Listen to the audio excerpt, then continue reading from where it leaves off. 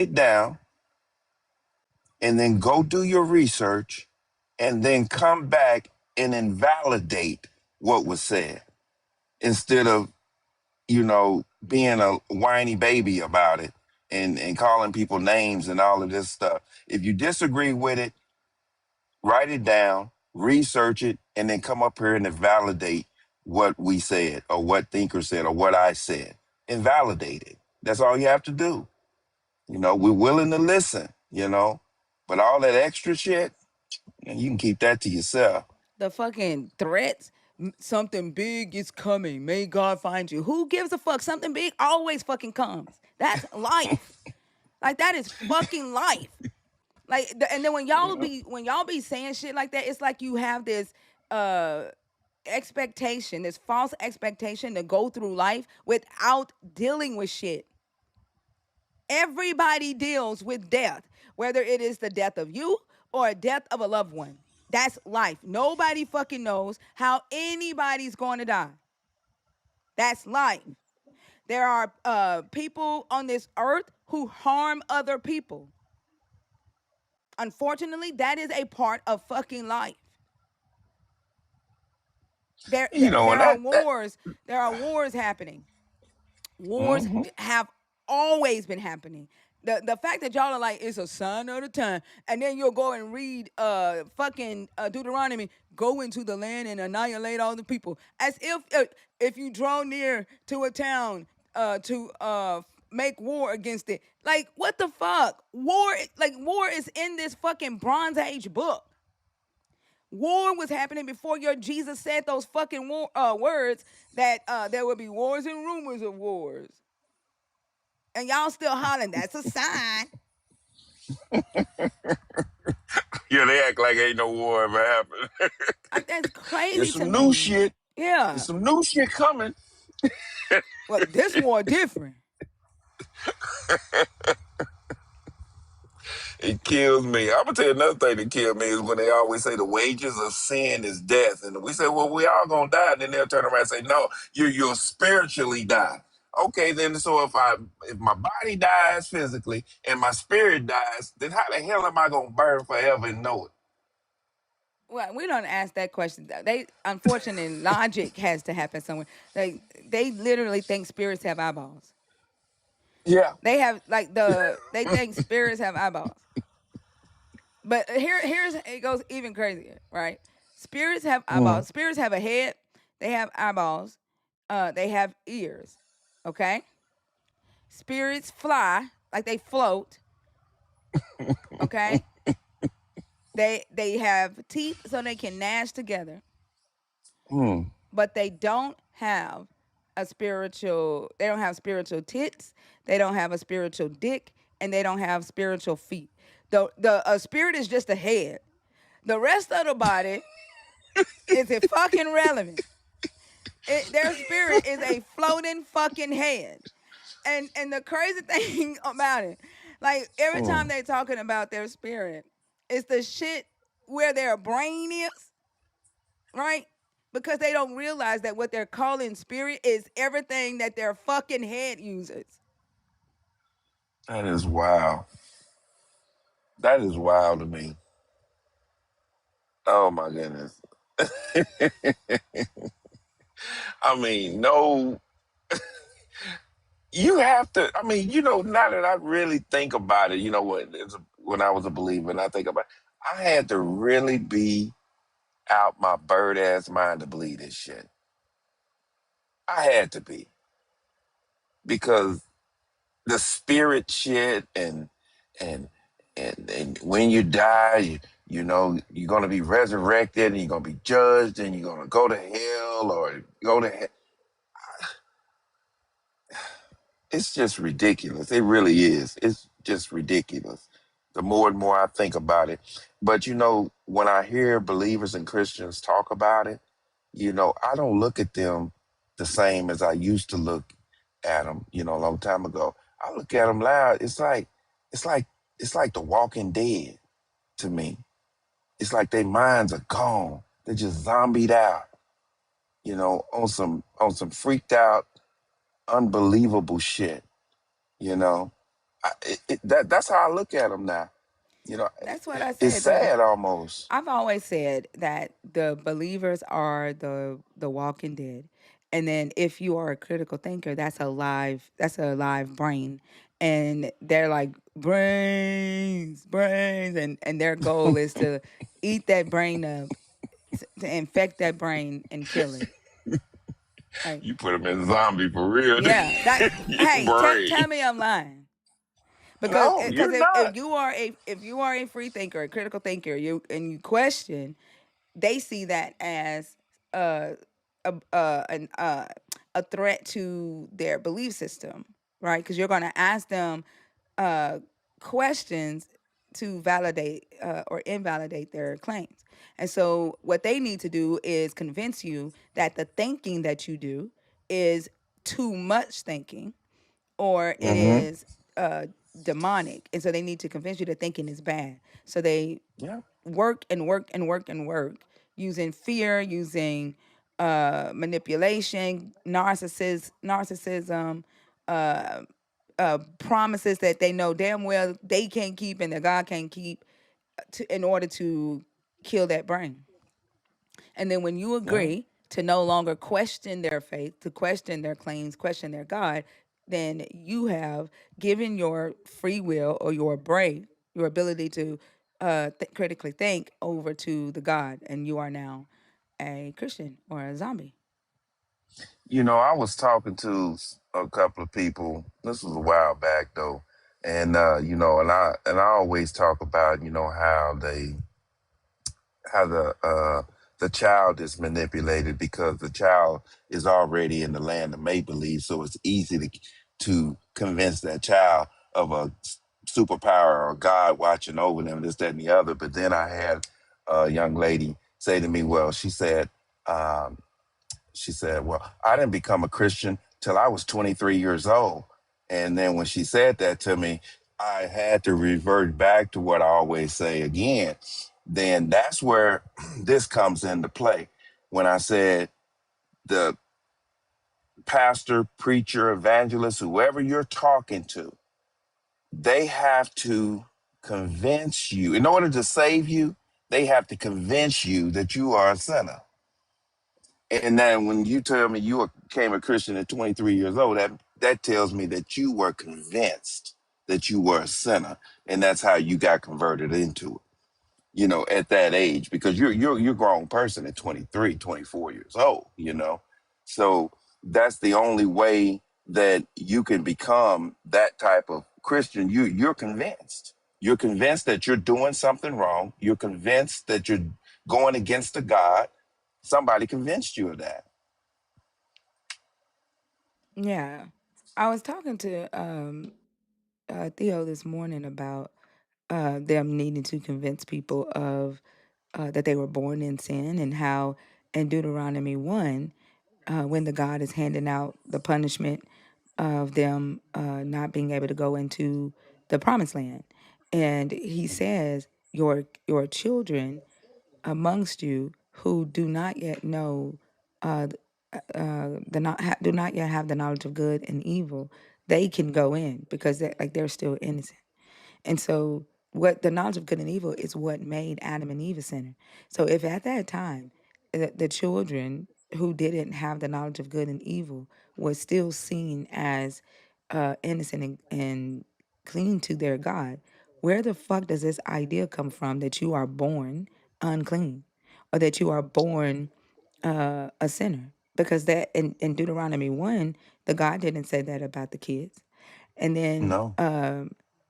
I think it's David or Jacob, I can't remember. One of them was on their deathbed, and they were saying that they are like a child again, not knowing good and evil, and that like they had went back into that state of innocence. And so, if a child does not know good and evil, and they are considered innocent to the God, I don't see how the fuck believers accept Paul saying, like, because the idea that you are born in sin and born wretched came from Paul's ass. And so, like, they've allowed Mm-hmm. Paul to retrofit and uh, reconstruct text from the Hebrew scriptures to convince them that they are wretched from birth, where the Hebrew text does not teach that you are wretched from birth. When David says, I was born in iniquity, he was talking about the way his mama and his daddy conceived him, because his mom was a Moabite and he came Right. from the Moabites. And so he wasn't saying he was talking about himself. He wasn't saying every human. And so, like, it's just, they have to do a lot of work to convince you that you are wretched from birth. Mm-hmm. Yeah, it's a lot of work involved in that. Adudua? Odua? Oduduwa, yeah. Yeah, Odudua. good evening. Good evening. How are you? Yeah, good. I mean, sometimes I follow you a little bit, but tonight I just feel like I should actually spend some time here. I Okay. really like, the, 1 second. What's up go to ahead. the YouTube fam? Thank y'all so much for being here. Make sure y'all smash the like button over there. Rodney, Chuck McNorris, Tintin Wheelmill, Brian, Satan was framed, Avatar Arcade. Thank y'all so much for being here. Go ahead, Odudawa. How old are you? Yeah. How old am I? Yeah. I'm 55 years old, Okay. and I was a Christian for 52 years of my life until about 3 years ago. I kicked it to the corner. Okay. Yeah, Um, what actually happened? Go ahead. Go ahead. did you come up to talk about one of the topics? I'm sorry, I didn't hear you well. Sorry. Did you come up to talk about one of the topics on the board?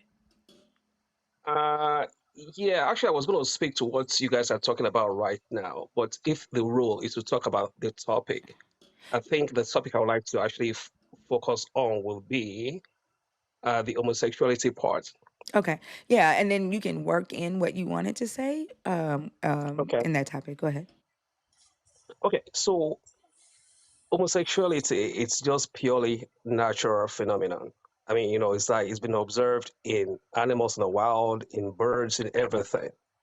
So the idea that something is a sin is just a way to control the psychic of the people.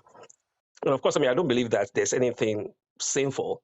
We have crimes and punishment. We don't have sins and forgiveness and stuff like that. Because that's just a religious construct to be so vague in a way that it can actually manipulate everything that we do with our lives. Yeah, and what I was actually wanted to talk what I was trying to say before was that Christianity or religion, but Christianity, that's what I'm very familiar with because I was in it for about 52 years, has a way, a very subtle way to really, really get into your soul and take over your reasoning faculty. Because it's the whole thing is about catching them young. You're born into it since you were very little, even before you start to crawl. They've given you a name, they've given you a belief system, and they shape you in that belief system. So it's very hard for anybody to be able to think outside that box because of the fear that is all around you. It's like they keep you in a box and say anything outside the box is death. Anything outside the box is sin. Anything outside this box, it is going to eat you alive. Because we are human beings that want to survive. We have this innate yearning to survive. So because of that, we are very afraid to look outside that box because what we know feels more comfortable than something that we don't know anything about. So, and what actually broke it for me finally was when I sat and actually thought about the whole process of by upbringing and the belief system. Then I realized that Christianity is asking me as a person to take everything it tells me by faith, but to judge other people's spirituality with logic. When I realized that, I'm like, okay, you know what? Let me actually apply the same logic to this Christianity. It didn't take a week; everything fell apart. So it's purely mind conditioning. I mean, that's all what it's all about, and it's very hard for people to break free of that. Thank you. That's what I have to say. Yes, I do agree.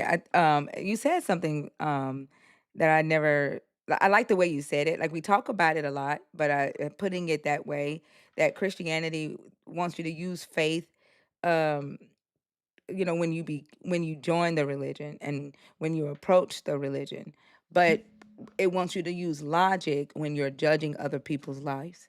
Yes. That is interesting. That is interesting. And when you say that Christianity wants you to use logic, what logic do you think that they're using when they're judging people in the LGBTQIA community? Oh, I mean, they will tell you that human beings, are meant to procreate. That the penis is meant for the woman's vagina, and it's not. They play off what culturally we grew up to know. What is relatable to a lot of people. Because in a lot of culture, like my culture, I grew up in Africa. Even though I've been in the United States for about 30 years now. you I didn't grow up seeing men, a male and male relationship. I grew up seeing a man and a woman. So that's the logic in terms of societal logic that becomes part of your upbringing, of your worldview. So that's what they want you to look at. And of course, talking about other people's religion, like Hinduism or Islam, they will tell you, oh, do you think, how could you believe that Muhammad, of course, I don't believe in Islam at all as well. I'm just using this as a point. They will tell you, do you think, I mean, how do you think it's possible for Muhammad to split the moon? Because that's what Muslims believe, that Muhammad splitted the moon. But Okay, yeah. at the same time, they want me to believe that a donkey can talk and a snake can talk in the Garden of Eden. Mm-hmm. But when it comes to Islam, they will bring out logical takedown of every single thing that the Muslims believe in using rational thinking. But when it comes to Christianity, all that goes away. So it's a double standard for me that didn't actually agree with me anymore. Yeah, and their book says a double minded man is unstable in everything that he does, and Hmm. they will quote that text and hold these double uh, morals at the same time and say that that's the right way to be, and be totally unaware of it, right? They'll stand in that Hmm. dissonance and be totally unaware of it. And that's what I marvel at, because I don't understand. To me, it seems like they should be able to recognize that they are holding two contradicting beliefs at the same time.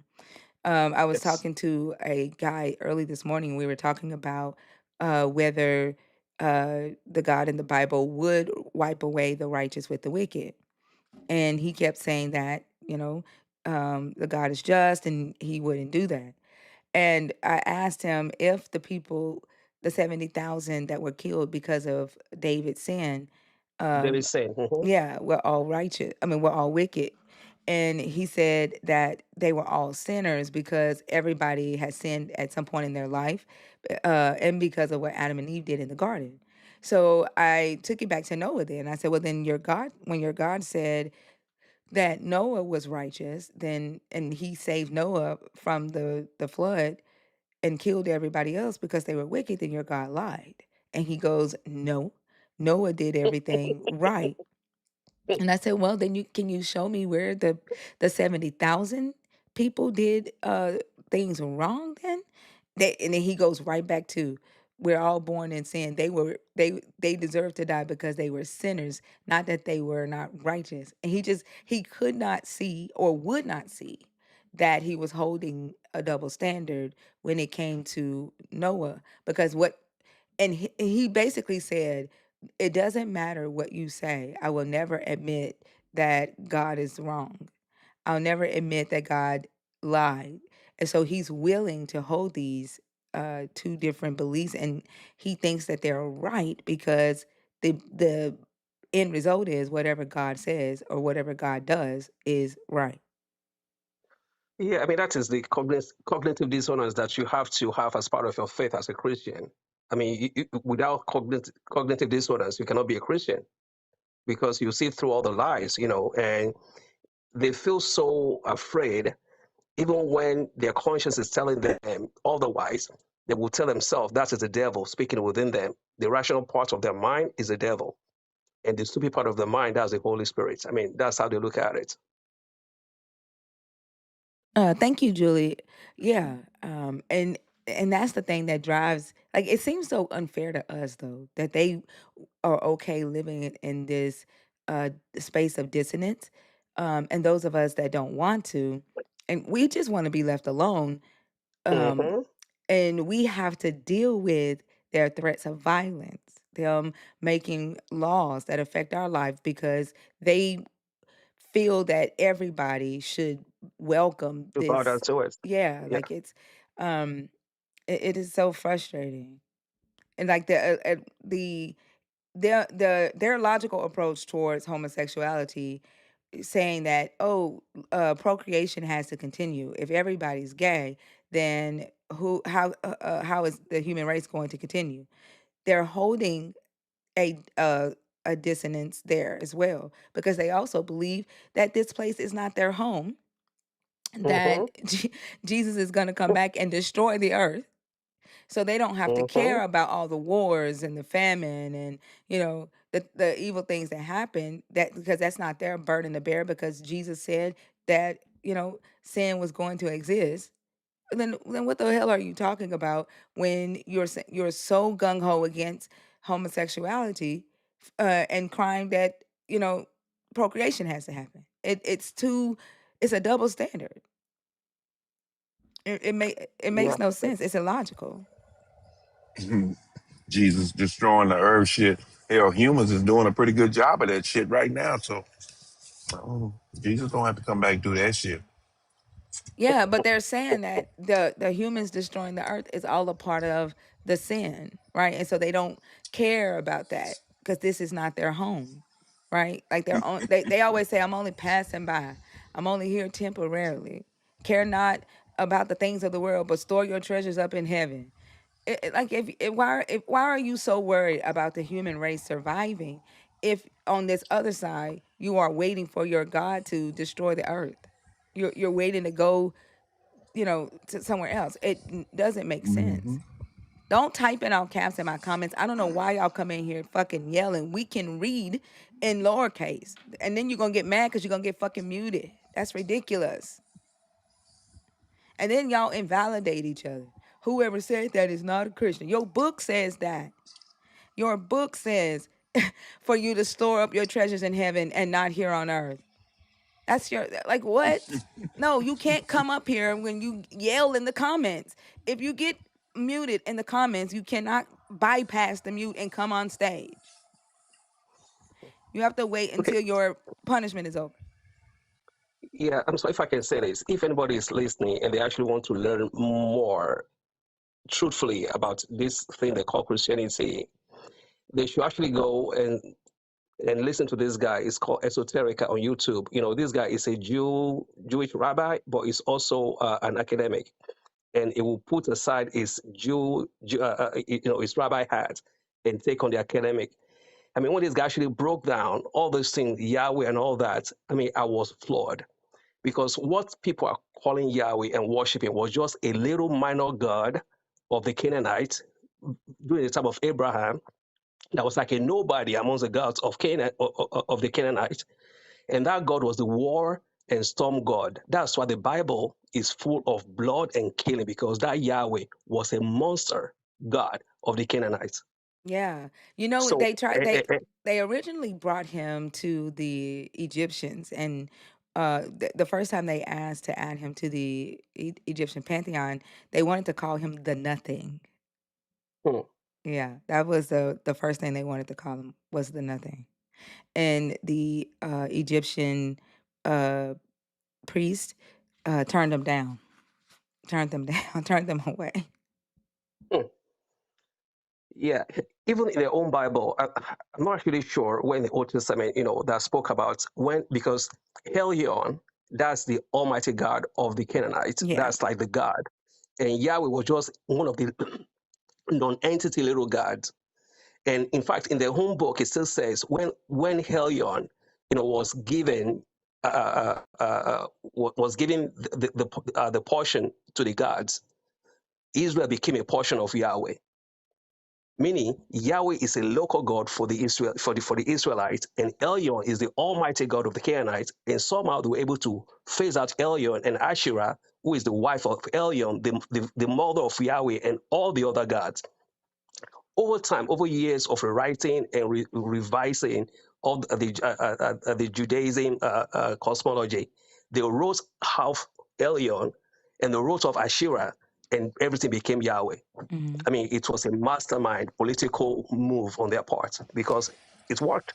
Yeah, the story of like he took over a lot of the deities in that part. Um, Hmm. yeah, so Deuteronomy 32:8 is where he's getting his inheritance of the Israelites.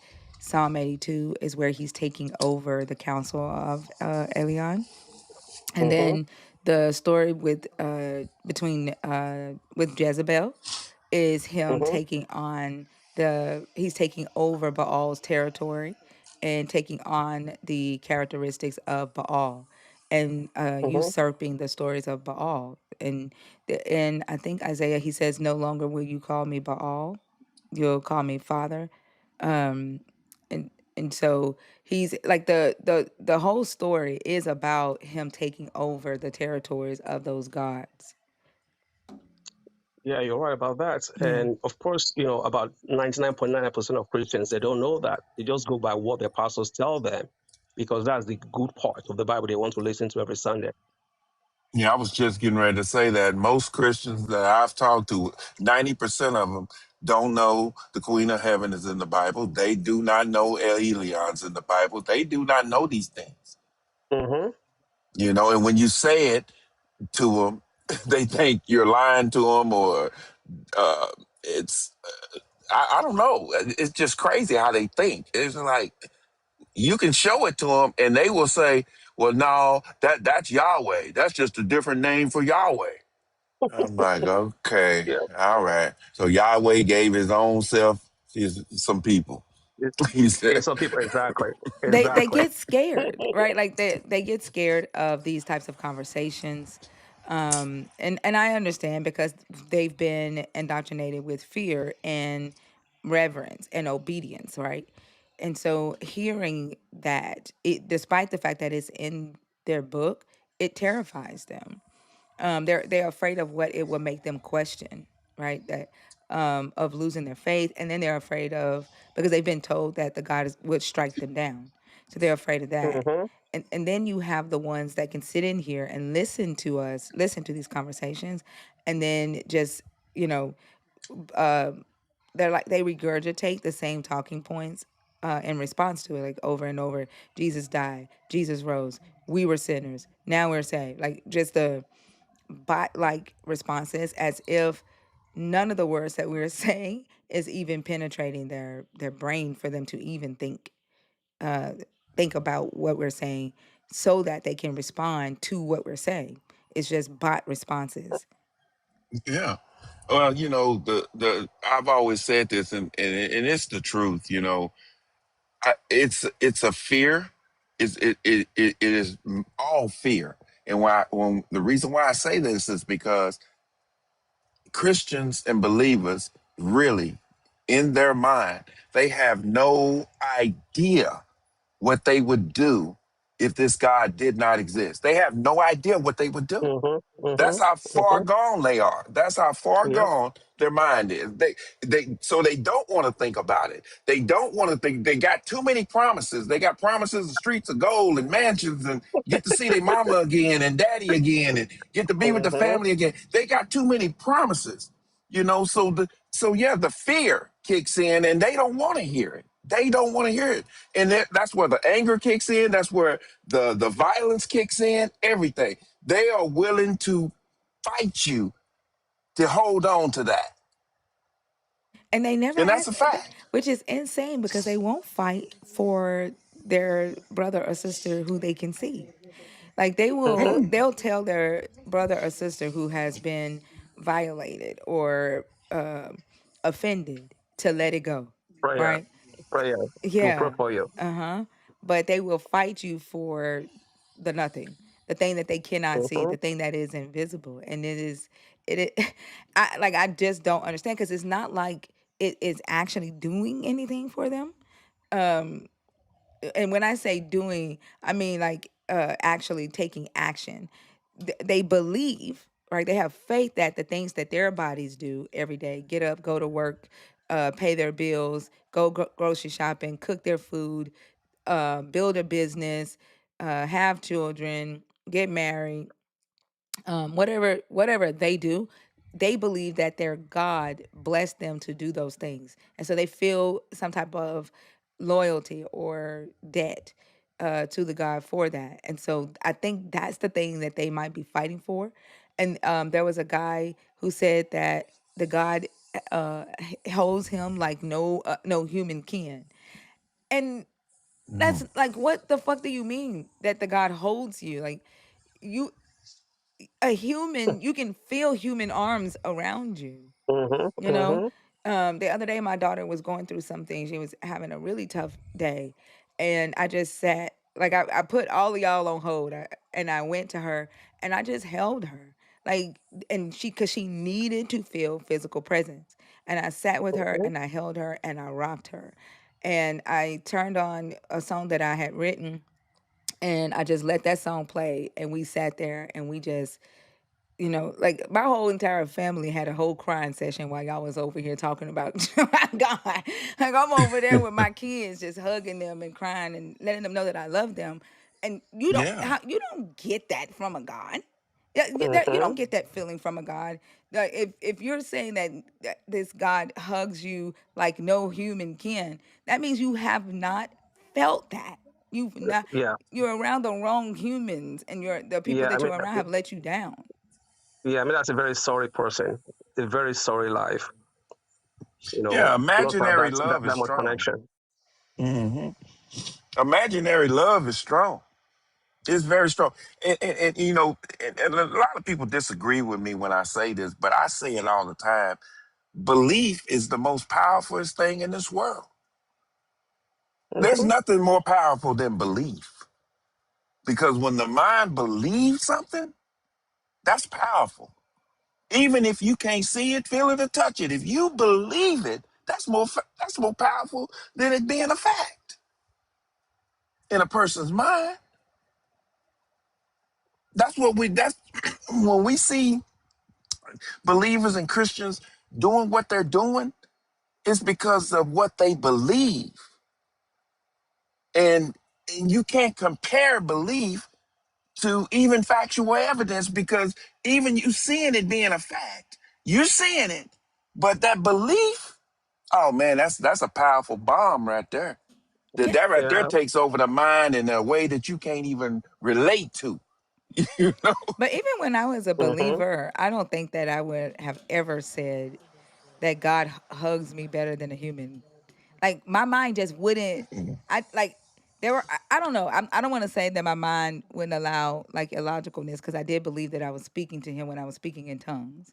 I did believe that when I was praying, that I was praying to, another an entity that I could not see.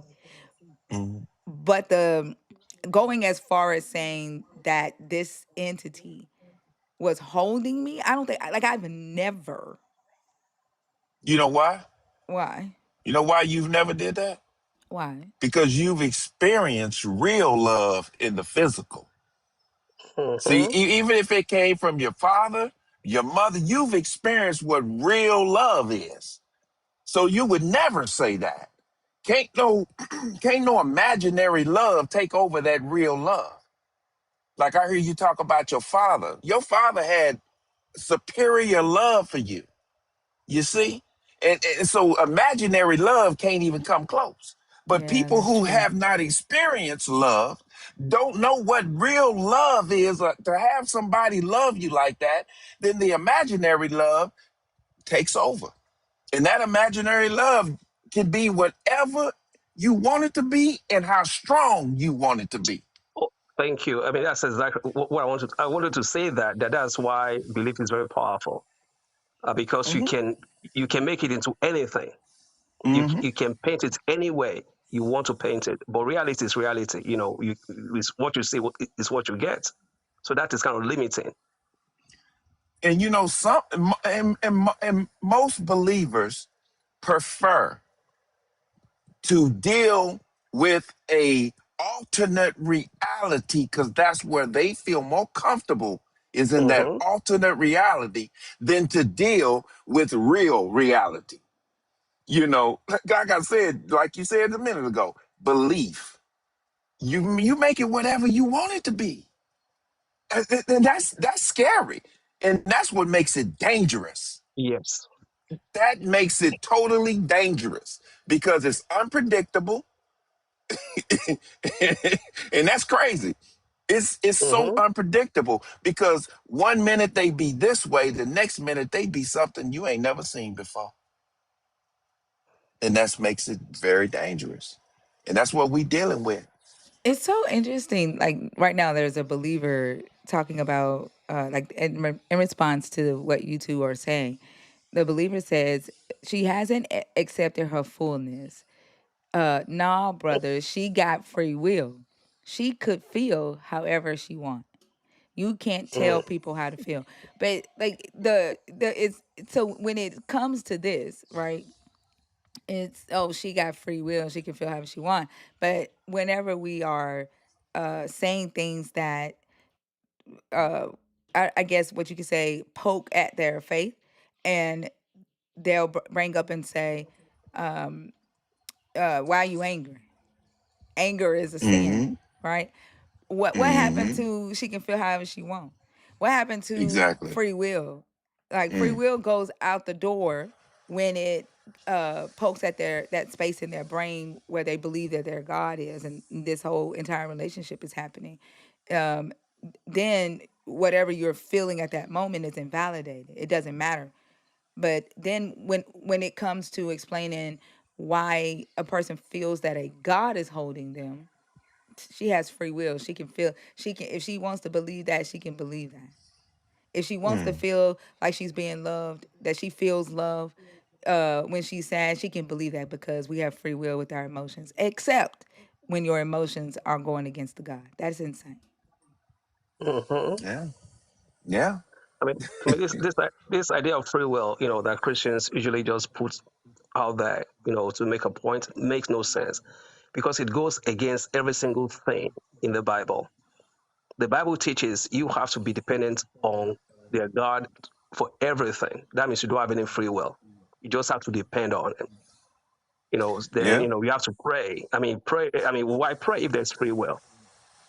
I mean, because if Yeah. there's free will, that means we interfere with God, with what life's supposed to bring to you through your own actions. And I think the whole point is about the dissonance, cognitive dissonance. I mean, that is the fundamental of Christianity. I mean, without that, you cannot be a Christian. You cannot be a Christian. Yeah. That's the reason why, we was on the live the other night and I did this test. I always have this test to where I ask a Christian to name 10 things in the Bible that God done, you know, for humans. Name 10 things. And they never can get past seven. Never. None of them can get past seven. And now that explains why God rested on the seventh day. That right Mm, there explains why he rested on the seventh day. Because he ain't did no more than that shit. That's it. And that's how I look at it. that's funny. So, but it's the truth, though. I mean, you do that test. You ask a Christian to name 10 things that God does, and then tell them to name 10 things that Satan does. They can't never Hmm. get past. They will say the things that God did and say it was Satan. But no, Yep. you say no, that wasn't Satan, that was God. Yep. So yeah, it's wild how how the mind thinks. And I was once a believer, and I was, I mean, man, I done did all of that, man. Rebuke people, you going to hell, you Yep. know Spoken sacrilege and tongues. all kind of bull junk. I mean, I've done all that shit, man, and I feel stupid. I really feel stupid still. The more and more I think about the shit that I've said to people, the shit that I've got people to go to church and got people to, convincing them that they doing wrong. I was that person. I was that person, and I hate it. I really hate that I wasn't thinking logically. I was not. I mean, I was living in the land of make believe because I was brought up in the land of make believe, and my parents didn't let me come out of the land of make believe. You know, and I'm not Mhm. blaming my parents. Don't get me wrong. I love my mother. I love my father. I love them to death. But they were only teaching me what they were taught, and they was teaching me what they thought was right. So I don't hold it against them. But yeah, it's dangerous, man. It's so dangerous. And for the LGBTQ, it's so dangerous. It's so dangerous for them. It's dangerous for atheists, but it's really dangerous for black atheists because that's a no-no in the black community. Mhm. In the black community of Christianity and the belief of this God, you being a black atheist, you might as well be Satan himself. And that's the truth. Yeah. In fact, at this time, I would rather pitch my tent with Satan than Yahweh, because Satan didn't do much in the Bible. Yahweh did all the killings, all the destructions. Everything is Yahweh. Satan didn't do Mm-hmm. anything in the Bible, but spoke the truth. That's Spoke the it. truth that if you eat of this fruit, you're gonna be knowledgeable, and that's what happened. Every evil thing in the Yeah. Bible is Yahweh. Yeah. And you know, and that's what brings me back to that story of Job. I love that part of it is when he literally, Satan asked God, why would you want me to go fuck with Job? Why? Hmm. You know, he didn't even want to fuck with him. He like, y'all don't want to fuck with Job. Why you want me to fuck with Job? You know, but yeah, it's wild. But Christians not gonna see that. They not gonna see it. Like I said, the belief is there. The love from this God that they've created in their mind is more powerful than anything you could think of. You know, some people can walk away. Some people can't let go, and some people need this God, need this Jesus to function, to just function in life. They need it. Yeah. Jimmy, Jimmy, what is your name? Jimek Tubu said, raise a child up in a way that it should go, and they won't depart from it. He said, well, either I was raised the way I shouldn't go, or that saying is a lie because I departed. And that's the truth. That's funny. And it's so Yeah, true. That's very funny. yeah. You know, I that's the reason why I love talking to younger people, and it makes me happy to see younger people using their mind, using logic, because I know I'm not gonna live to see it. You know, I ain't saying I'm that damn old. I'm just 58, but you know, I'm saying that I know I'm still not gonna live to see it, but I'm hopefully one day that the younger generation raise their kids and then their kids raise their kids. And eventually this will be a thing of the past because it's really dangerous, man. People are dying. People are suffering behind this religion. And it's not just this one, but this is the main one that people are dying for. You know, the Islamic faith comes second and then it goes on down the line. But yeah, uh, man, it's Well, it's dangerous. like the effects of Christianity and Islam in Africa, religion, so to speak, is so horrible. At least, in America, it's there, but it's not as bad as it is in African countries, because people that could have become somebody in life, that they could have become inventors, they could have done something wonderful with their lives, put their faith in the afterlife, in heaven. So it kind of Mm, demoralizes people to put themselves together and challenge themselves to create a better world for themselves. I mean, it's right. crazy. People, unemployment is very high, and on every street you have about 4 or 5 churches or mosques. These are buildings that could have, been turned to like offices, factories. It's all churches. It's all mosques. You have people Monday morning, 6 o'clock in the morning, they're in the churches praying for a job instead for them to go out looking for a job, because they just believe so much in this Bible and all the fake promises that they don't do anything worthwhile to make reality of the kind of life that they actually want to live in.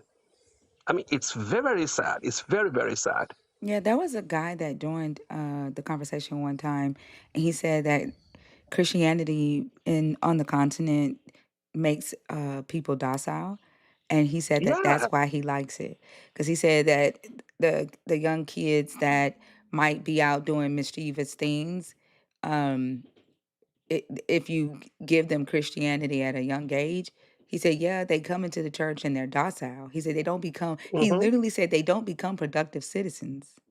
They don't. He said, but They at least don't. they're not out committing crime. Well, yeah, I mean, that is true, except if you are a Muslim, that's a whole different thing altogether because usually they turn you to a terrorist in Africa. That's what Islam does now. I mean, that's why it's, well, there's something about Islam that's, it's more like a cop out on my part, because about 600 years ago, Christianity is just like how Islam is in Africa, meaning being terroristic, killing people, forcing wars because of religion. That was Christianity 600 years ago. So I'm saying, well, I can't actually judge Islam on the same level as Christianity without giving it another 600 years, to rectify itself. But I'm not going to be alive to actually see that happen. So, Yeah, like it's very very dangerous, and I don't like the fact that they will like on the continent. There's 97, 98, I think percent of the continent. It has been religionized, I should say, into yes, the yeah, into the Abrahamic God. But the poverty, hmm the poverty in the abundance that was on the continent before these gods arrived, um, is like it's very prevalent. But the people who believe in the God can't. They see it, but they like it's weird the conversations that I have with them because they're willing to excuse it and say things like, hmm "Well, God takes care of me," right? And hmm I hmm I asked a question about a young girl in Zimbabwe who had to sell her body to get $1 American so she could buy bread for her and her little brother to eat. And when I was talking to this Christian who was in Zimbabwe, he said God didn't fail her; her parents did. And he said, Wow. yeah. Okay. And so I asked him, I said, well, I said, what about the pastors that fly in to preach to you all on Sundays and fly out to go back to their homes in the UK? Like they don't even live in your country because your roads are bad. Like hmm the economy is bad. They live in the UK and they fly in to pray hmm to preach to you and then fly back out. I said, what about that? And he said that God takes care of him. He said he has everything that he needs. So that's not his concern. And hmm hmm their willingness to ignore that the God isn't necessarily blessing their land, their um like the abundance has seemed to left the land since the God came hmm because the people who hmm brought the God have dug into the land and extracted the abundance out and have taken Yeah. it to their own towns. And now Yeah. those people are getting rid of the God. The UK, the European countries have kicked the God out of their countries. And now what the abundance that was on the continent that made the continent that produced fruit, that produced milk and honey, should I say, has been extracted from the ground. It continues to be extracted today, but it's being extracted from the ground and taken to their countries. And now their countries are low in crime, economy, some of the best economies in the world. Um, quality of life is the best. Quality of the statistics on quality of happiness is at the hmm highest. Their air hmm quality is good, but they've extracted it. They've divided up the land The and concept. Yeah. yeah, and then extracted the abundance from the land and took it back to their home. And to hear the indigenous people, like to hear Africans say, this is not my home. Yes, it was. Yes, it Hmm. is. Yeah. Like it's I don't like it's just I don't know. And I know that like I try not to speak a lot on it because I don't know much about what people on the continent deal with on a daily basis because I think the indoctrination is very different on the continent Yeah. than here. Yeah. Like you mentioned, that when they came to siphon, to take over all the resources for themselves. But there's something even more fundamental that actually happened. Because before the Abrahamic religion actually, took roots in Africa, at least I can speak for my own tribe. I'm a Yoruba. You know, accountability is part of our culture. Not much so anymore though.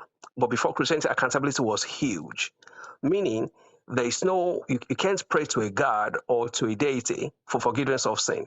You have, of course, you pay for whatever you do, whatever you sow, you shall reap. I mean, that was the philosophy. That was the spiritual philosophy, and because of that, honesty was huge.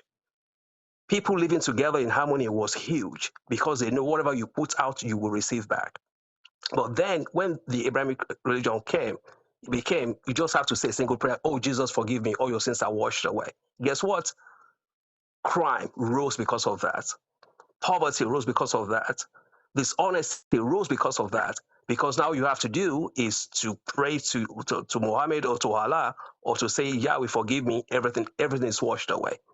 I think that's the main thing that Christianity, that this religion actually did to Africa. It stripped Africa of the culture of honesty that they knew as a people and replaced it with culture of no accountability whatsoever. I think that is a very powerful point.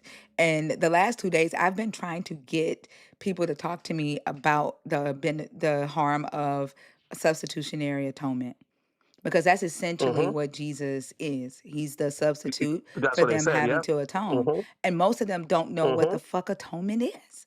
They don't know what that word Yep. is.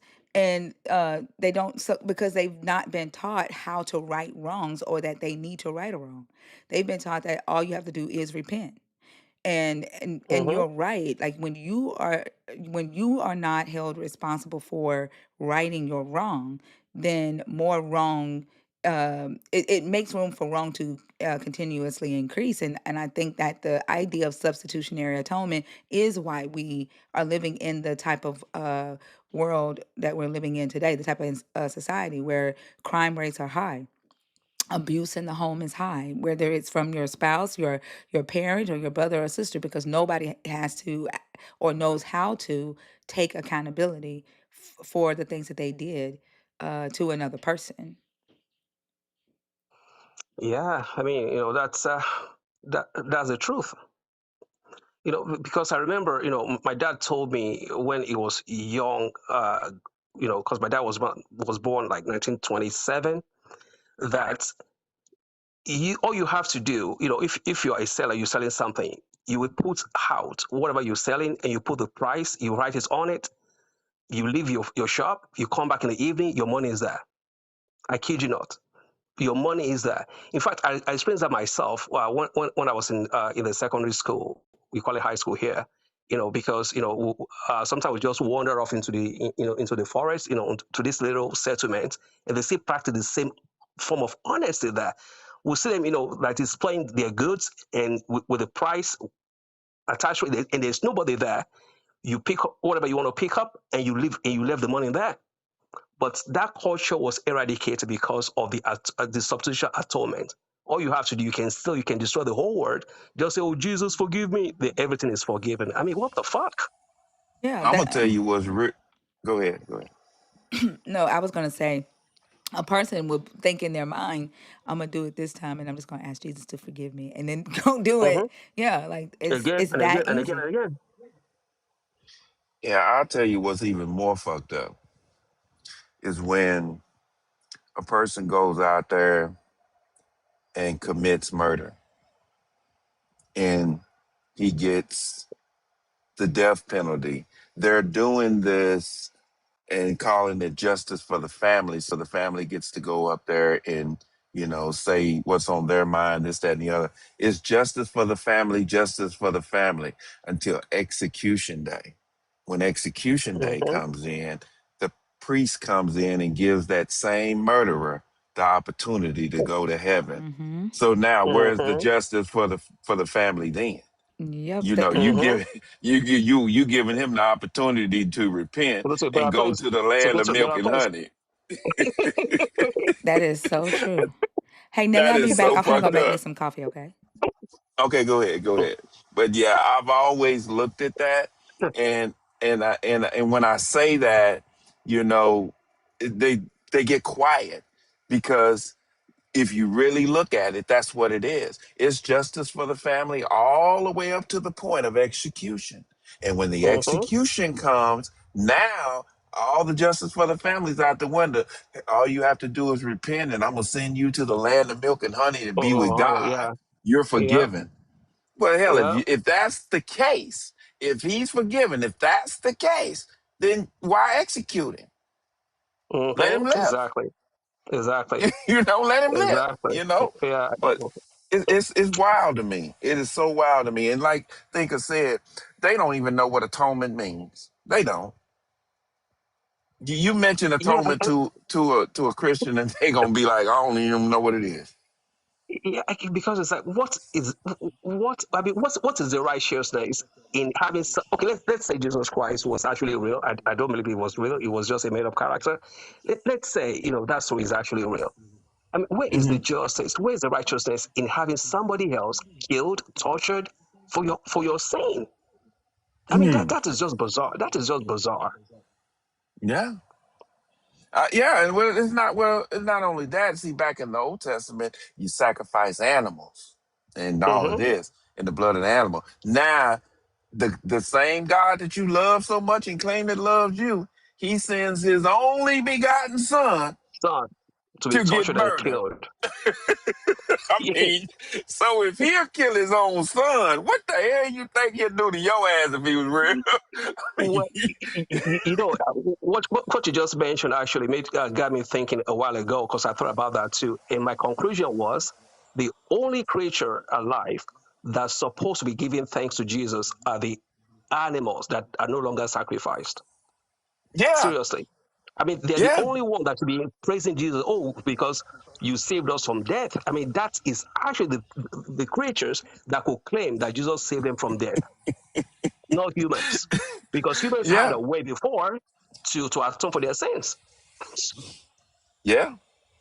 And it wasn't just that. I mean, there was other ways. There were other ways to atone. I think it was flour and all kind of other stuff that you could Yeah, or some do to present atone for your to sin. the altar. Yeah, yeah, It, yeah, yeah, it didn't yeah. always have to be death. It didn't always have to Mm-hmm, be sacrifice of an animal or anything like that. Because some people didn't have animals. They didn't have goats and they didn't have mm-hmm. farm animals to sacrifice. So they had to do other means of sacrifice. But yeah, I mean, for if you really sit back and think about it, you're talking about um, when it comes to Jesus, and this is just my logic behind it.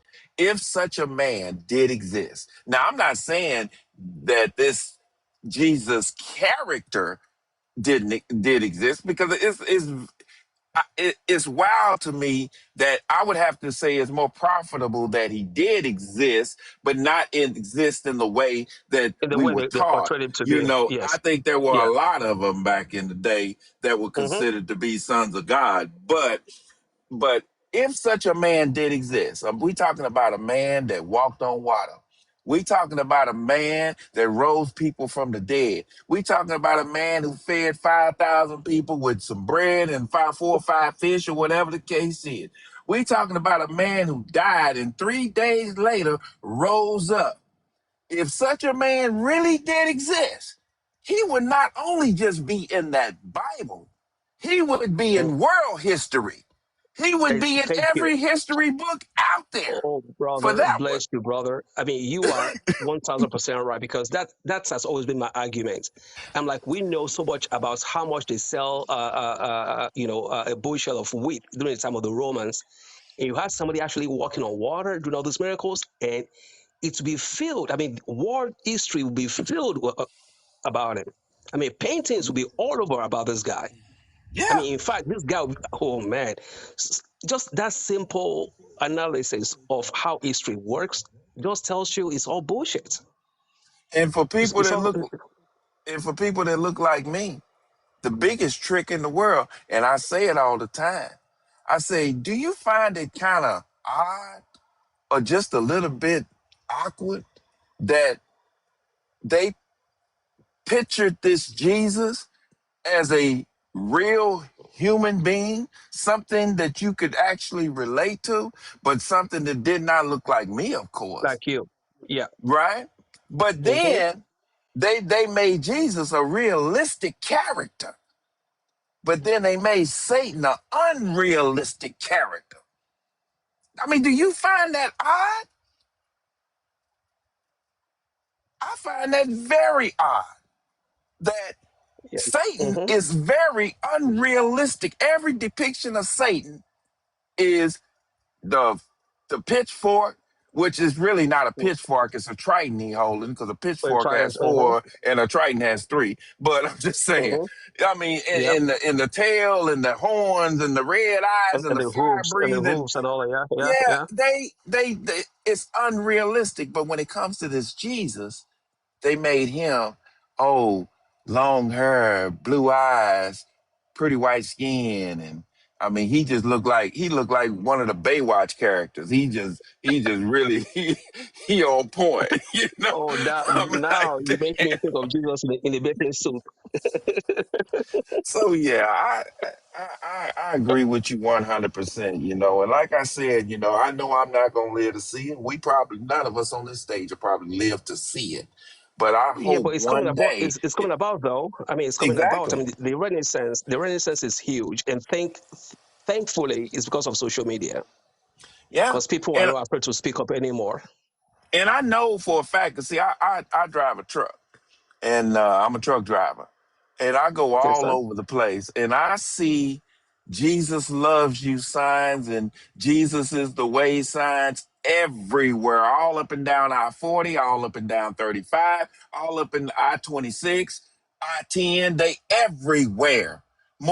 I'm seeing these signs more and more and more and more and more every single day, just posted up. People are billboarding them. They're doing all kinds of stuff. So yeah, that lets me know that what we are doing is working.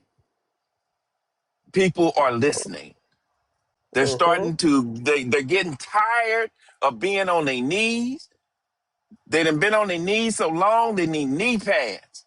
That's how long they've For been real. on their knees and they tired of it, you know? Mm-hmm. So now they starting to use their head. They're starting to use logic. And I'm glad to see that. I really am.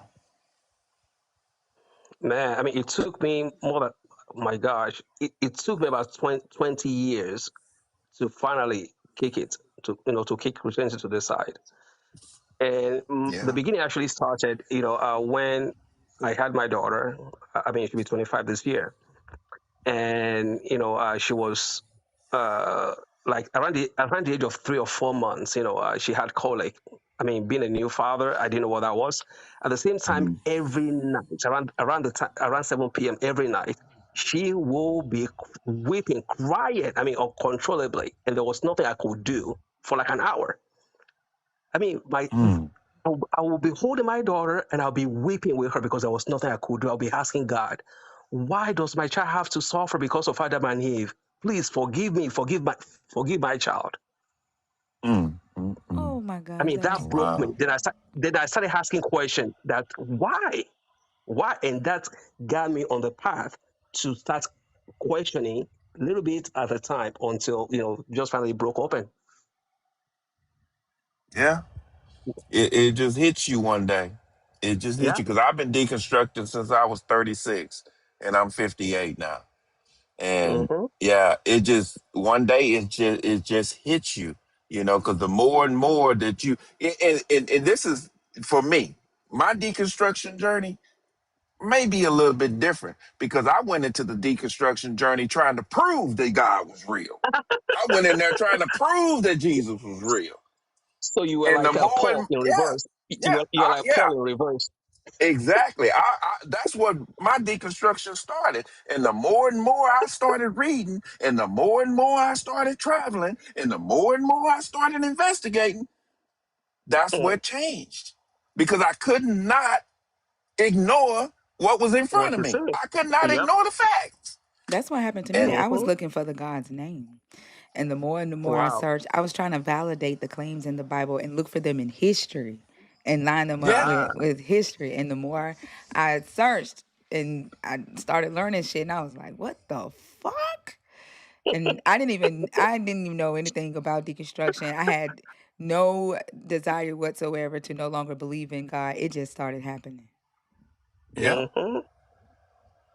yeah.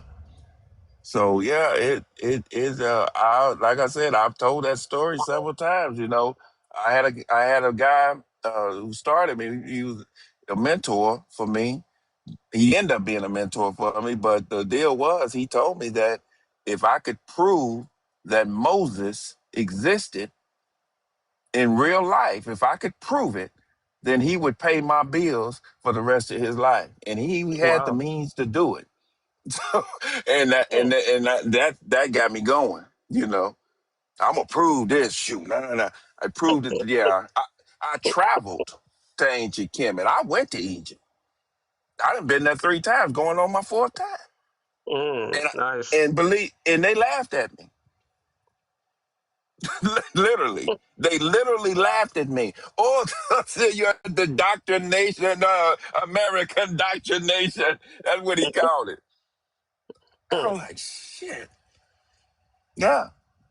Sure was. And I got to talk to a lot of people. Of course, I had to have interpreters for a few of them, but some of them could speak enough English to where I could understand them. They could understand me. And the shit they told me and the shit that they showed me, man, was just, it was mind blowing. It was just mind blowing to me. You know, I come back, I tell anybody, it just take a trip over there. Just take one trip. It's worth it. You're going to come back with a whole different mindset, especially if you're going Mm-hmm. over there on a sacred journey. Mm-hmm. Trust me, you're going to come back with a different mindset. Now, don't get me wrong. There are Christians over there. There are people Mm-hmm. over there. And then they have guides that will guide you. Like if you want to go to Jerusalem and stuff like that, if you Mm-hmm. go over in those areas, then they have guides for that. But the thing that they say, I took the wording, what they were saying. They say it is believed Mm-hmm. that This is Jesus where. Yep. rose from this tomb. That's what they say. They don't Yeah. say this is where it happened. Yep. Exactly. Exactly. Exactly. They use the words it is believed. Yeah, That's because what they I say. believe, in antiquity it was I forgot the name of that emperor. The mother that actually went to that area. They just said, okay, this is where we're going to say this happened, because at that time, maybe about 500 years ago, I don't quite remember exactly, or maybe 1,000 years ago, whatever. There were about 3 different sites that people would just say, oh, this is where this is happening, just because they want to draw commerce to their area. They would just come up with some lies about, oh, this is where Jesus did this is where that happened. So it was just everywhere. It's like a circle show everywhere. And so Mm-hmm. it was that woman that actually said, okay, we're going to settle on this part. That is where it happened. So all those parts, all those holy spots were just determined by somebody. This is where we're going to say it happens, and that's it. So it was all based on faith and fables and economic interests and political interests of the time. So people are Right. just going, I'd rather visit, like Disneyland, actually go and know that I'm here just to have fun than to go and lie to myself about something that's not historical, that I am being forced to believe because of my faith that it is historical. Yeah. Yeah.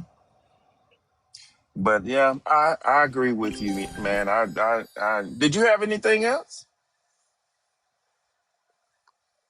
I'm sorry, I don't understand the question. You said, did I have No, anything no. else? Yeah, I was asking, did you have anything else to say about anything? Oh, no. Okay. Thinker? No, I don't have any other questions. It was a good conversation. I was just sitting over here thinking about what he just said about the fact that all of this is supposed to be historical, but history just means something different to believers. and they have no expectation whatsoever for it to actually show up in history. They're okay with it, with history not matching what's in the Bible, because to them the Bible, what's written in the Bible, takes precedent. But at the same time, they will say that what's written in the Bible, when it comes to uh, the historical aspect of them using the Bible to oppress uh, the Black community or to oppress women, is, oh, that was changed. That's man. That part isn't historical. So like history just means something different to believers. Mm-hmm. Mm-hmm. Yeah. That's why I say that all. I say it. People disagree with me, but I say it all the time.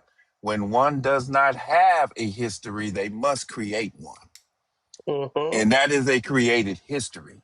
You know, with no factual evidence, but it is a created history. You know, I used to say the Bible is not history, but actually the Bible is history because the scriptures go back for so long. That would be considered part of history. But did it actually Mm-hmm. happen? Hell no. That Yeah. shit didn't Mm-hmm. happen. Well, I Mm-hmm. don't say the Bible isn't history. Like, it's not a history book. It's a historical artifact. It contains some history. Okay, Yeah. there you go. Yeah. Historical It's a artifact. That's it. historical That's a better artifact. Yeah. version for it. Yeah. Yeah. You I know, like that. Mm-hmm. Yeah.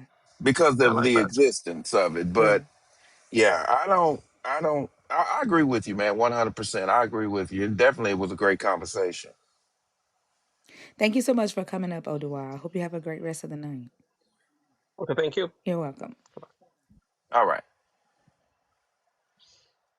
I would give him the hand clap, but I don't have my system hooked up. I'm talking on my tablet. Bap the Fun Auntie, are you in the box on purpose or on accident? Harrison,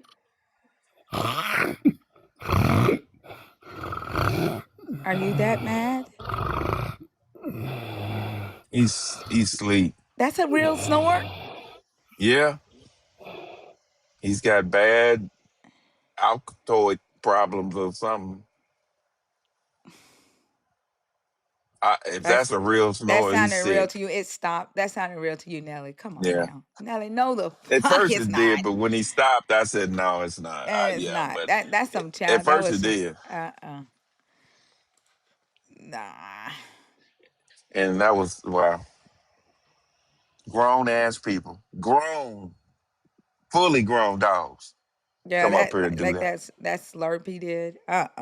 Oh, that's a kid. Hell Bye. no. What the fuck?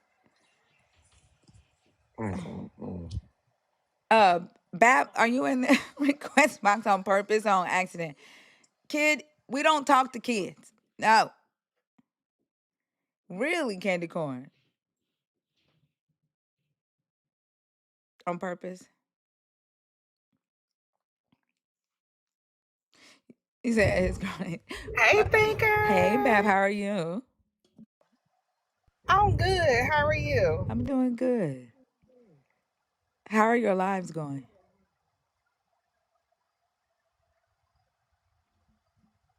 Are you there?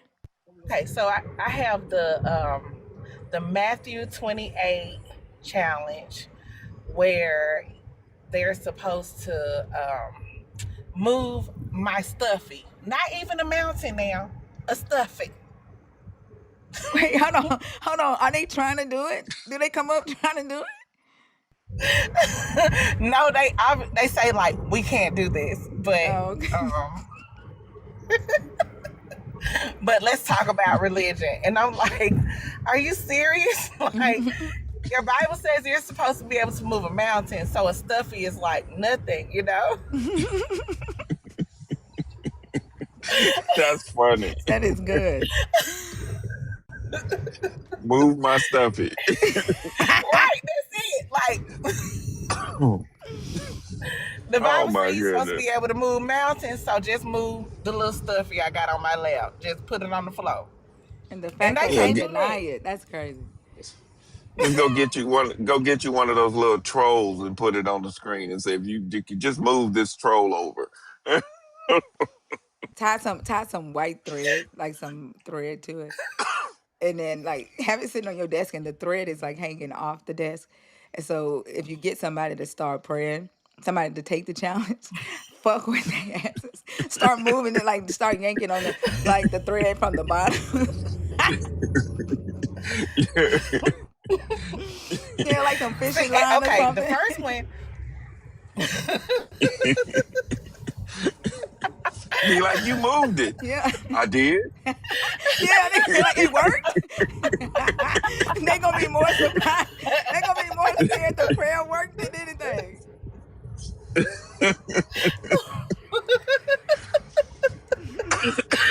Yeah, Oh my goodness. that's the gist of the live now. Like the Matthew 20, I think it's 20, Matthew 28, where it says like, you're supposed to be able to move mountains. So, Mm, and then the first one was the wow. Mark 16 challenge, where like I call my aunties, I have aunties that have cancer. My mom's sick. She can't walk. So I'm like, okay, you're supposed to be able to heal the sick. You're supposed to be able to. So I call my family members and ask them, like, can somebody pray for them? Because they believe. They're Christians too. Right. All right, yeah. Do they do it? Do they take that challenge? So they do, Okay. and it don't work at all. Like the fact that they'll take that challenge, but they won't take the challenge to move the stuff is very telling. So they ask, I have a person with a broken shoulder. So on the live, that always come on the live. That's one of my mods. So they like said this big old stupid prayer. And her shoulder was still broke. It was too funny. What did they say? What did the believers say?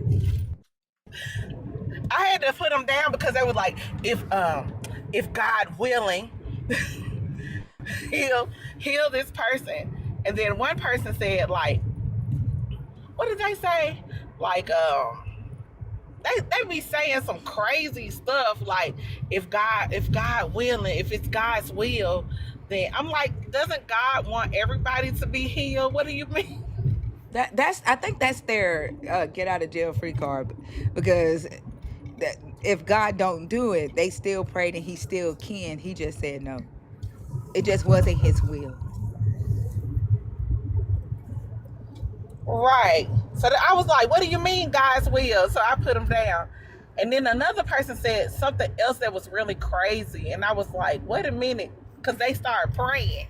And when they prayed, they started saying some crazy stuff. Like, if she's free of sin, if she believes. I'm like, it doesn't have anything to do with the person that's receiving the healing belief.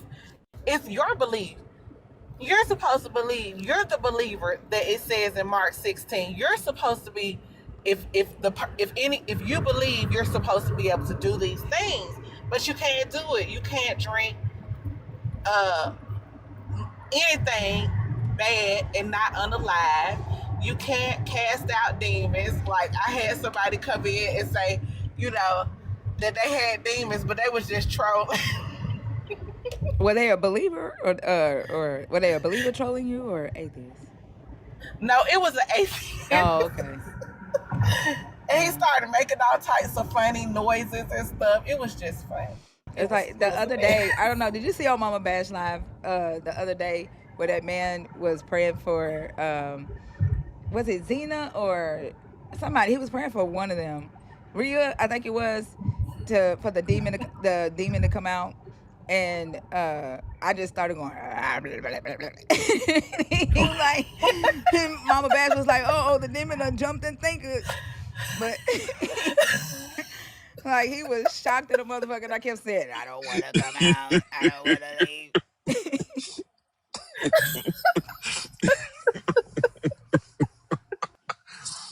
Oh, damn.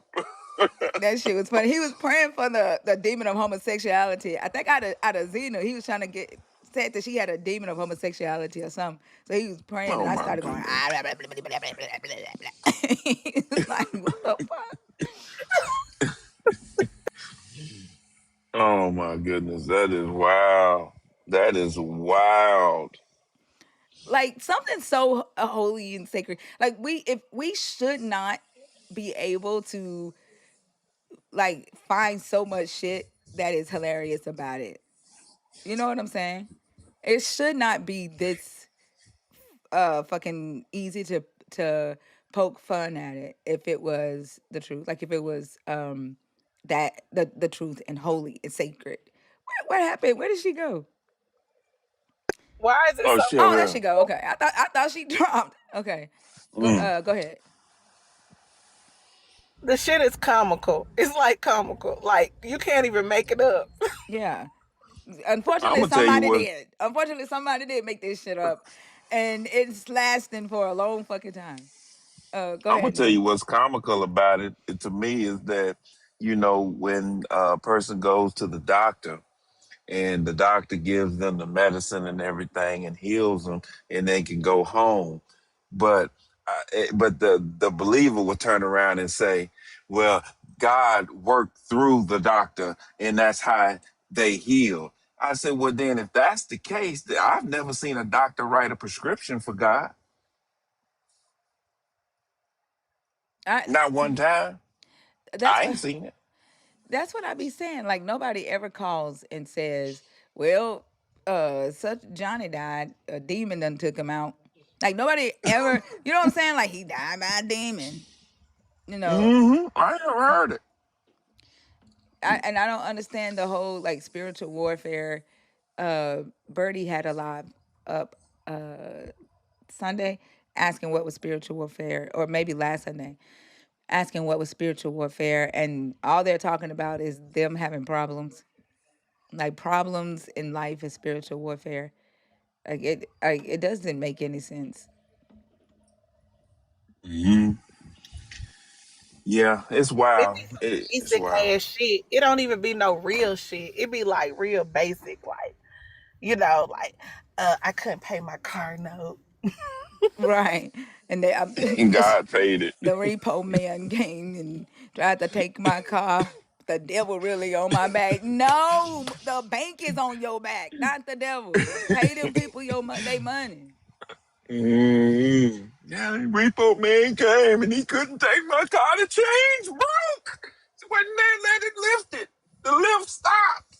Oh man, here we go. Okay. They be like, I woke up out of my sleep.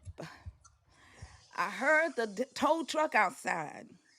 And I woke up and I went outside and I said, "Hey, don't take my car. I'm gonna pay a car note today." And the tow truck man gave me another day, and I thank God because he woke me up on time. Like what? You heard the damn tow truck, bro?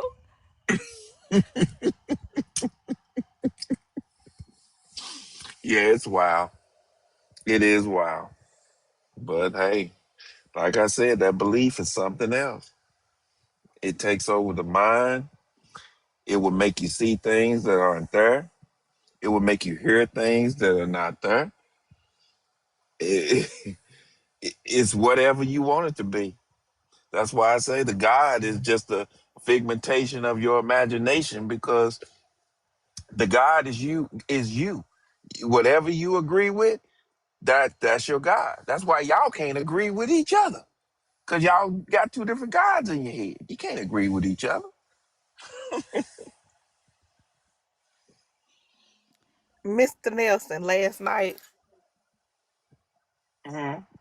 I had this lady, she thought she was an Israelite. She said she called all the palm colored people on the panel uncircumcised Philistines. She called them What? what? Uncircumcised? What Philistine? Philistine. Uncircumcised Philistine. I said, Ooh. what? Wow. Mm. Like it is Wow. insane that we have adults today like picking characters out of the book and pretending to to be these characters in this book, like playing dress up, like the Barney character. Like I cannot. It's insane. Them Hebrew Israelites wearing that purple and carrying around those staffs and all that shit on their head. I just laugh at them. I say, y'all wearing a costume, man. That's a costume, bruh. You don't realize how, you gonna get a lot of attention because you running around here looking like Aladdin or something. Shit, what the hell's wrong with you? But yeah, oh, I think it's funny. But they're It would be the funny Hebrew. if they didn't cause harm. Oh, they worse at it. Yeah, like it's. I Yeah. mean, the jokes we make are funny. The shit they doing is not funny. Uh-uh. Mm-mm. Well, the fact that they stood up on a fucking roof, they stood on. They said that the rapture was coming. Okay, they stood. They packed a suitcase.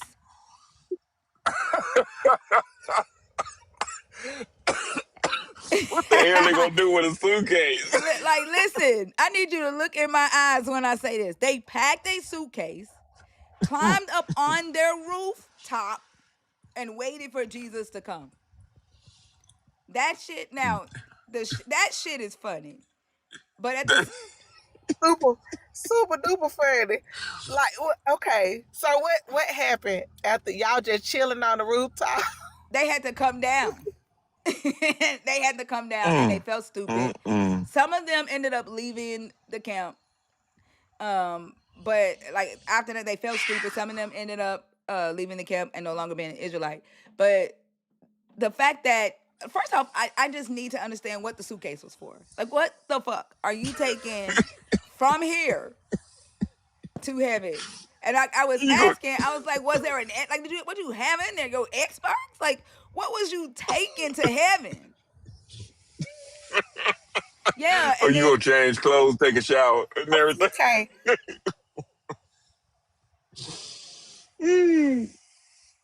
That is ridiculous.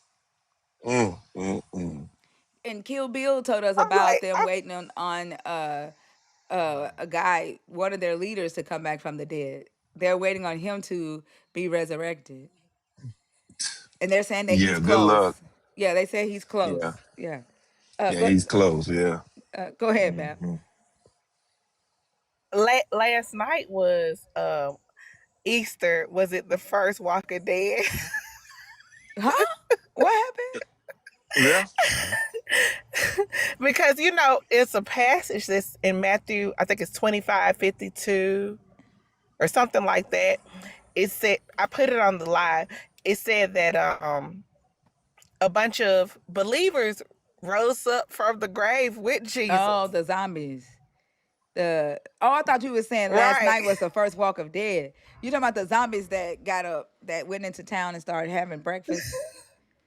That never made sense to me. And the reason why that really never made sense to me is because, I'm looking at it. I know the story. Jesus died on the cross and woke up 3 days later. But yet, Jesus' birthday is December 25th. That's what they say his birthday is. And then he rose from the dead, On April I Fool's? guess, on April Fool's Day. Now, I'm having a problem with that is because in that part of the world, let's just say that part of the world where supposedly Jesus is at, and in December, it's hot in a motherfucker out there. In December.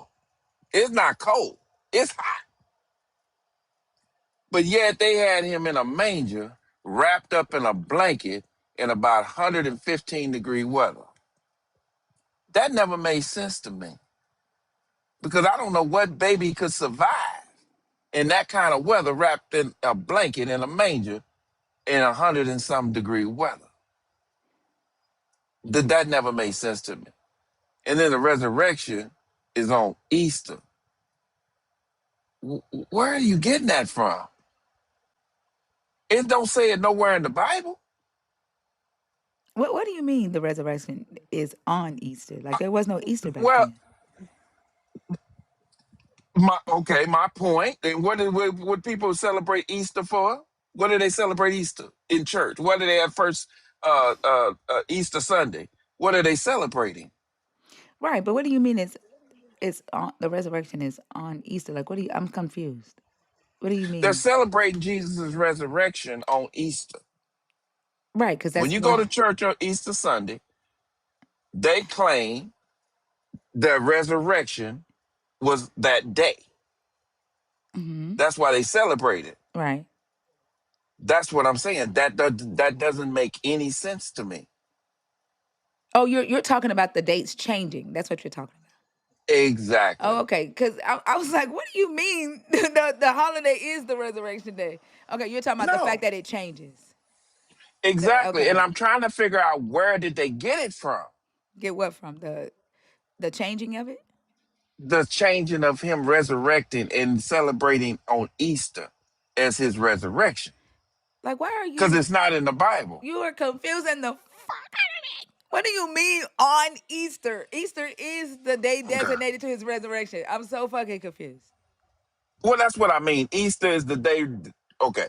What I'm saying to you is this: Easter Sunday, when people go to church, they put on their Sunday best. They go to church. They are celebrating Jesus' resurrection for that day.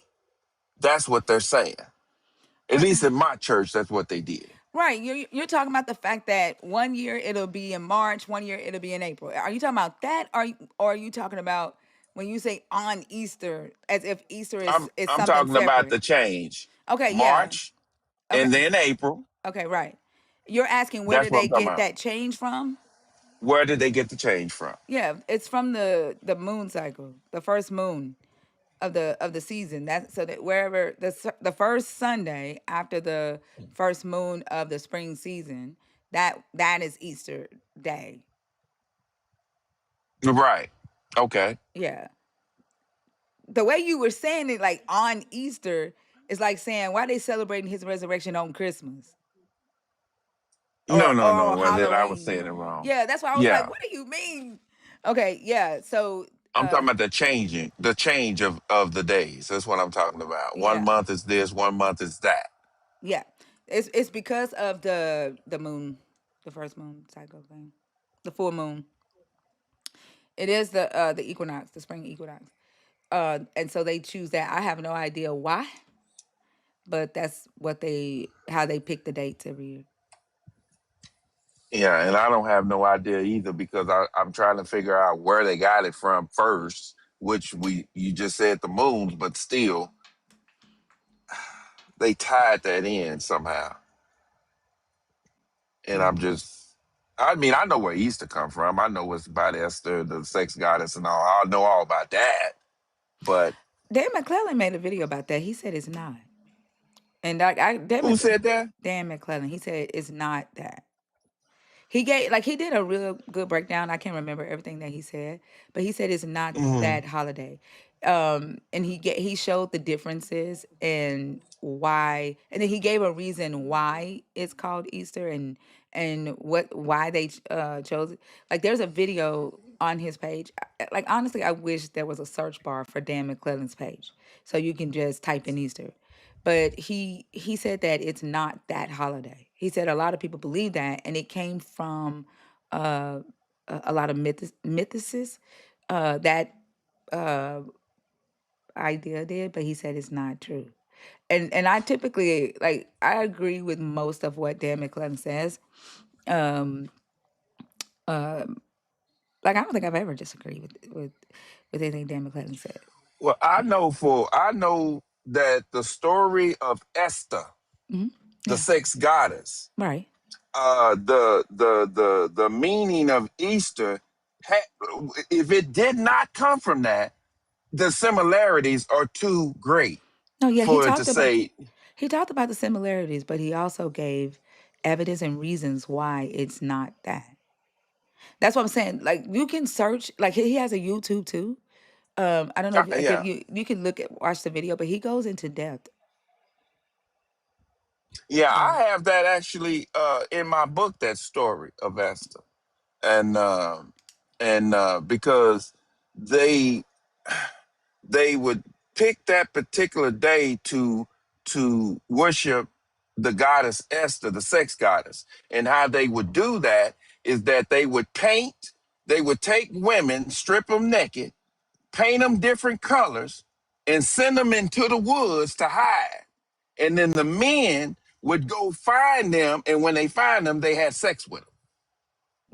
Yeah, he talks about the commoditization of Easter having the Mm-hmm. influence of that, but the holiday, the resurrection day, and Oh the yeah. naming of Easter is not the moon. It's not that. That's why I say go look at his video. He goes into a deep dive on it and how the two ended up oh yeah, I think that's her name, nah.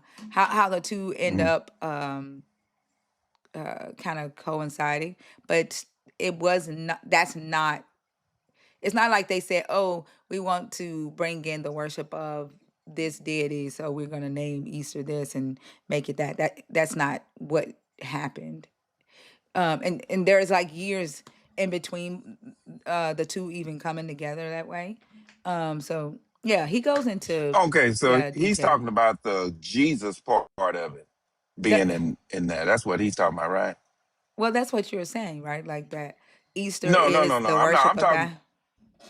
No, no, no, no. I ain't even talking about Jesus. I'm talking about Easter itself. Right, that's what I'm saying. It's The not. with the Easter egg hunts and the coloring of eggs and all of that stuff. You're talking about the commoditization of it. Yeah, that's all I'm Yeah, talking about. yeah, I'm not that. talking about the actual Christianity part of it. No, Yeah, I don't. that part I agree is. with him on that. Yeah, I that part agree is. with that. Yeah, it don't have nothing to do with that at all. Well, I mean, like even like calling it Easter, like yeah, like there's a he goes into detail, but a lot of people claim that the celebration of the resurrection on Easter is the worship of that God, and so he was debunking that claim. Oh yeah. Yeah. Well, I agree with that. I agree with that. Bab, we took over the whole damn conversation. Did you come up to talk about one of the topics, or did you have something you wanted to talk about? No, I just wanted to speak to you Oh, and okay. talk to you for a second. That's it. All right. Did you have anything else? You can let me down. All right, love bug. Have a good day. No, Okay. I'm good. You can let me down. All right. All You right, too. Bab. Thank you. All right.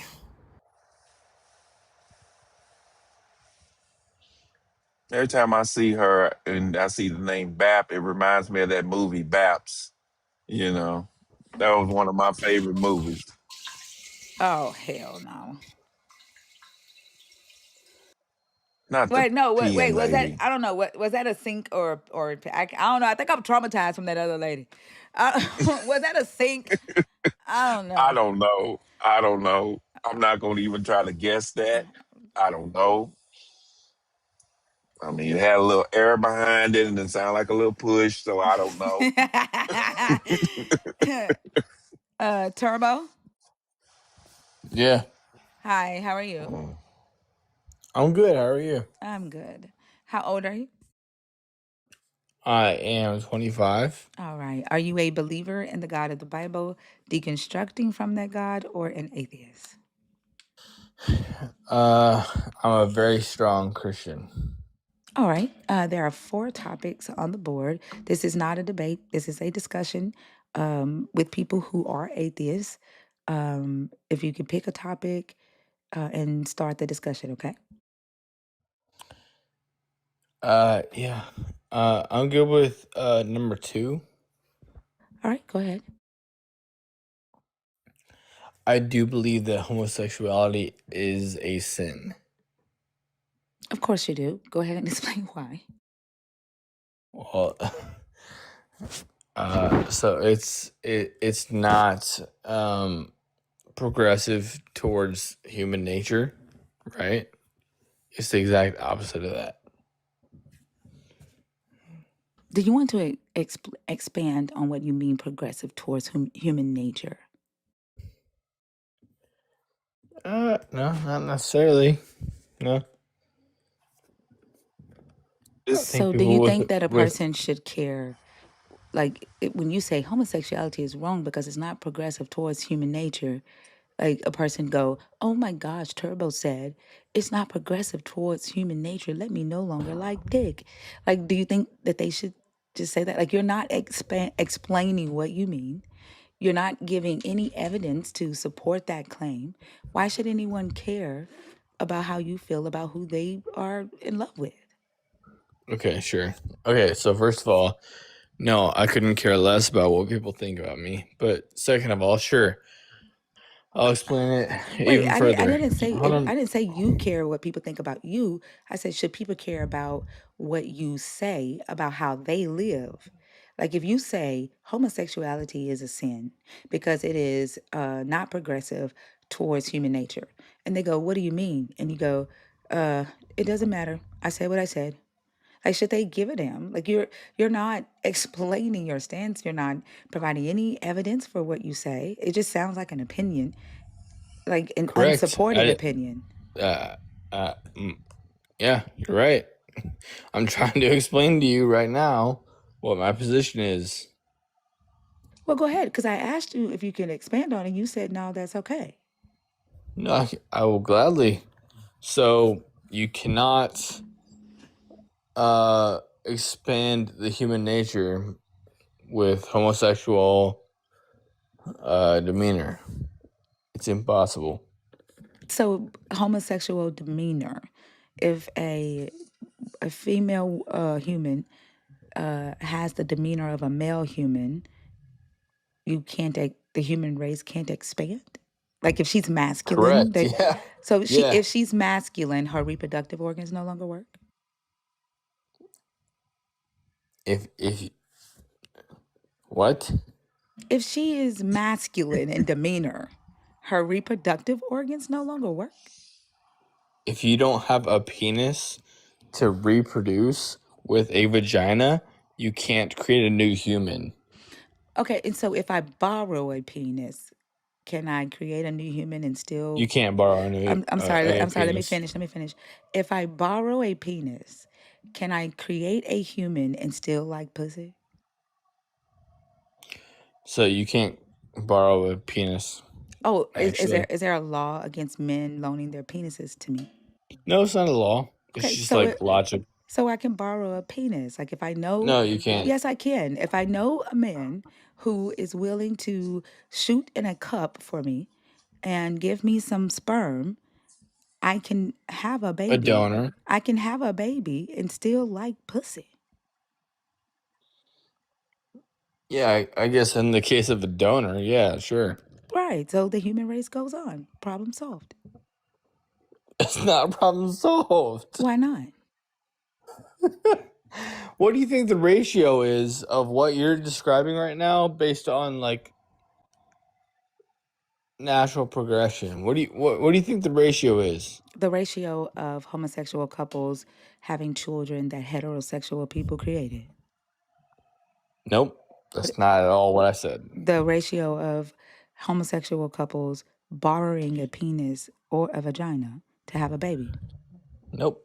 That's not at all what I said. What are you fucking asking then?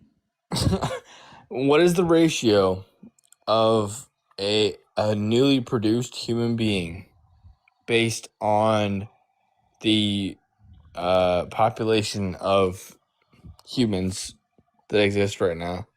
What is the ratio of a human coming into the human population?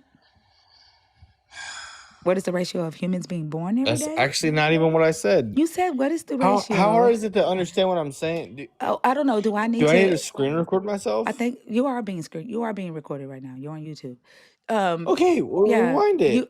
You want me to rewind what you said? Yes, please. I would. Sure. I promise you, I will send you a galaxy right now. Okay. I want you to make sure you do that because you're saved, okay? I promise you I will. Okay, you can't be up here telling people homosexuality is a sin and then you lie. Okay? Okay. Yeah, I heard you. Okay, be quiet. Go on mute. Based on or a vagina to have a baby. Nope. That's not at all what I said. What are you fucking asking then? What is the ratio of a newly produced human being based on the population of humans that exist right now? What is the ratio of a newly produced human, all right, that's a baby, based on the population of humans today?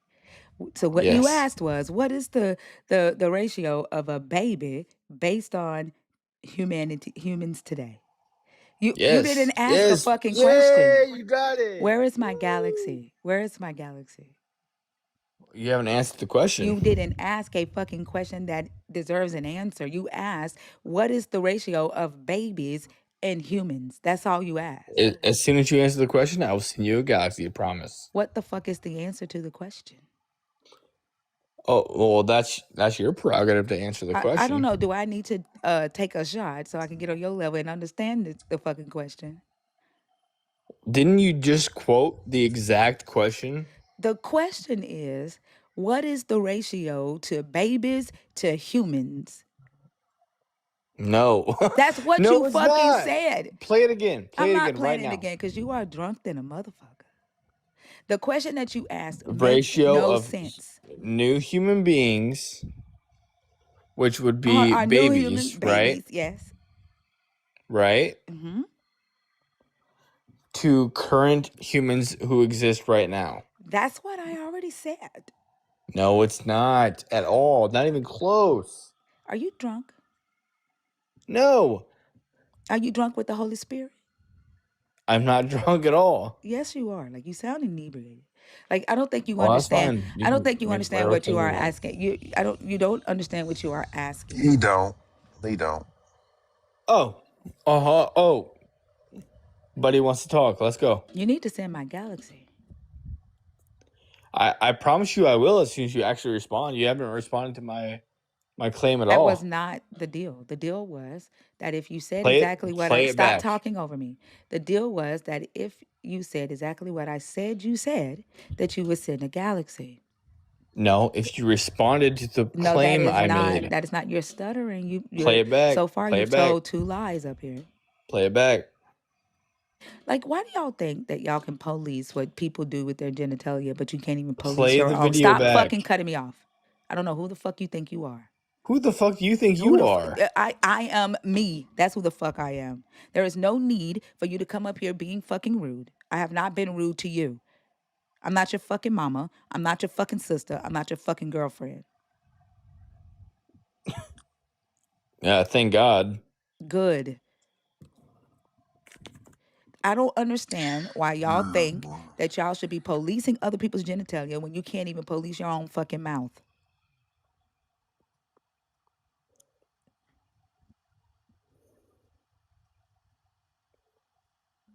All right, you feel good now? Or can I reply or no? There's no fucking reason to apply. You don't make any fucking sense. All right, cool. It's a pretty good I don't have nothing. example, actually. I don't have anything to do with how you treat your mama, who whatever the fuck your name is in the comments. I'm just not You them. actually Shut provided a up. I'm pretty not good talking example. to you. I don't have anything to do with how you treat your mama, your sister, your girlfriend. I'm not them. That's all I fucking have to worry about. Mm.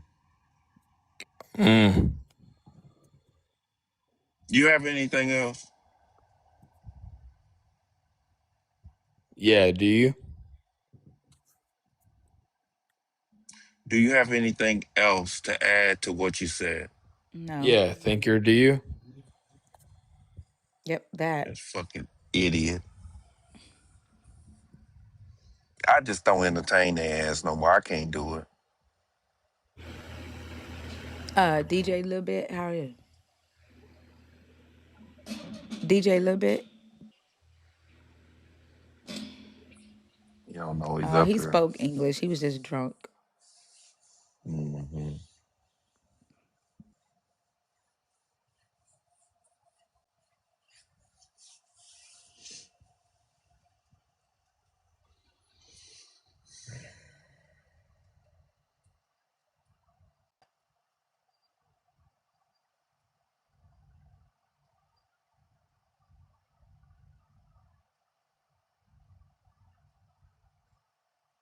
All right, y'all. The guest box is open. If you are a believer in the God of the Bible, deconstructing or an atheist, 21 and up. Ben's. Hello? Hi. How old are you? Like 17. Oh no. We don't talk to kids, okay? Yeah, sorry. That's I'll go okay. join a different. I'll All go right. join a different line. Okay. All right. I hope you shouldn't be joining different lives.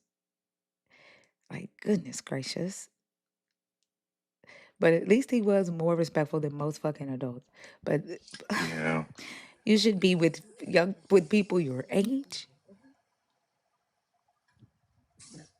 Yeah, would be more appropriate. Yeah, they probably are on spring break. But still, like we fucking grandmamas and granddaddies in here. Mind you, I did have a lot of old head friends, but I was at least in my 20s.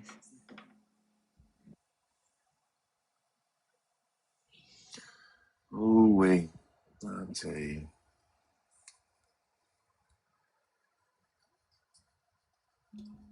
All right, y'all, the guest box is open. Don't be afraid to come up and talk about the topics. Their whole concept of it stops the production of humans, like, I don't think their mind has ever thought about the fact that you do not have to be attracted to the opposite sex to have a child. Like that, like they aren't even attract like as heterosexuals, they don't have to be attracted to have sex. I never understood the Tinder apps. I don't understand how people can just choose a random stranger on an app and hook up with them. I never fucking understood that. But the very fact that straight people can do that, I mean, straight and gay can do that. But the very fact that straight people can just pick random people and have sex with them, like, why can't they understand or see that sex attraction does not require, I mean, sex doesn't require attraction, sex doesn't require love, right? So Nope. people have babies all the time without being attracted, without being in love. So, like, I don't understand their logic behind that. It's gonna stop the human race. It doesn't make sense. Hey, Joshua. Yeah. Hey, I just wanted to come real quick because that made me think of something. With even it biblically, that's not how reproduction was really taken into account. Like the sexual attraction of the woman was never taken.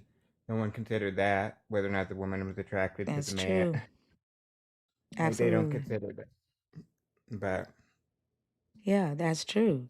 She was considered just like a incubator for the lineage of the man, and uh, his penis was seen as divine. Like that's what the covenant is on.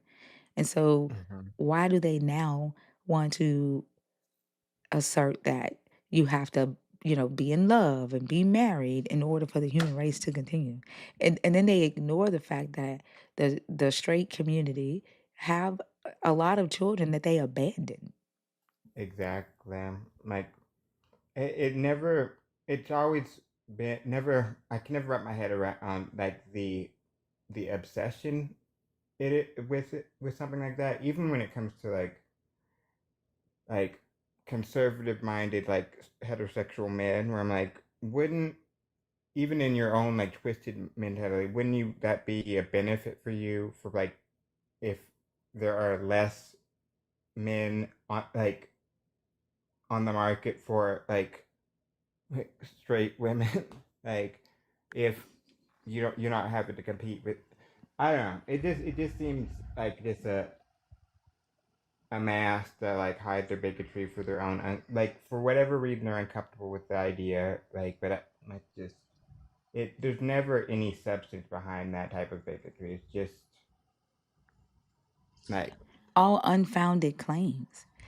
exactly like something. You know, I Oh, would be willing to bet that if if we was to take a consensus on how many children are born today between two people that love each other, that percentage would be very low. Very, very low. Um, Yeah, look at the marriage rates, right? It, Yeah, it's the percentage of people who stay married for 50, 60 years is very small. yeah. It's very small.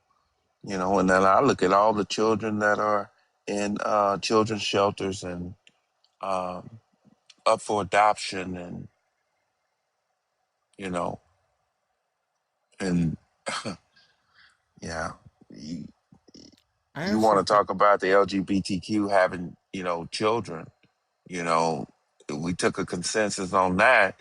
I mean, at least I can say, that would be a very, very, very, very low percentage rate because they would keep their children.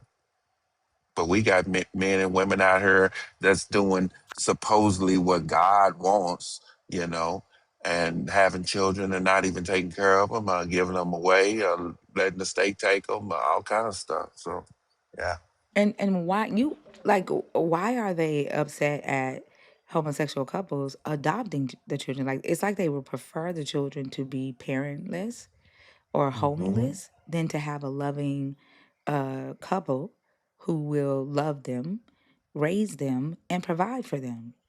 And then they want to complain about not having enough resources for the orphanages. Yeah, they are totally against that because in their mind they're gonna say, well, if they adopt a child, they're gonna make that child be like them. what Like it's with so with stupid. It's with just their stupid. logic, it still doesn't make sense because they're like almost advocating for like the repression of like oneself, and where you're just going to fake it, like and still like because I guess I don't understand whether it's nature versus nurture. Like either way, like you're proposing like a gay couple or a gay individual have like and like I don't think they think that part through. Like their bigotry doesn't even go that far. Where it's like if they thought about if they really hated like the idea of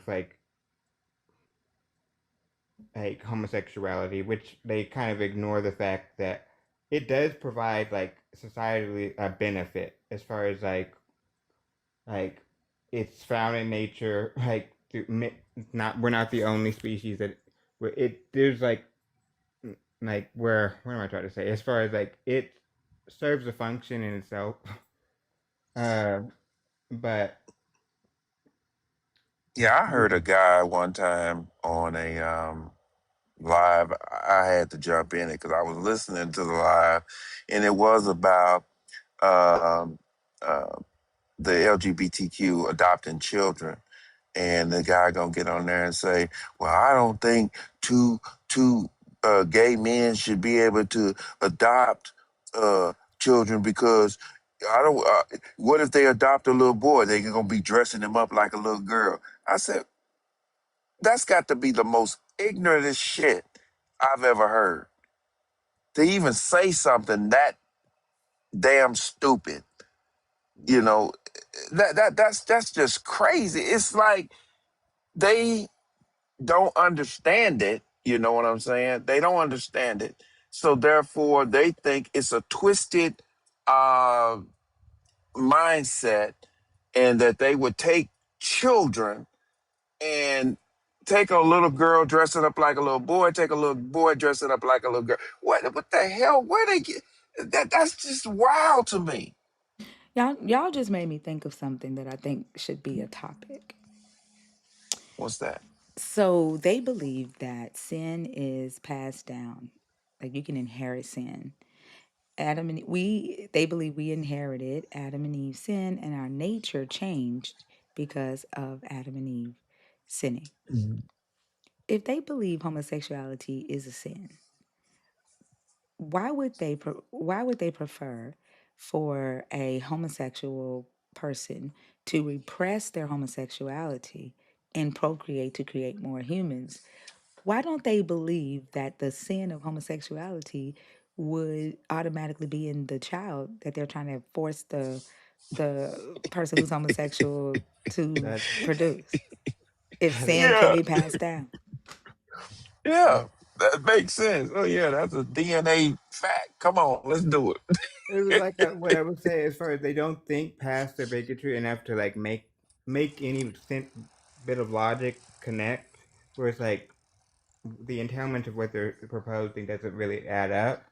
Where it's like what you're just uncomfortable with it, but like in your own worldview, it's like you're still like secretly like whether it just like you view it as a sin, you're like continuing this sin just through like like part of me is grateful that most aren't that bigoted where they like want the erratic. Well, I don't know. Part of me thinks like that grateful that most don't openly say that they would want like the eradication of like any homosexual individual, but it's like in your mind like that's kind of what you're really getting at if you're trying to make if you try to put in logic to it, because otherwise if it's sin you're just prolonging this But or some of them do be saying that, right? yeah. It, Yeah. but they have this ignorant expectation, which Jesus sets it this ignorant as expectation that you can eradicate evil off the earth, right? By death, by killing people. And but they also hold at the same time this belief that sin is inerrant, that the world is sinful and sin will always exist. So it doesn't make sense for them to want to eradicate homosexuals because they want to get rid of this specific sin. If they think like as humans are born, they're always it's like a constant wheel. You're always going to have homosexuals on the earth because Mm-hmm. that's who they are. It's your homosexuals are not fucking created after they're born. That's who they are. So they'll never be able to get rid of it. No matter how many people they try to kill, no matter how many people they try to arrest. A- Yeah. As long as human beings come through the chute, there's going to be homosexuals. Yeah. Okay. Like most, I mean, 99.9% of like gay individuals that have heterosexual parents. Like, like it's even it. I had a thought and then it left me. But I also wonder when it comes to that concept, in that like with that thought of like the like sin being carried out. How does that play into? I wonder what they consider when it comes to people that identify as like bisexual or pansexual. Like, as long as they don't, is it just like as long as they don't act, they're not actually sinning, but they still have the attraction, like Hmm. the potential to be like, is it? Yeah, that I think that's how they look at it. That I think they see bisexual and pansexual as still unnatural, but they think that that person can make a choice. They think that But because they're attracted to both genders, they think that that person is choosing to like the other gender, and it should be easier for that person to choose the right gender. that just made me think of because I do know like as far as how the perception, even when it comes to like like staunch conservative like belief, when it comes to like uh, homosexuality, where it's still prominent. People think it's a choice, but like that's less than it was like 10 years ago. Like people like even now, like people that will say they think homosexuality is, and they'll say like, well, I don't think it's a choice, but they'll put the burden on the choice of like you actually like partaking in homosexual acts. But is it like I wonder if like the more like more knowledge and information around like the spectrum of like fluidity of sexuality, like and things like bisexuality has kind of forced that, because that's kind of it.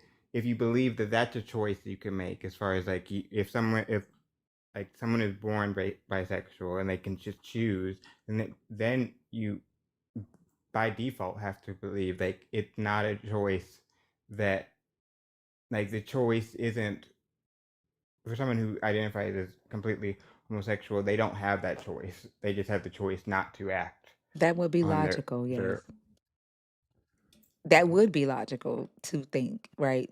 That by default, if you're saying that a bisexual person can choose, then by default you would have to admit that a person who is not bisexual don't have that ability to choose. But they stop there. They stop there. They yeah. say because bisexual exists, it's a choice. Yeah. It just always baffled me. Like it's I think it has to boil down to just like them wanting something like to punch down on, because of all the things to harp on, I just it just seems out of place. It's like it just reminds me of like the witch trials, of like you're just picking this one line out of the lot and just like, we're gonna judge this persecuting a whole bunch of people because of this. Like It is the most silliest thing for a God to give a fuck about, especially like when the like it's the most silliest thing because in nature there are animals that are homosexual. That God isn't like striking down the animals because the animal is attracted to the same gender. Like it's the most insane thing for a God to care about what its creation does sexually unless it's causing harm. Like the God cares more about what two consenting adults are doing in the privacy of their own home than he does about what a an adult is doing with a child. And the fact that this exactly. God, even in antiquity, saw it okay for a 40-year-old man to lie with a 12-year-old girl. And that God saw that as okay because she's ripe for the taking because she's just now coming into puberty, and that means she has a long time. She can have multiple children, right? If she starts at Yeah. 12, and that God saw that as good. But Yeah. I mean, don't let two men lie together. Don't let two women lie together. It's in fucking insane. it's not like I also don't like with the previous guest with like articulating where it's almost like insulting the intelligence of like a homosexual couple. Like if their desire is to have a child, like we don't, even in antiquity, like they wouldn't be able to figure out like, okay, we need to make an agreement with someone like to like add this third like add the required material like so that we can have a child. But like But the it's never the fact that they believe that homosexuality is discussed in this book and it was a problem for their God in this book. We're talking BCE era. And for them to be like, it's going to disrupt humankind, the reproduction of the human race. It's a threat to the reproduction of the human race. Dude, 5,000 years ago, homosexuals existed. And it that's hasn't, what right, there's more humans on earth today with homosexuals having existed in the Bronze Age. Like it didn't affect the production of human. It hasn't affected the amount of humans that are born yet. yeah, because it's like the same statistics like as far as like people that are just not fertile, or it's just like it as far as it affecting like human like ability, like I they you would think that they think it would be just wildly contagious or something, where it's just like, if we let this happen, everyone's just gonna, no one, like, because then also that makes me think of like men who talk about like when they get weird with it and talk about like how it's like harmful to the body and stuff like that, and ignore like the prostate or like, and like why people would choose like to have like homosexual like relations, like if it's like caught, like if like like straight men are just gonna automatically like, oh well, it feels better, now I'm gonna be gay or something. Like I know there's probably a good number of people that maybe aren't like on the DL, but are somewhere not staunch on the other side of the spectrum, that kind of are.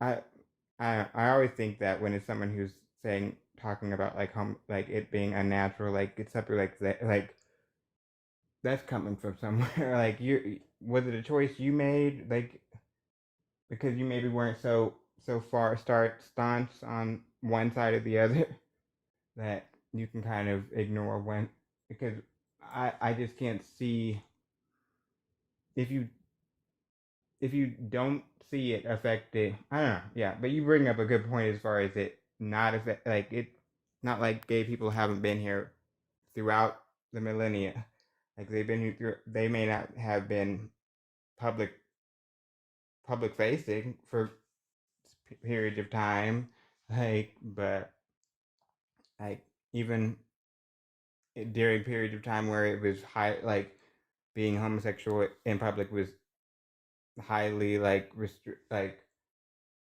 what is the word I'm thinking of, like persecuted or like frowned upon, like homosexuals still like this, you can just pick up any history book that discusses like LGBTQ history. It's like even in periods of like high repression, like it still existed. There was still like a gay under like culture that still existed, and It's no been matter. around for fucking ever. Like it's even discussed in the Talmud, in the Midrash, in the Babylonian Talmud. Like it's been around for a long time, and it's not affected the human race at fucking all. What has affected and continues to affect the human race today is fucking pedophilia, and they don't And care about they that. won't touch that. They won't touch it. Like with, like, even when they ignore it, like, because the one, like I was gonna say, like you don't see any, like you mentioned earlier, as far as like God striking down, other than like what they talk about Sodom and Gomorrah, but they ignore like the pedophile act of like him putting out his young daughters to be like like that should have been the more, like repugnant act of that story, like they should have picked up on, like, but I agree. they focus. I agree. This is why I ask all the time, like, they, why aren't they appalled at the fact that Lot offered his daughters to be raped to save these two men from participating in what they believe to be a homosexual act, right? Yeah. And they don't, the things that I think believers miss or ignore for the sake of their hatred for homosexuality. And yes, I mean hatred when those that go, God, Sodom and Gomorrah. It's got to be from hatred, because they'll read that story to me and they will completely miss the fact that if these men are gathering around the town, and in the believer's mind, the believer sees men as like, ooh, they fine as fuck, I'm gonna get me some. That's what they see, right? And then Mm-hmm. the men are in Lot's house. They think that these men don't want, that these are heterosexual men, right? And so what they, even in their interpretation of this story, these heterosexual men who are not gay in the believer's mind are being approached or surrounded by a group of homosexual men.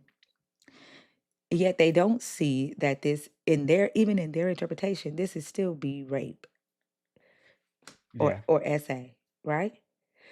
Not they don't look at the fact of, oh, God wasn't mad at the fact that men wanted to have sex with men. It was SA. They totally fucking ignore that, right? That it was an Yeah. unwanted sexual advance.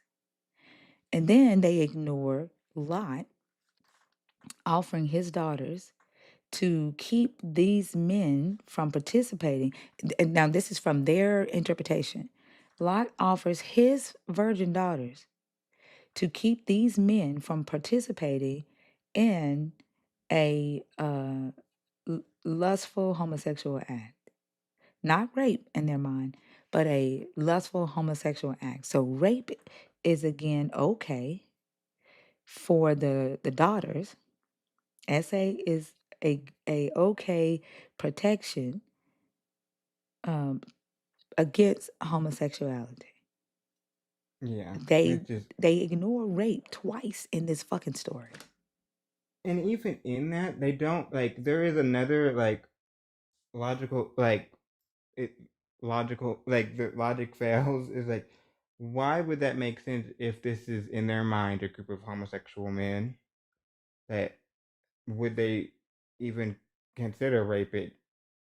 And it's, well, I guess like that boils down to hatred, where it's like it doesn't need to make sense. Like if they're gonna, they don't have same sex attraction when it comes to young girls. Apparently, like that would make like in the like it kind of reiterates the fact that this is sexual assault. Like this group of men are trying to like, and because it would make sense for Lot to do that if he didn't think that that would be that would suffice as like a distraction, like which, and then they also, which I think is also worse, where they kind of, that script completely flips later on in the story with Lot's daughters, where it's like, where you brought it up before, as far as like they'll put the onus on the daughters for the like it, it's yeah I it's it yeah, it defies logic. I think you said it like as far as it's rooted in just unmitigated hatred because of something they either don't understand or aren't willing to kind of question. They just like see the narrative that they want to see because they just want to end up hating gay people. Yeah. I think like just like they want to believe in their God and have faith in their God, they reject knowledge, they reject logic. Um I was asking why don't they have an expectation for their God's stance on homosexuality to ever change, the same way the God's stance on Gentiles changed, the same way his Mm-hmm. stance on slavery changed, the same way his stance on women preaching in the church changed. Why homosexuality is the thing, or transgender people, like why is that the stop? He can change his mind on everything else, but how you treat people who are different than you. Yeah, when it comes to like, well, like it just makes sense as far as like they're being fed a narrative of who to hate by like political ideations. As far as like when it comes to transgender like discussion, it's like that. Where is that like discuss like point? Like that was never like you don't see that discussed other than like, I mean, if you look at like femininity, but it that's not like, that's as far as like what like they're trying to like pass law and legislation against nowadays, like that would not have been even, you're not getting that from the Bible, you're just getting that from hatred of something that you don't understand, like. Absolutely. The like I love it when I ask the question, can you point me to examples or stories where your God is upset about homosexuality outside of Leviticus? And they can't think of a story outside of Sodom and Gomorrah. When I showed them that Sodom and Gomorrah is about war and the Mhm. rape is there. It's not a loving same-sex relationship. It's children, like it's the small and the great surrounding the house, and it's children participating in this. All the males defending their city. So it's an act of war.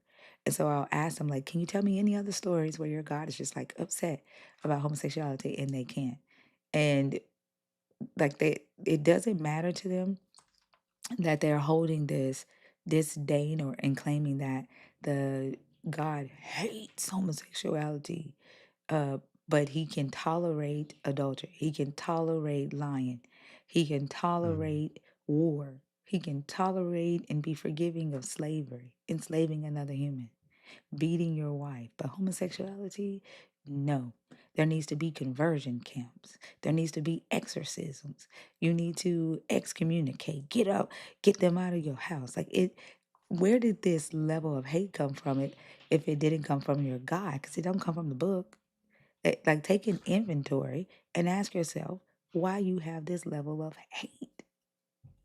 I don't think they're ever, because you think that would shake them, the idea of them never having a good example, but I think it boils down to what, like, and this is kind of a more like a wider lens, like when it comes to a marginalized community like homosexual community, like what stems from that, like they want to ignore like the creativity, like that and stuff like that, where it's come kind of stems from this, like, okay, this is someone who doesn't fit the mold of like what is like, I guess, the default, quote unquote.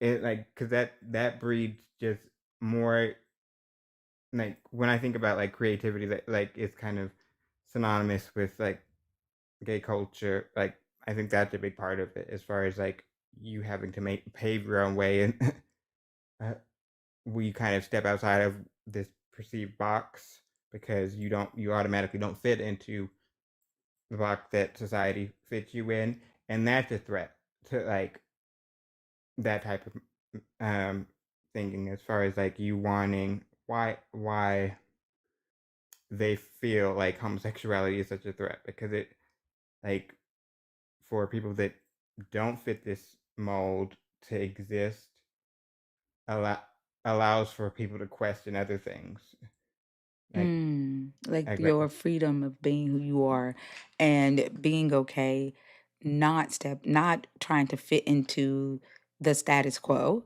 threatens the Mhm. status quo. Is that what you're saying? Yeah, Okay, exactly. yeah.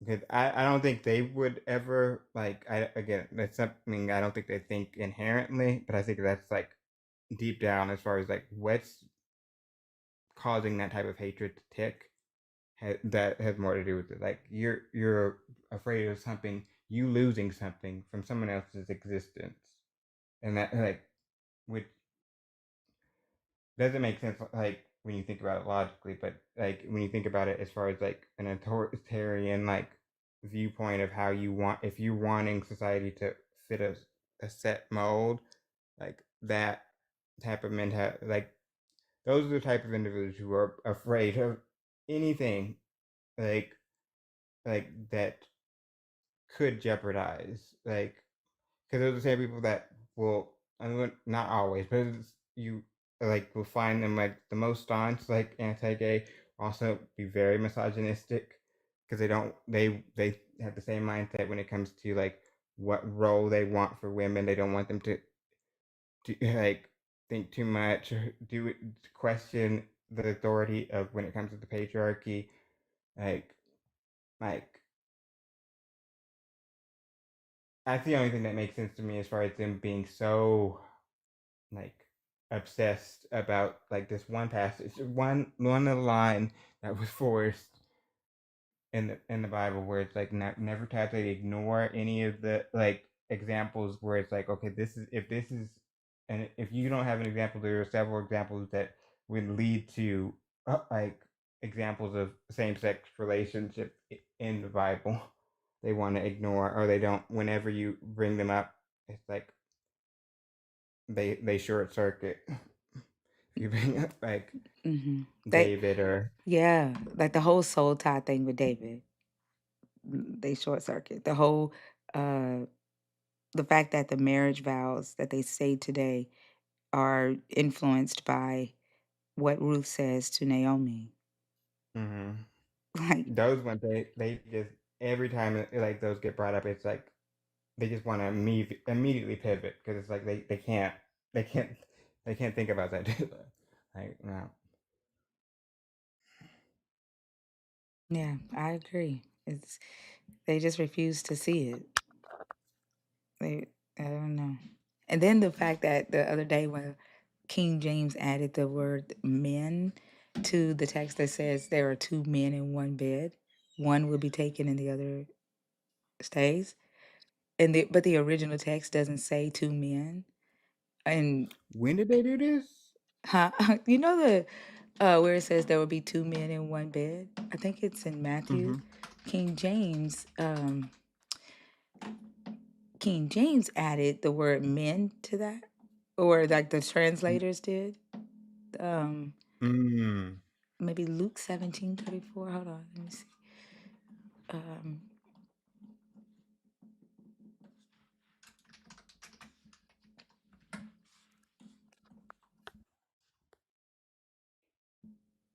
uh, hold on, I gotta change it to the King James translation.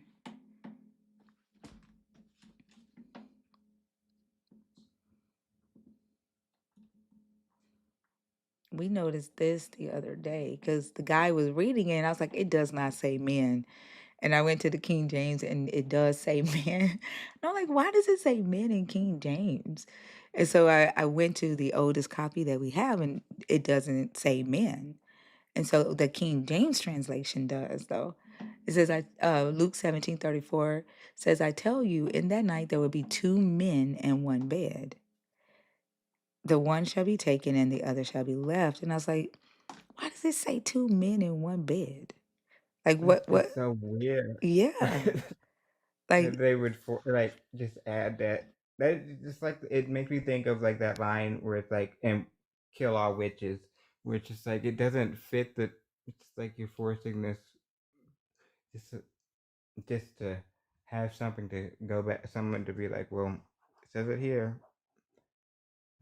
here's the crazy Also, they thing. never question.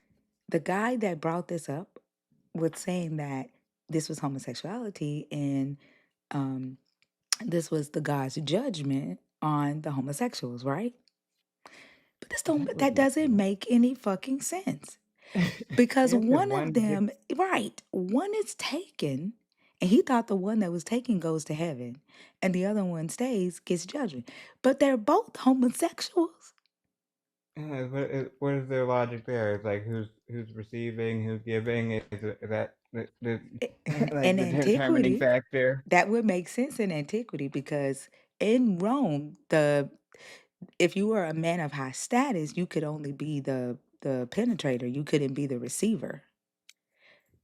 Like you could penetrate your male slaves, you could penetrate the young male pederast uh, students that you had. You could penetrate a lower status free Roman, but you could not penetrate a same status free Roman male. And then if you were the receiver, then you lose your status. So that would make sense if the one that's taken is the one that's doing the penetrating. But I don't know. He tried to use this scripture as judgment for homosexuals. Like that makes no fucking sense. And Yeah, it's not in the original text. Like that verse in verse 36 is not in the original text. That was added. but also like even with that, like if they, because I know they're not using that like regarding status in ancient Rome as like a criteria, because in that case they would be asking questions like, oh, you're gay, as long as you're not receiving it, it's just fine. It's like they don't ask those questions when they condemn homosexuality. They don't like put that caveat on it. Like they put a blanket condemnation of homosexuality nowadays. Like, but That's wild. And I also, whenever it's the King James, I'm just like, and they ignore the fact that who King James was. It's like that, why that never plays a factor in that, like who this is coming from, right? Like why so many people that are homophobic are just like completely okay with like reading the text, like something like signed by like a very well-known gay king. Exactly. Exactly. It does. It is mind-boggling. Why? Do not type in caps in my comments. That would get you muted. Um, I don't know what. Like tonight, seems very quiet. I like it. But it seems like I don't know. The algorithm does seem different. I don't know if it's because y'all are asleep.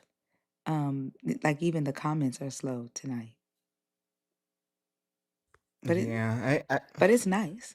I'm not gonna lie. It's It, nice. It's calm. I mean, the conversations have been nice Yeah. tonight, which is, I mean, other than like the immediate, like whoever that last person was, and then the like the two children, but but yeah, But yeah, I don't understand why it doesn't matter to them that who he was. And I often ask, if you're going to be pointing fingers at other people and telling other people that they have to live a specific type of life, why doesn't it matter to you whether the people who are telling you this live that type of life? yeah. That well, they put King James on this weird pedestal that I've never really understood. Like the fact that they'll like force themselves to like endure like that, having to read that that mess, like when they have so many other better translations nowadays, or just ignore the fact that since the original King James was written, we have new manuscripts, like we have more updated like texts, like they would be closer to the original, that so many are just like white knuckling the King James Bible, like I think that it's I never because of the really way it's understood. written. I think I think that's a part of post-traumatic slave disorder. I think the reason why the Black community holds to the King James the way that we do, granted there have been some, small believers within the Black community that will read the NIV, they'll read the NLT, but the King James holds a specific holiness to them. Mm-hmm. And I think it's because of the way it reads. In their mind, their God sounds like a 16th century Middle English white man. I And can so, see that because yeah. it's very Shakespearean, Hmm. like the way it's written. It just sounds like you're sitting at a Shakespearean play. Like it sounds proper, even though it's like I get a headache reading all those and that. Like, mm, None of them talk like but that today. Wilt thou go to the stores and buyeth me a blunteth. Like they don't talk like that. And the fact that they refuse to read this text in the dialect that they speak today because they think it's going to lose some holiness or some credibility or interpretation is wild, especially when they even reject what's written even in the King James because they're interpreting it to match their modern day culture, their modern day situation. oh yeah. They might it's insane. But maybe that's part of it as well. It's like it's so convoluted in the way you have to bend your mind to try to match the current, like your current vernacular, that it leaves like gaps of like if because if you're not up on your reading comprehension skills, like okay, there's a lot of areas where it's like it can get murky if you're not paying attention, and you could just fill that in with whatever you want when it comes to the King James. Because I had a friend who um, it was a king. It was a Masonic king. It was like he was getting into like masonry and like wanted to read the Bible from start to finish. And I was like, I don't think he got to Leviticus before like you could tell he just skipped all the way to the New Testament. Cause I was like, it's like I don't blame you because if I had to read the Bible, like that's something I never subjected myself to reading the entire Bible, the King James version. Like once I figured out there were different versions, I was like, okay, bet. Let me have an easier time with this. Yeah. It's very hard to read and it's deceiving in that sense. Because it's meant to be confusing. I think that's another thing they don't want to lose is the difficulty in understanding the King's English. That gives them I think it feeds their faith and feeds the belief system that it requires the Holy Spirit to understand what's the King's English. Yeah, And it so reading requires like a pastor to tell you what this meant. hmm Yep. And so reading it in your modern day dialect, or um, in your vernacular, it takes away the necessity of a supernatural power to understand what once was confusing. And so they're refusing to do that. Like they need to hang on to, you have to have spiritual eyes. That is weird because that's the closest thing I think of like when it came to the chasm, when it came to like the split between like Catholicism and Protestant. Like as far as being able to read the text for yourself, but then upholding this one version of the Bible that is notoriously difficult to comprehend, that then you rely solely on just the your priest to tell you what, because I like to interpret it for you. Like it's it's like that those where they kind of in like the I don't know it where I lost what I'm trying to say as far as like it's weird that like a Protestant denomination is like kind of doing the same thing as like Orthodox or like Catholic, where they rely so heavily on someone else to be able to tell them what something means, when the big part of that divide was you having the ability to read the text for yourself. Yeah, that used to be the goal, like the law back then. Only a priest could read it to you, um, because they didn't want people interpreting it themselves because they didn't want them going against the king. And so Mm-hmm. this is why this is the King James version, because he wanted the translation to make sure that it didn't say anything that would go against his rule as king. And so only the priest were allowed to read the text to the people. Yeah. Like remember I was talking about the widows, the hierarchy of widows, and how I had no fucking idea that this book was literally teaching that there was a hierarchy in widows, and um, that the church didn't want to take care of or bear the burden or responsibility of younger widows. They only think that a widow is a real widow if she's 60 years old and have lived a socially acceptable life, have done what she's supposed to do in the church. Like she has to, even the 60-year-old widow has to meet certain criteria for the church to bear the burden of taking care of her. And I Mm-hmm. wanted to see how it read in King James.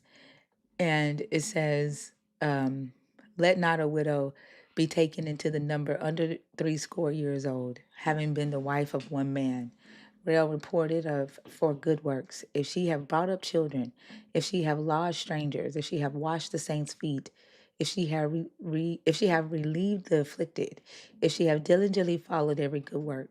But the younger widows refuse, for when they have begun to wax wanton against Christ, they will marry, having damnation because they cast off their first faith. And withal they learn to be idle, wandering about from house to house, and not only idle, but tattlers also and busybodies, speaking things which they ought not. I will therefore that the younger women marry, bear children, guide the house, give none occasion to the adversary to speak reproachfully, for some are already turned aside to Satan. If any man or woman that believeth have widows, let them believe them, and let not the church be charged, that it may relieve them that are widows indeed. Yeah, that's wild. Yeah, That's like the it way they turn, like they just don't want. Like you can't have a woman just be like make a decision like them just trying to pass the buck of like, okay, well, this is what we're supposed to be doing according to what we've already established, but no, like if you're not old enough, like go ahead and have more kids, marry, like the whole like busybodies and like what where are they getting that from? Like I just like just like they're basically saying that women are gossipers, women who are now widowed, if they can still have sex, that their sexual desires makes them gossipers and busybodies, because they're now idle because they don't have a husband to wait on. And these women let them marry them off so that they're not embarrassing the church or bringing shame on the church by being in everybody else's business, is what it's saying. But if you read it in the King James, you don't get that. Like, I don't even know why a believer think their God would say words like wax wanton against Christ. It's like yeah, that. Like, I wonder what what Holy Spirit eyeglasses you need to understand what the fuck wax wanton is. Like, it's just, can you imagine a Hebrew Israelite with a megaphone standing on the corner reading that verse and like oh my yelling god. loud as fuck? Verse 11. But the younger widows refuse, for when they have begun to wax wanton against Christ. Like, that is insane. Man, it's just looking foolish. Like just saying just wild. Like um, yeah, well I appreciate you coming up, I'll Joshua. it was a good talk. I'm gonna head back down. I can. How do I got it? I got it. Okay. Okay. I'll All talk right. to Have a good you. night. All right. Bye.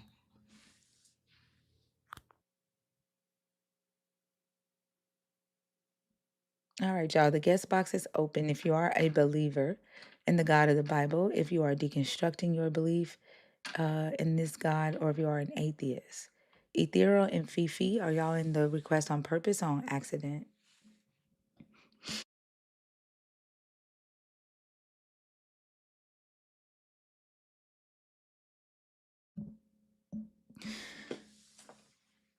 It's been a quiet night. Um, I don't know. Like, I haven't been posting content on my page because I'm the type of creator. I only talk when there's something to talk about. Like, I do not create content just because I think I need to. And I haven't seen anything that I feel that I need to say, so I have not created content. And I think that might be messing with the algorithm too. I haven't created content in probably 2 or 3 weeks.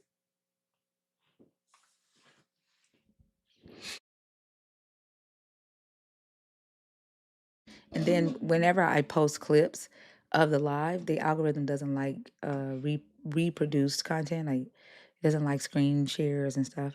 It doesn't like that. Yeah. Like, it deprioritizes it from the algorithm.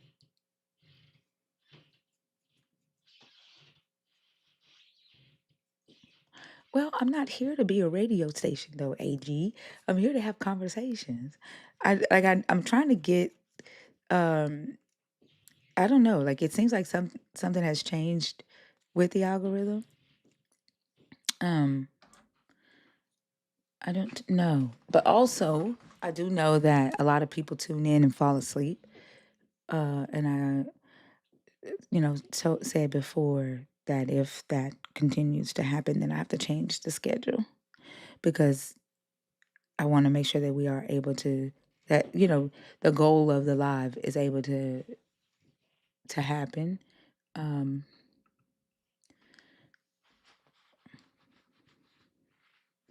I know, which is why, like I said, I might have to change the time. Like I don't even have any other mods here tonight. That's not normal either. Any other co-host, like that's not normal either.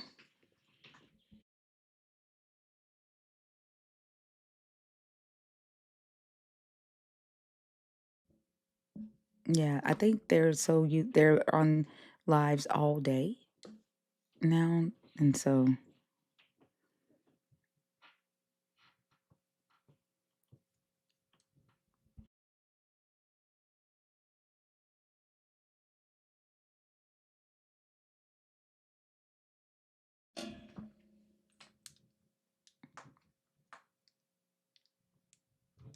yeah, that's what I like. That's what I think I might end up doing because I'm not an ASMR live. Oh, they're in here. There's 400, almost 500 people in the room, but I think a lot of them might be asleep.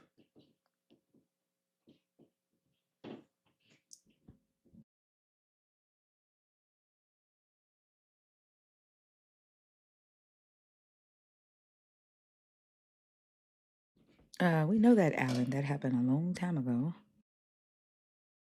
I definitely don't think that that's the case right now. I was saying that earlier. My daughter showed me a video that Consciously posted, talking about how the White House and the FBI are creating their budget for 2027, and it included a budget for a task force that would target and create a list of anybody that is producing Americanism content on social media or going against Christian, anti-religion, anti-American traditional family values. That's what he was sharing, an article that was shared on X. And so I know that task force originally was held up by Pam Bondi, and she's been fired, so I'm not sure. But I think it's they swear up and down that they don't care if people don't believe what they believe, but they try to take over everybody's existence and make everybody's existence, harder if you don't accept. And this is the same thing where their God is sending them into other lands, forcing people into submission. And this is what they're doing when they're encroaching on our rights, just disregarding the Constitution, our Bill of Rights for the sake of their God. And then you have these other Christians within the same belief system that say that's not Jesus, that's not God, but they aren't doing anything to stop it, to protect the rights of those of us who they claim have free will, but we in their belief system we have the same free will they have to freely choose this God or not. They should be protecting our choice, our right to not follow this God, just as much as we will protect their right to, to choose their faith. Um, but they don't. They sit back and they just say, "That's not us. That those aren't true Christians." They just separate themselves from them.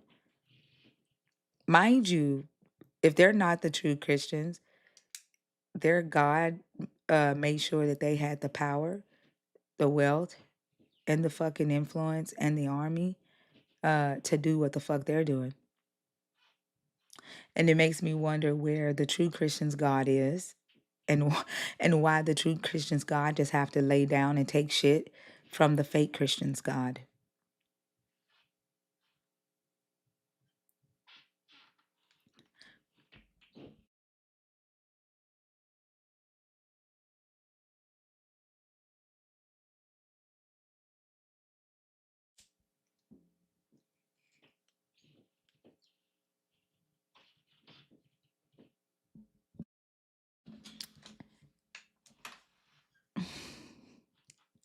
Y'all don't be scared to come up. I was talking to my daughter today. Like, I do not like that people are afraid to talk to me. It's irritating. And I get it. And I'm a really nice person unless you're not nice. Unless you are a liar or a gaslighter. I'm not nice to liars and gaslighters. But I'm a really nice person, really cool person, as long as you're respectful. But I was talking to my daughter today about that. And I was like, I don't like it. I don't like it. And I get it. Like, I get irritated with nonsense. I am a no nonsense person. And I try to be upfront about that as much as possible, so that you are not shocked uh, if I cuss you out. You know, I don't know. I I think it should be easy to just be respectful. It should be easy to just be respectful and be civil. But unfortunately, with people who have a God, it seems like it's one of the hardest things to do when their faith is being challenged.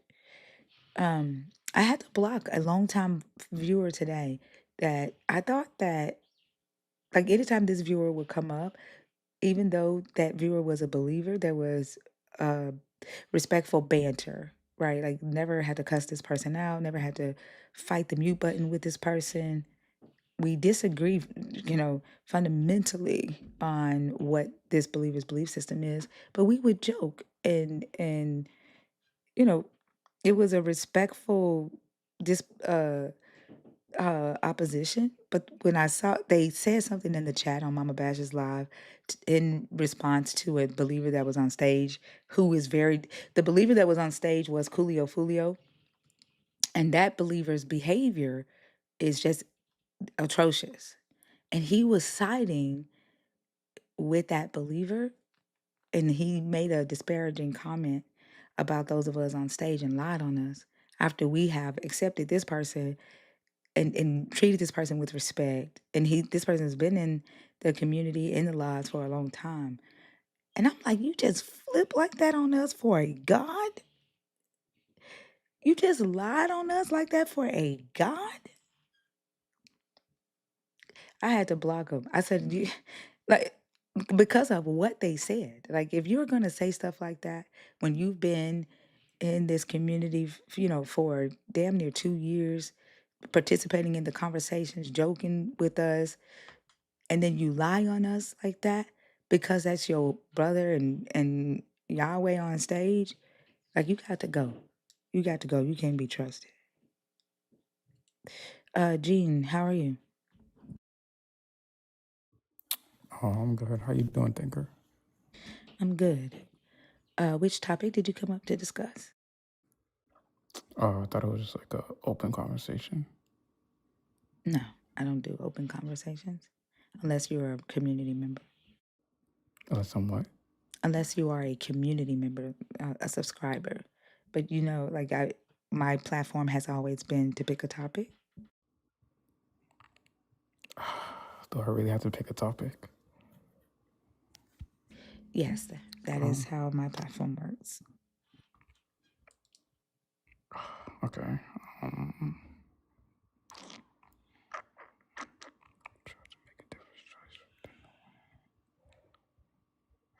Damn, one is a good question, but I don't know if I can. You know what? Let's do one. Would you have made a different choice than the one Adam and Eve made in the garden? Well, to be honest with you, I do not know. But what I do know is, because we are humans, and sometimes curiosity can like build up to the point where like we do want to see what happens. So I don't know if I'll make the I don't know if I'll make a different choice. Like, I think it just shows you how we are as humans, like when, our parents tell us not to do certain things and then, we just do it anyways. So I would say that's my answer. Have you ever asked yourself uh, like, why Adam and Eve made the decision that they made?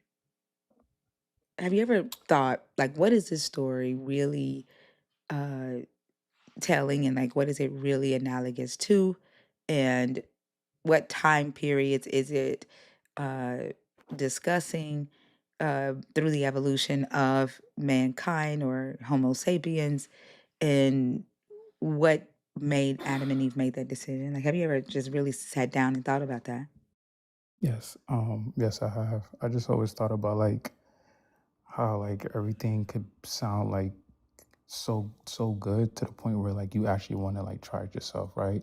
So when the serpent in the garden was talking to Eve, saying that, you know, well, you're not gonna really die, you know, you're gonna be like God. It gives you that, you know, that what's that lightning bolt in your head to be like, maybe I do want to be like God. Maybe if I, you know, if God is telling me not to stay away from it, is because He's afraid that I could be like Him. Maybe I like to take that chance. That's how I get it from the perspective of Adam and Eve when they hear the serpent saying that you could be like God. I think that's the reason why they make that decision to be like, you know what?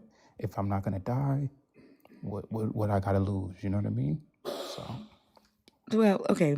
So, if, do you like being aware of your um, yourself as a human, and having the ability to communicate using language, the ability to question your actions or question life? Uh, like, even the fact that you know one day you will die, do you appreciate that ability? do I appreciate like my awareness? Is that what you're Awareness asking? of yourself as a human being, and that awareness uh, giving you the ability to question, to investigate, to be like aware that you should be questioning or investigating. And like and be aware of your actions, asking yourself whether your actions are good or bad.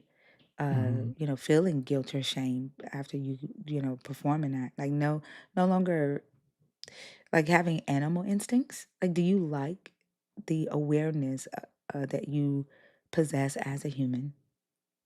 Yeah, I think I do. Okay. The reason why I ask that is because if we look at the uh, millions of years ago, human beings did not have the awareness that we have today, right? Like, we originally started out as like Homo erectus, Neanderthals.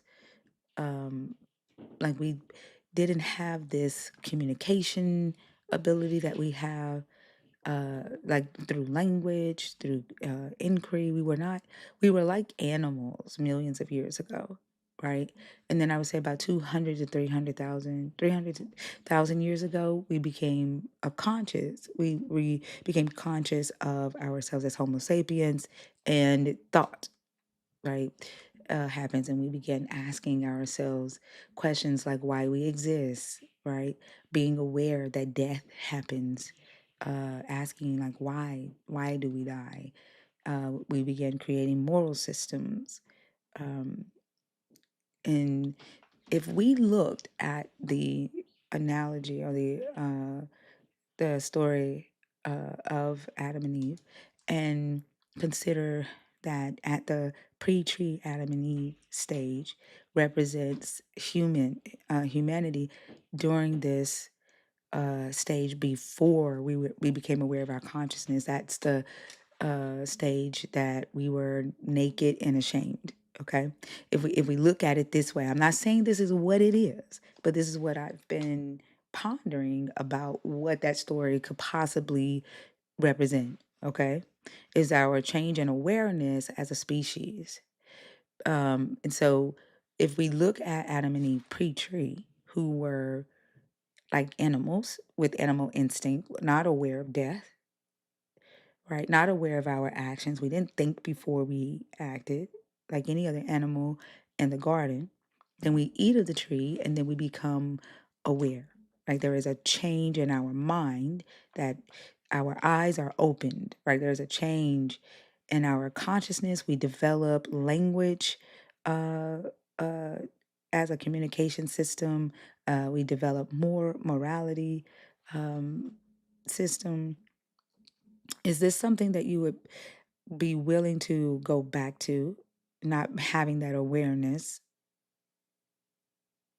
Well, I would say first, like in the garden. Remember, I think they had a little bit of awareness, right? When the serpent asked Eve that, hey, what about the tree of knowledge? And I remember Eve did mention that we can eat from any other tree, but it's just that tree we cannot eat from. So there I, was I, awareness I there. said aware. Can you answer the question like I literally said? I'm not saying that this is what the story is interpreting.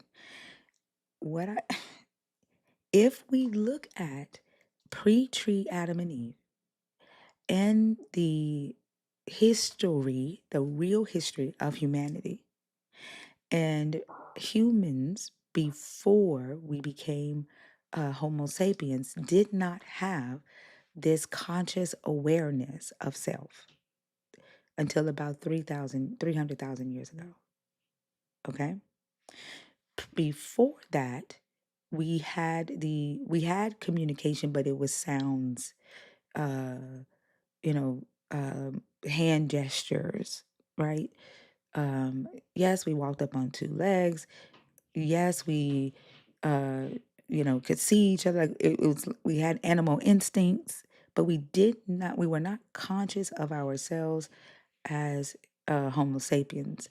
And we did not ask ourselves the questions like, why do we exist, right? There was a change when we became Homo sapiens. There was a change in our mind. And so what I asked you was, if we look at the Adam and Eve story as the pre-tree Adam and Eve, where we are naked in consciousness, naked in our awareness, in our mind, would you want to go back to that, to our animal instincts? Yeah, Why is that? because it just shows you the natural instinct of, like, you know,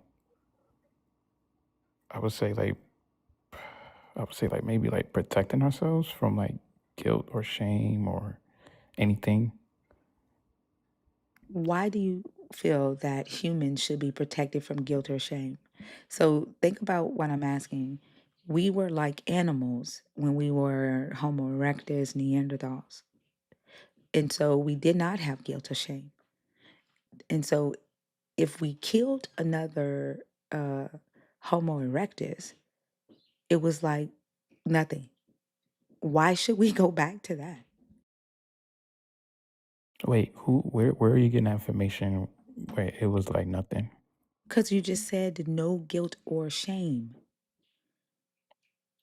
If you have no guilt for murdering another Homo erectus, no shame,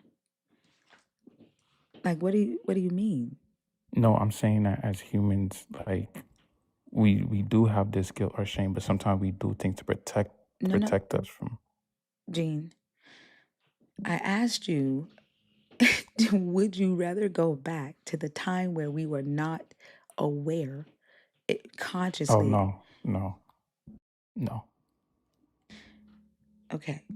And so you see the advancement in our conscious awareness where we are able to question our actions, where we do have guilt or shame, and it moves us to change our behaviors, correct?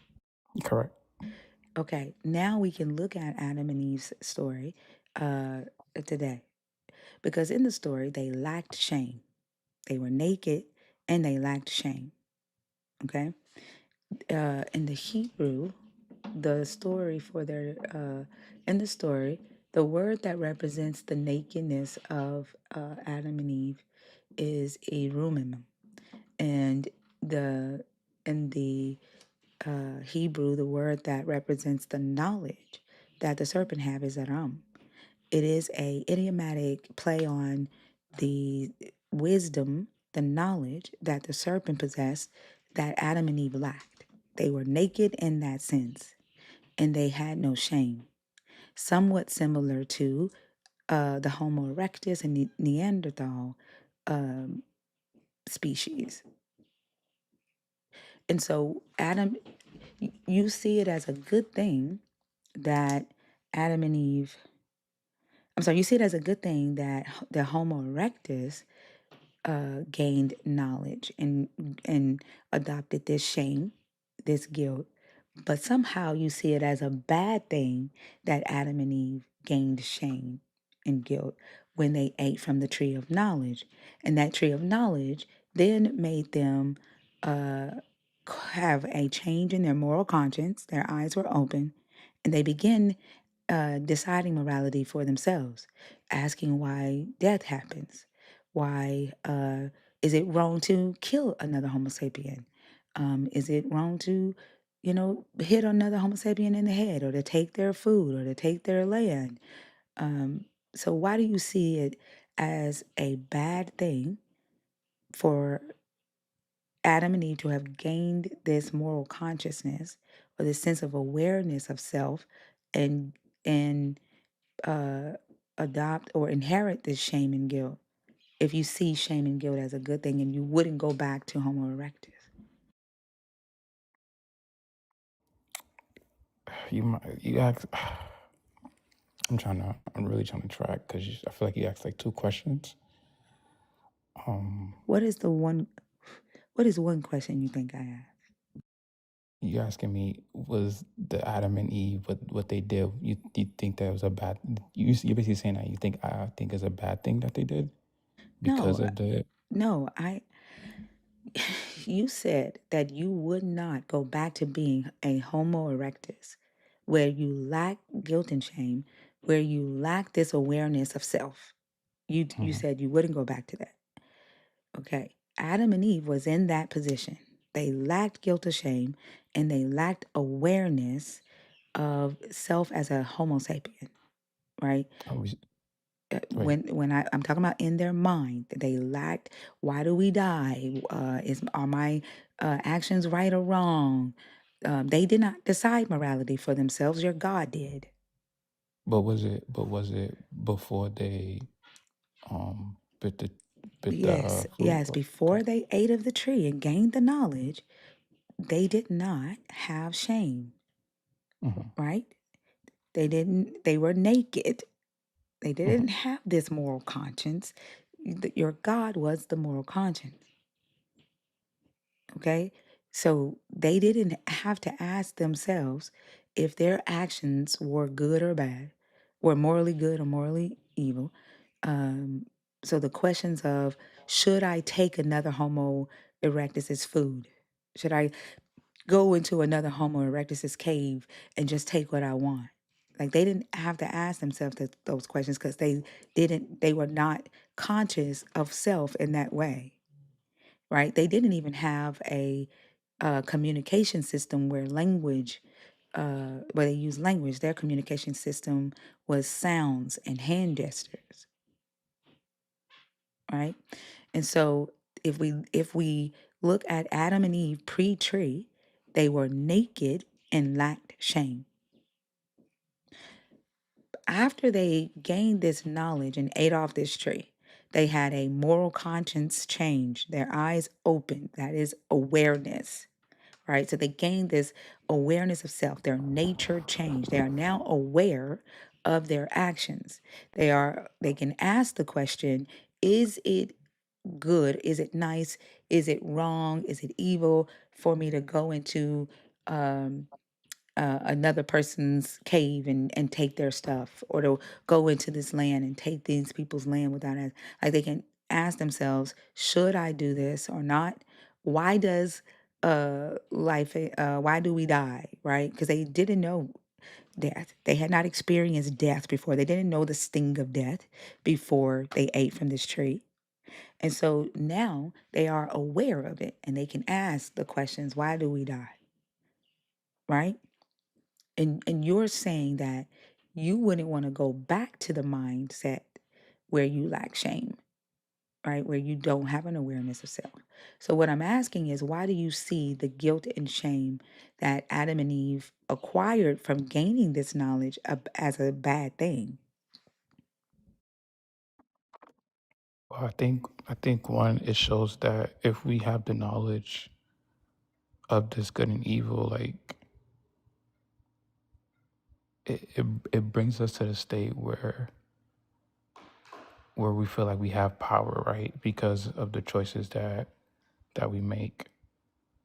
But from where I'm standing, if they didn't, they didn't have the awareness of like the shame and guilt, or even ask the question of why we have to die, then I don't know. I think Would it be better to be an animal? Like, do you think animals question or fear death? that's a great question. I don't know. That's a great question. I don't know. Like animal instincts, if we were still under like Homo erectus, Neanderthal, there's a one more before that I can't remember the name of. But if we were still that species of humans and we just acted on instinct, we didn't fear death, we didn't question death, um, we didn't question our actions, we just did. Do you think that uh, that would be a better society if we were still like animals? No.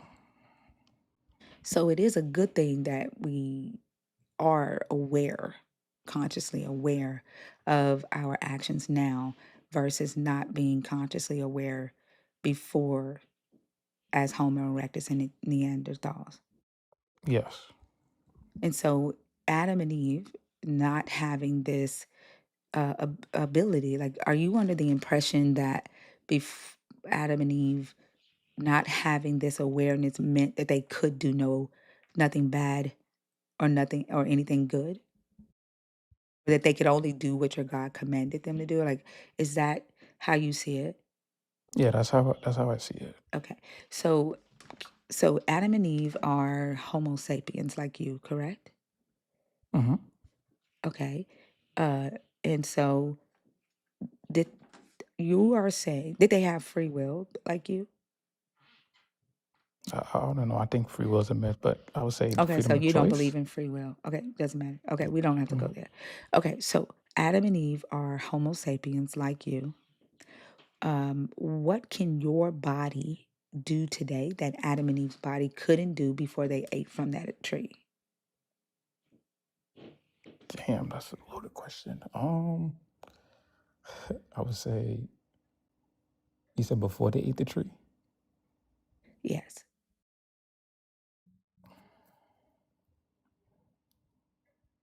I would say uh I would say Schmurder.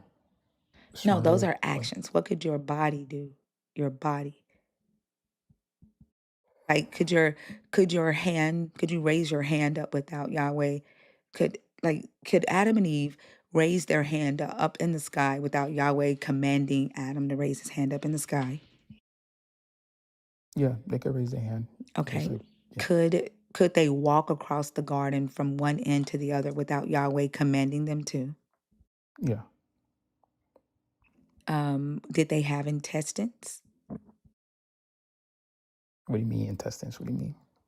Did they have intestines like you do? Like, did they have an upper bowel and a lower bowel? Like a large intestine, small intestine? Probably. I would think so. Why is that a doubt there if they're Homo sapien like you? If we're talking about intestine, are you talking about private parts? Your intestine, do you know what they are? Like the thing that No. moves the bowel through your body that excretes the unnecessary, uh, Oh, the things that make you shit. yeah.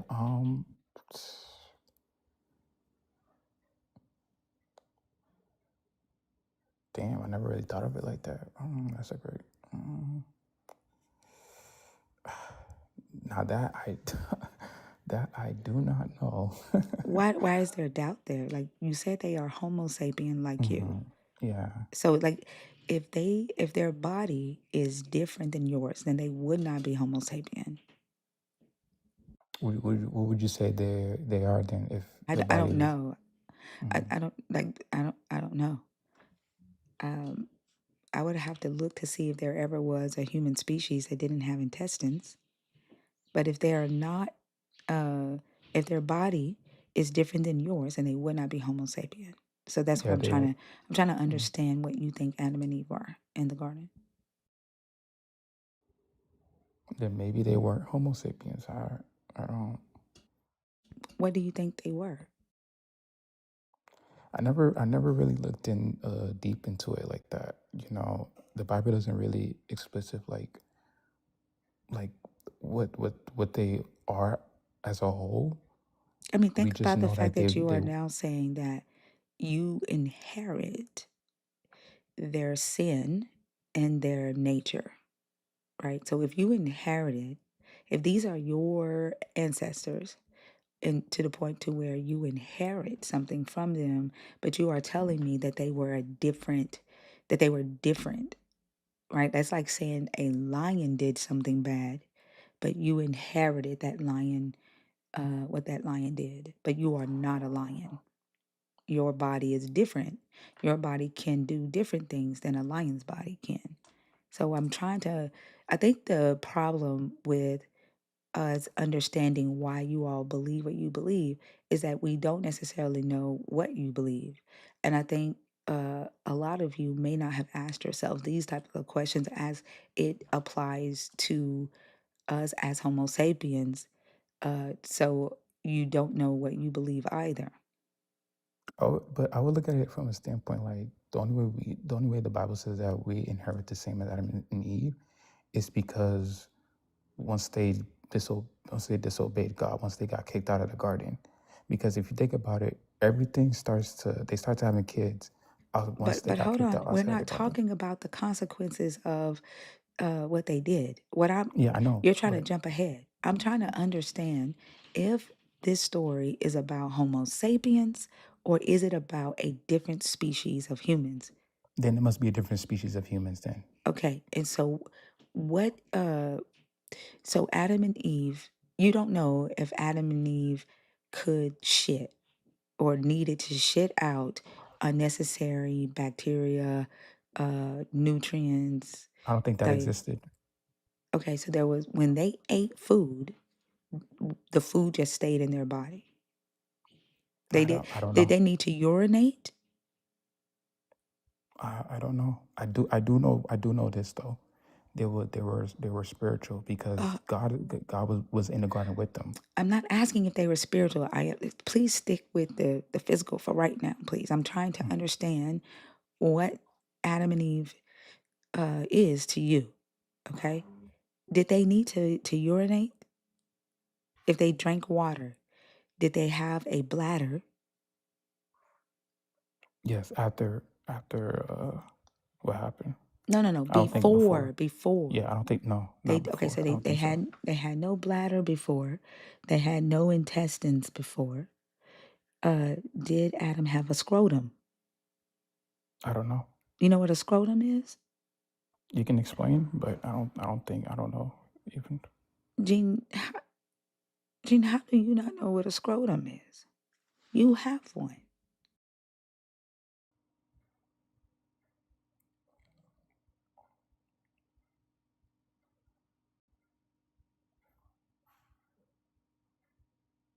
Yeah, I Like, know, are you trolling right now? Are you no, I'm trolling not. me? No, I'm not trolling. You asking great questions. You know what I mean? I'm kind of really I'm having open minded right now. So when The I say I scrotum don't, is your ball sack. yeah. So, So, but did Adam have a ball sack? I don't know. Okay. Uh, did Adam What I have a do, penis? I don't know because they didn't. We it's this things I can ask, but you know I wouldn't know that because the Bible doesn't even explicitly saying that they even Wait, what had was sex. supposed to die? Like, okay, like that they I'm literally naming what makes a Homo sapien, like what makes a human, right? What was your God threatening would die? Spiritual death. So the only thing that existed was a spirit. Yes, because Okay, because hold on. So in the garden, in Genesis 2, when your God creates Adam, okay, it says that the Lord God formed the man of dust from the ground. Okay, is that dust from the ground of the earth spirit, or is that physical? I think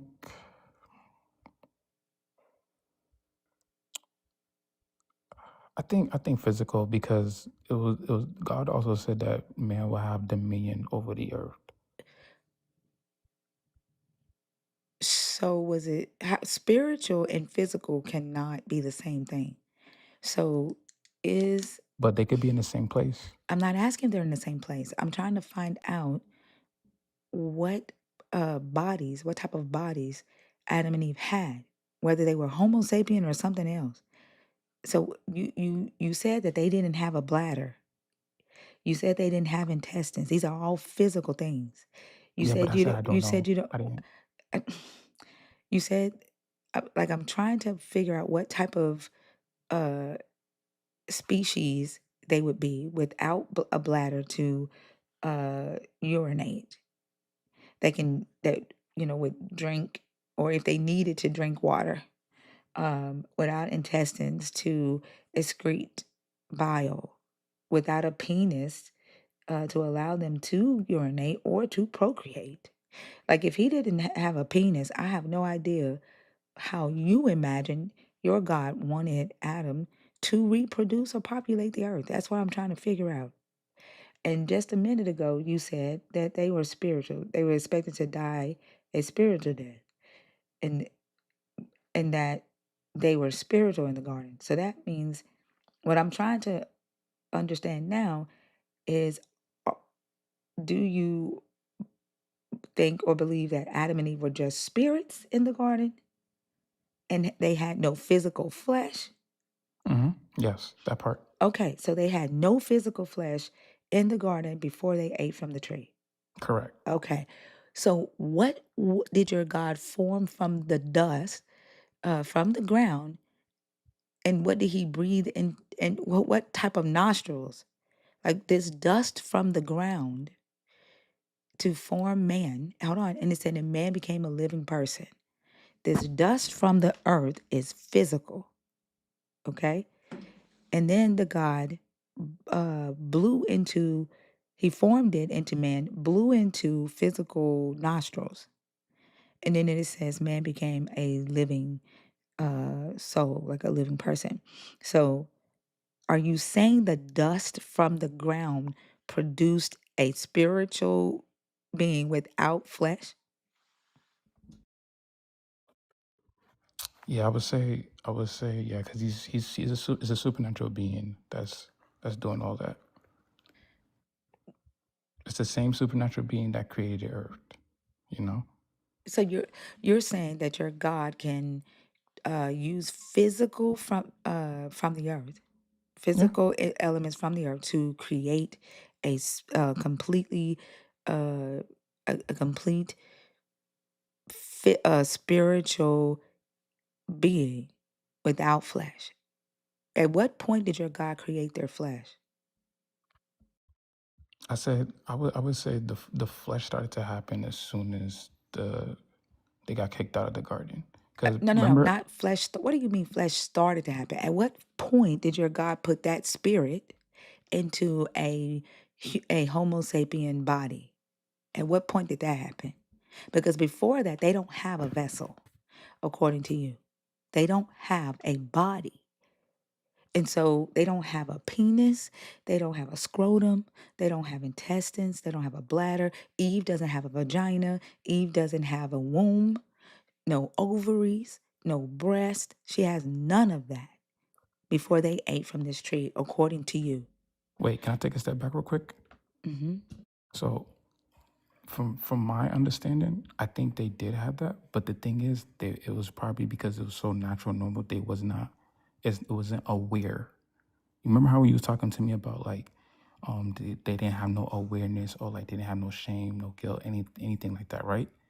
So it could be a possibility that they was walking in the garden, yes, fully naked, but it was just natural. Whatever they're doing, taking a poop, peeing, all that, it was just Okay, natural. It wasn't something that. so were they Homo sapiens then? Like you? It's a possibility, but I don't know. I'm gonna be honest with you, This David. I I don't don't know know. is what we're exploring right now. Hmm. Like And we these are are great questions. we are exploring this. Well, I think what I'm more interested in is why you don't know whether this story is talking about Homo sapiens or not. And if Adam and Eve were not Homo sapiens, and they, you know, uh, did this thing, it does not make sense that Homo sapiens inherit anything from beings that are not of your species. That makes absolutely no sense to me. And what I'm trying to understand is it seems as if you all want to give Adam and Eve divine properties, right? And that's what I'm trying to understand. And so, in doing so, you've taken away their ability to shit. You've taken away their ability to piss. You've taken away Adam's penis, his scrotum, while at the same time holding the belief that Adam was supposed to repopulate the earth.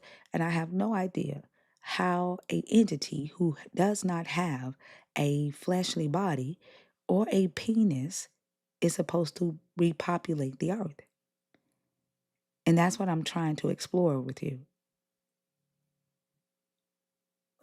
Right, but remember, they Don't didn't don't go even. ahead. Don't go ahead to the whole spiritual stuff. What I'm doing is I'm listening to what you say, and I am asking clarifying questions so that I can understand what you believe based on what you have already told me.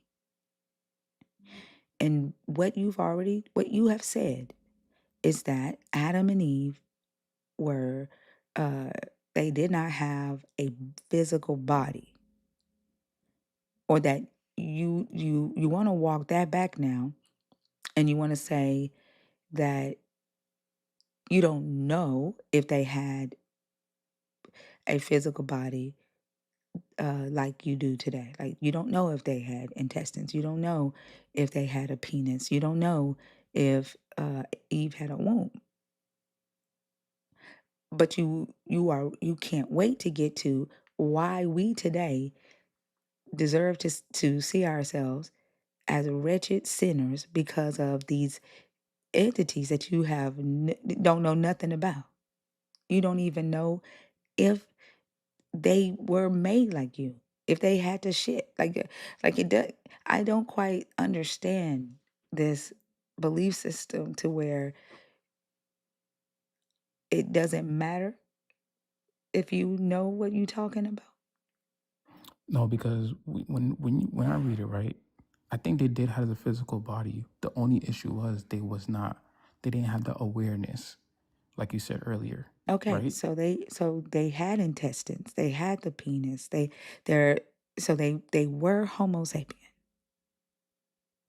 I would say that then, yeah. Okay, and so back to my original question: could Adam uh, hold his hand up in the air without being commanded by your God? Yeah, Okay. Could Adam walk from one end of the garden to the other without being commanded by your God? yeah, Could Adam, if his bubble guts started happening and he needed to go shit, could he go and shit next to any tree he wanted to without your God telling him to? Possibly. Could Adam hug Eve without your God commanding him to? Yeah. Could he kiss her without your God commanding him to? Yeah. Could Adam play with an animal in the garden without your God commanding him to? Yep. So Adam had the ability to move his body, feel emotion, lust for another human in the garden without being commanded by your God to do so. So his body could do things without your God commanding him.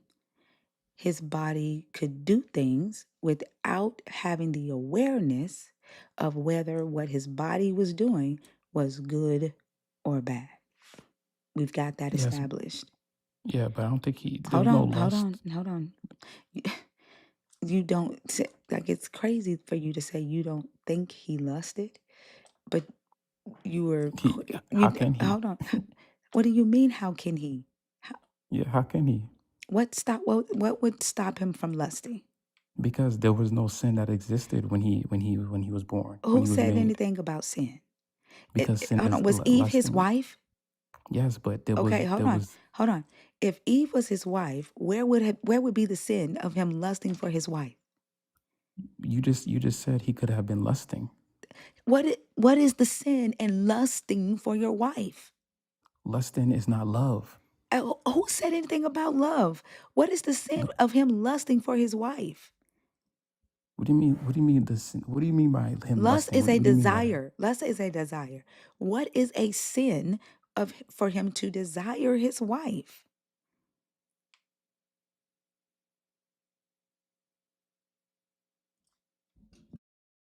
So I looked up the definition of what lust is, right? And this is what it told me. Hold on, let me read it.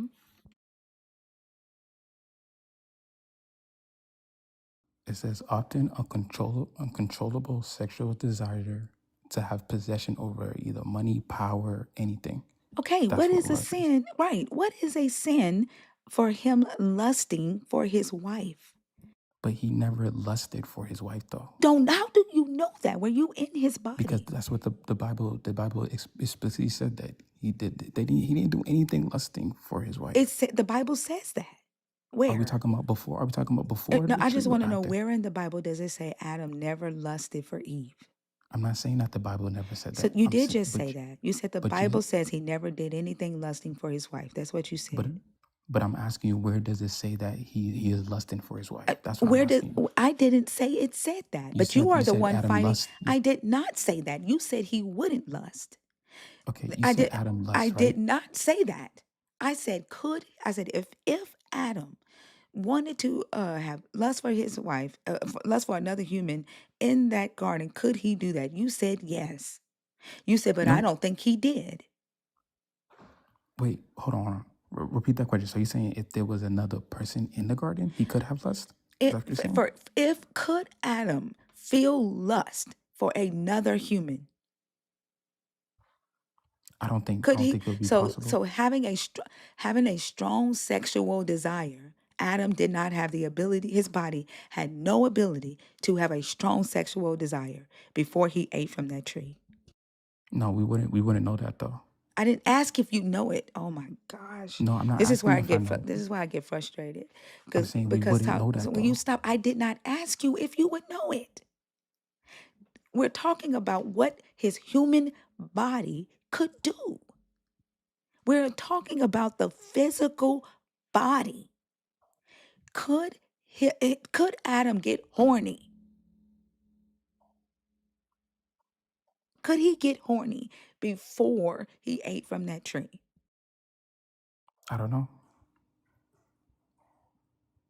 You don't know if Adam's dick got hard before eating from the tree. No, and I would not think about Okay, something like that. hold on. How were they to repopulate the earth if Adam's dick never got hard? How were they, before the expectation that they had to populate the earth? How are they to do that if Adam's ass never got horny? Please explain this to me. Look, I don't know, because when I read the scripture, it says, Adam told Eve that since you are flesh of my flesh, bone of my bone, you shall be my wife, right? Now, obviously, I'm pretty sure he would have gotten horny, but remember, it's So a then, covenant. okay, so they got horny. I don't give a damn if you think it was sin or not. That's not what the fuck I'm talking about, Gene. Like, the way y'all won't let y'all selves think. I am talking about what his body could do naturally. I'm not talking about sin. Y'all wanna rush to sin and why you deserve to be wretched. We'll get to that. You can self-deprecate in a minute. Right now, I am trying to understand how you all see Adam and Eve in this story before they ate from the tree. I think also the issue is y'all want to rush through, y'all want to rush through things. Sitting and thinking and I don't know, putting things in a line and engaging with logic seems like to be the thing that y'all hate to do. There is nowhere in this text that says that they were innocent. Absolutely nothing. And what I'm trying to understand is, what is it that you are asserting that Adam and Eve's body could not do before they ate from that tree? We already know that he can make decisions to raise his hand up in the air. He can walk from one side of the garden so he had the ability to decide to walk, a desire to walk. He had a desire. You said that he could have a desire to play with an animal, to run and play with an animal. That's a want, a desire. You said that he had the desire, that he could have the desire to hug another person without being commanded by your God. That's desire. That's want. You said he could decide to kiss another person without being commanded by your God. That's desire. But the moment I get to whether he had the desire to lust for Eve or a person, it's no. And all of a sudden now, you don't know if his dick worked? No, the reason why I'm saying that, because when we read the definition of lust, right, in the biblical stance, it's a sin. No, But sin, lusting for another man's wife is a sin. There is nowhere in here in this book that just says lust is a sin. It's lusting for a woman who is already married. That's how you commit adultery. She belongs to another man. That's why your Jesus says you have already committed adultery, not fornication, not just sin. It's lusting, it's having a strong sexual desire for the wife of another man. so let me get this Single straight. Are people you do not commit adultery. Single people, adultery is modern day definition of adultery is when is both the male and the female stepping out on their marriage vows, breaking that marriage covenant. But in antiquity, adultery was violating the property, i.e., the woman or wife of a man.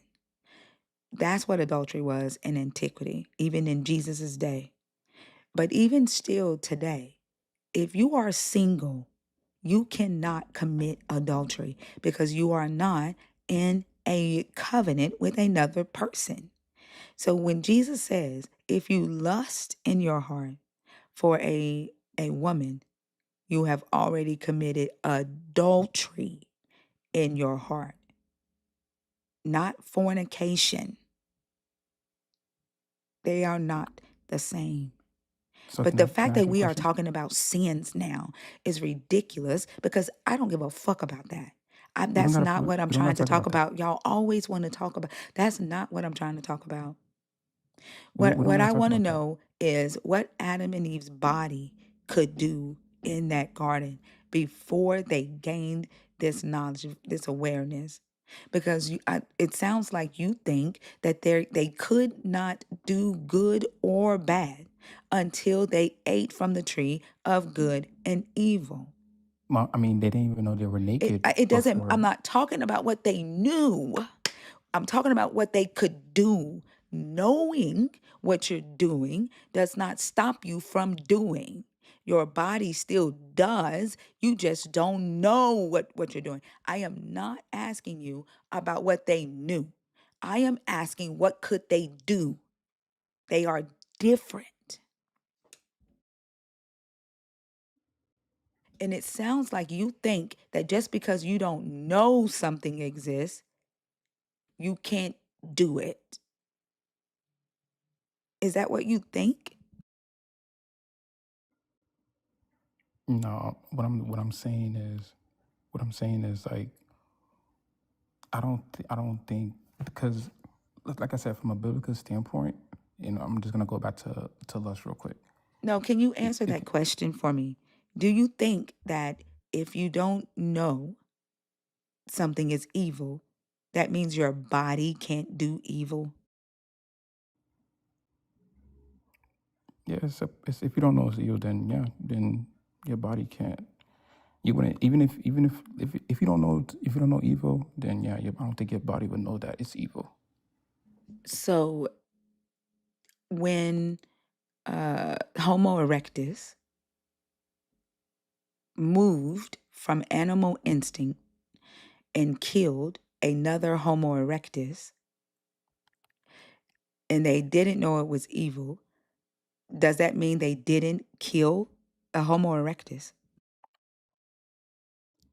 But the Homo erectus did know exactly what they were doing, because But does it mean it didn't happen? Just because they didn't know it was evil, does it mean it didn't happen? but it did happen. So you can do something that is evil without knowing it is evil then? I mean, if you have a consciousness of knowing what's evil, and Gene,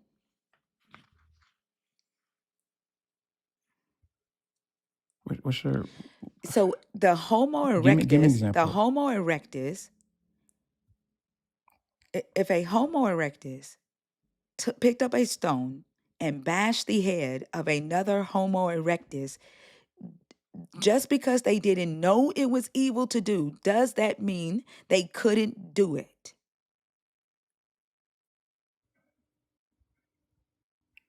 I guess, yeah. How does not knowing it's evil negate the fact that Homo erectus killed other Homo erectus all the time? How does that negate the fact that their animal instincts, and with their animal instincts, they just killed each other all the time? How does that negate that? It doesn't. It just, I think it goes by instincts, like you said, animal instincts. Like they look at it as survival of the fittest. So they could do it.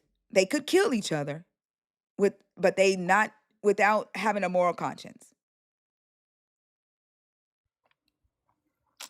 Uh, I don't know about that,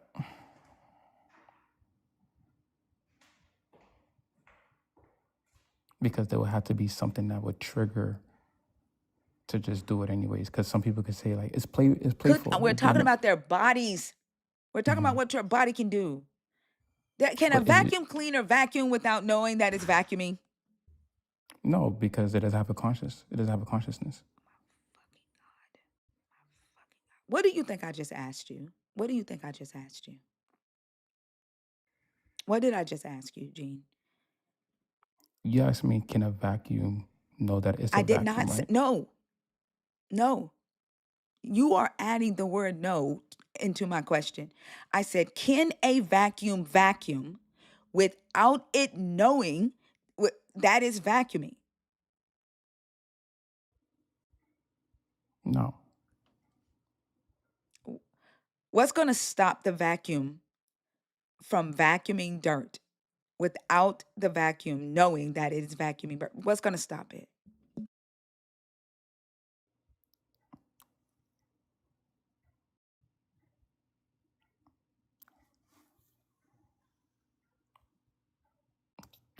Can you repeat that again?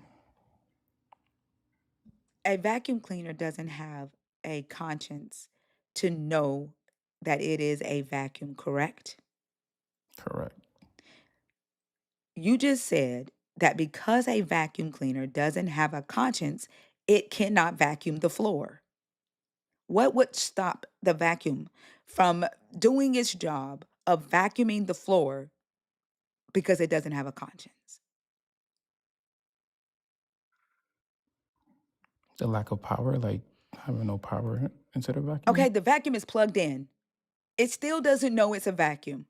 What would stop the vacuum from vacuuming the floor because it doesn't have a conscience?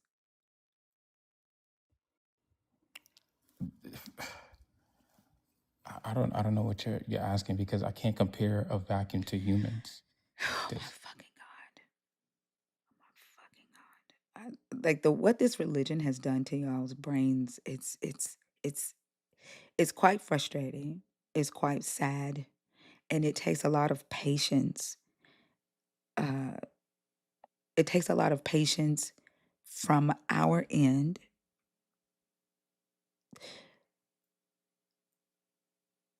because there's no reason you should be this confused for such a basic concept.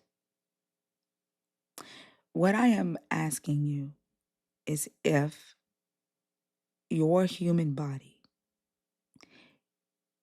can act without knowing whether that action is morally good or morally bad. The same way a vacuum would be a vacuum, regardless of the vacuum not knowing it is a vacuum.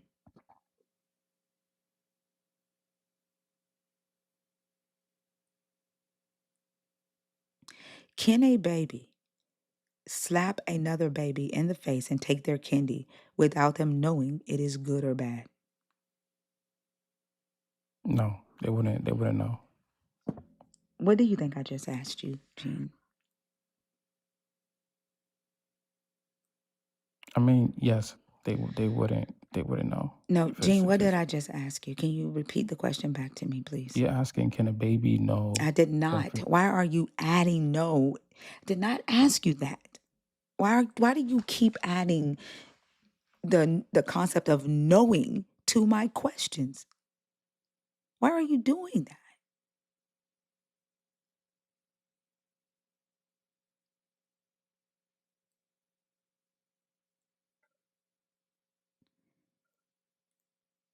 Why do you keep doing that? That's what I feel like that's what I'm hearing. I don't know how you're hearing that.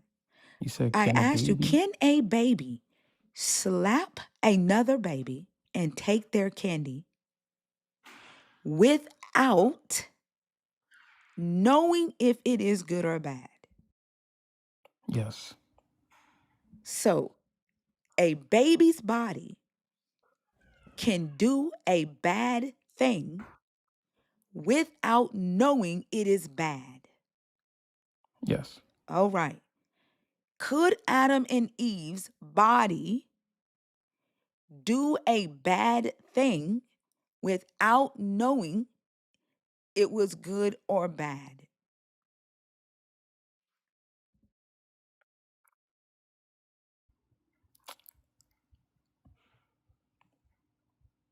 I don't think so. What would stop them?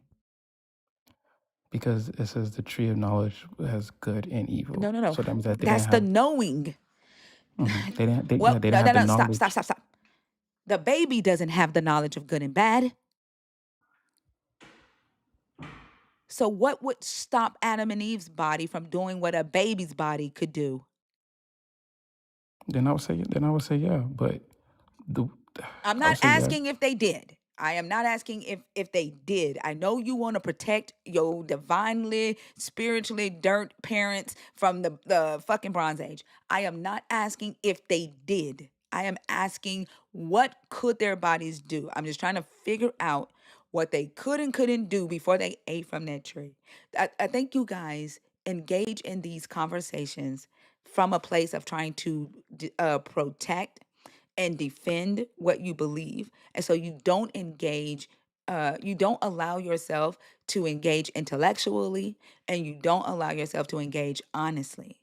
And again, that is very frustrating for us, because we are like we are not trying to protect anything, but you are. And so we can't trust your answers, because you're going to answer in a way that protects your faith or protects your story. There's no reason that if you know that a baby can hit another child and take their toy or take their candy without knowing if that is morally good or morally bad, that you think that Adam and Eve's body couldn't do the same thing.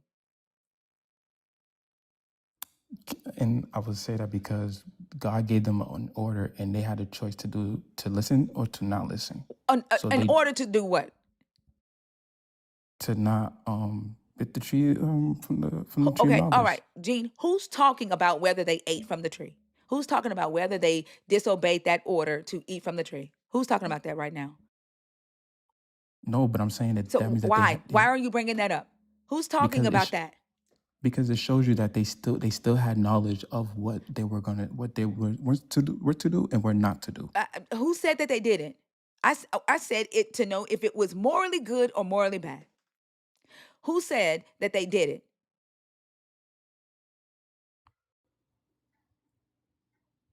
Don't fucking rush me, Bird. I hate when y'all do that shit. The fuck? My apologies. Just wanted to make I'm that not clear. talking to you. Like, I don't understand why people in the comments talking about, okay, what's next? You are not on stage. It doesn't matter. You're not on stage. I'm not having a conversation with you, Bird. I'm having a conversation with Gene. And so I have to go to according to Gene's pace and what Gene understands. These aren't your answers. These are Gene's answers.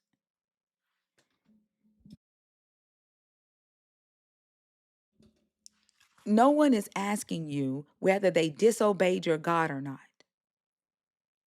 I'm asking, could their bodies, the very fact that y'all believe that they disobeyed and your God didn't command it, and you're saying they wouldn't do anything bad before they ate from the tree, yet they did bad before they ate from the tree. The very fact that they took fruit from the tree and put it in their mouth was bad before the fruit even had an effect on them. So they could definitely do bad before they gained that knowledge. Why is this hard?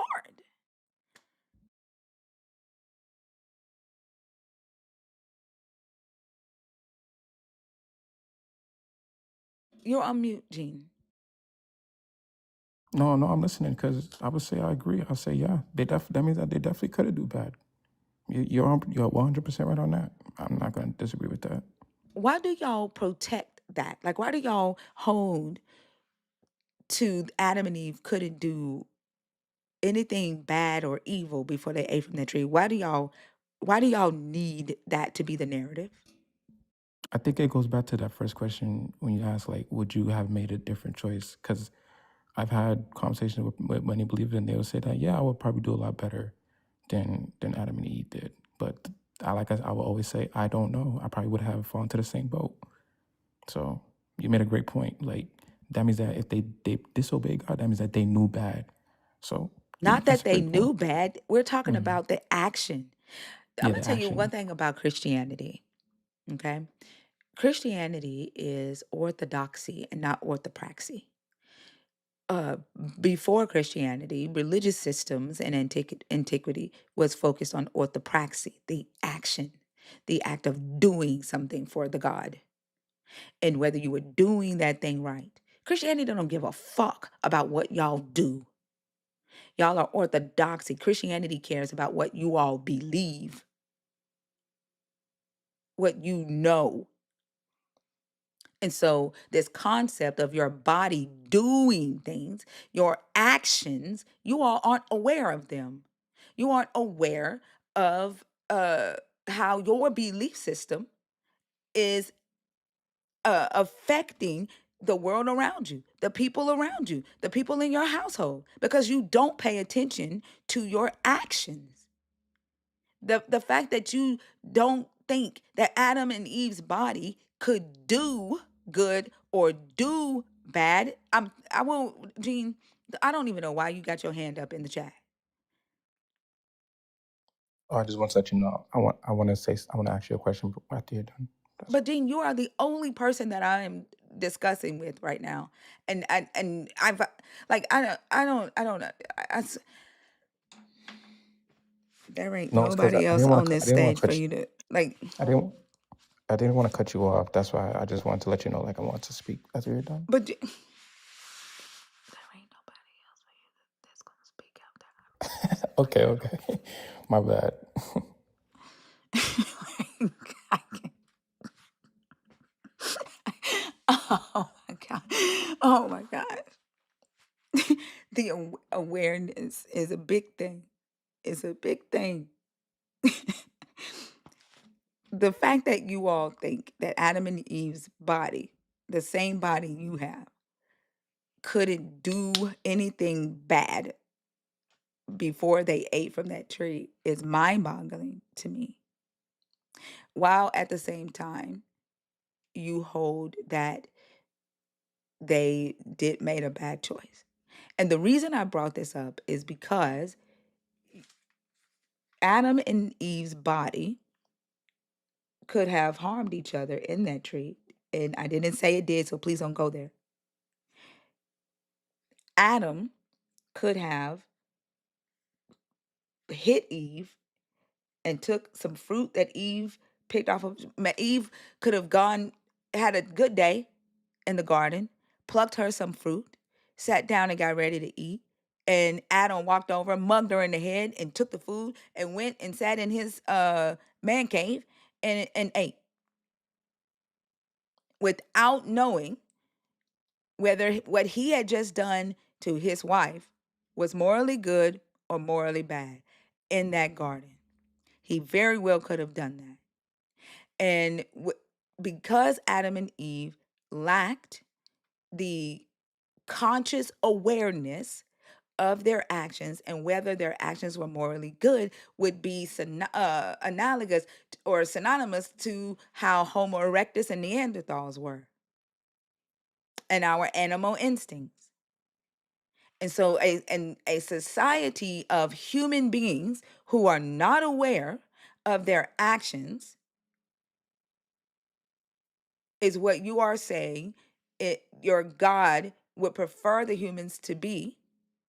And because we became aware of our actions and gained this consciousness to where we can now question whether it is morally good or morally bad to go across the garden, slap the other human in the head and take what they've gathered all day and go and keep it for ourselves. That's the sin.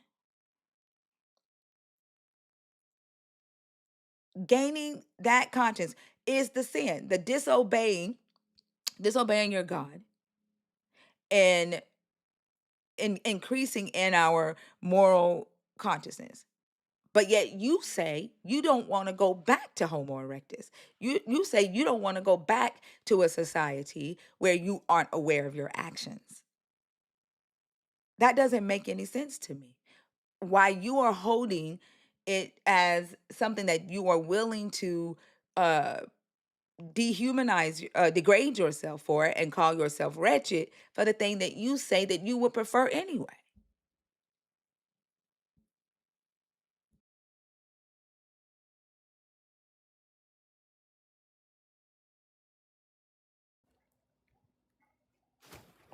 Can I go? Or? There's nobody else here, Gene. Okay, so I kind of want to change my answer to like I would like rather stay in the species of we do have the awareness, right? We do have the shame and the guilt because one, I think like That when we was your have original answer, Gene. okay, Okay, I'm gonna stick to that. But I have a question for you, if I can ask. Did you hear Let's my question? Yeah, you said do I still want to remain? No, Gene, you were not listening. You didn't listen to anything I said, did you? You were waiting. You were listening to respond, weren't you? Yeah, but Tinker, you did say a whole lot of you said a lot, It doesn't matter, Gene. I listen to you when you speak. but I don't speak enough. I don't give a fuck how much you say. I listen to you when you speak. This excuse of you said a lot, like what are you conversating with me for if you're not going to listen? If you're not going to actively listen and engage, that's a waste of my time. No, I'm engaging. You're not, because you didn't listen to anything that I said. You listened for a pause so that you could respond. Okay, what's your question? Gene, I'm not finna say all of that again. So it was To me, that is disrespectful. I would be disrespecting myself to repeat myself when you weren't listening the first time. it's not a one word, it's not a one sentence question. No, it's not. And that's what I meant. Like I feel like you said a lot that I didn't really understand what the question was saying. Yep, That's and what I'm that saying. you will not. Unfortunately, you won't get it again.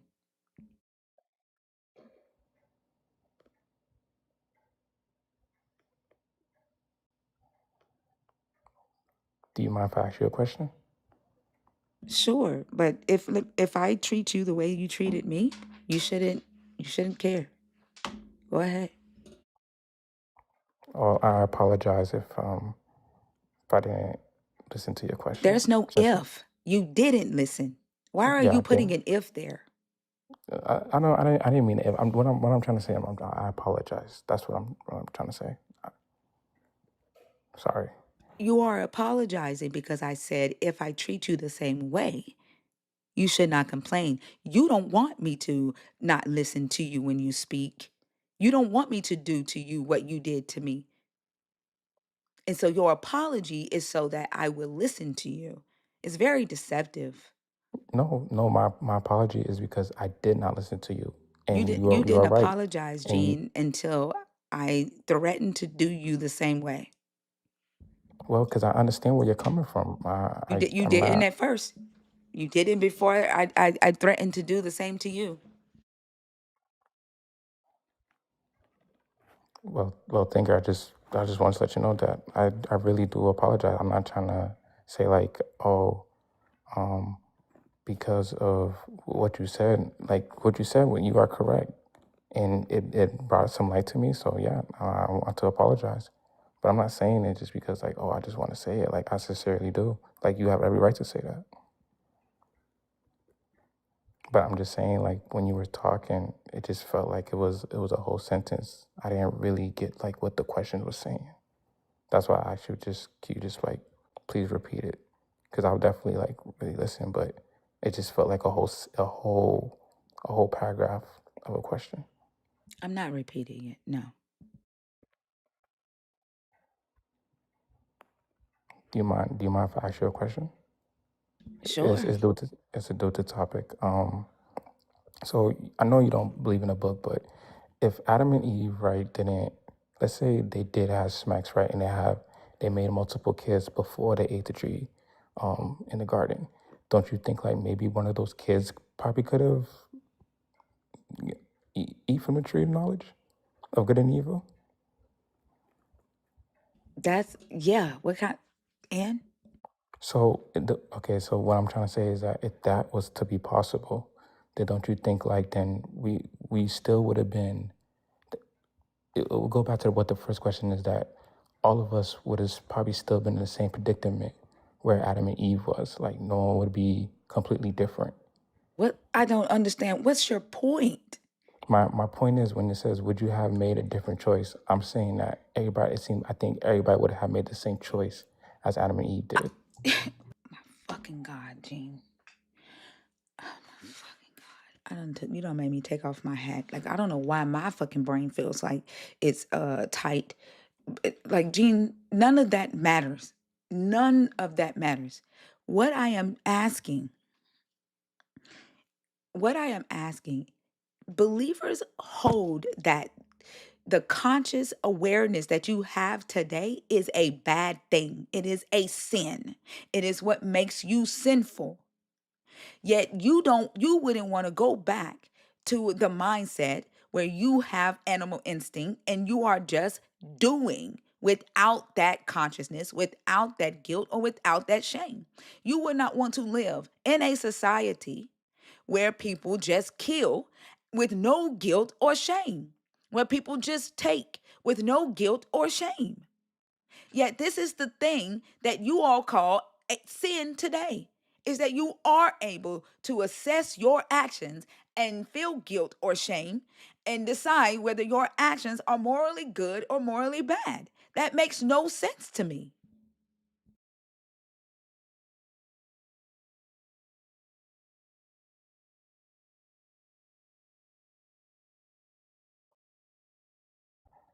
So the reason why it makes sense to us is because like it just goes back to the consciousness of knowing right or wrong, right? Because like we have this thing called what y'all call it, like sympathy, empathy, wherever it is, right? So we say it's a sin because we know that it is wrong, right? Now I'm not saying Wait, you let's didn't know that it was wrong before you gained this moral conscience. correct. Like with Adam and Eve situation, correct. You Right. So didn't. humans would be like animals and just doing without guilt or shame, without calling a thing wrong or good. They would Mhm. just be doing.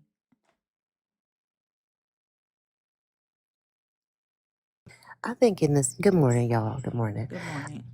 I think in this whole conversation, Gene, you've been confusing ability with awareness. Thinkers talking about the fact that the tree, eating from this tree, gave them the awareness of what they were doing was either good or bad. But what you're talking about, eating from this tree, giving them is the ability to do it. And those are two completely different things. They already had the ability to do it. Their bodies could do the things that they wanted to do. That's why I think I kept asking you, could Adam lift his arm up? Could he walk across the garden? They could do things.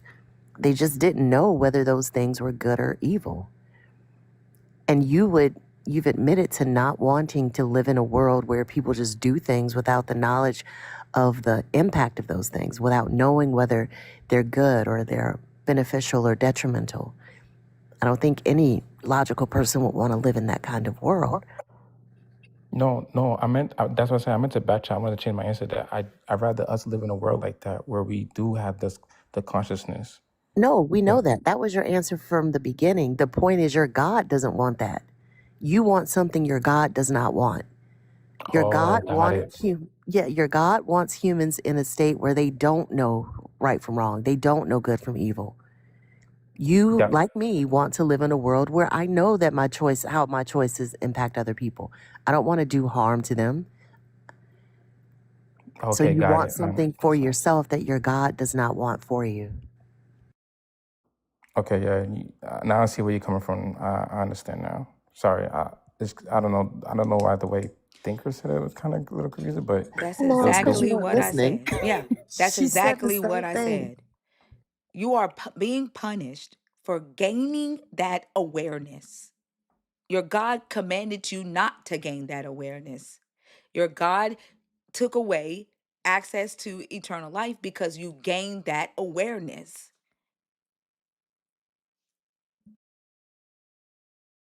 okay, yeah. I see where you guys are coming from. I would agree with that then.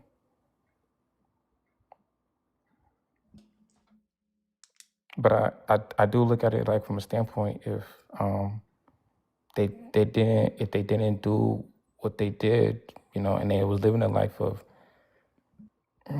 no, that's a good question now that I think about it, because when you say how do we know that's wrong, using the baby as an example, then shoot, then I don't know, but that's an interesting take. That got me thinking. Like, believers rush to this idea of uh, total total degradation, and you don't ask yourself, wait, why am I evil? Like, why am I being told that I'm evil? Why should I accept your claim that I'm evil just because I was born? That I'm wicked just because I was born? That doesn't make any sense. And especially if the consciousness, this conscious awareness that you gained from Adam and Eve eating from the tree is what makes you a human who cares about whether or not you harm another human. Why is that seen as a bad thing? And why is that the thing that a God commanded his creation to not gain?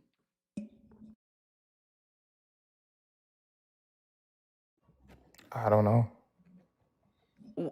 During slavery, what was the thing that slave masters commanded their slaves to not gain?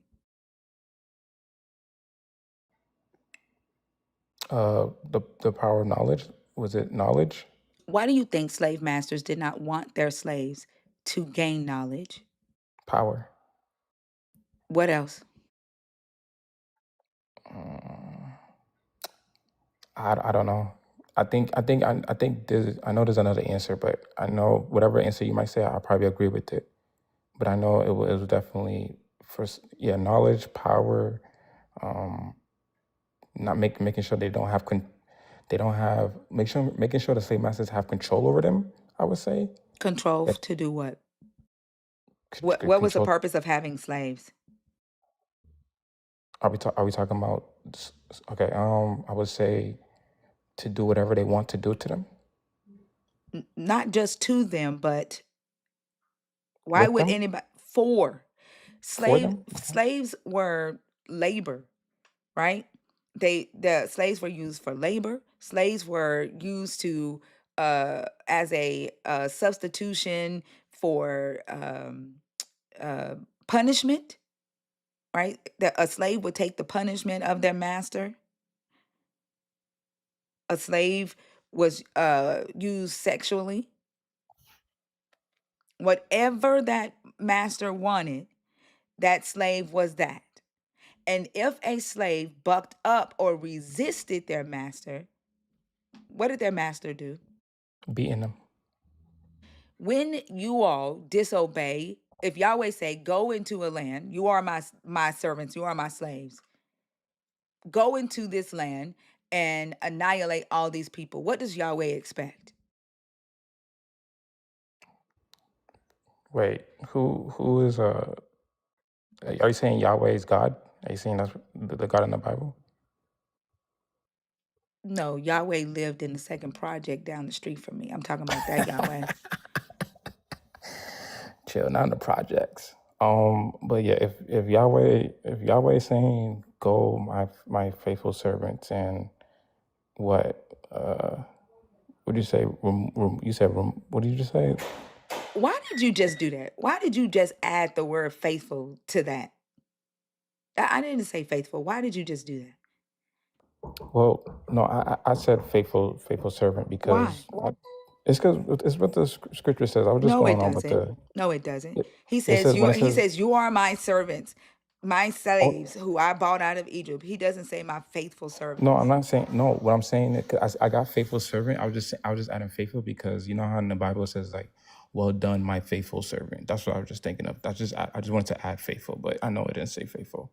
I just wanted to add a little that, basically like a little tweak No, into a little because sentence. you think that it makes it better that you are faithful. It doesn't. It just means that you are dedicated to a God. Okay, If that God says go into another land and annihilate everything that breathes, what does that God expect? When to he to tells his slaves to do that, what does he expect? he expects you to do it. And if you resist, what happens? Shoot, Well, God took it. God will probably take your life away. The same thing that a slave master would do to a slave that disobeyed him. Yeah. So you're saying God will punish that person then?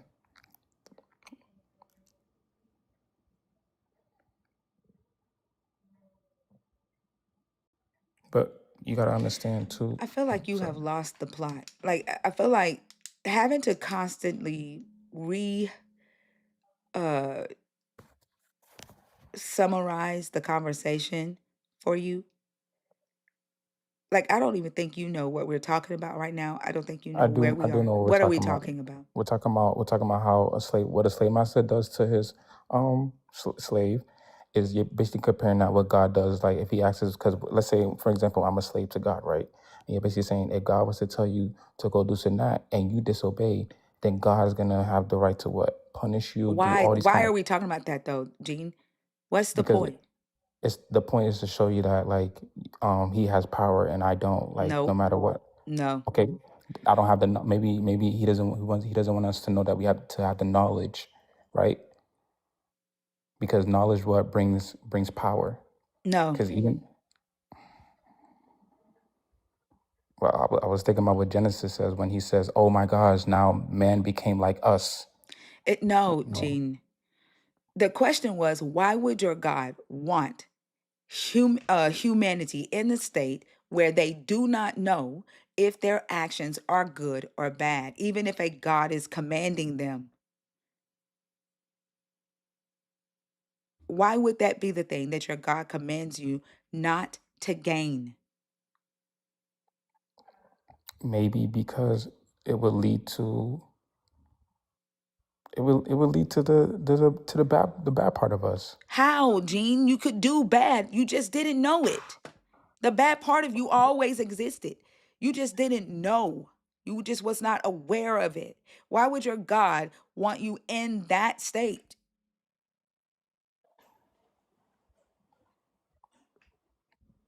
To be honest, I think it's because it brings the level, like the level of awareness of like I, the only thing I keep going back to is thinking about like what happened after, right?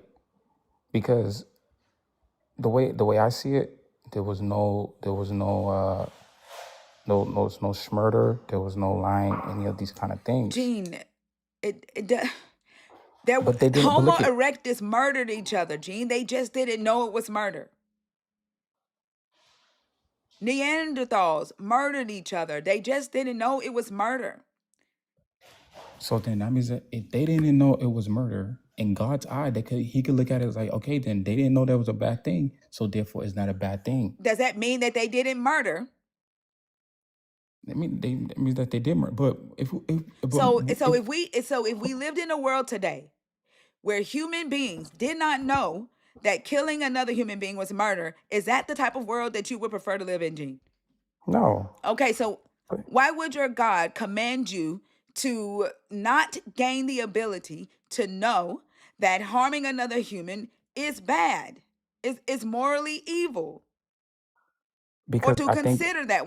Why would he want you to not gain the awareness of whether or not you wanting to kill this other person, whether or not it's morally evil or morally good? Why would your God not want you to have that ability?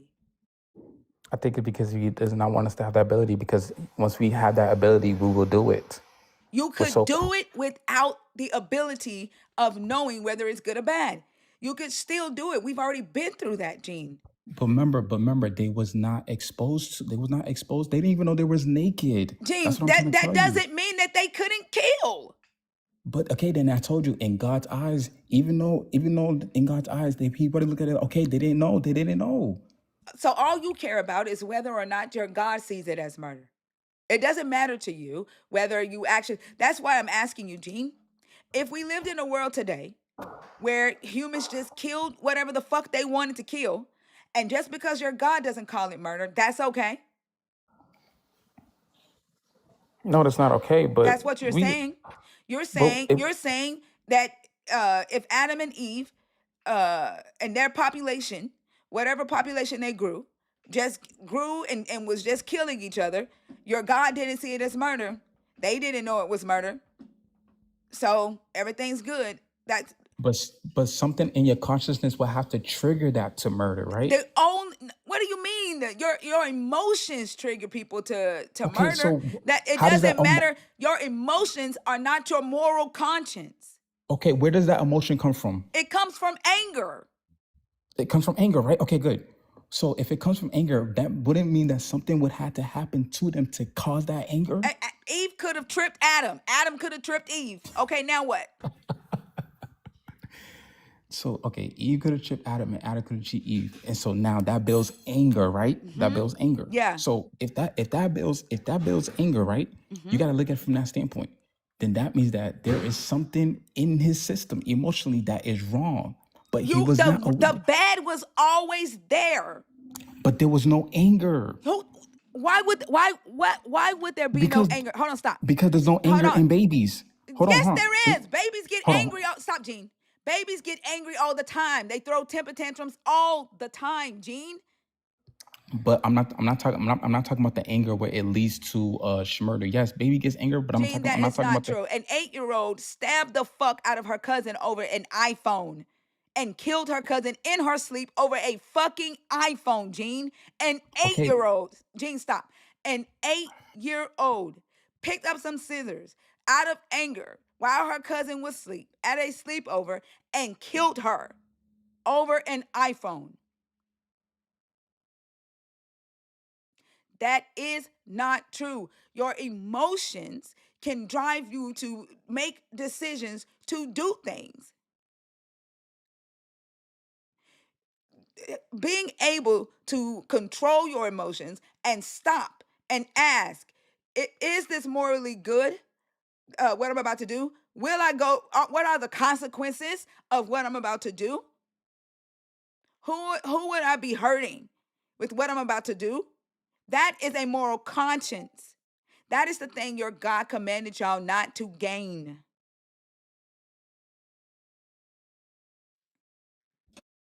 Gene keeps talking about this tree as though it's the tree of the ability to do good or evil. It's not. It's the tree of the knowledge of good and evil. They already had the ability to do it. That's why we keep going around in the circle, because you keep talking about it as though they weren't able to do things that were good or evil. They could do whatever a physical body could do. Your God just didn't want them to be able to determine for themselves whether or not those actions were good or evil. You keep conflating those two things for some reason. Okay, good, right? Okay, good, perfect. So doesn't that show us that once we insert that knowledge into us, it kind of puts us in a position where we're like, now that we have that knowledge of it, we're going to do it. And we see that in the first, but we see that in the first Genesis. We see it in Genesis. No, you don't. When Cain didn't murder his brother, that was because of what happened when they got kicked out of the garden. That's what the first murder took place at. Who did Cain see get murdered for Cain to murder his brother? Who exposed Cain to murder for Cain to murder Abel?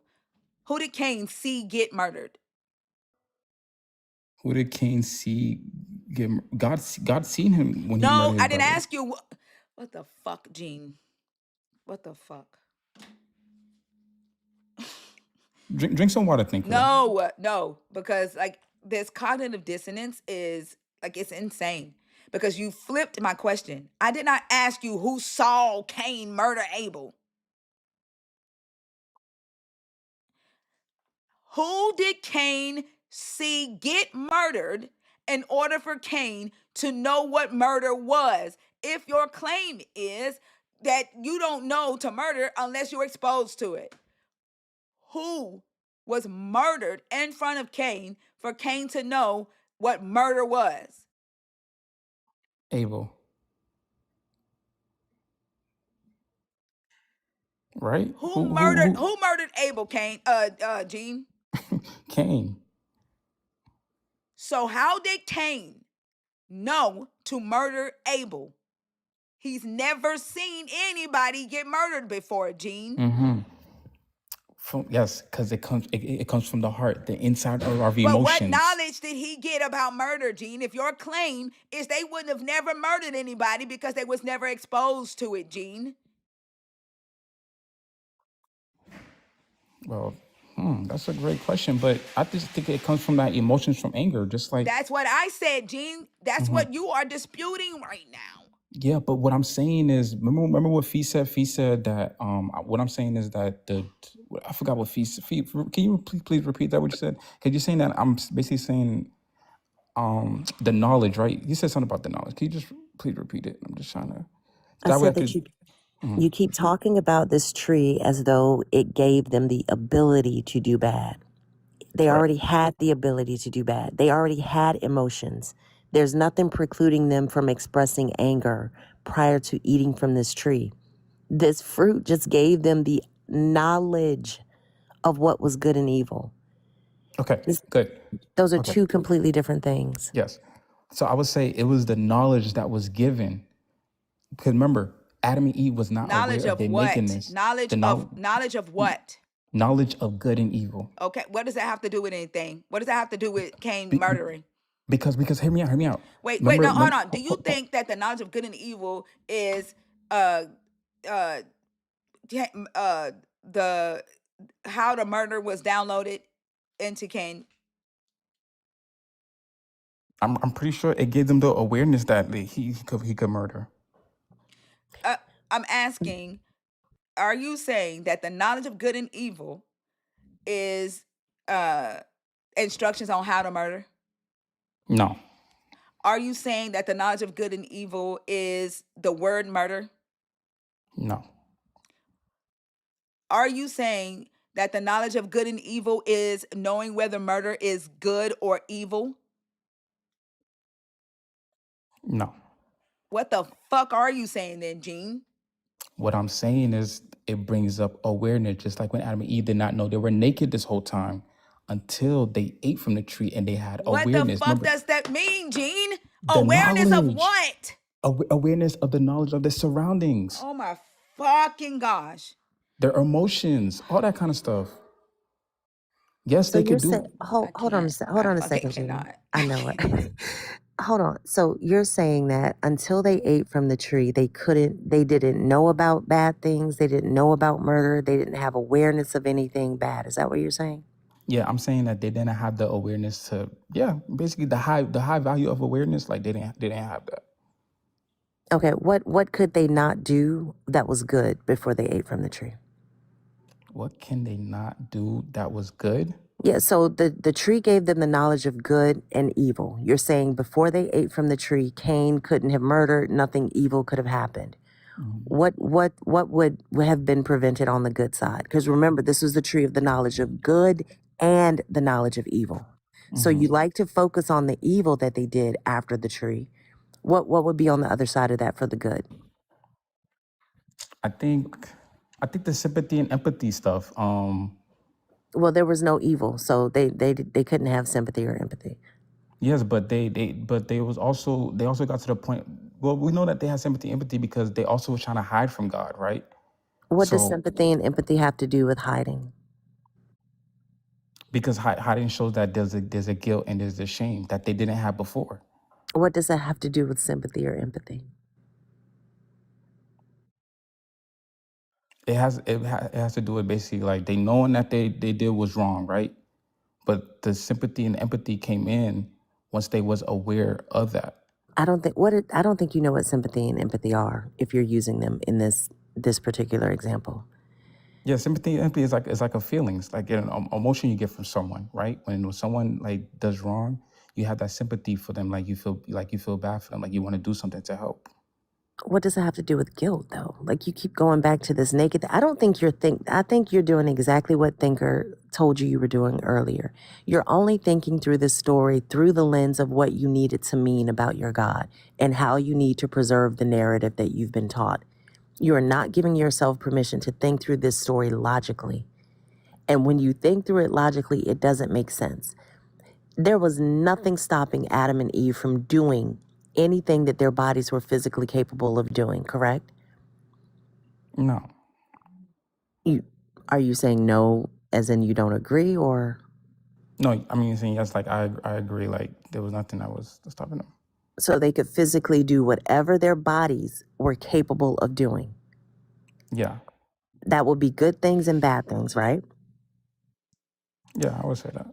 All right. So after they ate Hold on from one this tree, second. Adam could have murdered Eve before eating from that tree.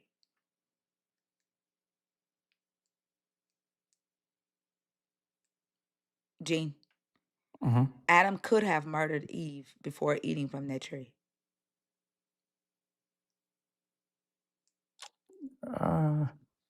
I guess. Do you see how he's so sure they could do yep. good, but he's like it's ridiculous.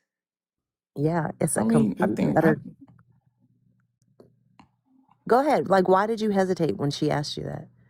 because to me it's like if they had the body to this is where I'm stuck at. If they had the body to do whatever they want, right? Then that tells me that what was so knowledgeable about good and evil to the point where they could murder? Because let's say they did not bit from the tree, and you saying Adam could have murdered Eve, right? Then it tells me this, right? If I am God, I look at it like he did not know. But then the question will become, where does that come from? Where does anger come from? Because Gene, we know where anger comes from. Anger is an emotion. Emotions come from chemicals in our brain. We know this. You are trying to preserve this need for there to be an evil entity that pushes someone to do something, and this spirit of murder or the spirit of whatever, because that's what you've been taught. That is not how human brains function. We know that. That's why we keep talking about the fact that you're thinking through this and you're clogging up your brain because of this narrative you've been fed. There's no evil outside of human actions.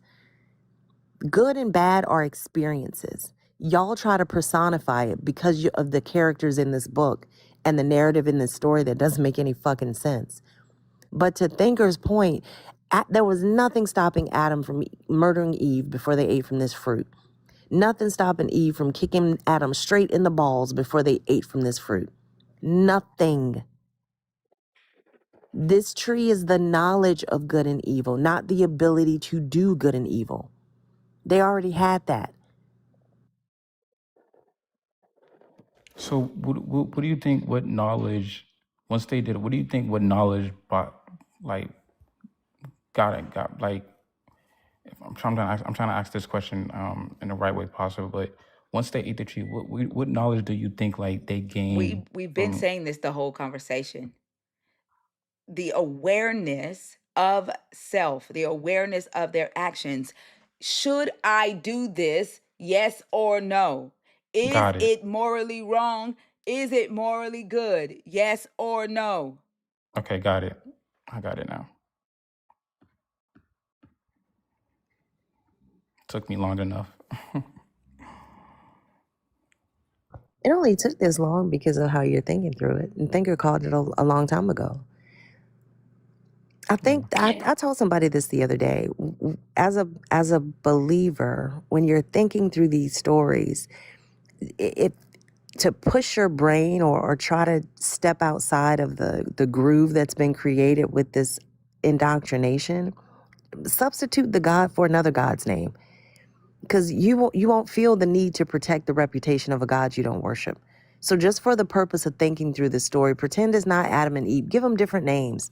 Think of what questions pop up in your mind when you don't have the necessity of protecting the narrative. Because this wasn't a difficult or convoluted concept to talk through. The knowledge of good and evil is the ability to look at one's own actions or the actions of others to see if it was helpful or harmful. That's not the ability to do it, not the power to carry it out, not the physical prowess to do whatever. Those are two completely different things. But you don't think about it that way because you've got to stick to the story. You've got to get to sin. You've got to get to the fact that you are just terrible because of two mud people that ate some magic fruit. Push all that aside and think through these stories next time. It'll probably make it go a whole lot easier and give Thinker less of a headache. Because I think that what he's protecting is his need for Jesus. Yep. No, I'm Because not. I'm without not. without sin, there is no need for Jesus, and that so he's rushing to Jesus.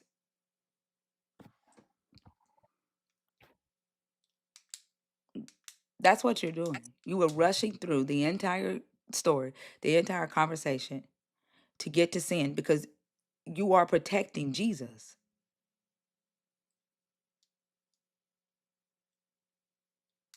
Because what this story teaches you is that it is your fault as a human being for why Jesus had to die. And you should feel loyalty and debt and guilt and shame for Jesus's innocence being used as a sacrifice to atone for the sins that you haven't yet committed, but will commit because you are inherently sinful. That's what this story of Adam and Eve teaches you.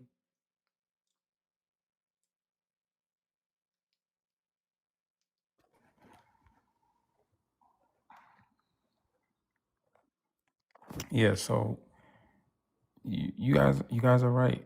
I never really looked at it that way. But I would say this, like I remember there was a live that I joined. I don't know if you guys know him because he will come on your live, and he pointed out a scripture even in Revelations where, you know, everything was predestined. You know what I mean? So knowing that God is all knowing and he knew that the choices that I was gonna make, maybe this had to happen because if let's say they did not take that disobedience, right, they did not take the tree, then yes, we'll be in this world, you know, maybe murdering each other without knowing that it is wrong. So I see where you're coming from, thinker, when it comes to that, because then yeah, we wouldn't know either stealing is wrong, we wouldn't know none of that. It's because we have the knowledge now. So But you made that's a the great thing point. that you believe you're being punished for. That's the thing that you Mhm. believe that you deserve hell for your prehistoric ancestors gaining that knowledge. Yeah, Constant got it right there. He's in a comment. I'm not talking to Constant. I love Constant, but I'm talking to you. Yeah. I don't know why you're responding to somebody in the comments. No, because he brought the scripture. I was trying to I remember didn't which. see it. What Constant put in the It was comments. But did you Revelation. hear what I asked you, Gene? Yeah, you said it's basically not our fault I because did we have not to say take the that. blame for it. Nope. You're basically saying that we basically taking like we're basically taking the fault for it because we didn't do it. No. Nope. This is why I didn't accept your apology the fucking first time.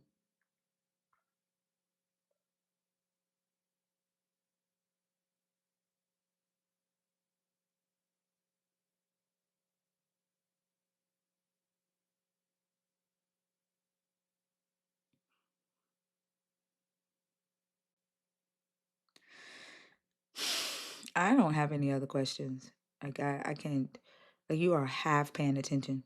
You so busy trying to protect Jesus that you aren't paying attention. But the thing is, I agree with what the Bible says. I don't see what's the issue with that.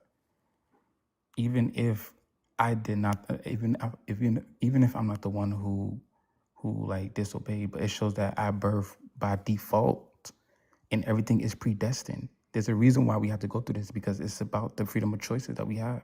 It's a choice at the end of the day. I'm pretty sure if God made all of us, or only made people who only loved Him, then it wouldn't become a choice. I think that's the reason why He created us to see, well, because like I said, that means that there had to be a point in time where God didn't know that this was going to You're happen. talking in a paragraph. Did you expect me to listen? You're talking in a paragraph form right now. You're saying a lot.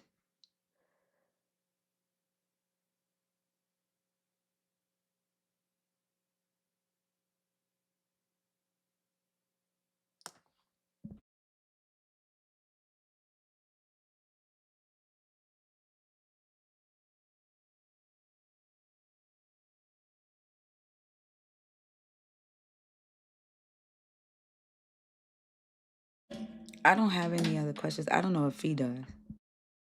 No, no, I'm good. All right. Have a good one, Gene.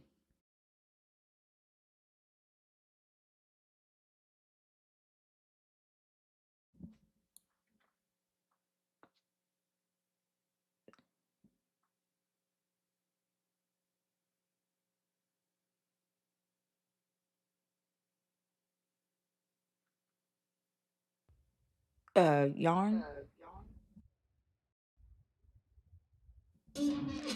Yarn vibes? It's interesting the way they feel like they have to protect Jesus, like they have to protect Jesus, like the need of Jesus, the need for him. Yeah, like from every angle too. Like all of that you went through, all that explaining. He's like, well, I still agree with the Bible. Like, no, you don't. You already Right. said that you wouldn't want to live in a world where people did not know whether or not their actions were good or evil. You already said that. It doesn't make, they just refuse to allow themselves to think through this. The thing that he never caught on to was that his God preferred the world that he does not. Yep. That's the thing. And he thinks that his God wants him to use this moral conscience so that he could have a better world. That's the thing that he never caught on to, not even with the slave master analogy. And the very fact that he's in the fucking chat dropping Romans 10, What is that supposed to do? protecting Jesus, protecting the need for Jesus, the need for his degradation. Yeah, I mean, Everything that we just talked to him about went over his fucking head, the entire conversation. yeah, it was definitely like a merry-go-round, not going anywhere, because he walks away from it, saying that this is what he would have preferred. I still don't see anything wrong with it. Well, you wouldn't. Like, you don't assess your God through the lenses of right or wrong. You assess your God through the lenses of it's right. So I have to figure out a way to look at this to make it make sense, even when it doesn't.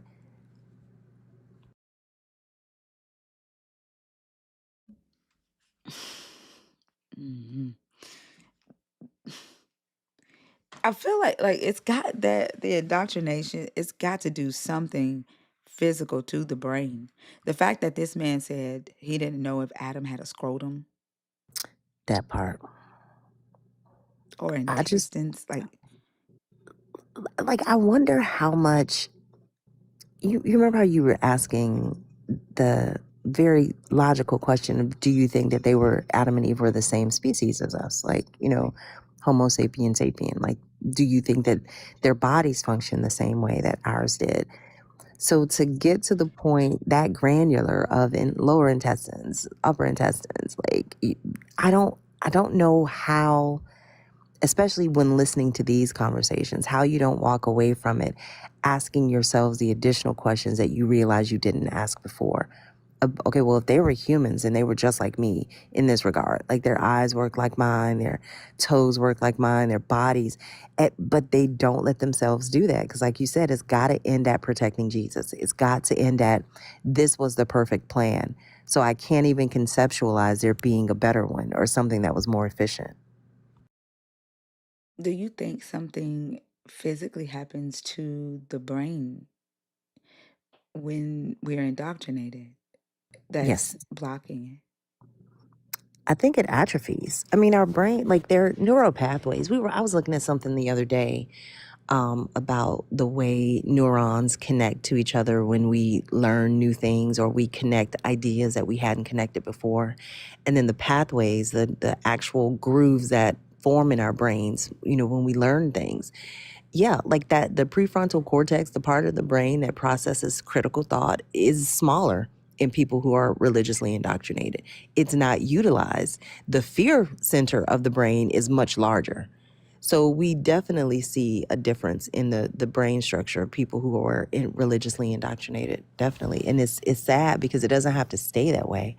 Like all of us can rewire how our brains work at any time, but they don't recognize that limitation is there, so they don't do anything to compensate for it. That is sad. Mm-hmm. It's sad for them and sad for us because that's some shit like that. Oof.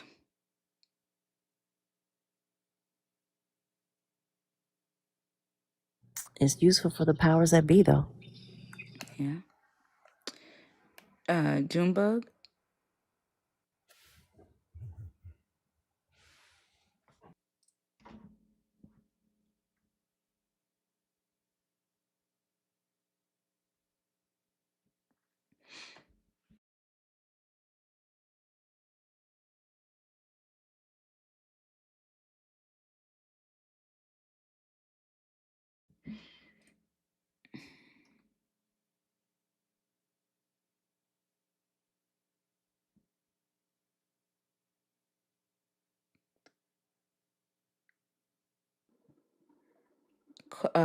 Is it Quinasset? Quinasset? Quinn?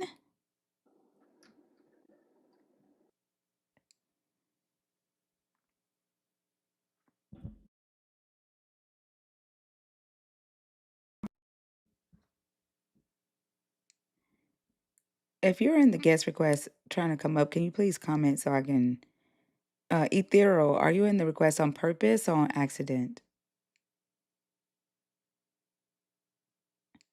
I don't know what this name is.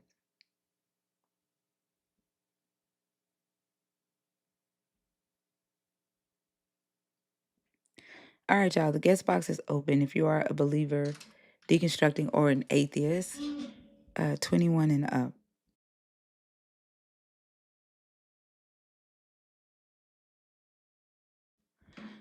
There were 14 people in the request, and all of them was on the wait list. Oh, damn. Yeah, I hate that fucking feature.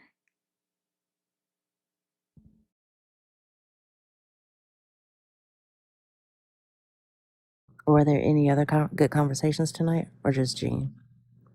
We had most of our conversations tonight were from people deconstructing. They were good conversations. We had one drunken guy come up to talk about homosexuality, but like he was just drunk. It was a waste of a conversation.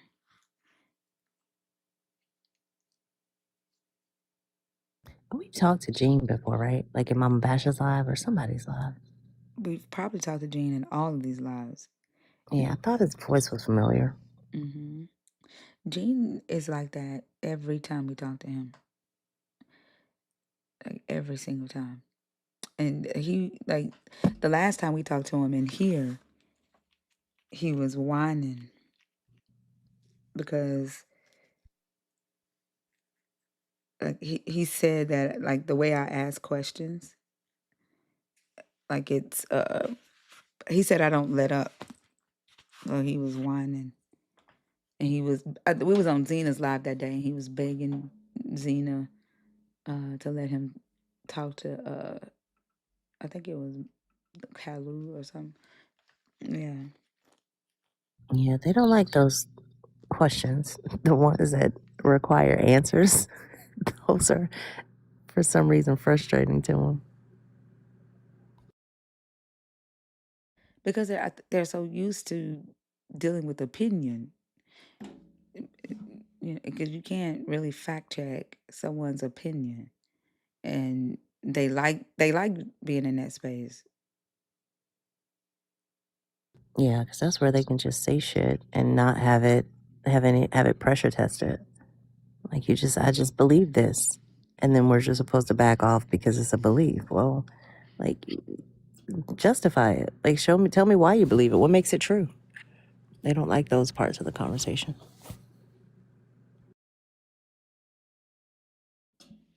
I was thinking about like the Adam and Eve story and the evolution of mankind and how originally humans were like animals. That whole conversation about whether it's better to be like are animals in a better position than we are because we are aware of death and we are aware that one day we will die. But animals, are they aware that they will die one day and do they fear that death? happening. And thinking about how we were just like animals at one point. Our instinct, like when we were Homo erectus, Neanderthal, we were not as consciously aware as we are today as Homo sapiens. That consciousness developed about 300,000 years ago. And that's when we started asking these questions about death, or being aware of death and being aware of our actions and stuff like that. And so, as Neanderthals and Homo erectus, we could kill, we could take, you know? Um, and if we stayed in that mindset, we would just be killing and taking without the ability to, the ability to ask if I should do it or not. Like, we would be just like animals. And the fact that their book tells them that evolving in our mind is a sin, is the thing that makes us bad, that makes us deserve hell, is crazy as hell to me. It really is, because like the ones that act like that today, we see that they are not the ones we want to be around. Like those that take other people's lives and, no regard for children. The ones that just harm for the purpose of, oh, my God told me I could do this. Like the ones that act like the pre-tree Adam and Eve are usually the ones that are most fundamentally tied to this belief system.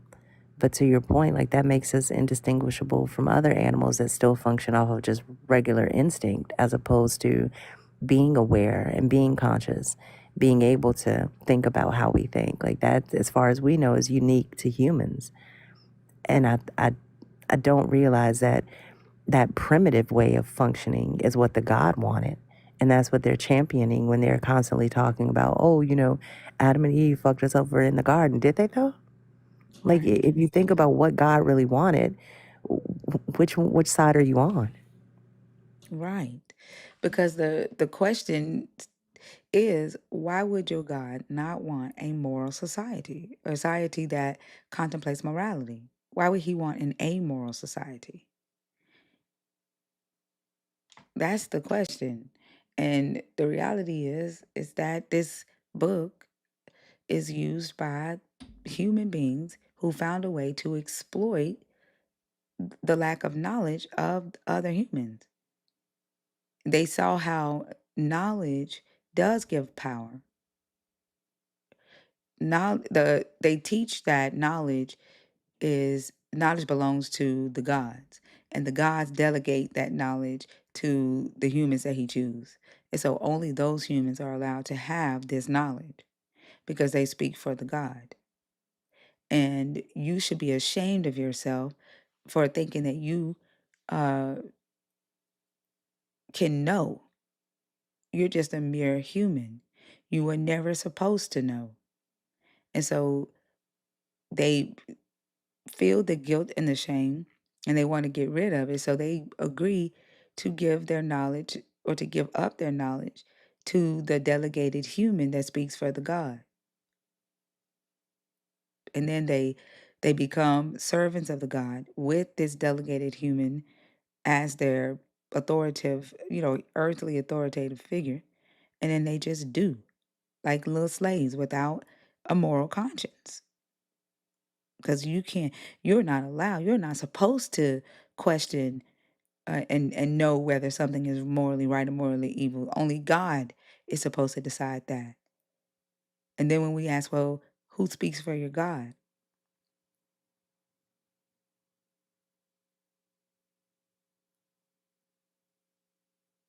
I think that's why they keep going back to this whole, well, that's why it would have been better if we left it with God, that way it's objective, it's his standard. Well, I don't know if that would help either, because the standards that he spelled out in this book are pretty fucking primitive too. Like you're stoning kids, you're just taking people's shit. Your wife is property. You don't even agree with that.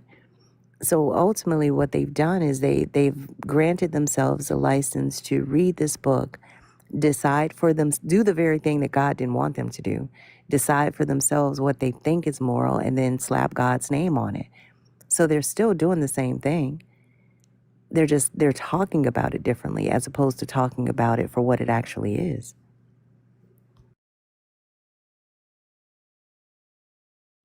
What do you mean? Who speaks for yourself when you speak for God? Hold on. Who speak for yourself when you speak for God and defend Him? No one speak for you, huh? That's a pre-tree sentence. I don't know what the fuck that means. I don't know what they trying to say. All right, y'all. The guest box is open. It's it's 652 people in the room.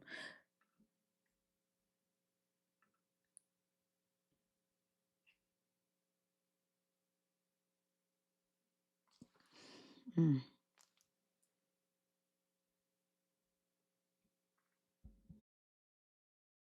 Oh, I came up with another question. So with the homosexuality, they and this ties into the whole Adam and Eve sin inheritance, right? If they believe that sin is inherited through Adam and Eve, and that sin is passed down through to the child from the parent, why are they? If they believe homosexuality is a sin, why are they saying that people that homosexuals should suppress their desires, marry, have children? Why don't they believe that homosexuals birth homosexuals if they believe that homosexual is a sin and That's a sin great can be passed question. down genetically like it did with Adam and Eve? Yeah, that's a wonderful question.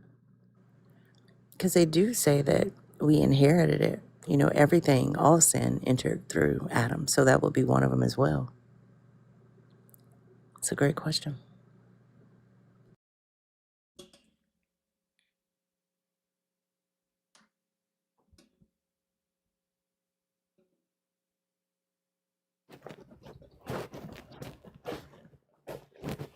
Haynes, Oh, hey, did you come up on purpose or on accident? I think that was you were in my pocket. I'm getting ready to go work, and I always listen to you, and I think that was by accident. I do apologize. No worries. Have a good one. Okay, you too. Thank you. Just even the fact of them saying that Adam and Eve couldn't do evil until they were exposed to evil. Cain murdered. He was never exposed to murder. He was never exposed to death. Yet he did it.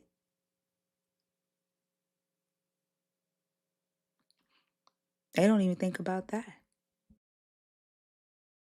I think their whole point is refuted in the, sin wasn't there until they ate from the fruit, ate the fruit from the tree. Like, that couldn't be the case. Like, the eating of the fruit was the presence of sin. So they were able to do wrong prior to eating from that tree. Like, their whole concept of the fruit brought sin is shot in the foot right there. Because if that were the case, then if sin wasn't possible until the fruit was ingested, then the fruit never would have been able to be ingested. And that's what I was telling Gene. And that Yeah. went over his head.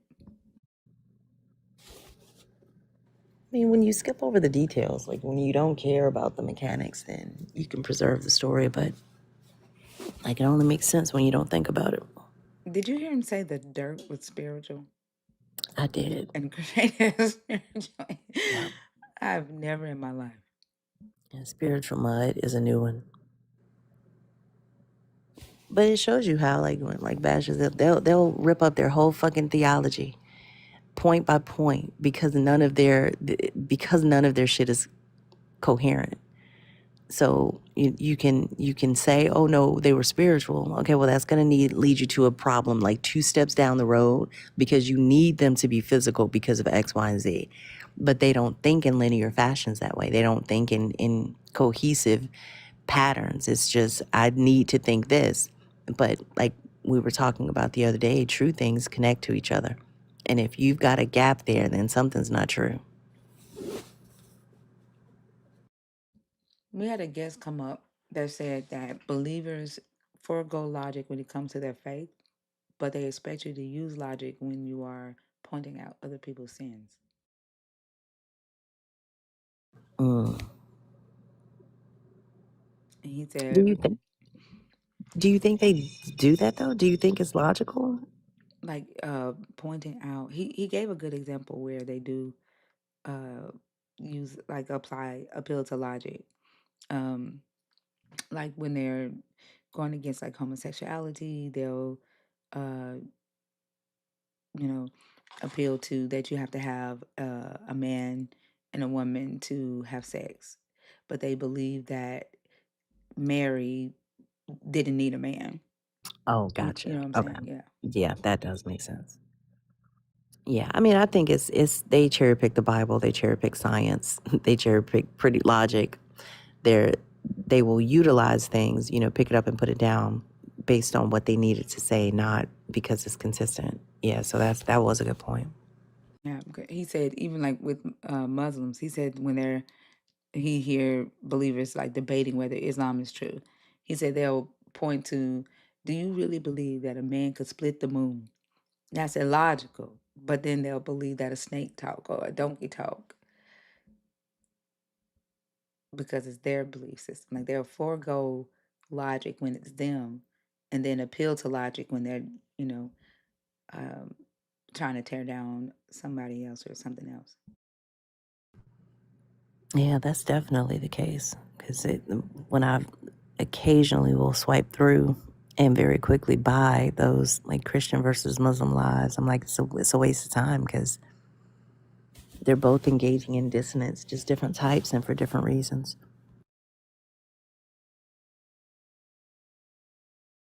It's like they're fighting over whose fairy tale is the best. Like like this is my favorite author. Mm-hmm. Like Star Wars versus Star Trek, which one? That's what it Yeah, feels like. yeah. I don't. Thando, Thando.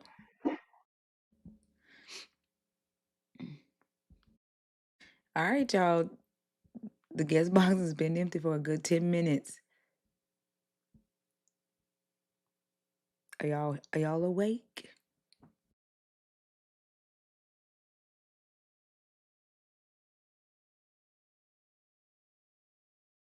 Yeah, I can't let Gene be the last guest. Come on now.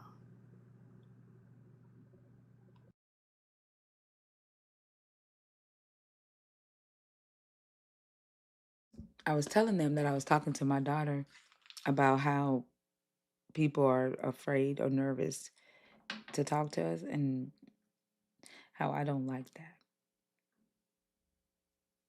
What did she say? She said she understand, but like, and she has anxiety with being on social media too. But like, I don't want anybody to be afraid to talk to me unless you're a disrespectful motherfucker. You better be afraid. But if you're not disrespectful or like a liar, there's no reason to be afraid because I think we're pretty cool. What's up, show? Good night, everyone. How you guys doing? Good. How are you? I'm doing good. Hey, Fee. Hey, Show, good morning. How are you? I'm doing good. I know Good. we were trying to chat a little bit. I think that was this morning, right? Oh, no, I just About, joined not too long ago. I mean, like in the comments, I was talking. We were discussing why about us studying Christian studying. Oh, that was yesterday. Yeah. Mm-hmm. Oh gosh, these late nights just Yeah. got my whole everything mixed up. So I was gonna pick. I was gonna do this, if I may. I know it's out of the norm, Go ahead. Ain't nobody but else coming up. I wanted to do two, right? And where is that one that says that makes you a harmful person? I wanted to take two, mix it with four, and discuss it. In other words, I'm going to use homosexuality to show that our belief does not cause harm to humanity, or does not completely harm humanity. Did that make sense? I'm not sure how you're going to use homosexuality to do that. Okay. So, um, so I'll start with the homosexuality. Now, it starts with homosexuality is not a sin. If it, Shao, can you finish eating before you speak? I'm so sorry. That's why I was waiting, and I was eating almonds, and It's I okay. Go think I'm ahead. good now. Okay. Homosexuality is not a sin. If it was, so what?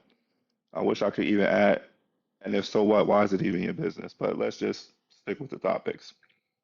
So, whether or not homosexuality is a sin, and before our previous discussion, Thinker, you know that I believed it was only because it's in the Bible, and the Bible is the standard. And that's it. I don't believe they should be attacked. I don't believe you should say they don't populate the earth and all of the other craziness that people say. Even though I'm a Christian, even though I believe that the Bible is, like I said, our standard, it doesn't give us the right to cast false judgments, to cast false conclusions. Because, and I mean, for just for me personally, I have a good amount of homosexual friends, and they are like some of the best people I know. And I told you a little bit about a couple that I knew.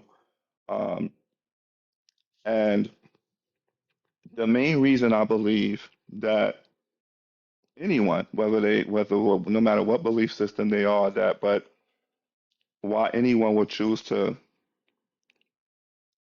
someone who's not a homosexual chose to harp on it is because they want it as a deflection from their own sin. So, for example, let's say I'm a thief, right?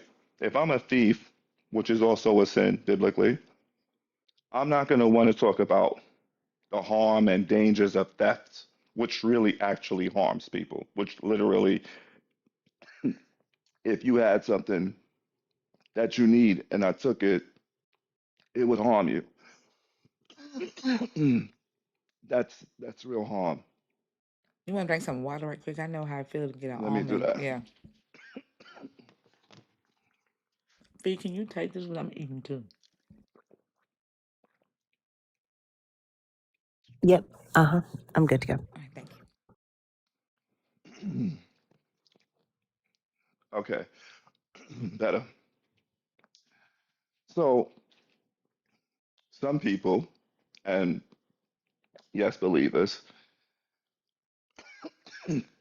they like to harp on homosexuality because it's a way for them to talk about sin without talking about themselves.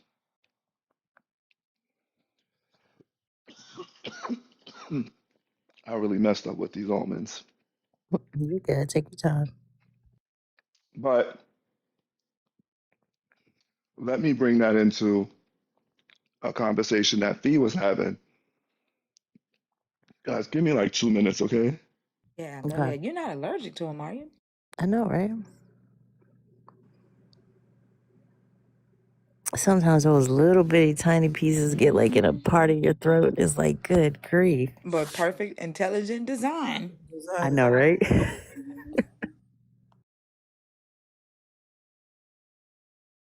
I just found my phone, y'all. You said you just What? found it? Did it fall under the bed again, Selena? No, it was wrapped. It was wrapped up in the cover. I had to suffer through Gene. do you know that you kept requesting last night and canceling? Mm-mm. Yeah, you kept requesting and canceling. Oh no. Yeah, last night because I was tapping and my my grandbaby Okay. would not go to sleep. His nose, he's got real bad sinuses and his nose was bleeding a lot. And Poor baby. so I had him in here, yeah. And he was whining. But as I'm tapping, I kept hitting the button and I said, oh gosh. So I had to go out into the hallway to watch, so I wouldn't tap into the stream. But yeah, Poor baby. I hope he feel better. yeah, he but send him to an ENT so they can figure out why. Cause he'll just be sitting there and all of a sudden, like what? So I'm scared to let him sleep by himself, even though he got his own little room. Like, yeah, you can't sleep by yourself, sir. But you know, like you said, intelligent design, perfect, intelligent and design.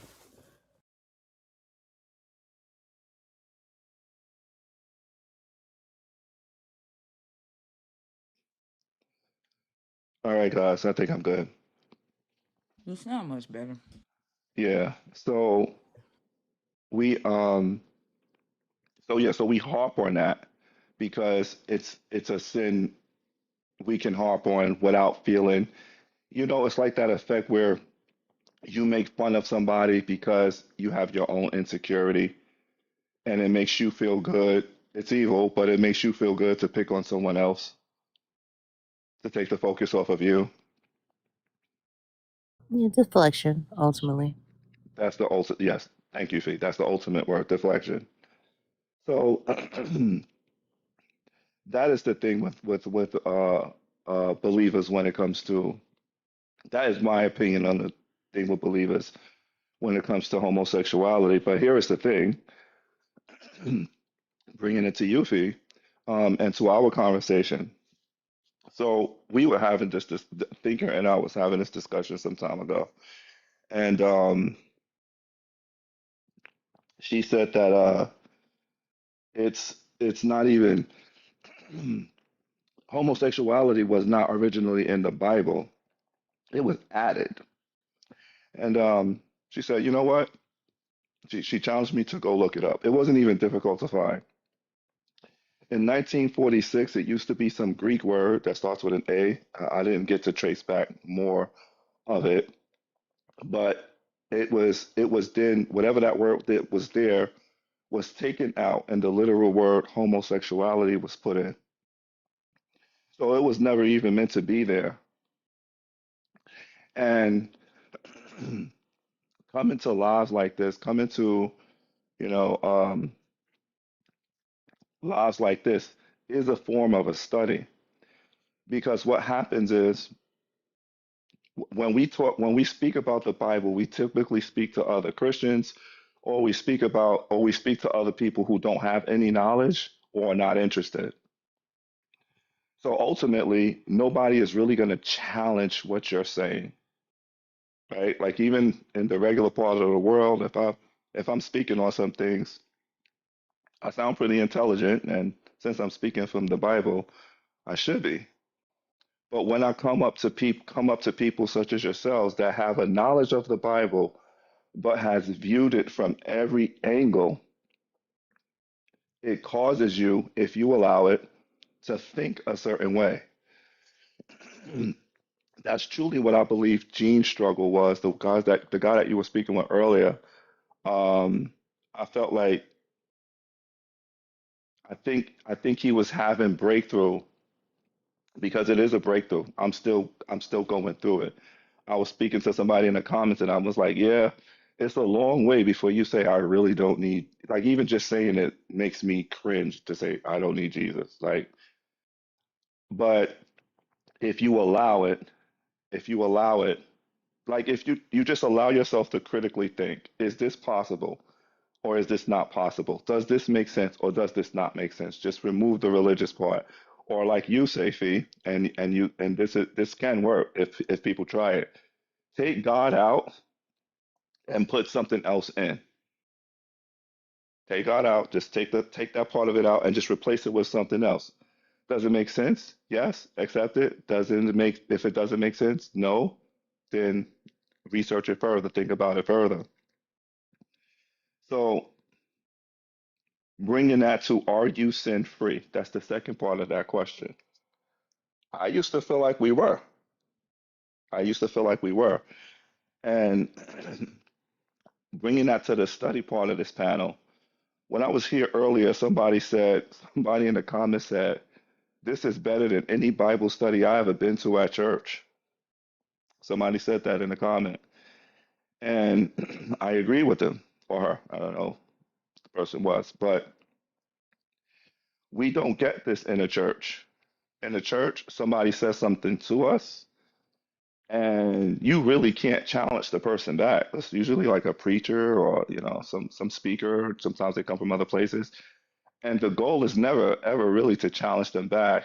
The goal is just to pretty much listen, absorb, and go home. Right? If you really dedicated, you might take that study and that speech and go more into it. But we Christians are not trained. We're not encouraged to critically think. And then I remember some people said it's not even critically thinking, but that's what I call it, because like some of the angles you guys give, we never thought of it from that angle. We was doing the study. We were having a discussion. Pink and I was having a discussion on a topic that I really. So when I come up here, just when we come up here, we're really coming up to answer your questions and prove you wrong, right? So I think that be the mindset, and just instead of just saying, let's have a discussion. So y'all had last week, y'all were doing a thing on, are you free from sin, or are you free to, did Jesus come to free you from sin or make it free for you to sin? And I was like, I got this one. I'm a pro at this. I got this. And so I was mostly speaking with Pink Beard. And he was having some verses, and I'm like, I got tons of verses on the forgiveness of sin. So I felt ready. And he would give a verse, and I would read it, and I would read it, and I would read it, and I would read it confidently too. And then he gave me this verse, Hebrews 10:26. And when I read it, I was like, well, and coming here is kind of like, if you allow it to be, it it can be a study. It could be one of the best studies you ever had, like the guy said in the comments earlier. So as far as, are you free sin from free? Are you free from sin? From the conclusion from the discussion we had, you never was supposed to be sinning in the first place.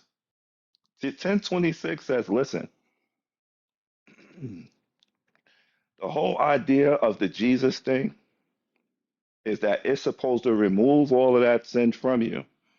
And once you know the truth and you willfully sin, there is no sacrifice.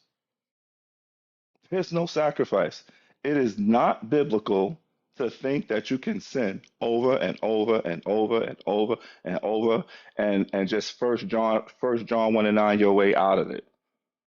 Or he is the propitiator for our sins out of it. That's not even that's in there by Paul, his letters to other people, but that's not biblical.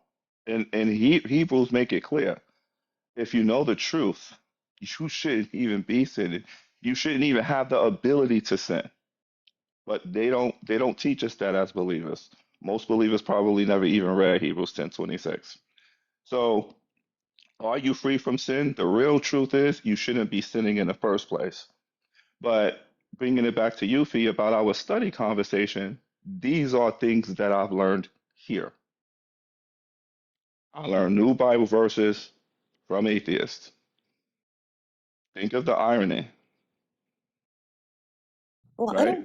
I don't think church is for study. I don't think Bible study at least in the way I was exposed to it. Like, we did a lot of reading. We did a lot of like questioning, but the questions were provided for us.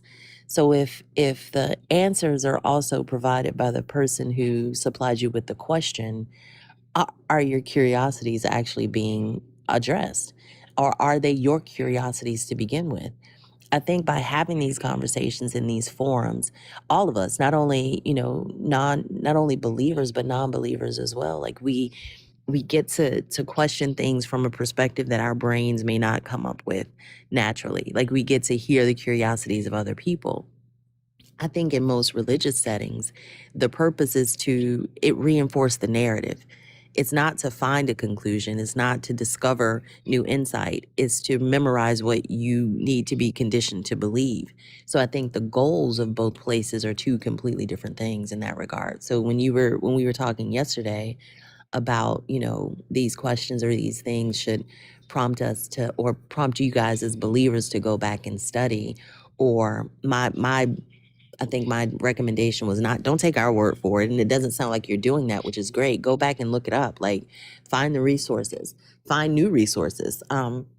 Bring things to the conversation that maybe, you have been curious about that you haven't even heard us ask. I think that's the way these spaces become mutually edifying. But I don't think church is designed that way. Church isn't for teaching people how to think. It's for telling people what to think. It's for telling them how to see a thing. I'd say it's all the time. Greatest teachers tell you where to look. They don't tell you what to see. And I think religion does the exact opposite. It tells you where to look. It tells you where not to look, and it tells you exactly what to see. And I don't think that true education or true enlightenment can ever come from an environment like that. Yeah, and totally agree because I'll tell you why. Because from coming to forums like this, like in the background, like now I take notes somebody suggested, and so you were speaking earlier about neuroplasticity and how the brain expands as you learn something. I think you said like the neurons, you get more neurons, and did you say the front of your brain activates more when you're learning a new thing?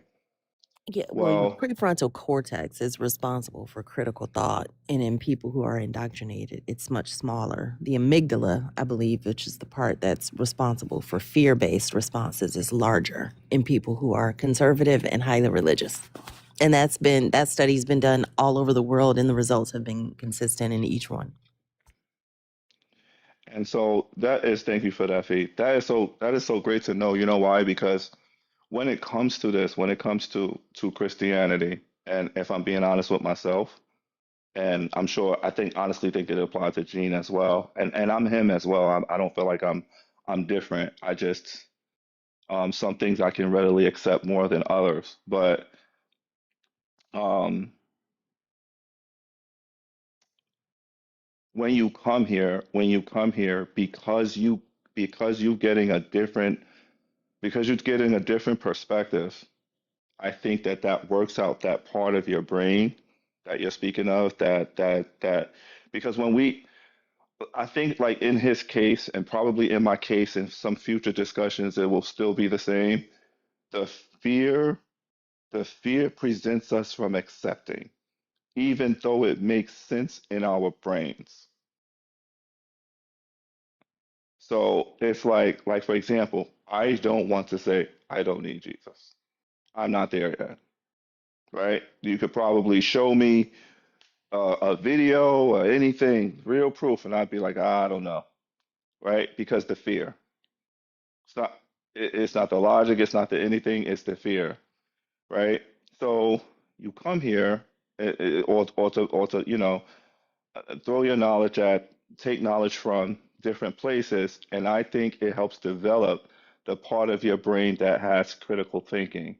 And then once you get critical thinking, once you get the ability to critical think about your own religion, then you can start opening new doors to new curiosity because we don't we don't we don't have curiosity as adults as adult believers in Christianity. In fact, we actually told don't have no association with non-believers. That's literally what we're taught. The Bible teaches that. So technically, if you're a Christian, you shouldn't even be coming to a life like this. That's literally what it teaches, right? But I've been coming here and I've been getting great stuff, right? So who put that in there and why? I think it was asking earlier, she was asking a guy, why do you think it was they didn't want Eve to have the knowledge? even I struggle with the question myself. I was thinking because obedience, like God wanted them to be obedient, and if they didn't have the knowledge, they would be obedient. Was that the correct answer though? They could have been obedient, not eating a mango tree. Why would it have to be the tree of the knowledge of good and evil? I think that was important. Like when you look at this story from the perspective of what it is, which is, an etiological tale, even the framing of it being about obedience is problematic. If it was truly one, if God is omniscient, then he knew if they were going to be obedient or not. Anyway, like it falls apart like immediately if you put any pressure on it. What's the purpose of administering a test for an omniscient being? And if the goal was obedience, then the bait could have been anything. The bait, I think, is integral to the story because it answers the good or bad or the moral thing. It establishes this, God is the objective standard. We can't decide for ourselves because we fuck everything up. So we must look to God. I think that's the kind of like the bigger corners of this particular frame. But you said something a minute ago about fear. You said that fear is holding you back. Fear of what? So, in my opinion, for me, right, if so here's the thing. If I was to die, I'm going to heaven. There is a heaven in my paradigm. There is a heaven, there is a hell, and there is your life on earth. And if I am separated from Jesus, I'm gonna have a difficult life on earth and then go to hell. Who told you that? I'm separated Well, from Jesus. I don't have any more of a difficult life than anybody else that I know that lives a life. I mean, so I mean, depending on the part of the world that you're born in, the country that you're born in, I think the socioeconomic status that you're born into kind of determines how difficult your life can be on a grander scale. I know there's nuance and there's particulars, but like you're fearing the very thing that's supposed to save you. That's weird to me. Like your threat and your salvation coming from the same source makes no logical sense. wait, say that I would threat and Yeah, that your threat and your salvation come from the same thing. You only need Jesus to protect you from what not needing Jesus will do to you.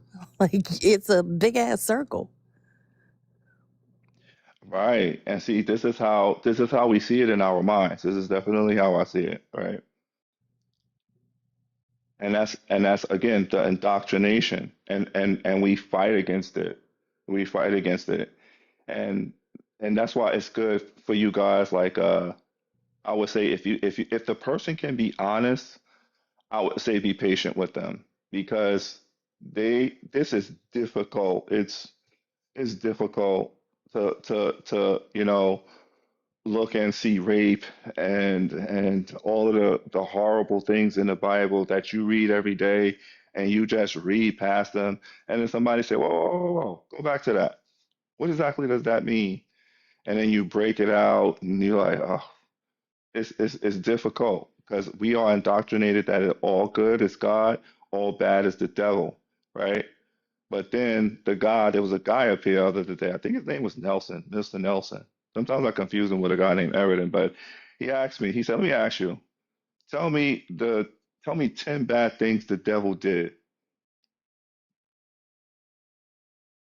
I think I made it to five, right? And the thing is, y'all's approach, you don't approach with opinions, you approach with things from the Bible. Hey, this is written in the book that you said you believe in, that you said come from God. So tell me what you think about this. And then you're like, oh. And then when you think about it, the devil is not really even active in the Bible, right? So what is the fear of the devil? Where is most of the stuff that is happening that is atrocious coming from? But I won't, even in my mind right now, I won't swallow it. I won't. There got to be a reason.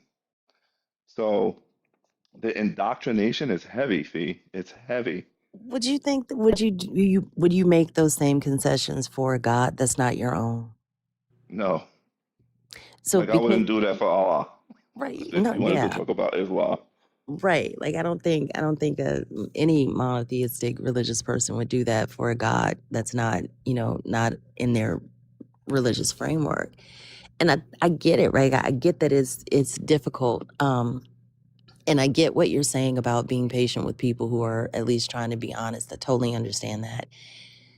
The sense of urgency comes from the fact that these conversations are well overdue. Like people are dying, children are being harmed, and religion continues to have this protected status in our society, despite the fact that the data does not point to it earning that protection.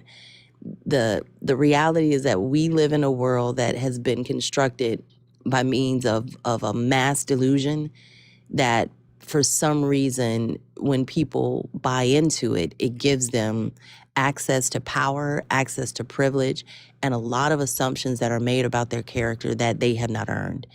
And conversely, those of us who decide to say, wait a minute, that doesn't make any sense, this is harmful, and here's why, we are the ones that are labeled as the problematic members and portion of society, even though the data doesn't support that. So that patience, I believe, runs thin, not only because of the ones that come up here with no intention of engaging honestly to begin with, but with their egos and their perhaps their livelihoods at stake because we are asking these questions. I understand that. But at a certain point, if you've identified the fact that you realize it's the fear that's holding you back from you being honest with yourself, then how do you lean into that fear? And I think that's the next step. What is it that's holding you back? Is it ego? Is it support system? Is it fear? All of those things, being able to identify it, but then going to that next step. What can I do about it? Because if I don't address it, who's harmed? Who is harmed from, even though you're not actively, I don't think you are, Show, I don't think you're actively going out here making decisions based on your belief system that will harm other human beings, but you know that it's being done.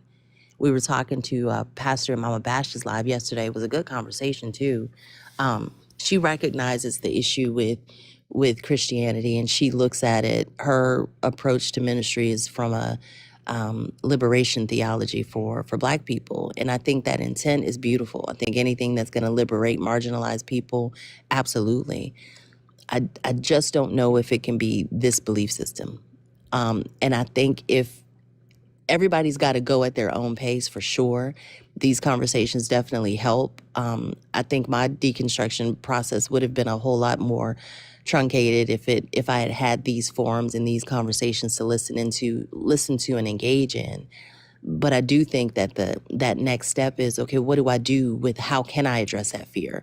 And if I don't, what happens? Because we're at a time and a moment in history where I think it's critical for everybody to get honest with themselves about how how our beliefs inform our behavior, and how our behavior has crafted the world that we see.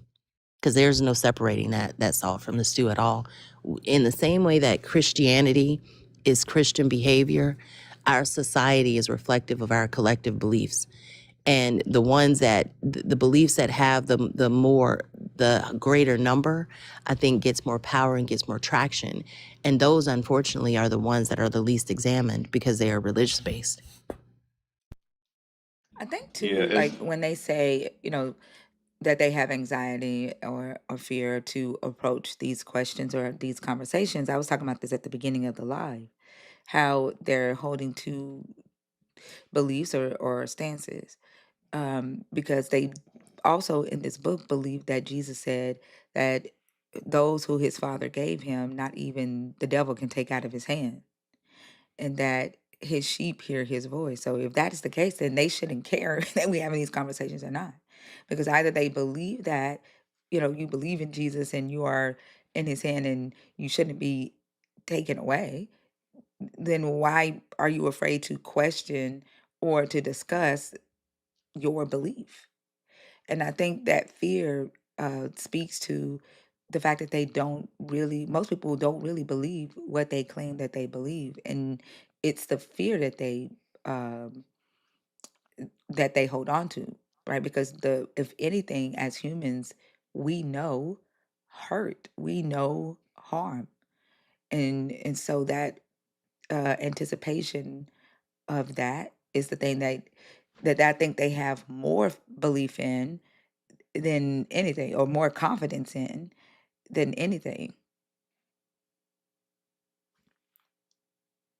So yeah, that's interesting thinking, and it's exactly like I think Fee said it. The thing that I understood it, but let me see if I can repeat it. The thing that is supposed to save us is the very thing that threatens us, right? And we don't think of it like that, right? We don't think of it like that. Um, we think of it as like, well, the devil is one entity and Jesus is one entity, and and and that's how we carry the fear. For me personally, though, the because what I have learned from atheism is, and the key word is objective. The key word for me is objective, right? How, in other words, how can I make an atheist a Christian? Continually be able to show a result that is taught in Christianity. I don't know any Christians that can do that, and I can't do that myself. But what I have learned from you guys is that I have looked at it all wrong, or I haven't looked at it enough, or I haven't studied it enough. So my first and objective fear is that I haven't studied enough. I haven't looked into this. I haven't looked into that.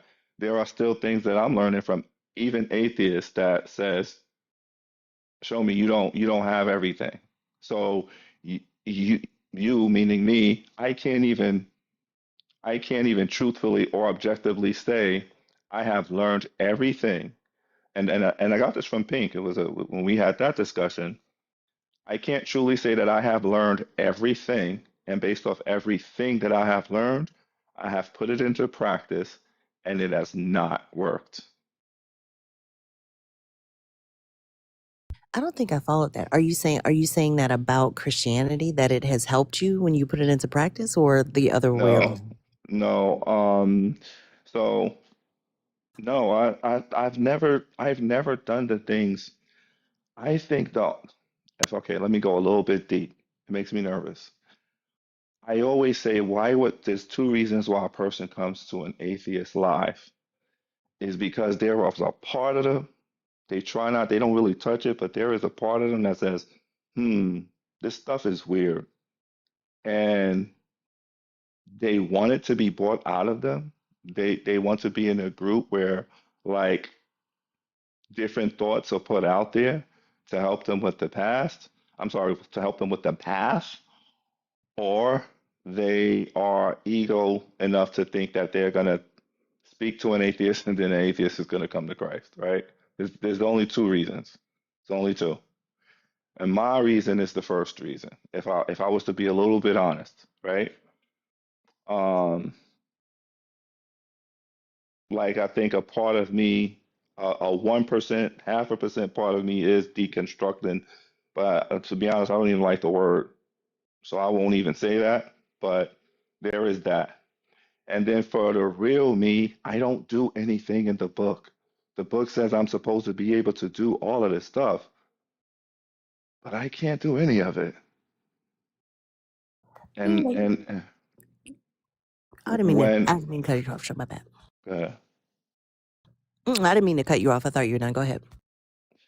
so I was speaking with Pink one day, and he was like, well, can you tell me of some miracles? And I would tell him the miracles that I call miracles. When we went through it, they weren't miracles. I did everything. So what am I taking from this? Of all of the guilt, all of the everything that I go through, everything that I keep from myself, what do I have anything objective to show that I am benefiting from? I even tithe. I'm sure you guys know what tithe is. I even tithe. And if you say to me, show me what you have from all of that, I would have to give you something subjective. Does that make sense? Yeah, because the belief system, I mean, the belief system is perpetuated by the belief. Like I think you made a good point about why believers come into these lives. I think it's for, um, I think it's on a spectrum. I agree with you that on either end of those spectrum, that what you said are probably on each end of that spectrum. But for for any believer that operates in faith, I think the first lie that they tell themselves, because I told myself this when I was a believer, is that I had no doubt. But I don't think faith can exist without doubt. If you didn't, if there was no doubt and there was certainty, you would know it. You wouldn't need to utilize faith. If it's the goal of converting non-believers to believers, I mean, even that approach is going to be different. Everybody doesn't. People don't become non-believers for one consistent reason. There are some of us who kind of think our way out of religion or question our way out of religion. There are some people who, they see the beliefs and behaviors and they're like, no, fuck this, I'm done with it. And they don't research the Bible. They don't, do the study, and it just happens to be this is a group of just a whole really nerdy ass people. We like to read and research things, but there's no one path, I think, to non-belief in the same way that there's no one path to belief. I think it just comes with being honest with yourself and recognizing those points of tension. The one that I was mentioning earlier, the fact that your salvation is coming from the very thing that your threat is coming from, that does not make for anything healthy. It would be the same. It's an abusive relationship. It's no different than a spouse partner who beats the other partner and then brings flowers. Your salve or your balm is coming from the same place, that threw the fist, right? It's no different. But I think when you peel back the layers of divinity and reverence and this automatic respect that has not been earned in any of these belief systems, it's just been handed to you. I think being able to peel back those layers in the way that you need to reveal the things that you are looking for, that's what deconstruction is. It's not a nasty word. It also doesn't always lead to atheism. There's some people who deconstruct and then realize, okay, I need a belief system, and they reconstruct something that's healthy for themselves and not detrimental to society. And I think that's the purpose of these conversations, is not to pull people away from what they individually need. I say this all the time, like what my brain needs and what pushes me forward and motivates me through the day is going to be different for everybody. So it's the same thing for people going through deconstruction. You get to determine what that looks like. You get to determine what is on the other end of it.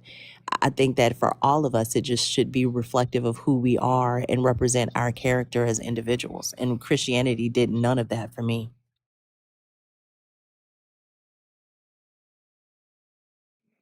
Yeah, and I mean, like, I try to make an identity based off Christianity, even though I fail miserably.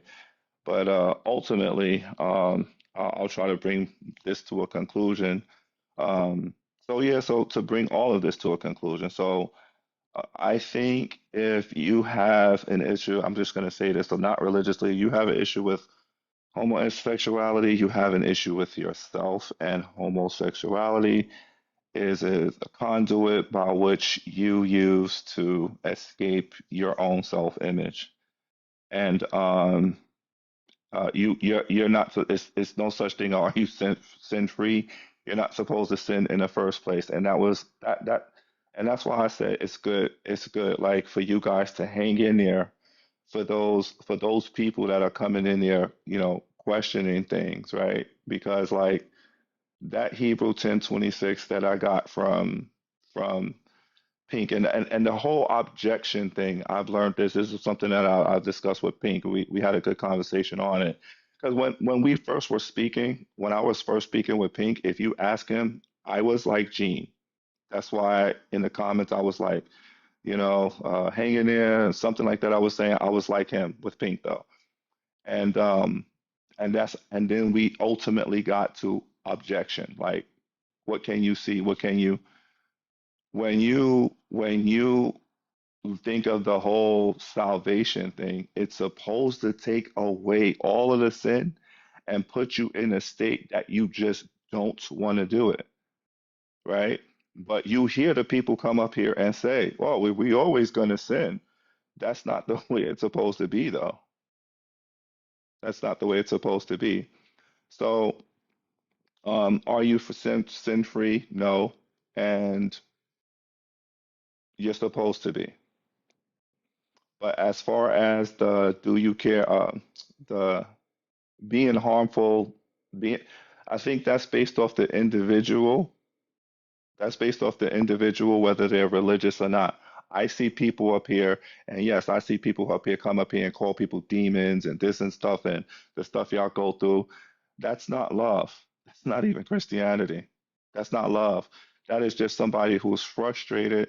Their ego is shattered. I thought I was gonna come because you have to understand, y'all, in the world, sometimes when we are well read, we can get scriptures and it could be impressive and everybody, giving us, props and everything. But then when we get up here with people that know the Bible, right? It's like, bro, what are you talking about? And then they spit verses back, and now you have a real challenge and your ego get bruised. That's not Christianity. So what I would say is it's not so much the religion, it's what people take from the religion and do with it that is so harmful for society. The religion is the people. Show. And Jesus Show. does. Oh, sorry. No, you were going to say something like Jesus does call people names that don't agree with him. Yeah, he calls them demons. He calls them Satan, children of the devil, broods of vipers, dogs, swine. Paul does the same thing. Like they're not. That is Christianity. And Christianity is the people. Like you can't point to the religion absent the people. Christianity is a sum total of Christian behavior, all of them, including the Triple K, Christian nationalists, the most progressive Christians, the middle of the road Christians. There's nothing to identify the religion outside of the behavior of the people in the religion. The God doesn't act. Y'all do. Yeah, I probably should have said that. It's well, I guess I was trying to say that it's the people that act, right? You can choose what you're going to do. You have the choice to come up here and listen to people and say, I agree with this, I don't agree with that. I think you're wrong here. Here's the proof. I think you're wrong there. There's the proof. I think it's I think it's intellectual laziness when you can't get through to somebody and then you just start to call them names. And that's literally what that is. I can't win you mentally, so I'm gonna curse you out. That's not Christ. I think it is grace. And I don't think is intellectually lazy to see why I can't win you over. I think it's intellectually lazy to not be curious as to why you wouldn't be able to win. Like, as opposed to wanting to win, want to understand. As non-believers, especially in the panels and the lives that we host, we can tell you we may give you different reasons because again we are different people, but we can tell you why we don't believe this. I can walk you through the logic as to why the God in this Bible could not be real. In my opinion, I could tell you logically why that could not be the case. So as opposed to being frustrated that, the person's not falling for the typical thought terminating cliches or, divine command theory, I can tell you why I don't think having power automatically means you are right. I can explain to you why a vertical sense of morality is going to be way more harmful than a horizontal one. I can talk to you about that. I think the problem is that Christians don't care. Christians, the vast majority of Christians that come into this space, they don't care to understand why we think the way that we think. They don't even give a shit what we think. They just know it's not what they think God wants us to think. Therefore, we are wrong. And it's that mindset that is baked into Christianity. Hmm. That idea of anybody that posits anything outside of what we have determined the rules are is wrong. Jesus said, kill him. Get rid of them. They are not good. They're slay them. That's not outside of Christianity. That is Christianity. Different people walk it out differently. You may not be the type of individual that does Christianity in that way, but that doesn't make the person who's doing it that way wrong. It just makes them different from you. We were talking, I don't know if it was you that we were talking to, about the fact that this belief system doesn't give an identity to people. It projects it. It amplifies what's already there. And it just certifies it with, oh, this is what God wants. Every single Christian believes that their God aligns with them politically. Every single Christian believes that their God aligns with their view of the Oh, what's that? Is LGBTQIA that community. fee? The God you serve show doesn't have an issue with it. Now that you have read this book, or you may be reformulating that, I'm not sure. But as you reformulate it, so does your God. And that process escapes most Christians because they.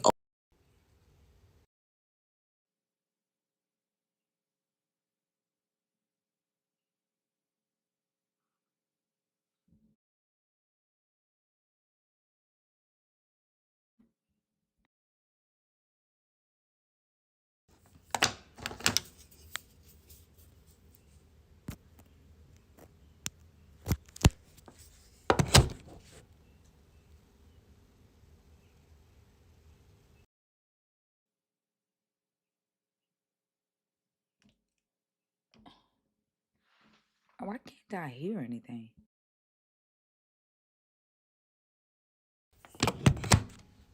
Can y'all hear me?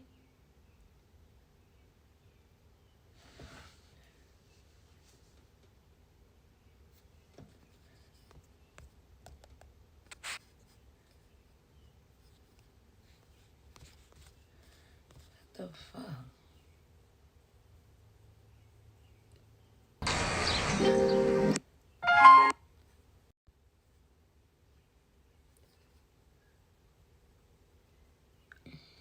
because you're a non-believer, or you're not equipped or something like that. And that's what people do, that we all see. And I think this does harm. This kind of thing does harm for this is in this way does harm, right? And then people can probably read other things out of the Bible. Oh, well, David did this, so if I take a little something here or there, I'll be okay. And so they can read it and do harm. But some Well, people read it. how are Hmm? you pulling? How are you pulling love when Jesus said that he didn't come to bring peace but a sword? Those were his words. So So again, I think that this Christianity, and the way Christianity is walked out becomes whatever the believer who's holding it needs it to be. And I think some of it can be. Thinker was talking about somebody talking. I think it was Thinker or maybe Bash. I can't remember. Was talking to somebody about this yesterday. How the abolitionist Christians had to really get creative with the words of Jesus to try to push the idea that Christianity does not support slavery. The people that were using the Bible to keep the slaves didn't have to do that. They could point right to verbatim, slaves obey your masters. That's what Jesus said. The slaves whom you may have, that's what Yahweh said, right? So even with you saying Christianity is about love, show is about love. Show is trying to use Christianity as the vehicle to show that love. But Christianity is what Christians make it. And the fact that the the rampant genocide and colonization and murder and rape and enslavement is all throughout this book does not lead me to believe that Christianity is about love at all, because it has been used to do unspeakable harm and not been used in a way that it wasn't designed. The God tells his followers to do this. Jesus uses the parable that those who don't want to be ruled by me, bring them in front of me and slay them. That's not a twisting. That's just a reference.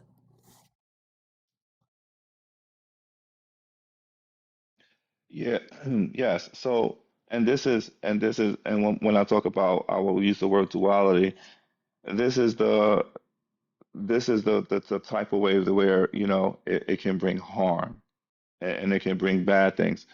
uh, Suggesting people don't critically think, suggesting people don't ask questions outside of what someone is telling them. I think that's the biggest harm that religion, any religion, not even just Christianity, does, is putting your mind in a box, and then you take that. So here's the thing: they put your mind in a box, and then you take it everywhere.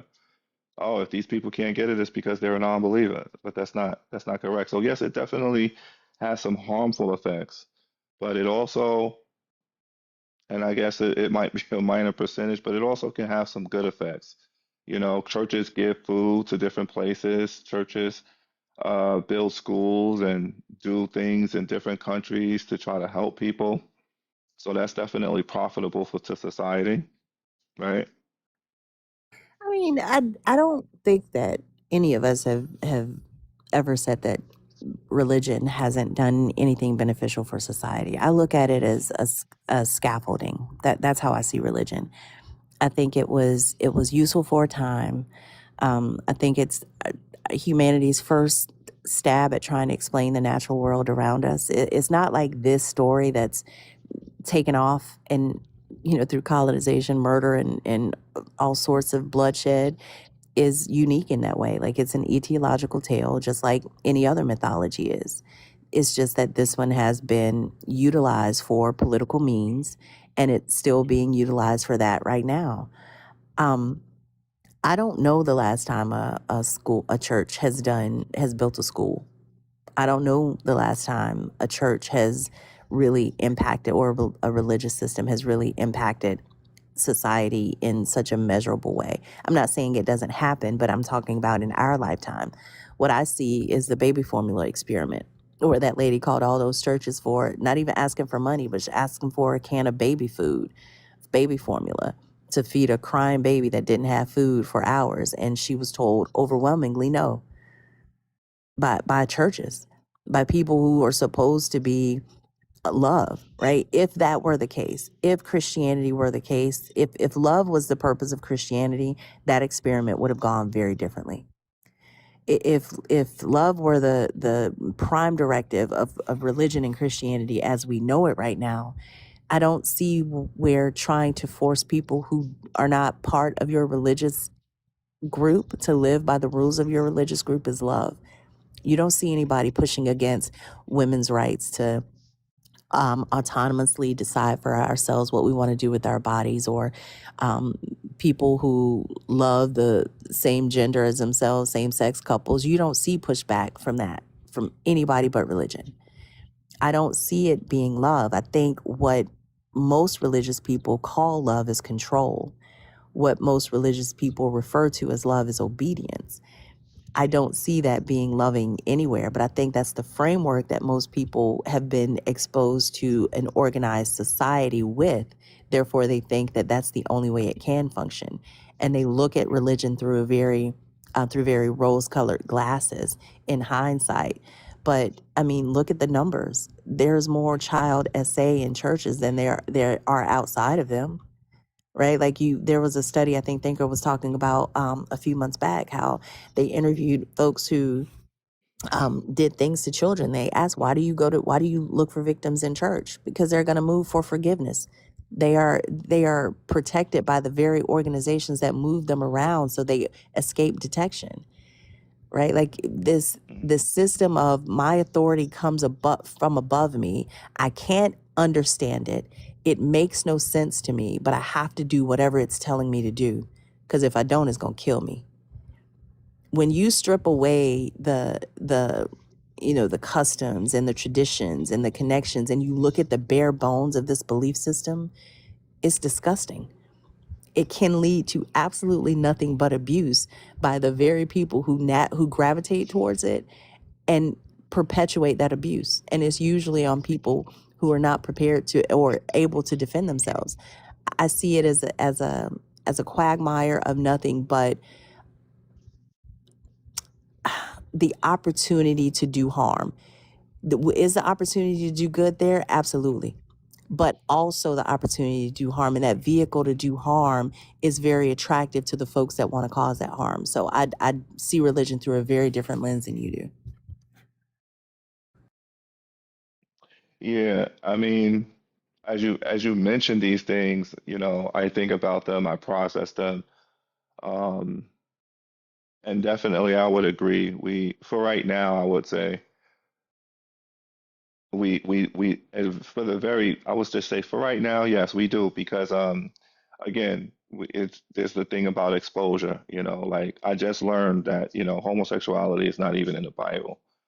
All these years, so I know it's going to be a learning experience. It's going to be a little journey and everything, but um, I guess I just would just bring this to a conclusion here. But I did want to ask Fee, do you know what number 5 means? I don't have my glasses on, show. I can't even see it. What does it It say? says Jesus died so that you can pork freely. What So you can what? Pork pork? freely? Yeah, what does that mean? I think it's probably because we were talking about the prohibition from eating pork. And because the Mosaic law, what y'all say Jesus died to get rid of it. So now y'all can eat some skins. I don't know. Oh, is that? It says it just looks like Thinker made this up. So I guess when she come back, yeah, I'll probably hear about it on one of her lives as I go on later. But I just thought that that was interesting. I was like, what is that? Yeah, That's interesting. I think we were laughing about it one day about the fact that now y'all can eat pork and shellfish since Jesus died. So Yeah, enjoy your ham. it's connecting capitalism to Jesus. But more pigs die now. Um, more shrimp, more animals die since Jesus died and released all the dietary laws.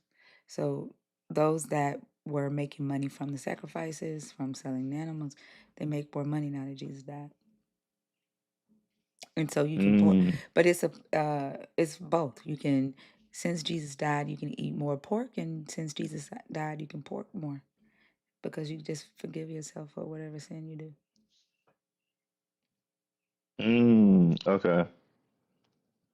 All right. Well, I'm going to touch on that one day, maybe. But team, this was good as usual, and I'll speak to you guys in the next one. Nice chatting with you, show. All right, have a good one, show. Likewise. Good night. Good morning.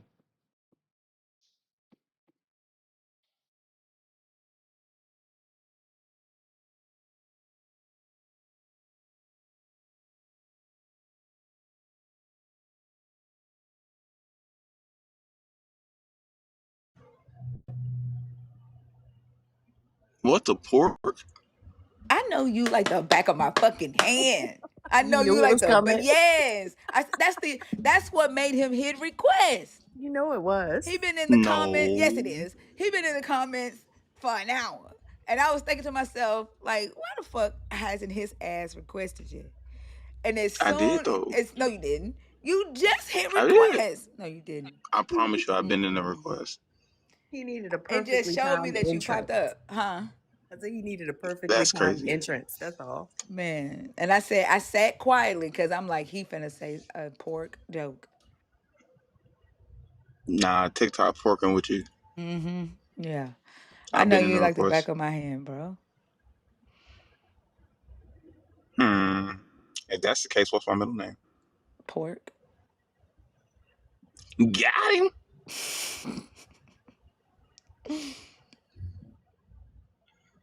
No, you told me your whole name. You forgot? I don't forgot. Winning? Good day. Hey, how are you? So I'm good. I wanted to choose topic one, and it was about what would you do differently. I was thinking if I was Eve, I never would have shared the fruit with Adam Why? because he doesn't need to know. So if we take it into the context of how we were Neanderthals and Homo erectus, and we Hmm. were living based off of our animal instincts, which means that we could still do harm. We just didn't care and didn't know that it was harm. Why would we leave men who know it's harm today? And we have some who take advantage of the ability for them to question their actions. Why would we want a society filled with men who have nothing but animal instincts? True. Bad answer. Yeah, I agree with you. I should just leave that one alone. But I love the way a critical thinker can quickly hear a different perspective and think and go, oh, yep, you know what? Never mind. If that had been a believer, that believer wouldn't have gotten that at all. True. They would, because they would have fought to hang on to their narrative or their current belief. That's true. Yeah. That's all. I'm just doing a little bit at a time. Well, yeah, I guess that's it. Thank you. Well, thank you for coming up, Winnie. All right. Okay, bye-bye. And have a good one. You too. That should have been as how quickly she got that. That's how Jean should have been. Should have been. Yeah. Was that a long conversation for no reason? Jean said that he didn't know if Adam had a dick. He didn't know if Adam had a scrotum. No, he said he didn't think so. He said he didn't think Adam had a dick, a scrotum, intestines. Yeah, he said that the dirt from the dust from the ground was spiritual. No, it was physical, but it created a physical body. Okay. Yeah, I was so frustrated, but I can't even say, but Gene is left as Gene.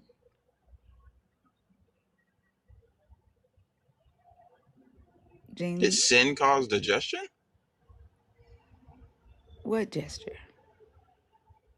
Digestion. I kept trying to get Gene not to even talk about sin. I wanted to know if Gene would prefer, because the way I presented the choice, right? First, they'll tell me what their choice is, and I asked him if he enjoys the ability to assess his actions, like his conscious awareness of self as a Homo sapien. He says yes. I said, okay, that's a good thing. Yes. So then I presented the Adam and Eve story through the evolution of mankind and how originally we started out as Homo erectus, Neanderthals, and we didn't become Homo sapiens about 300,000 years ago. And this is when we gained this conscious awareness of self and death and questioning, why do we exist? Why do we die? Are my actions right or wrong? And I compared it to the Adam and Eve story. And Adam and Eve pre-tree would be synonymous to us as Homo erectus or Neanderthal, where we were basically living off of our animal instincts. And then after the tree, we are Homo sapiens, where we have this change in our mind. We now have consciousness, moral systems, aware of, death and questioning life and things like that. And I was trying to understand why he saw that as bad. Why would that be bad to have if he see it as a good thing? So he said that Adam and Eve didn't have the same bodies we had. So I was questioning him and trying to figure out, well, what type of bodies did they have? Because he said they didn't have intestines and all of that. So I'm like, if they didn't have intestines, then they were not Homo sapien. And he said, well, I don't think they were Homo sapien. Okay, well, what were they? And that's when we went through all the questions. So he said that they were made from physical dirt, but the dirt made them spiritual. They didn't have He literally said that they got their bodies after they ate from the tree. So I said I said the God put their spirit in the physical bodies after they sinned. Hmm. Why would he need dirt to create physical or spiritual bodies? Mm-hmm. Mm-hmm. Mm-hmm. He eventually walked it back and changed his answer, but the fact that we had to go through all that and all of it was just to protect his need of Jesus. Right. Yeah.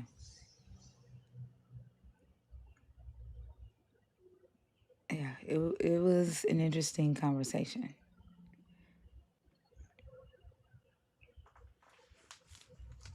Hmm. Jimmy, are you up here on accident?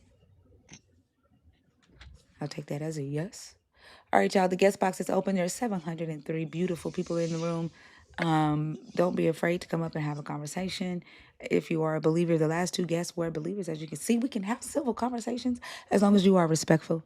You do not come up here lying and gaslighting. It will be a good conversation. We don't have to agree. You don't have to disagree with us. You don't have to be a Christian. You don't have to be a believer, but you can be a believer. You could be someone deconstructing. You could be an atheist. Mama Virgo. Mama Virgo, is this an accident or on purpose? All right. Another thing that I was talking about was believers messaging me, telling me that I'm pulling people away from Jesus and by teaching unsound doctrine. And I was thinking about their messages, and I'm like, what the fuck? Like, okay, let's say I am teaching unsound doctrine. Why the fuck does that scare you if Jesus says that his father, those that his father gave him into his hand, no one can take him out? Either you believe that or you fucking don't. There shouldn't be anything I say in here that fucking scares you, that makes you feel like you need to protect those that Jesus says in his hand. That doesn't make any sense. But also he says that many will fall away, which means that they shouldn't have been in his hand in the first place, but I digress. Second, right. He says, my sheep hear my voice. If you his sheep, you like there should be nothing that I can say that stops you from hearing his voice. Like, what the fuck are you scared of? Why are you so mad at us having these conversations? Your anger, your fear or anxiety at us having these conversations just tells me that you don't actually believe.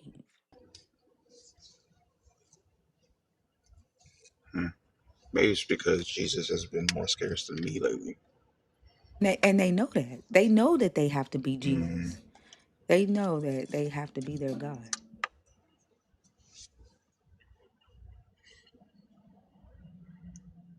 Jesus is just a title worn by who needs it the most. Yep.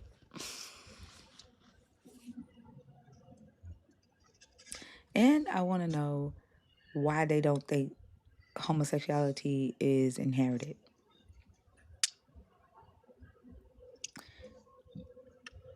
Like if they say that, because they say sin is inherited from Adam and Eve. Why don't they have an expectation for homosexuality or transgender or non-binary, like queerness? Why don't they expect queerness to be inherited if sin is inherited? It's a good question. I don't know. Because they'll recognize, because I've talked to a couple, I don't think they would consider themselves to be, but definitely homophobic people. And they can recognize that, like, you know, people are the way they are from, like, birth. Like, you know what I mean? Because we all have a cousin that's been, like, you could just tell growing up, like, oh, yeah, that motherfucker gay. You know what I mean? But, like, in their mind, it's like some like big push and pull from, you know, a conscious thing as opposed to just like a person being who they are. And I don't understand what the disconnect is in that, because you can recognize that your cousin been like that since day one. you've been knew for years before they even said anything.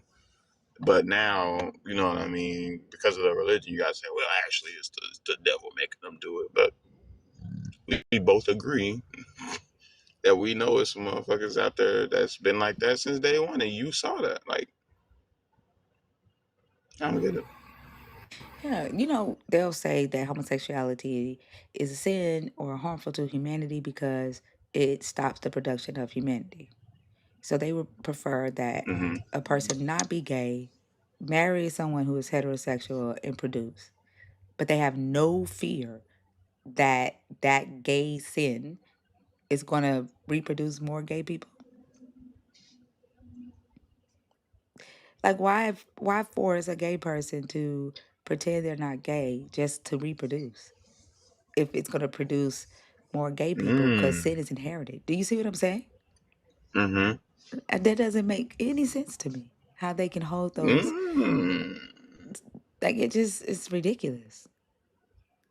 Yeah, because they'll say all the time, actually, that the sin of like alcoholism is definitely inherited, and you're just going to be more predisposed to alcoholism if your parents are.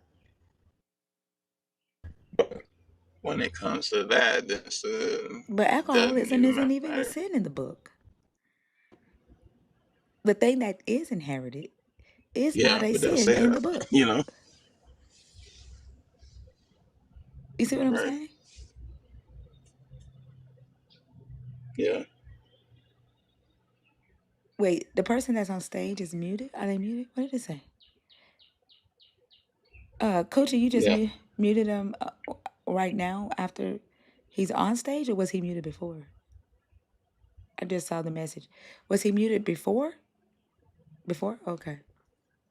Luis, you can't come on stage if you get muted in the chat.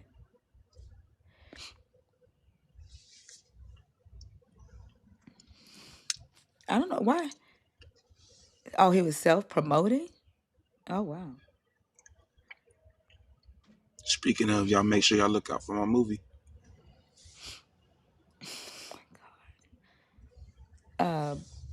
Boy Saber? Boy Yes. Hello. Hello. Boy Yeah. Sabry? It's fine. You don't have to worry about the name. It's What do fine. I call you? What's it called Emmanuel. That's fine. Emmanuel? How old are you? I'm Faye. Are you a believer in the God of the Bible, deconstructing, or an atheist? I'm Christian. All right, there's 5 So topics yes. on the post. Which one you want to discuss? I'm looking at number one really. Yeah. I just wanted to have a conversation on that one. Okay, what are your thoughts?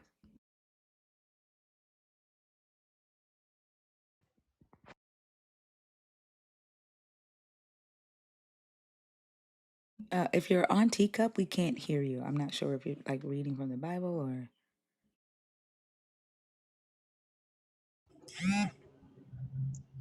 I Hello. feel like Yeah, teacup. we can't Yes. hear. All right. Sorry.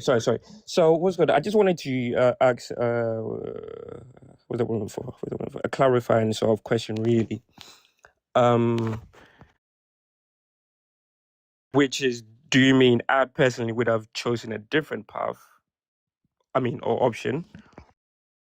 What's happening? Because when you leave the app, we cannot hear you. Are you I think switching I probably might screens or need. something? No, I think I probably might need to update my phone because I'm due to do like a software update, but maybe that's why it's Oh, causing that. put it on Do Not Disturb, and it'll stop those. Are you getting notifications? Is that what's happening? Yes. So okay, what I'll do is I will let me solve whether I'm anti-suicide and then I'll join again, but I'll be back. Okay. Cheers.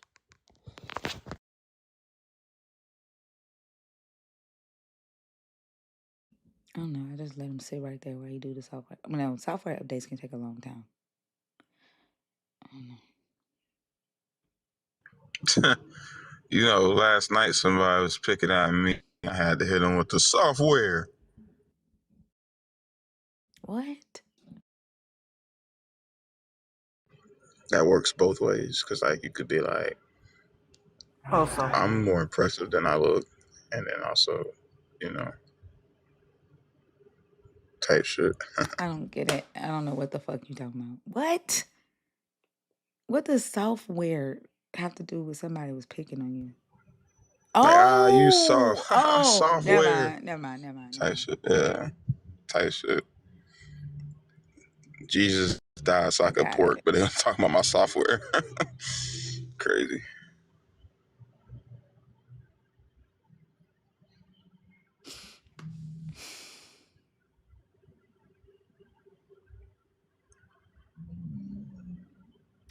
Were you born with dad jokes instilled inside of you? Like, where did you learn? Where did you come to the knowledge of dad jokes? My mom had a very dry humor. Oh, so your mom Every, told a lot of dad jokes? not necessarily, but she had an appreciation for him. My humor is fine tuned to make her laugh, so she liked lame shit, which is why my dad is my dad. Am I right? Oh my gosh. Oh, so. I swear. The fuck?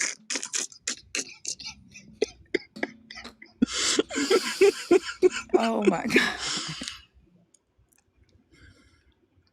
I've pretty much given up on attempting to understand why Oso is like Oso is. I think I've reached acceptance at this point. Oh my God. Not put down the Hennessy.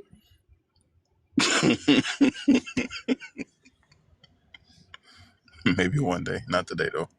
That's a 16-year-old telling you that, by the way. Poppy is Damn. 16. Yeah, Poppy is 16.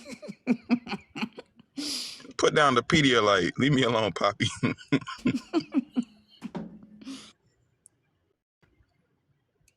All right, y'all. The guest box is You can't open. even buy cigarettes for 5 more years, loser.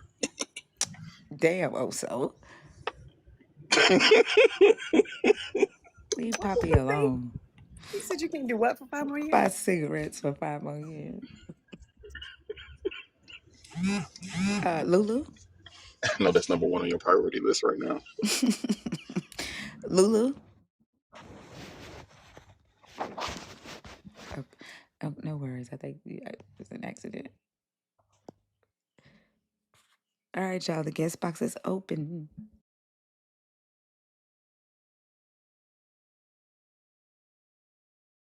How's work going? How you liking your promotion?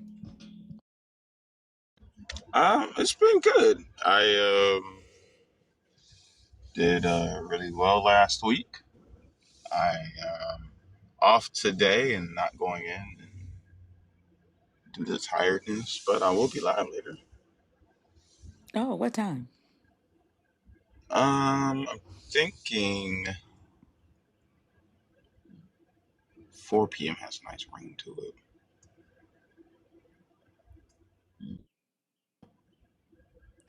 That's what's up. I think Bash is going. I saw Bash, a comment from Bash. She's going live.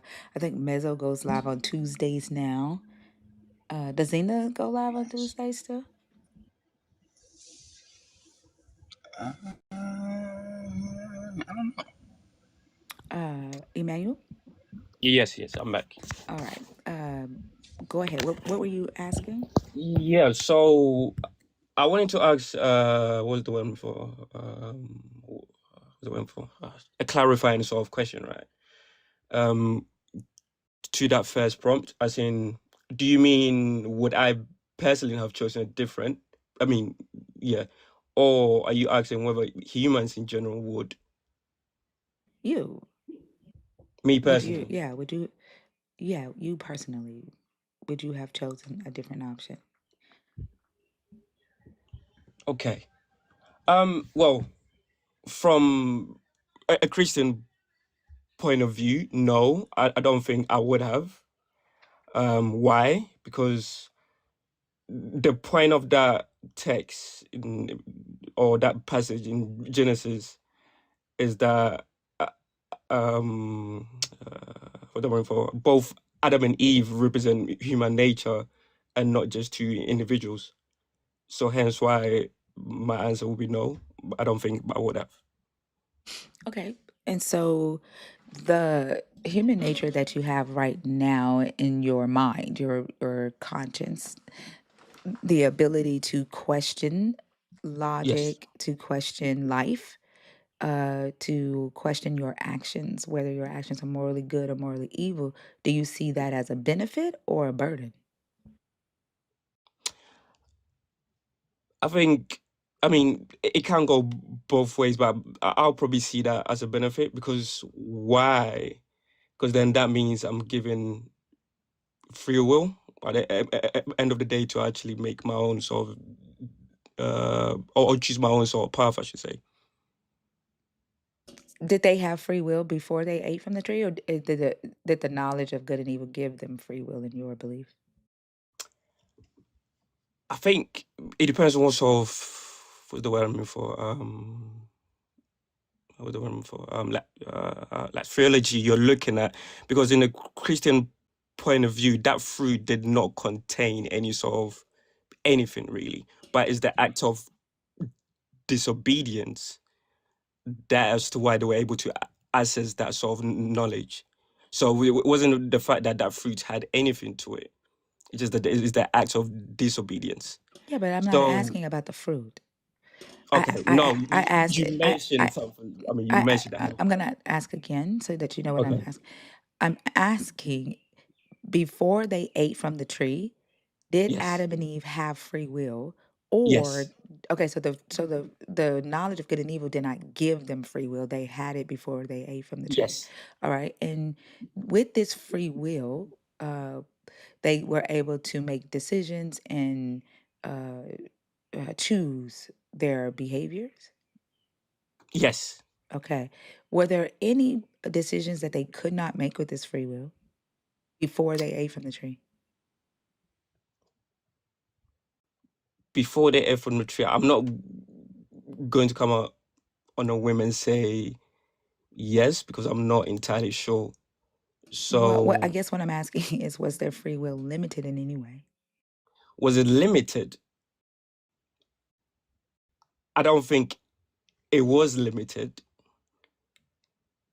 Hence why I actually went back to the act of disobedience. I mean, okay, I think you gain knowledge through experience as well. So that act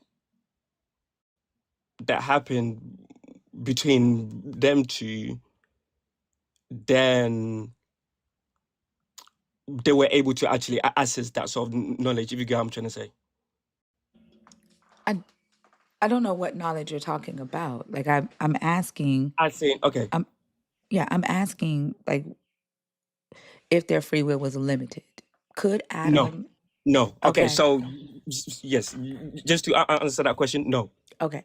So there was nothing that Adam and Eve could not do with their free will. So if Adam wanted to abuse Eve before eating from the tree, Adam could have done that with his free will.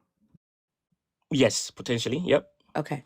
And so prior to them eating from the tree and gaining the knowledge of good and evil, then Adam would have abused Eve or could have abused Eve and not known whether his actions or the use of his free will was morally good or morally evil.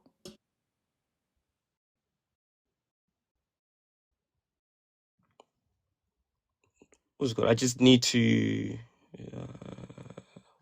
what's the room for like clarify.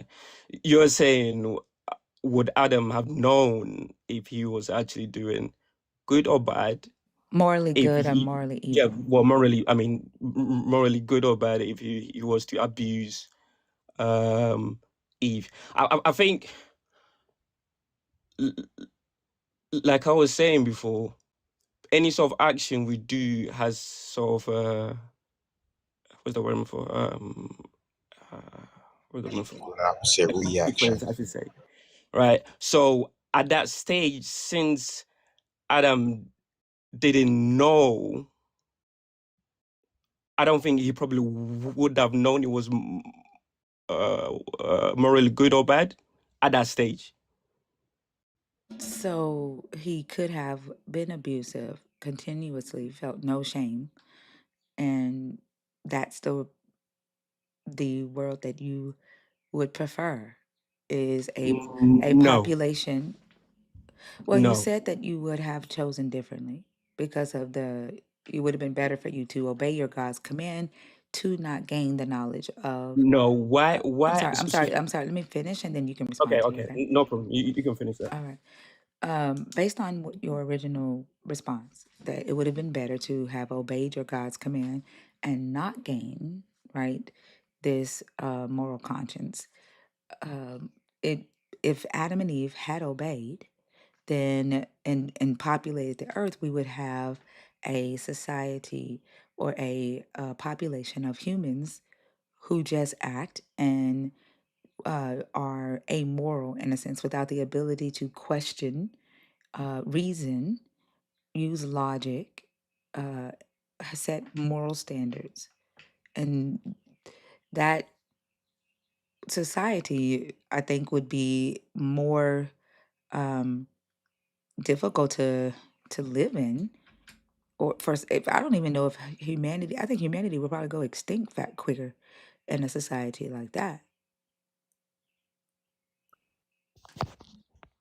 Right. So I do understand your point of view, Rana, but I think we might need to get back to my answer when I first joined the call.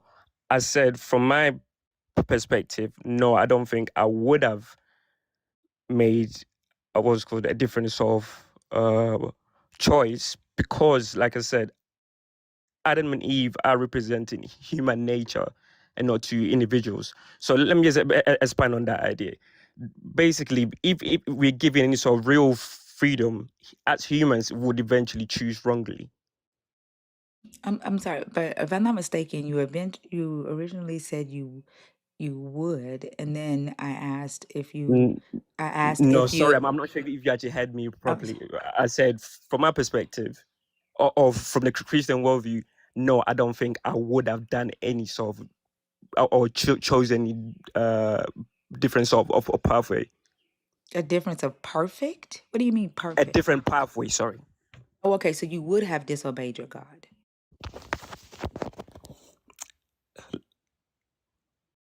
Like I'm saying again, that passage represents the human Right, nature. right. If you were Adam and Eve in the garden, would you have made the same choice or a different choice? Would you have disobeyed and eaten from the tree, or would you have just obeyed your God?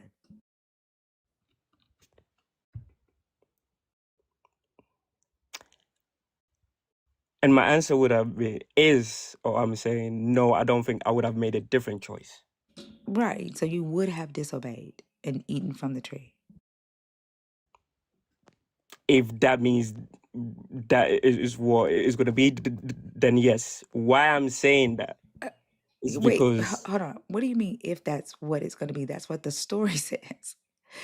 exactly what, hence why I did bring up the um, act of disobedience. But I mean, so I mentioned it. So no. Hold on. You are Adam and Eve in the garden. And okay, this is what number one is asking. If you are Adam and Eve in the garden and your God commands you not to eat from the tree of the knowledge of good and evil, what choice are you making? Are you going to obey your God or are you going to disobey and eat from the tree? and my answer is that no, I don't think I would have actually made a different choice. So Right. that means I would have Disobeyed. disobeyed God. Yes. Yes. So Okay. I think at the beginning I did actually ask what's the word I'm looking for, a clarifying sort of question. Hence why you said me personally. Then you said no, you want to know what I would have done. Hence why I'm just answering that right now. But then again, like I said, that passage is rooted, right? Or it is to represent the human nature anyway. So I'm not asking you that. That doesn't matter. What I'm asking is But what I you. actually I'm ask sorry. you why I'm if sorry. I'm that does sorry. You and not I. You. matter in I'm that sorry. case. You and I cannot talk at the same time. Okay. That's fine. All right. What that passage represents doesn't matter for this conversation. Because what I am asking is what you would do and how you see your current conscious state as either a benefit or a sin. Okay? Like, are you there? Oh yeah, no, I'm still here. I just muted myself just to let you finish. Well, it showed that you left the app again. So I know what the story of Adam and Eve is, what it represents in Christian doctrine. I know what it represents in Jewish literature. I'm not having that type of discussion with you. Okay, so believers always want to rush to like sin and all of that. What I'm asking is, okay, you would disobey. Uh, is it because you see the benefit in having the awareness that you have as a human? Is that a question? Yes. Um, do I think I would see that as a benefit? No, I'm asking, you have said that you would have made the same decision Adam and Eve made and chosen to disobey your God if you were Adam and Eve in the garden. And I'm asking, would you, is the reason that you would disobey, knowing everything that you know today, is it because you see the benefit in humans being able to use reason and logic and morality to assess whether actions or information is morally good or morally evil?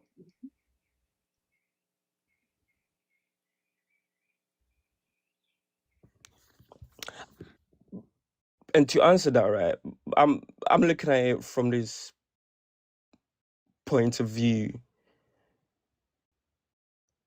knowing everything that I know right now. My question then will be, do you think humans, if given any sort of free will like Adam and Eve had at that time, would we actually choose what is right or wrong? I don't know what you're asking right now or why you're asking that question. Can you help me understand? Because what I asked you was, why would you choose to disobey? That's what I asked you. Why would you choose the same path that Adam and Eve chose in the story? That's what I want to know.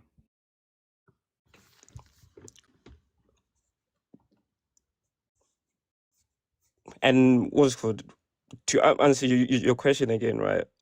What I'm looking at is that I think it's still within human nature to choose wrongly anyway, if we do have any sort of choice. Oh, so you're not answering from a place of using logic or um, like what you would want. You're answering from a place of everybody sins. Humans are inherently sinful. That's why you're saying you would do the same thing. I'm saying it is in the human nature, so yes. Okay, I need you to stop that. Okay, stop answering from your Christian doctrine. Okay, stop that. I'm asking, is it better to have a conscience where you are able to know right from wrong, or is it better to not have that conscience? It is better. Okay. And so, because it's better to have that conscience, if you were Adam and Eve in the garden, before you had this conscience, would you have just obeyed your God and stayed without the ability to assess your actions as right or wrong? Or would you have still eaten from the tree and gained the ability to assess your actions because you see it as better?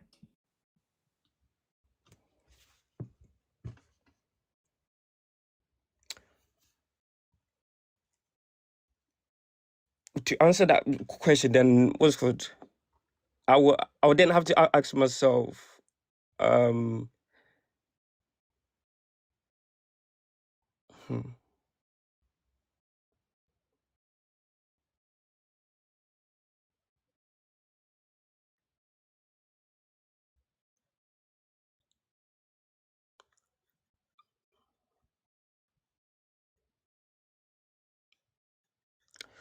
Is it okay if you repeated what's Yeah, called the yeah, question again one more time? sure. Think about the question that I asked Yeah, no, about. I'm thinking about it. No. I'm hold on. I'm answering you right now.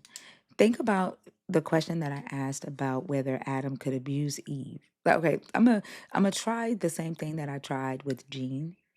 Are you familiar with Homo erectus and Neanderthals?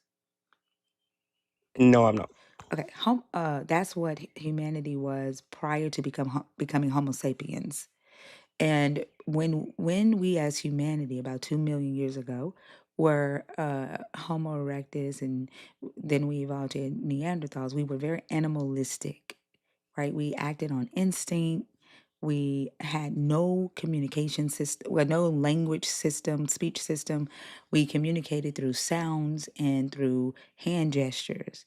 We did not, we were not aware of ourselves consciously, of our actions, of death. We were not asking questions about what is the purpose of life? What is right? What is wrong? What is good? What is evil? We were not asking those types of questions as Homo erectus and Neanderthals. Okay. And so as we evolved and we became Homo sapiens about 300,000 years ago, that's when we had a change in our mind, our brains. And we gained this conscious awareness of self. And we started asking questions about life. We started fearing death and asking, why do people have to die? We started asking whether killing another Homo sapien was morally good or morally evil. And so, what I am asking is, you have already let me know that it is better, right, to be Homo sapien and to have this moral consciousness, right, this change in our mind, uh, to be able to question our actions and to reason. And I'm asking, you said that you would make that same choice that Adam and Eve made in the garden. And I'm asking, are you saying that you would disobey your God because you know it's better for to live in a society where humans have the ability to question their actions versus living in a society where humans who act off of animal instinct? Does that make sense? No, it does. The only thing I'm going to say is, since you've mentioned that I shouldn't answer your questions from my from a Christian worldview, then I'm not sure if I can pretend to hold a neutral sort of conversation. No, I'm asking based on your reality. I'm not telling you to discard the fact that you are a Christian or you have a Christian worldview. Yes. I don't want you to answer me from doctrine. I want you to answer me from Emmanuel's desires, Emmanuel's experience, Emmanuel's logic. Are you telling me that you would disobey the God that you serve if you were the first human on earth because you know that it is better to live in a society where humans have a moral conscience versus living in a society where humans are animalistic?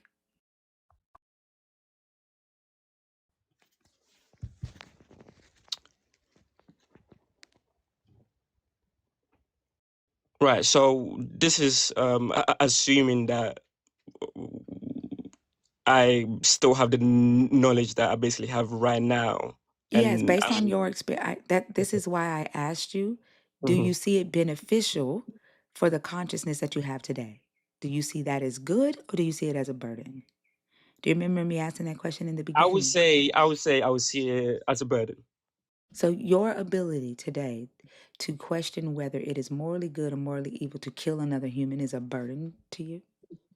Yes, because then again, we have to ground the fact that where does the morality actually comes from?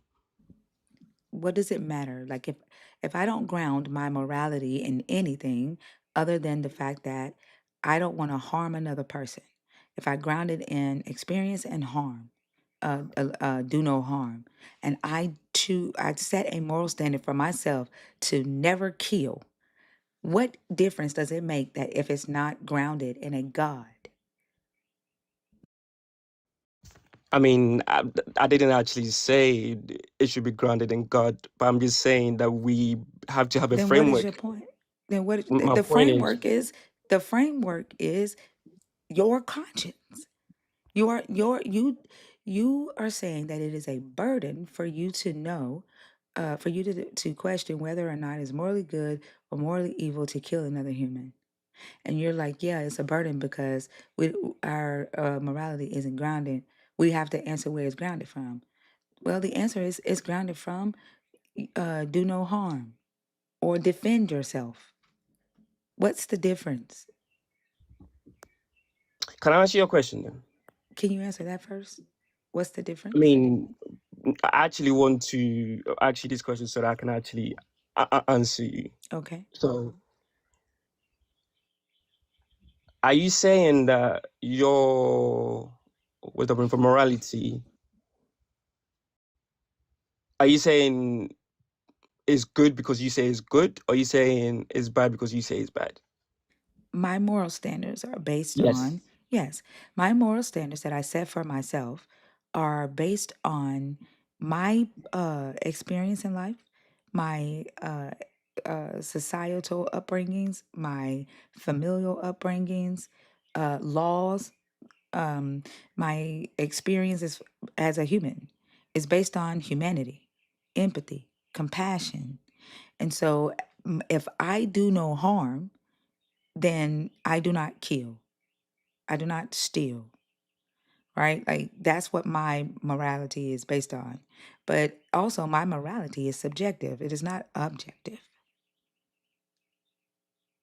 But I don't understand this what I never said whether my morality was good or bad.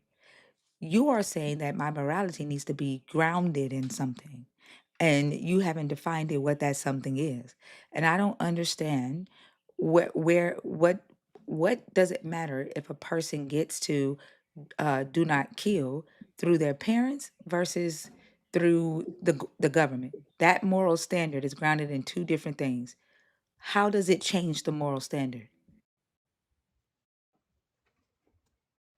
I mean, because as people, we have different opinions on that, on morality. Yes, that's true. But who cares if you think that because I don't kill humans, you think that's bad? Should I then start killing humans because you think it's bad? Should I hold to my moral standard?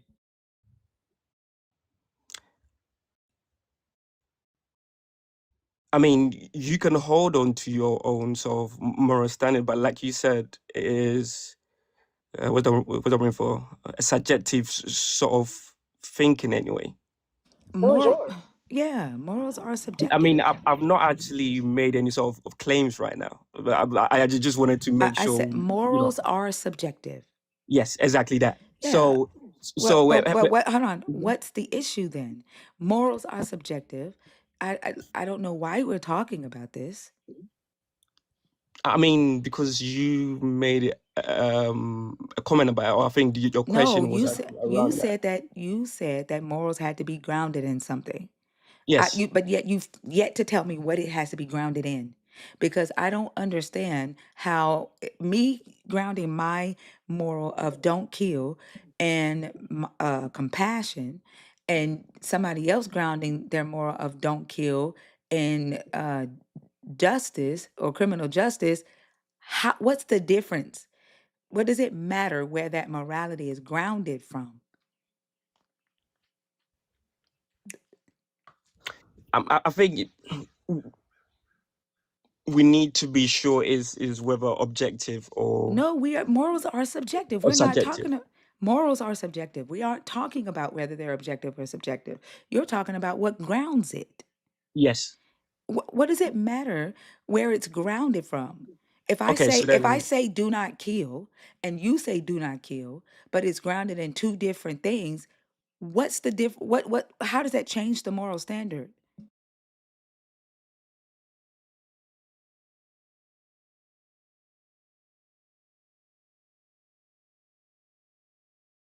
How does where it's grounded from change the moral standard if they're the same?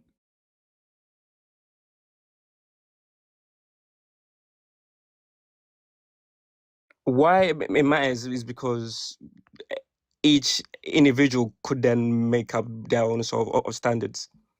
They And do that. Each individual do that now, and you're talking about the subjectivity of morality. I'm not talking about the subjectivity. I'm talking about where it's grounded from. There is no objective moral standards. So what does it matter where it's grounded from? so, okay, so then my answer to that would be then, if you're saying it's not objective, right?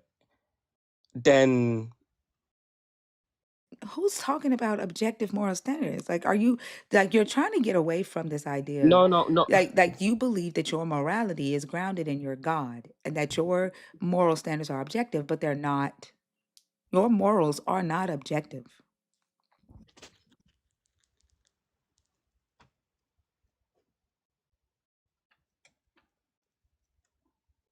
And all this was to deflect away from the actual conversation. I'm not even trying to deflect because I, we I can actually get back to that conversation. I don't even If that's remember fine. the question that I asked you because I have no idea why you even brought us here. No, I because it's don't even just that remember the question that I I wanted to asked. clarify something first Clarify before what? actually answering What it. was the question? You needed to know where my morals are grounded before you asked the question that I was asking about your consciousness. Yes, because the question was, if I know what I know now as the first human being, would I still make that same sort of mistake that was made by Adam and Eve? Oh, I asked, are you, you've already told us that answer. Yes. My question to that was, are you saying that you would disobey your God because you know having the ability to question your actions is better than living in an animalistic society? That's what I asked you. I have no idea why we're talking about where our morals are grounded. What I And I do think know is because you think your morals are grounded in your God, and you're already trying to defend the stance of your God instead of participating in the conversation. You're already working ahead to try to defend your God.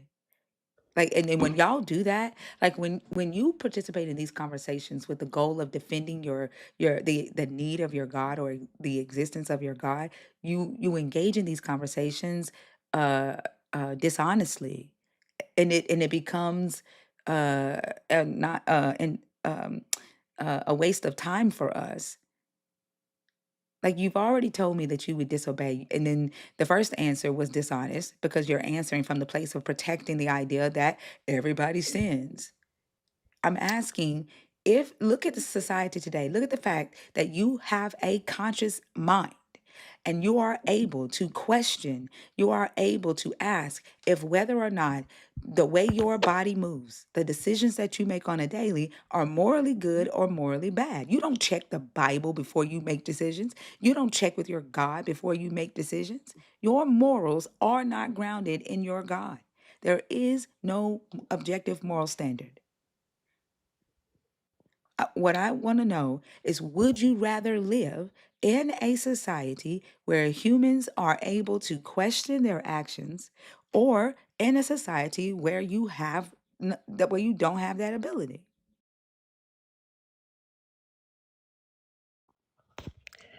I think I did actually mention that if you wanted me to, or if you wanted to actually have a conversation, I cannot give you answers from a neutral point of view, and I can only give you answers from a Christian worldview. Give me an answer from an Emmanuel worldview. What would Emmanuel do? Would you rather live in a society where humans are able to question their actions and question whether it is right or wrong to kill another human? Or would you rather live in a society where humans have no ability to do so and they are animalistic? My answer is I would rather live in a society whereby humans are able to actually question what actions we take and what it will cause. Right. Because you see that as beneficial. It is beneficial for humans to stop and think before they act. But before humans had this conscious ability, humans were animalistic and they acted on instinct. And so Neanderthals, Homo erectus were just killing each other with no awareness of death, with no awareness of consequences or risk. They were just doing. Now, what my next question is, this is where you can put your Christian Sunday suit back on. And now we can start talking about your belief.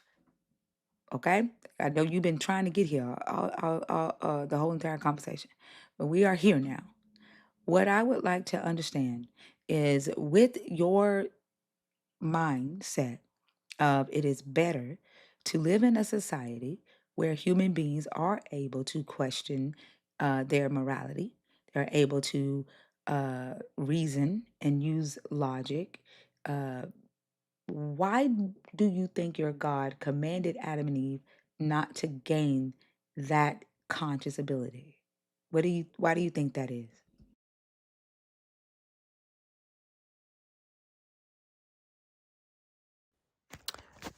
Because from what's called from the Christian worldview, we believed God knew what the what's the word for outcome would be, and what world it would create. So let's look at that claim. The world that it would create without your ability to be able to question your actions is an animalistic population of humans that just kill without awareness, that take without awareness, that conquer without awareness, that rape without awareness. Your God knew that, and that's the world your God preferred for the humans?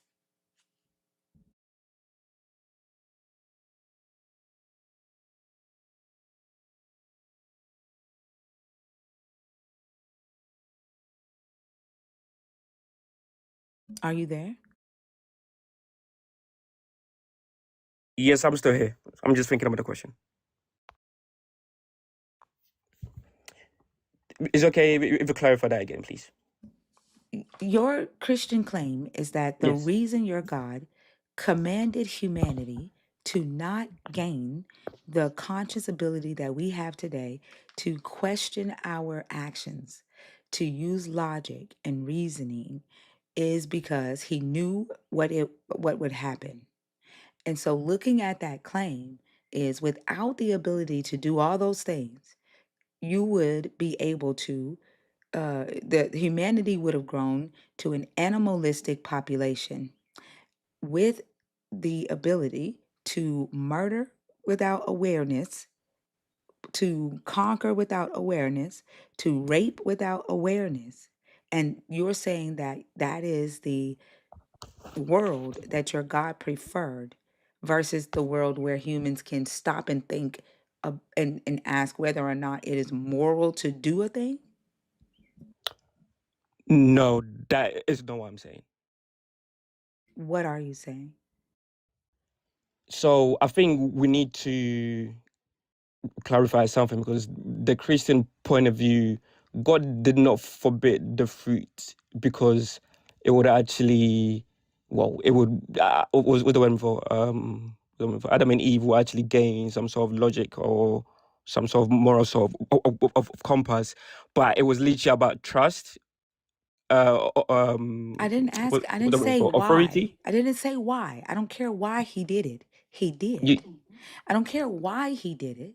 He did it. He commanded them not to gain that knowledge. It doesn't matter why. Because the why does not negate the fact that he did command them not to gain that knowledge.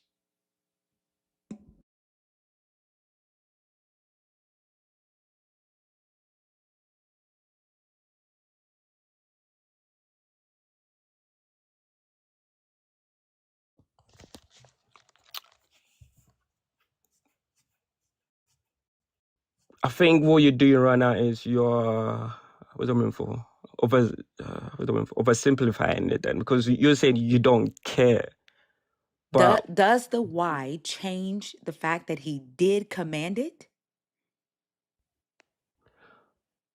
okay, so okay, let me ask you this question. No, can you Are you answer? saying No. Can you answer that question? Because you just accused me of something. Does the why change the fact that he did command it? no? He still Okay. commanded it. All right. So you telling me the why, that's for you because the why justifies his action. That's for you to wrestle with. I don't have anything to do with that. I don't need to know that. Do that in your secret closet or on Sunday morning in church. What we're talking about is what he did. And he commanded the humans to not gain that knowledge. And when we line that up to the Christian claim that he commanded them to not to do it, and when they did it, that's why the world is the way it is. Like that's why there's so much evil in the world.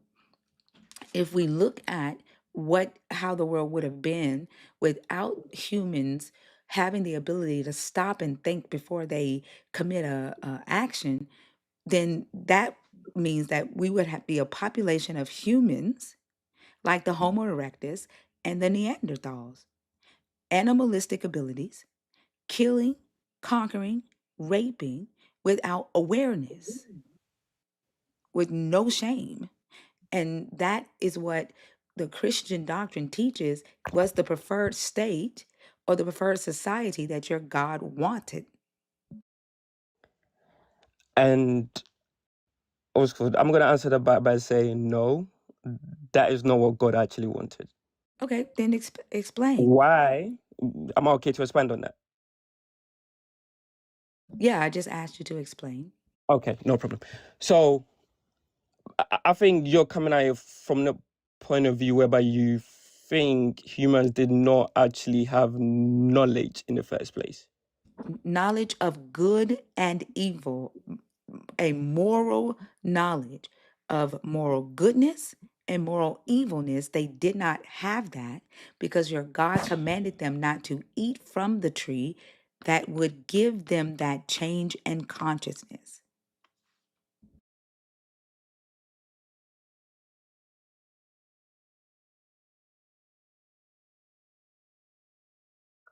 All right. So from the what's called as the point of view of a Christian, that knowledge of good and evil, I don't. Well, it doesn't. What's the word for? What's the word for? Necessarily mean basic intelligence I'm or not talking about logical basic thinking. I'm not N- I'm not talking about basic intelligence. I said moral. I said exactly. That's what I just said. right, Or logical thinking. the ability to decide whether your actions are morally good or morally evil. That involves reasoning skills, that involves critical thinking skills, that involves questioning, that involves curiosity, that involves wisdom. They did not have that ability.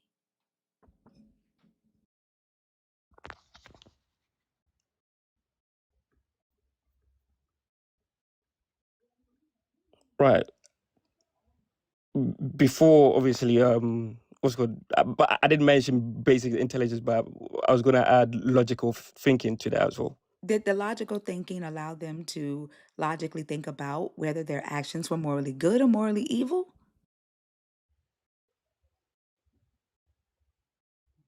Right. So, from the whatever, from my perspective, the knowledge of good and evil, basically, that act that was done. I mean, what's the room for? Adam and Eve. Okay, cool. So what's the room for? Adam and Eve basically gained that knowledge of good and evil through the experience of eating the fruit. I understand. That doesn't mean that they gain the ability to do good or evil. I understand that they gained the knowledge, right? The ability for them to question and decide whether their actions were morally good or morally evil. I've said this several times.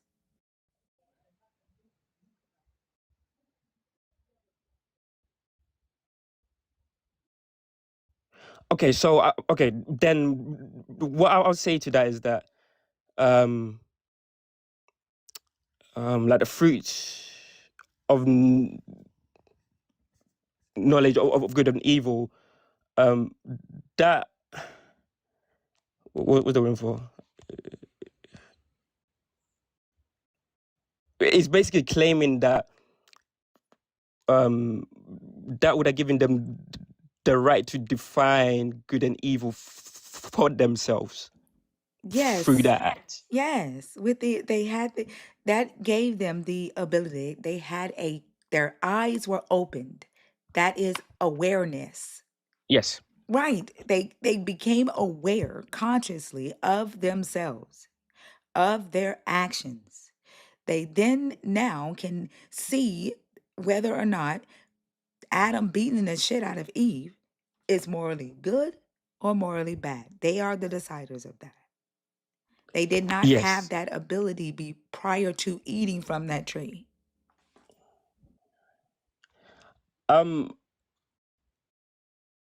What's it called? I still think they did because they still had the ability to be logical thing. What are they for? Like thinkers. So they had the knowledge of good and evil prior to eating from the tree.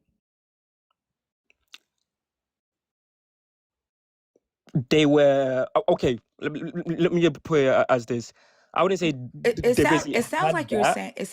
saying they had the knowledge of good and evil before they ate from the tree, but when they ate from the tree, they took the authority from God. That's what it sounds like No, you're saying. no, no, They took the decision from God. no. What are you saying? So what I'm saying is that the knowledge of good and evil was already there, but what happened afterwards was that they were able to access it through the experience. That's what I'm saying. Through their spirits? Experience. So they had the knowledge of good and evil. They had not experienced evil, but they gained the knowledge of good and evil through experience of eating the fruit, even though they had not experienced any evil. So they still didn't know what murder was. Is that right? Yes, Okay, they had no idea what murder was because they had not experienced murder. yes. I'm talking about after they ate from the tree. Oh, after, I mean, yes, because what's that mean for? Like the first murder didn't happen up until, Wait, hold on. they had their sons. But yes, No. You said they gained the knowledge of good and evil through experience. yes, Right.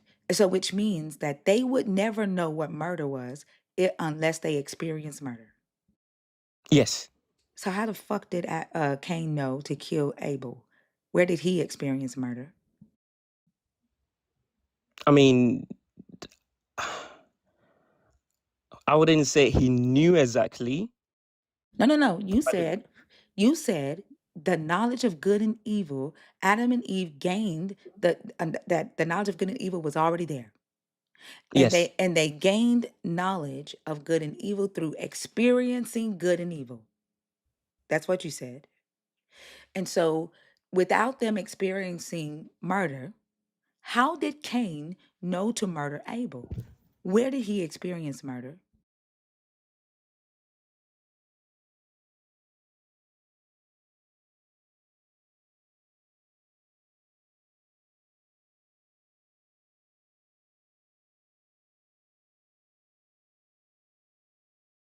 Are you there? I'm still here. I'm still. I just want to think about the question before I answer.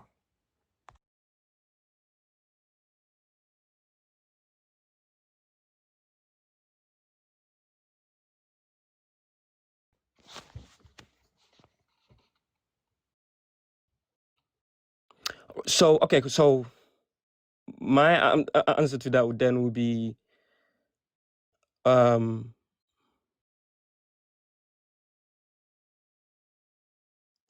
I think Cain already had enough of a what's that for moral awareness before killing Abel. Where would he have gotten the moral awareness regarding murder from?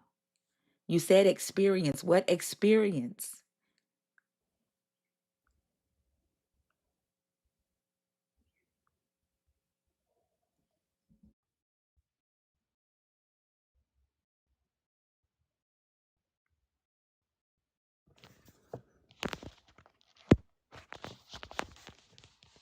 Yes, what's called I did say experience. It's through experience, and that was the first murder that was recorded. So we didn't have known that was a murder before that. Who would have gotten murdered? Adam and Eve, Cain and Abel were the only 4 humans on earth. So who would have gotten murdered? No one. So then what are you talking about? What I'm saying is that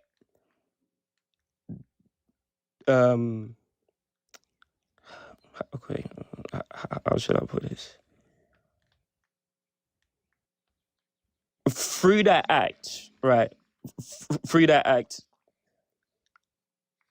like I said before, I don't think Cain was what I've been for morally what's called clueless. But you said the knowledge of good and evil comes through experience. Yes. So Cain wouldn't have had any moral awareness regarding murder had he not experienced murder.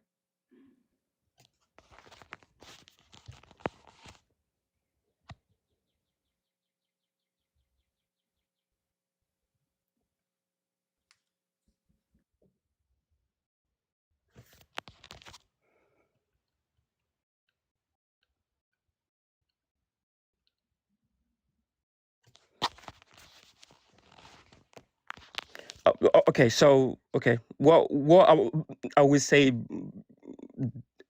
that because Cain was not what I mean for like clueless already. Yes, I did say they gain it through experience, but then I will actually say that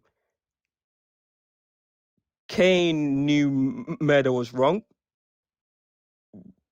because he already knew he was being what's the word for tempted to what's the word for evil. And I didn't ask if he knew it was wrong.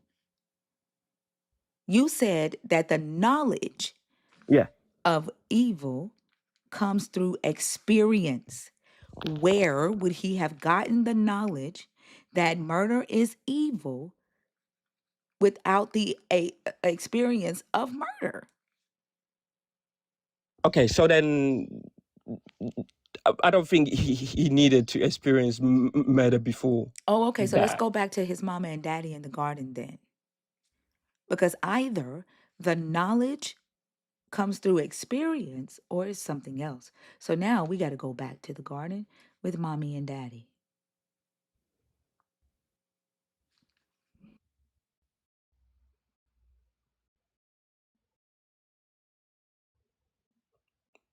Yes, and I think my answer will be you don't need to experience everything first in order to be what I'm for accountable. I'm not asking about accountability. What we are trying to understand is how you understand what the knowledge of good and evil is in that story.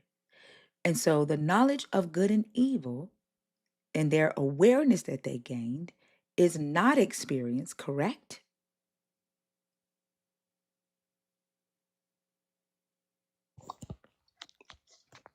No. Okay. That's not what All right. I did So say that. you did say that. It was gained through experience. Yes, you did say that. You did say Yeah. that. Okay. And so we know it's not experience. So the knowledge of good and evil that they gained and had a awareness, their eyes opened, is a conscious thing, correct? They are now able to decide and question whether their actions are morally good or morally evil. They are able to understand that their actions are morally good or morally evil, correct? Are we under the what's the room for? Like the pretense that what's called both Adam and Eve had no sort of thing. What's the room for? Like conscious before having that fruit. I said that they were aware of self. Before Okay. eating the fruit, they were naked and unashamed. They lacked shame. Yes. The words in Hebrew there for naked is irumim. The word for wisdom that the serpent had, the knowledge that the serpent had, is ram. And that is an idiomatic play on the lack of knowledge that the serpent had, the humans lacked, and they were not ashamed. The wisdom that the serpent had in that garden was prudence. The serpent was prudent, the serpent was wise, the serpent was a rational thinker. Adam and Eve lacked that knowledge, and they had no shame about it. When they eat of the tree, they become aware of themselves. They see that they are naked and they cover themselves up. This is a conscious awareness shift, similar to the Homo erectus, the Neanderthals, who had no conscious awareness of self, shifting in mind where our brains change and we become Homo sapiens, and we now are conscious of self. We now question, we now cover ourselves up. We stop before we act.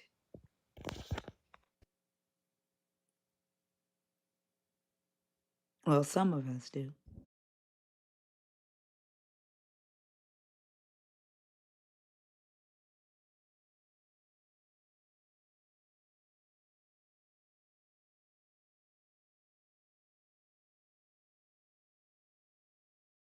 Are you there? No, I'm still here. I'm just yeah. I'm thinking about what you're saying before I actually say anything. What I would say right now is that I'll still stick to the fact that they gained like the knowledge of good and the evil through experience and through the act and the guilt. So you're going to go back to experience. Yes. What evil did they experience? I mean, I think you're taking it what's the word, verbatim, No, because you want me to ignore the shit that you're saying and just accept it. What evil did they experience for them to gain the knowledge of good and evil through experience? What it's act? okay. Okay. Can I actually expand on that? Because That's why I'm asking you, what okay, act? okay, no problem. So from the Christian worldview, Hmm. they already knew good as what God had told them. Yep, cool. Right. What evil did they experience? What act of evil? They, well, after actually eating that food, they knew evil from within themselves, as in inside. What act of evil did they experience to know evil?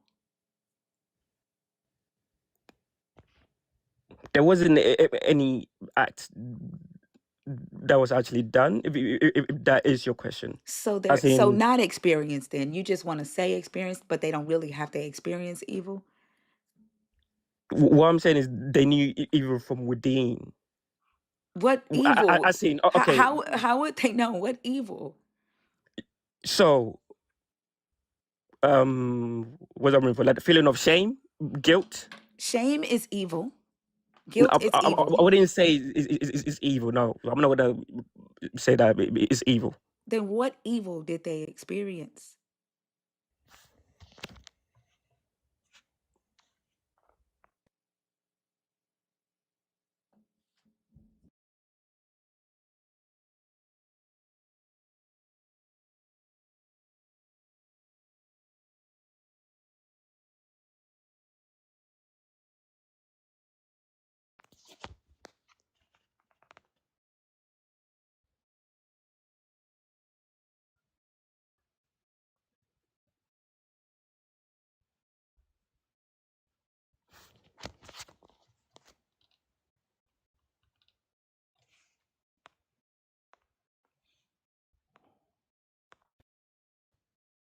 I'm still here. I'm just trying to think about the question.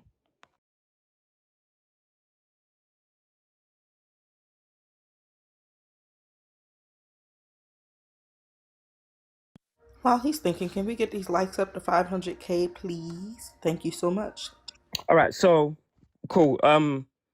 They experience evil through shame, guilt, fear. That is the Christian worldview. So shame, guilt, and fear are all evil? I just asked you this question and you said no, and we're back to it. No, what's good? I had to, I had to think. Yes, I did say no previously, but I had to think about the question again. So yes. Okay. And so it is an evil thing to feel the shame of beating the shit out of your wife.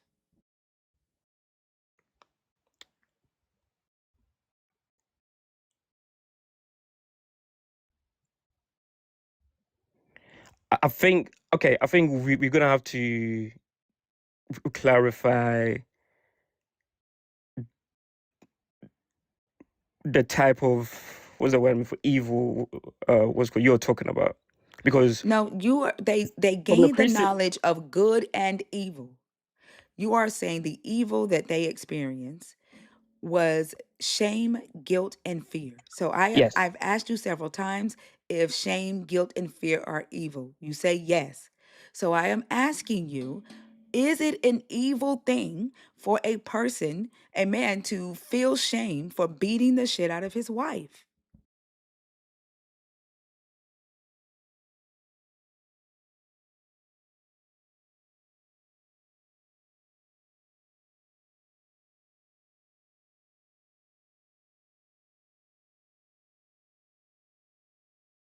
yes, because beating is evil, No, and is it an evil thing for a man to feel shame?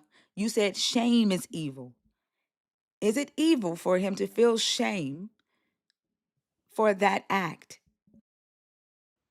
no, in that case, the beating is the evil. So we're not talking about shame being evil then. So No, the acts are evil. what I'm trying to say is that shame is not Not evil? always evil, not When is always shame evil. evil? When is shame evil?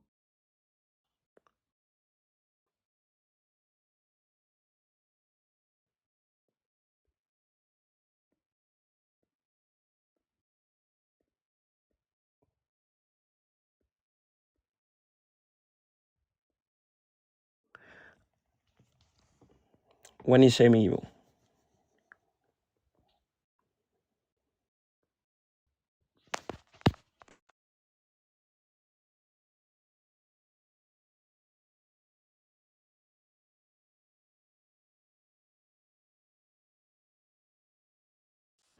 Did he ask ChatGPT out loud?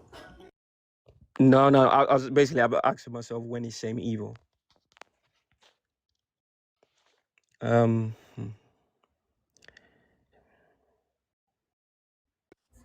It's okay to say you don't know.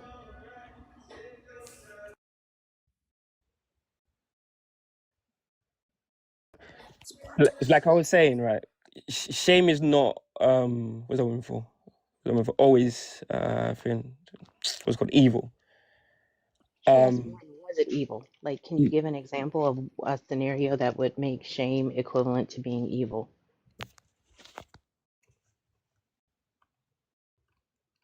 Yes, so I would say when, let's say, you shame an individual, what's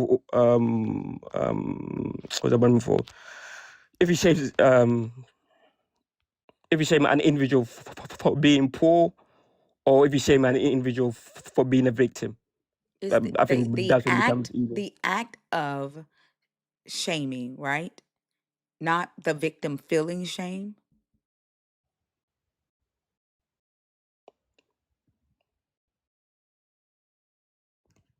Your question is the act of being shamed and not the victim The feeling act shame. of feeling shame. They felt shame. They weren't shaming anybody. They felt shame. You are saying the shame they felt was the evil.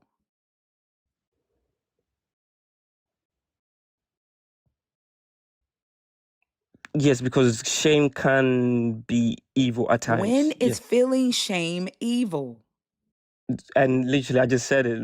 You are saying that When you, someone is attacking someone to make them feel shame. yes, The act of attacking a person is the evil. The yes, shame the person feels is not evil. yes. When is it? Did Adam and Eve attack someone with shame, or did Adam and Eve feel shame? Felt shame. Did Adam and Eve experience the evil of shame? Yes. Who was attacking Adam and Eve to make them feel shame? I think, okay, I need to actually think, what's I mean for, like, clarify here. Like I said, shame is not, what's I mean for? What's I mean for What always shame is never evil. Shame evil. is not, Shame is yes, never evil. The example that you gave was a bully bullying someone and the victim feeling shame. no, no, no, That no, is the no, example you gave. no, You no. literally said making attacking someone, making them feel shame. That is a bully attacking someone, and the victim feels the shame from the bully's actions. But the shame that the victim feels is not evil. The act of Ma'am, the I bullying don't is think evil. that's not what I said. You What literally you I was did saying say is, that shame is Yes, evil it when is. you attack someone to make them feel no, shame. no, no, ma'am. I said shame is evil when you're blaming someone for being poor, or when, Who's blaming the bully? The bully is blaming someone for being poor. Who feels the shame? The bully or the victim that's poor? the victim. Yes, so the bully doesn't feel shame. The bully is attacking the victim who's poor. The victim feels the shame. How is that Yes, shame evil? it's evil because it's being used as a Who's what's the using word it? for? Who's using it? Well, who's The using bully is shame? using it Did as a verbal abuse did the or a thing, no, humiliation. the bully used words. The victim felt shame. Shame is a result of somebody blaming somebody for being poor. I think Yes, what you're collapsing, Emmanuel, is the fact that shame is both a noun and a verb. And you are speaking about the noun as though it is a verb. Adam and Eve experienced shame as a noun. They did not shame someone using it as a verb. Being a noun can't be evil because you're experiencing it. You're collapsing those two usages of the same word. But uh, I think even if we use it as a verb, right? The person feels the shame. The person that's shaming someone is doing an act, right? It's the act of shaming, of trying to make a person feel shame, um, is the evil thing. But the shame that the victim uses, like you can't shame someone who doesn't feel shame. You see what I'm saying? Like like a person could say that you're poor because you're lazy. You're poor because you're not smart, right? That's not the shame. They are attempting to make a person feel shame. And if that person feels shame, then that's the victim. That's not evil. I don't see it as evil whether it's a verb or a noun. I think the act of trying to shame someone is evil. But if that bully succeeds, the shame that the victim feels isn't evil. Yes, that is true. Shame becomes a But I noun. think what I was saying is shame is not what am I looking for? What am I looking for? I think what I'm saying is shame is not what I'm looking for always It's classed as evil. it's never evil. That's what I'm saying. Shame is not always It's classed as evil. never evil. Never. Shame is something that you feel. It's not really something that you do. The attempt to make someone feel shame is called shaming. And you are saying the act of shaming someone is not evil. No, the act is evil, but that's not shame. That is a that is the act of shaming someone. That isn't shame. When you are attempting to shame someone, you are attempting to make that person feel shame. The shame that that person feels is not evil. The act of trying to harm that person is what's evil. But the act of trying to harm that person isn't shame.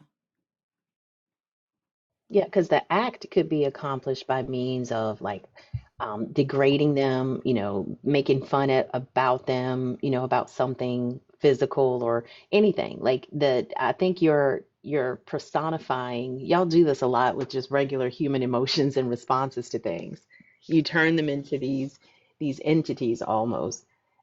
But that doesn't necessarily. I think that loses a lot of the meaning behind what these words truly are. Like you can't do shame. Like I can try to make you feel ashamed by things that I say. The things that I say are the things that could be evil. If I'm talking about you or your mom or a family situation or just something for the purpose of trying to hurt you, that's called shaming you. But what I'm doing, the actions that I'm taking are actually evil or could be evil depending on what my intent is. Yes, that's correct. But that's not shame. It's not what you said. So when is shame evil? Not shaming, shame.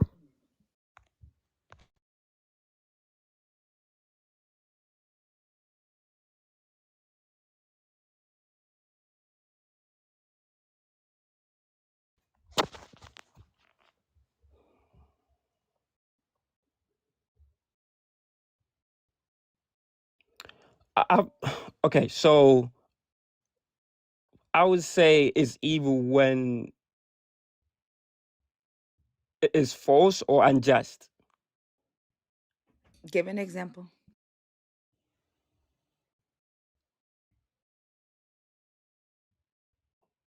So okay, so the example again would be when someone is shamed for Shamed, you are using it yes, again as an shame. action. You are Yeah, so using I'm it trying again to as an action. You are using it again as an action. We are talking about the feeling of shame, which Adam and Eve felt, not did.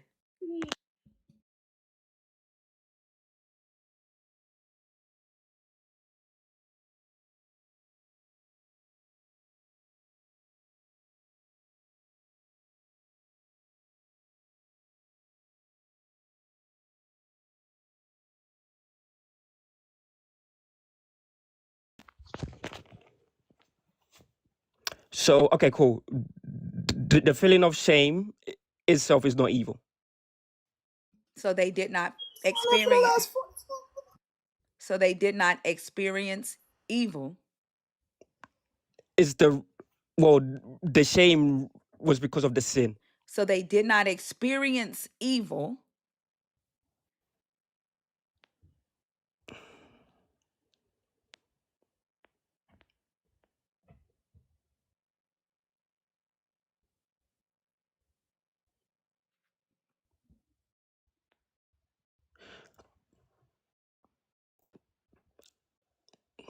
I would say, okay, what I would say to that is that the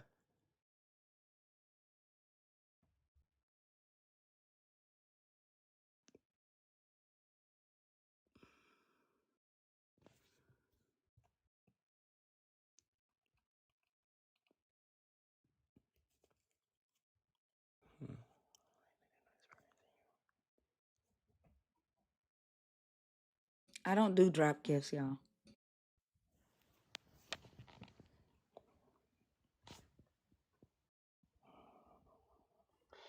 Are you trying to figure out a way to make shame evil?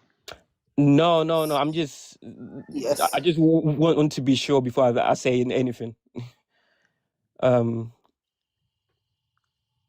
I think you're missing the fact that pain. I'm sorry that it's like pain, right? Shame is a feedback mechanism. Just like pain is an evil, it's a signal to you that something's going wrong. Hunger is not evil; it's a signal to you that you need food. Shame functions in that similar way. Like it's signaling to you that something has a behavior has been or something's been violated. Something a boundary has been crossed, right? Like a signal helps you correct harmful behavior. So the signal would not be considered evil. If you're saying that Adam and Eve experienced shame, then they were on the receiving end of it. If you're saying that they use it in some nefarious way, you're going to have to point out what they did to utilize it as a verb. But I think, again, you're just kind of collapsing the two usages of this word into one that doesn't really make any sense. He's trying to his damnedest to stick to thank you, Brian. He's trying to stick to the idea that they knew they had the knowledge of good and evil, but they didn't really know good and evil until they experienced it. This sounds like an Elijah Johnson argument. Mm-hmm. That yeah, the same motherfucker that lies and says that he cooked me on this shit. But the people that comes over here from his channel can barely get past the first fucking question. This idea that Adam and Eve didn't know the knowledge of good and evil until they experienced good or experienced evil collapses at Cain and Abel. It collapses at Adam and Eve unless you can tell me what evil they experienced in the garden. Okay, so the to answer your question right now, the evil they experience was what's the word for disobedience. The evil they experienced was disobedience. Yes, And so, how did they disobey before they gained the knowledge of good and evil? because they went against what they were basically told not to do. But they didn't know that it was evil.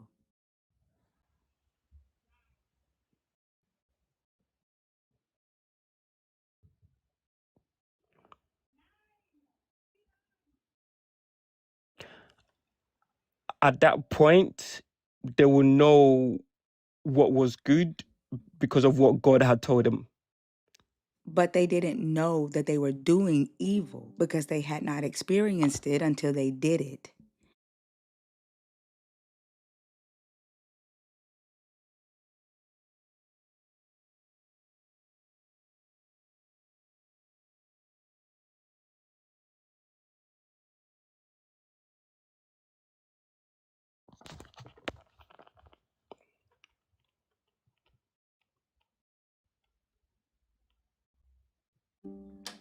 The claim that you have that Adam and Eve knew good and knew evil, but they could only know good or evil until they experienced it makes no sense. You're saying Okay, you're cool. saying they knew good and evil, but they Not didn't know good and evil because they had not experienced it. not That makes no sense. exactly that. That's Not did exactly Adam that. and Eve know good and evil before they ate from the tree? What I said was it was already there, but They're they, where? They're where? as in, Okay, how do I put it? What is there? It was already there where? Nani, were you trying to come on stage?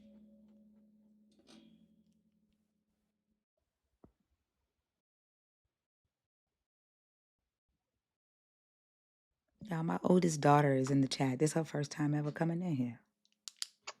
So cool. Okay. Oh, okay. It threw you in there. Good morning.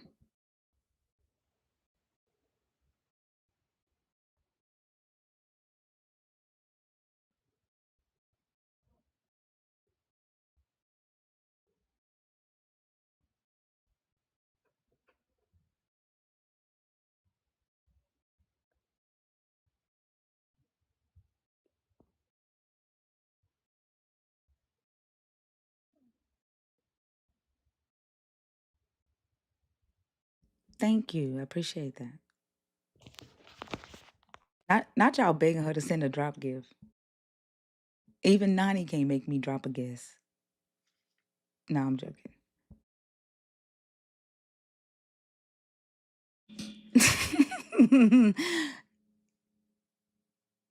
He's gonna get it. He's he's holding tight to this experience thing. This is what Augustus of Hippo, this is his claim. When you say knowledge of good and evil was there, are you saying it was in Adam and Eve's conscious before they ate from the tree? Yes.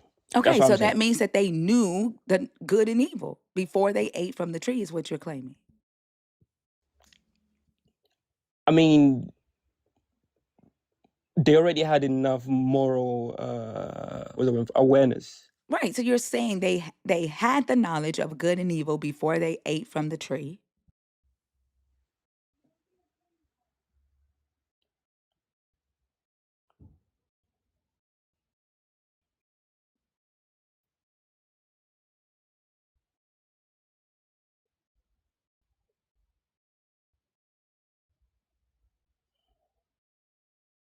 What Nani say? What's she saying?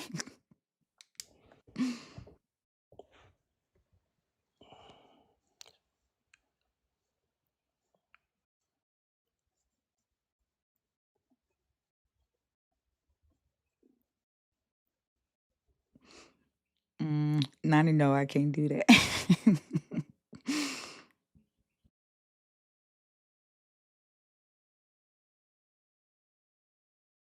I'm still trying to figure out where the point of tension is. Like, what are you contemplating right now, Emmanuel? I just, want to be sure before I answer any sort of questions. Right.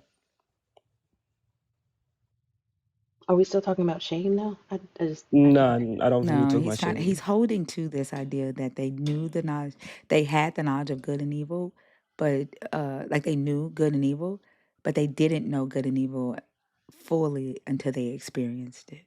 So kind of like a baby has the knowledge of good and evil, but cannot know good and evil until they experience evil. So that's kind of like what you're holding to, right? Yes. And so a baby that is SA'd, do they know that is evil?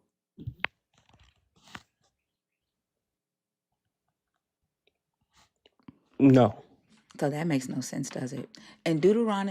Deuteronomy 1, when your God is handing out the punishments to the Israelites, he says,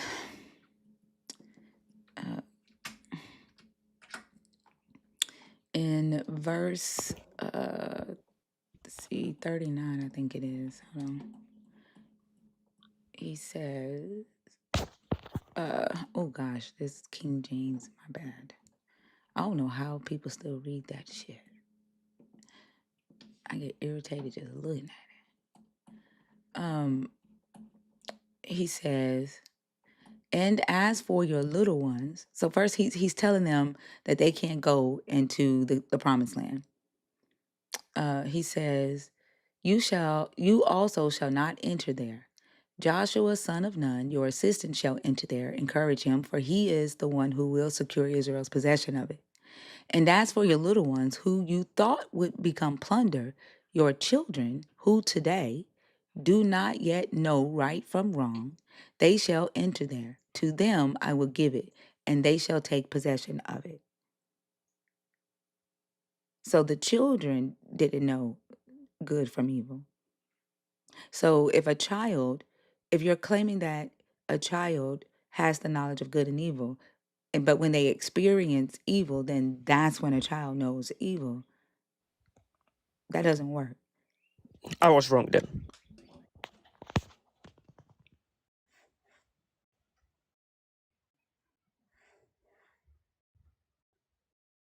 What is this issue with them gaining the ability to decide? Like what is this issue? Like, why do you need it to be I don't have experienced? an issue with it because then, Are you holding to okay, Augustine of Hippo?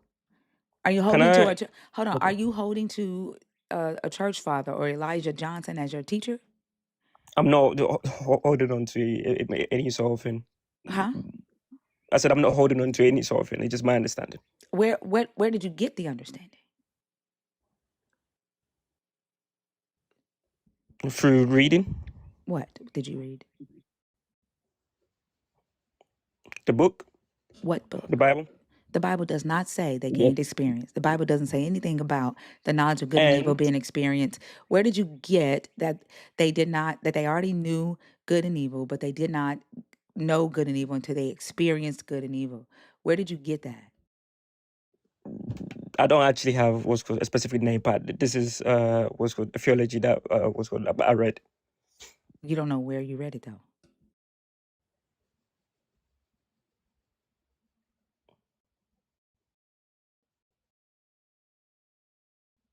Like, to not know where you read it and to be holding on to it this hard is kind of weird. Like, the text says that their eyes opened. In the Hebrew, in verse 3, chapter 3, I think it's verse 7, it says, Vatif chachana, eine, shanachim.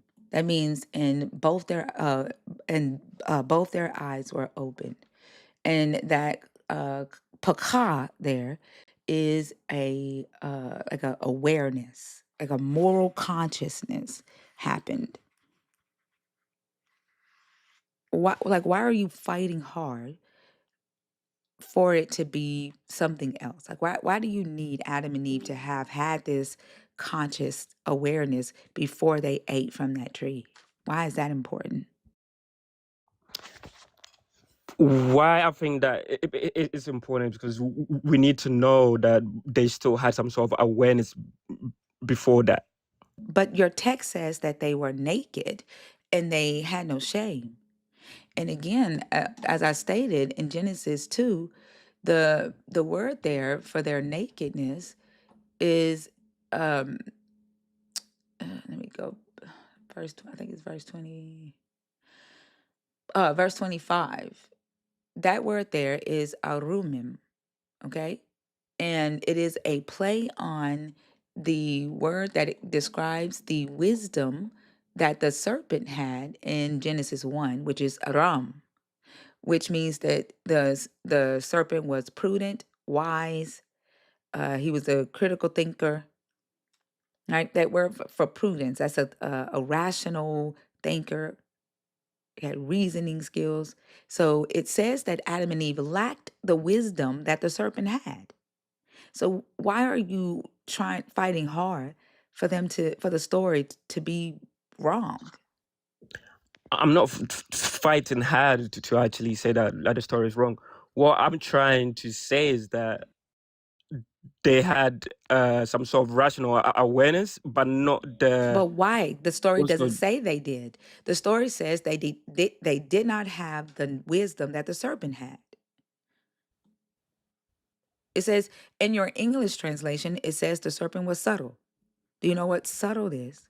yes? So okay, so what I would say to that is the awareness they had was awareness of God So and the command of God. that doesn't mean that they had the Yeah, ability. is that way? That means that your God would be their moral conscience, correct? They didn't have the Yes. Yeah. ability I to. mean They didn't that have is the. what Yes, I was trying I said this to 20 minutes ago. ascertain. I said this 20 minutes ago. I probably didn't You hear are you then. saying yes you did, because you answered me. You are saying that they took the ability to decide morality away from your God when they gained that moral conscience, right? They gained the ability to decide morality for themselves, to question their own actions, to push back against your God. Like if your God says, go kill, they now have the ability to say, nope, that is it moral? Am I killing babies? Why am I killing babies? They didn't have that before. Before, they just obeyed your God, right? They were expected to just obey and not question, not assess, not decide morality. The decision for morality was your God's, correct?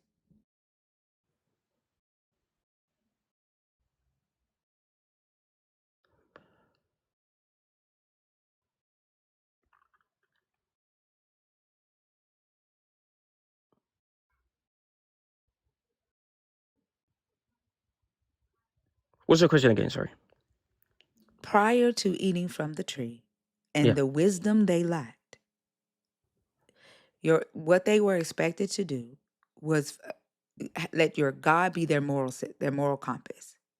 If your God says go kill, they are not they didn't have the ability to have wisdom and say I should not go and kill babies. Just no matter if a God is telling me to. They lacked wisdom, correct? Yes, but then what I would say to that is that God wouldn't have told them to do that. Your God tells them to do that with wisdom. So there is no reason for me to believe that your God would tell them to do it without the wisdom to disobey. In what context? Sorry. What do you mean in what context? I mean, you probably have a verse or something you've read. No, So what do you mean in give me what that context. context? Are you asking me where he does it, or are you asking me for justification of when he does? No, I'm asking you where he does it. Your God commands the Amalekites, the Israelites, to annihilate the Amalekites, to annihilate the Hittites, the Amorites, the Jebusites, the Canaanites. What? Your God commands the Israelites to annihilate a lot of people.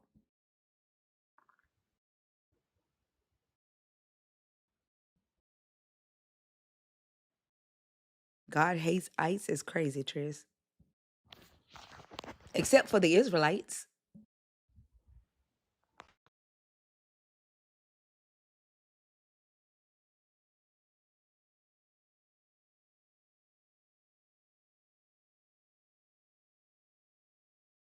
Keep in mind that Eve does a ask herself, would it be wise? Or she's thinking how wise it would be or good it would be to have wisdom.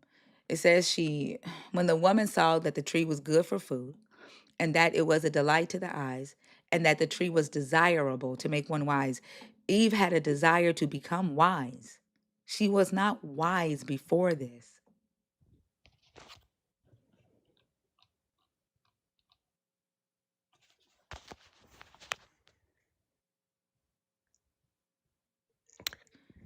Can I put some sort of what I'm looking for? Distinction between what's called what I'm looking for? He Murder getting ready to and judgment. justify the Amalekite. I knew it. He getting ready to try No, to justify his God. Like, I don't care about that. Your God, if your God said go kill, and you lack wisdom to say, no, God, I don't kill people or I don't kill babies, and you have this loyalty to this God, are you gonna go kill? and I'm saying God will not actually give that sort of command if he knows you don't know. If you know you don't know what, he didn't want you to have wisdom. I don't think that is the case. What the case of what? I don't think God didn't want what's called for Adam and Eve to actually have wisdom, because it's like I said before, they already actually had that. They had wisdom when it literally says, when the woman saw that the tree was good for food, that it was a delight to the eyes, and that the tree was desirable to make one wise. What exactly is the symmetry breaker between having knowledge that you don't know you have and not having knowledge?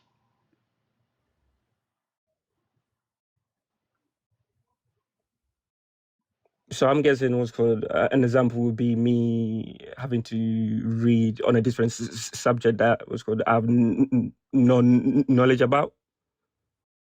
No, what I'm saying is that you're saying this as though it Yes. resolves something, but if knowledge doesn't influence like awareness, decision making, understanding, in what meaningful sense is it different from not having knowledge?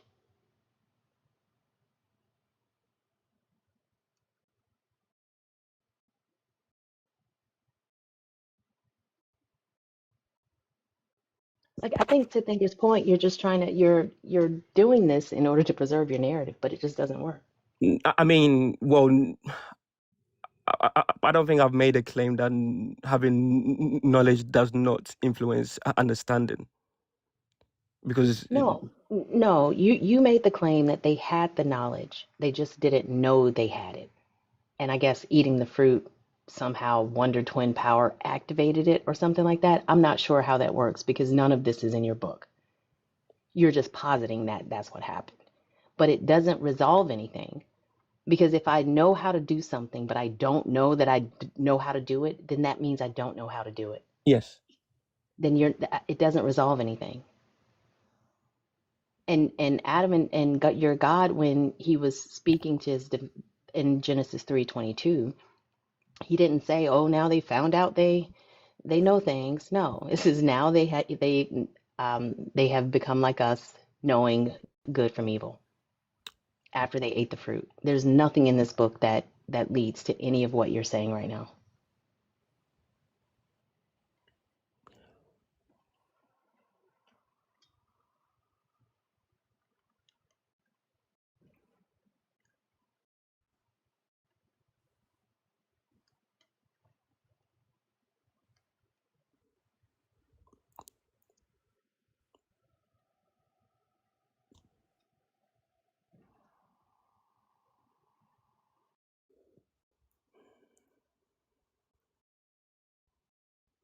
Are you thinking?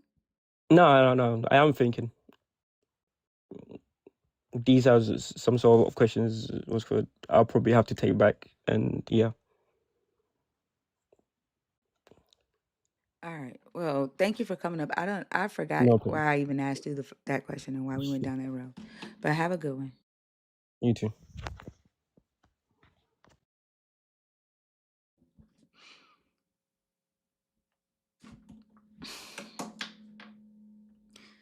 Goodness gracious.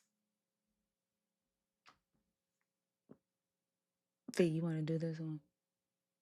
Yeah. What was this? Jaw? Jawan? Jawan?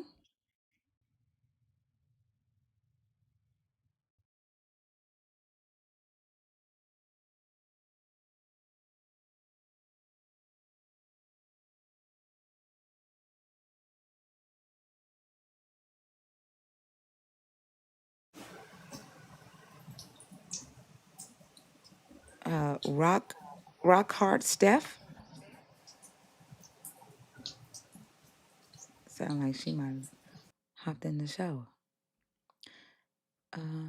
Remember, if you are a subscriber and you're in the guest request, please let me know.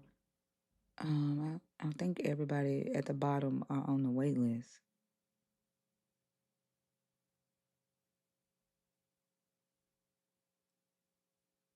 I swear I hate this wait list shit.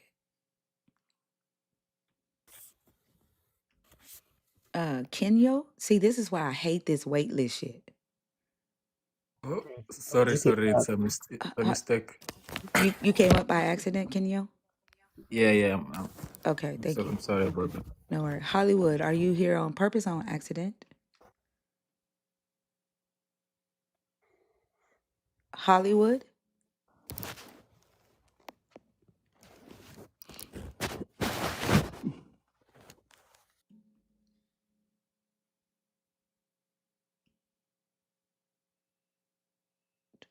He said no, he was thinking when you asked. Oh.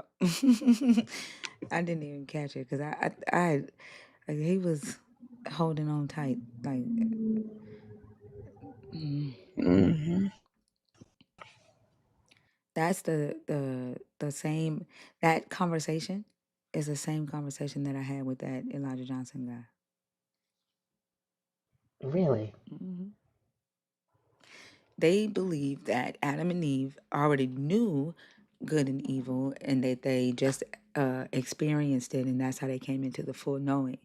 And then when the God said in Genesis 3:22 that the humans have now become like one of us, he said wink wink. He was being rhetorical. He was using rhetorical irony. But what are they basing that on, other than they needed to be that? Augustine of Hippo.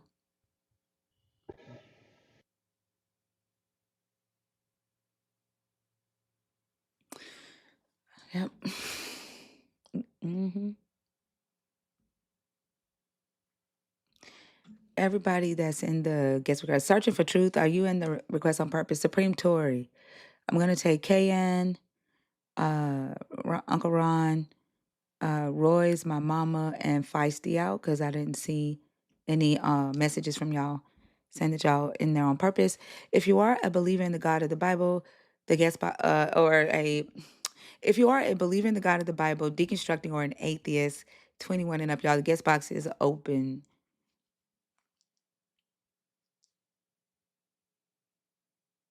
Exactly, data. But the fact that he edited our conversation and said that he cooked me, and now I have all of these low tier believers, like, who are his followers, who believe that shit.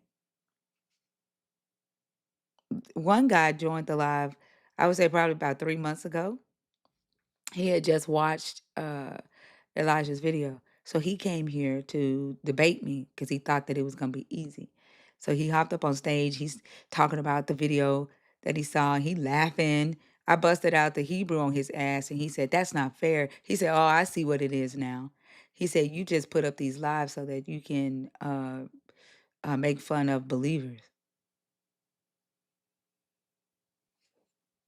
Or just because they don't read or put any thought process into their belief system? How is that then your fault? He said, "It's not fair for me to know Hebrew and then have conversations with believers." Bash was on stage that night when he did that.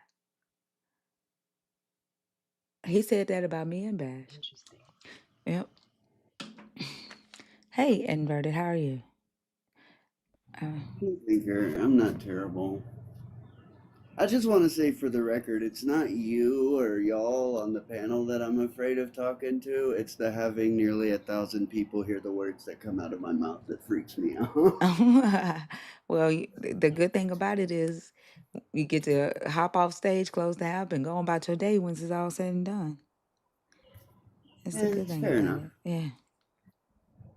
I couldn't help but feel like when that last guy was talking about shame being evil, I think he was talking about the shame they felt being evil because God didn't want them to feel it, is why they didn't feel it in the first place already. So when they felt the shame for being naked, that was evil. Yeah, I knew what he was saying, but shame is the, Oh, okay. yeah, yeah, shame is the thing that people feel that helps them know when they're doing something bad, right? Exactly. Something harmful. So a human being without shame or guilt, like, that's a dangerous motherfucker. Hmm. But Other than that, I really only had like one question that keeps bothering me. I don't know if V's here right now because she's usually the one that they bring that up with about like how they try to go to how can you prove you're not a brain in a vat. Seems to me like it defeats itself because if I was the brain in the vat, then there wouldn't be a such thing as a person in the world who knows things I don't. Oh, that's a philosophical syllogism that like that, a philosophical argument that I don't even entertain. I never understood how these arguments don't defeat themselves. That doesn't follow, Jeff says. Uh-oh. Yeah, it's Uh-oh. a useless argument for me.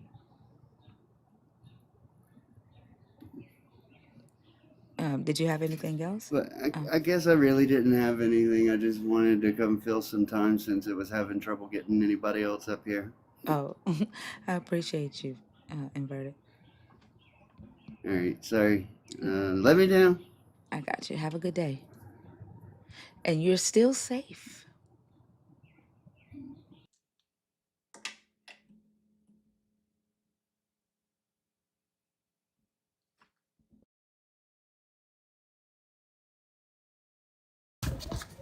Jacob!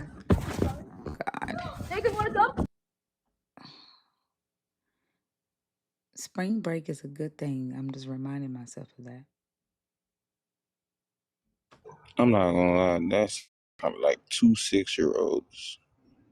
Who probably on spring break? Searching Yeah. Insights? Searching Insights, are you there?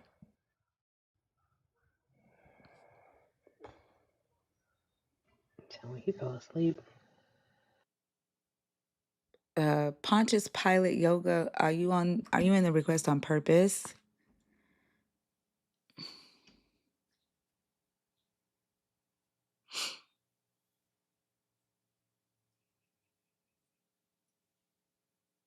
Okay.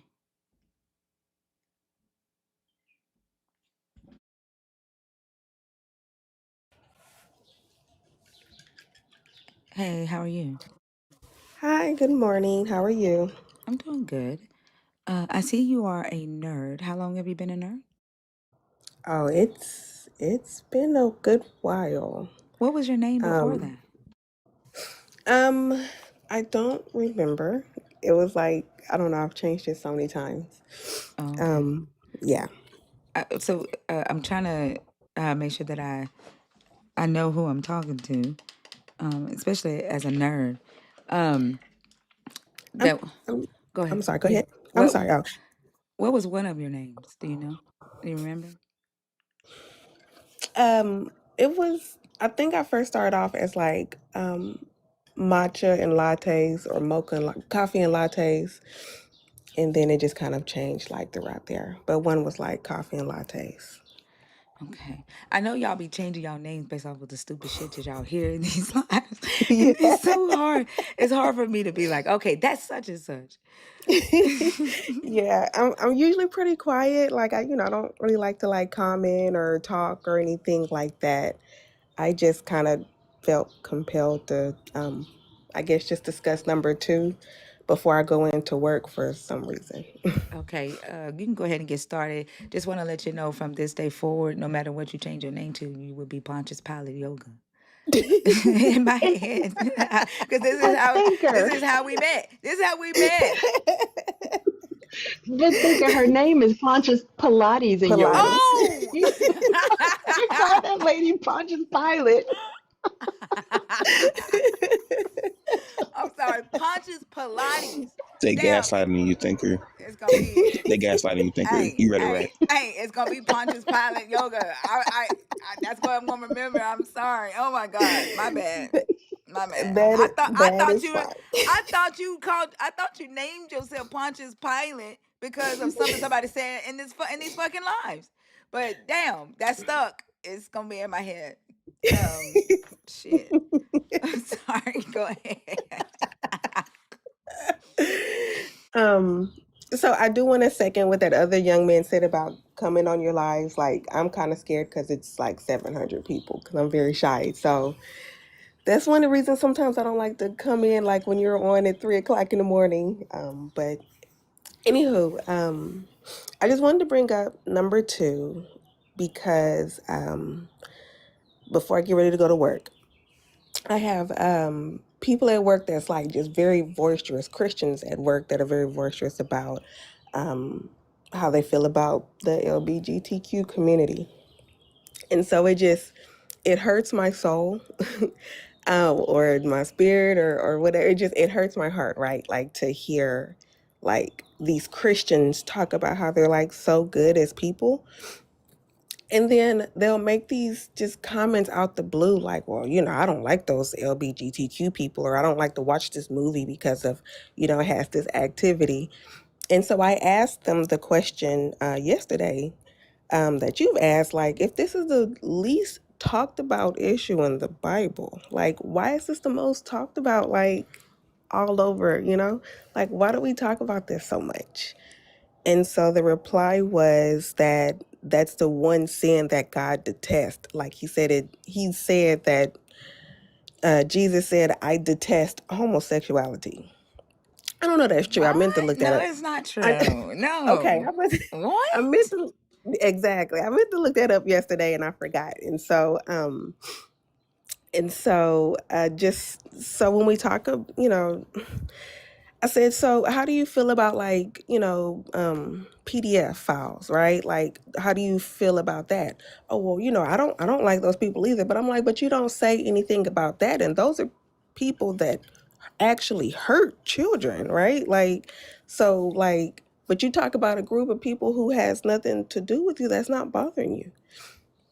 And so, I don't know. I wish I knew, or I wish I could understand like what that hatred is that just gets them so riled up, right? Like, I mean, I said these are people like some you wouldn't even know as part of that community, and then you have no problem with them. I'm like, you don't even know if I'm part of that community, right?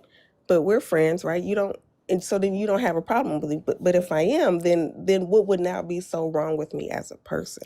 Does that make sense? Like, Yeah, I I think you it did a just good job combating that bigotry. I want to credit you for that because I'm trying to like bring in some of this thinker in me to come out sometimes with them because but it's just I just and so then I asked yesterday, I said, so how come is it that as a Christian, when y'all say these hurtful things, like it doesn't hurt you, right? Like you're being hateful, but you talk about how, Jesus has been so good in your life and how he saved your life and how, you look out for humanity and I mean, all of this other stuff. But when you say that, then it doesn't bother you. And so then they're like, but I'm not being hateful because I don't like, it's not that I'm saying that I hate them. I just don't approve of what they do. But it's like, what does that have to do with you? Like, I wish I could understand that, or maybe I just should leave that alone. But it's just, I hear it at work so much. That's what bothers me about it, right? Like, if I can just be aware, and we work in a hospital, so that's another thing. But luckily, they don't have anything to do with patients. But it's just, you know,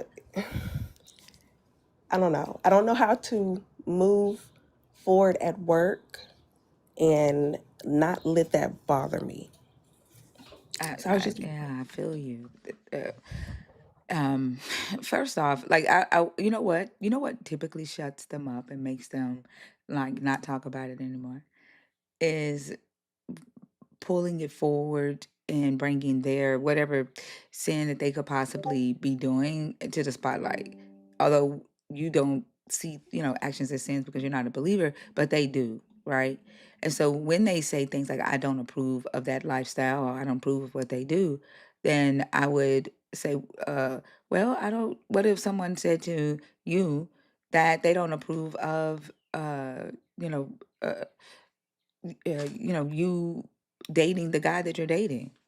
Like they don't approve of you having sex because you're not married, or they don't approve of you drinking or you going out. Like, well, I don't know them, but I would turn it back on them and say, would you change your everything about who you are because another person don't approve of it? Like, who are you to say that a person shouldn't be, or a person shouldn't exist, or a person shouldn't love a specific way just because you don't approve of it? It's like saying I love you. I just hate who you are when you're being yourself. The fuck does that mean? Like how do you make that distinction? Like it's one of the most vapid and honestly insulting things that somebody can say. I'd said this to a friend of mine who was very, they consider themselves such a kind and loving person. Like, I don't hate the gay community. I just, you love the sin, hate the sinner. It's like that's like saying I love you, but I hate your skin color. Can we separate one from the other? No. Like you're just wrapping your supposed acceptance in a whole lot of bigotry in order to make you feel better about your bigotry. Danny in the chat said, "Go ahead, use that argument on a PDF file. Go ahead, I dare you." And there's no fucking argument when it comes to a pedophile, because pedophilia causes harm. Pedophilia is taking advantage of a younger person's sexual, their genitalia, and abusing them, taking away their autonomy. Pedophilia is abuse. Mm. She made a good point about the, how would you feel if somebody said that about your skin color? And of course, all of these are Black Christians.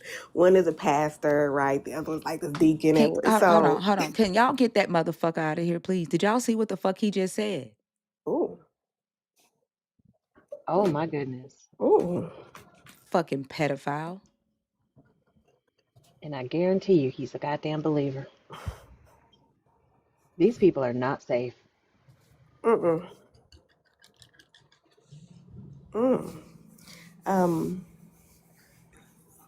Yeah, so what was that comment last week? Okay. So I say that they're like, they're Black Christians and pastors and stuff at like churches and deacons and everything. And so I did mention about, like this is very similar, right, to like what people say about us. And so then their argument is that, I can't compare homosexuality to being Black because those are two different things. Because, one is like a choice and one isn't. Like that's like the main argument I get from them. Ask them if they can choose to be gay. If the norm was homosexuality and they were facing hell for being heterosexual, could they force themselves to be homosexual? Ask them, would they choose to be homosexual so they don't go to hell? I like that. I'm gonna say that once once the conversation comes up because it always does. I just don't understand And then though. come back and tell us. I would have with the same name. I'm gonna come back and tell Yeah. you with the same name. And then so I'm like, so you want to take away a group of people's rights, right? Like we're barely hanging on as Black people with our little rights, right? And so you're okay with siding with the people who want to take your rights away, which I can't understand, right? So like when the elections came, and I'm trying to steer away from being political, but that's kind of just how these conversations go. But just like when the election came and then they didn't know who they wanted to vote for because it was like, Democrats, they support the LGBTQ community. But I'm like that, like what we have to face that's way bigger, right, than this one little issue that you want to point out. And it's not even an issue, but there's way other stuff that's way more important. And so, they say that they say they didn't vote for whoever, but I can't. I just don't understand, right? Like, and so I guess just talking to you is trying to help me get my mind prepared before I have to walk into work to listen to these conversations. Um, I just, I don't know. And so then the whole thing about man not laying with man, like what is that? What is that verse about? Like what they quote that? What is that about? So scholars, most scholars, Hebrew speaking scholars and some biblical scholars who understand Hebrew say that it is intelligible. Um, Most scholars say that it's referring to the family relationships that are male that belong to the Israelite woman. So every verse before that is dealing with incest, and it's talking to the male Hebrew Israelites, and it's focused on the female kinship of the male Israelite. And so verse 22 is basically saying, and likewise, don't sleep with the male family members of the female Israelite, because it reads, and male do not lie on the beds of a woman. And so it doesn't read, and male do not lie with the male as one lies with the woman. And so one thing that always point out is that if it was a blanket condemnation of same-sex relationships for both genders, or just, at all, like verse 23 says, and likewise, women don't sleep with animals, verse 22 would have done the same thing. The author shows that the author knows and would have addressed the female Israelite as well, if it's a condemnation for both genders. Verse 23 shows us that, right? And so because it doesn't have a comparative construct, and mishkave isn't written in that's a plural in possessive form and not written in the infinitive construct, uh, scholars are saying that it does not is not what is not a condemnation of homosexuality, and what's written in English is a forced translation. Another thing that some scholars say that it could be referring to is um, the status of men, high status men being the penetrator. At this time in history, uh, high status men were uh, condemned from being the receiver in a same sex relationship. They could only be the penetrator. So if they were they couldn't take the position of a woman in a relationship. So if they took the position of a woman, then they lost their status in society, which is what we see in Sodom and Gomorrah. The men of the city, in order to defend their city, they're going to sodomize the two foreigners and lower their status in society. Oh, now that's interesting. Yeah, it's rape. It's an act of war.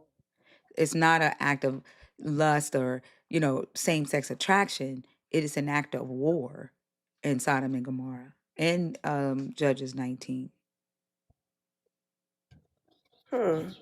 So because I'm just going to talk about just this little group, they don't understand I guess the context of that, and then I guess, and then adding the word homosexuality into the Bible, like in the 1940s. This is how we come to, I guess, this big hatred of this community. Is this, I guess, how they're looking at this? This forced translation. Some, some might call it a mistranslation, but I think I think scholars are calling it a forced translation in Leviticus.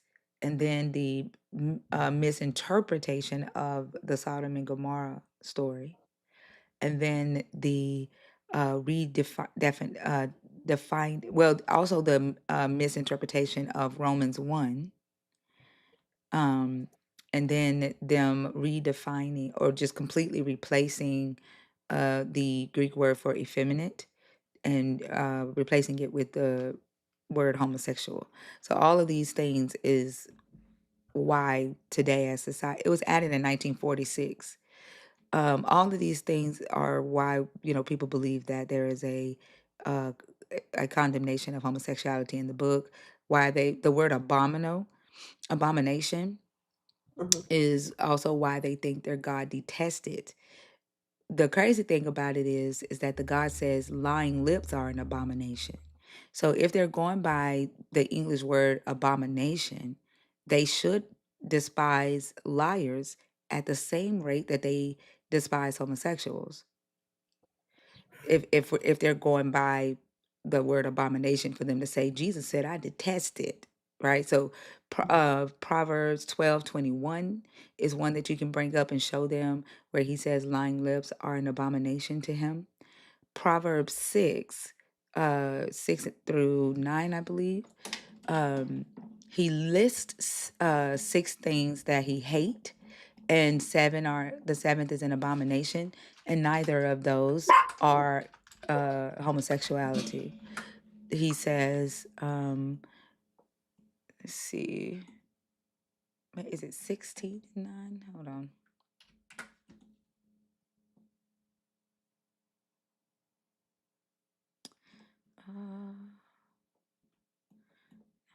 It's Proverbs 6:19, maybe. Goodness gracious. Yeah, it's Proverbs 6, and he says, 6:16. He says, there are 6 things that the Lord hates, 7 that are an abomination to him: haughty eyes, a lying tongue, and hands that shed blood, a heart that devises wicked plans, feet that hurry to run to evil, a lying witness who testifies falsely, and one who sows discord in the family. None of those are same-sex attraction or same-sex intercourse. It also, when we look at the 10 commandments, these are things that this God wanted the Israelites to make a covenant with. Like, these were the things that were put into the Ark of the Covenant. Homosexuality isn't one of the 10 commandments. So if they're saying that their God detested, they would have to treat liars, people who perjure, gossip, people who sow discord in the family, which believers do that shit all the fucking time. Mm-hmm. They would have to detest themselves at the same rate that they detest homosexuals. I like that. I like that point. You make me feel better. I hate to, I'm sorry, cut the conversation short. I have to get ready for work, but thank you for speaking with me. You're welcome, Pontius Pilate. and Miss B and hi also. Okay. And thank you so much. And everybody else on the panel. You have a great day. Thank you. You too. Have a good day. Have a good one. If you can drop me, that'll be great. I got you.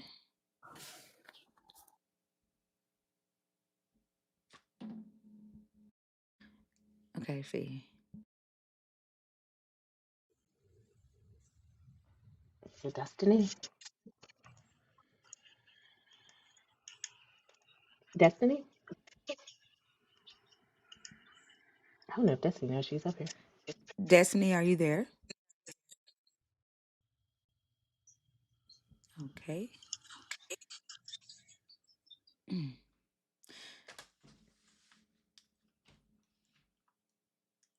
Big Mo is severely homophobic. I wonder, how could Paul foresee anything, and he he still had a vision impairment after Jesus blinded him. What is he saying Paul foresaw? People defending homosexuality, I guess. I'm wondering why Big Mo is worried about it when I don't think there are any homosexuals needing to use his penis to accomplish their homosexuality. I don't know why y'all concern yourselves with shit that has nothing to do with y'all. That's the weirdest thing to me. Exactly.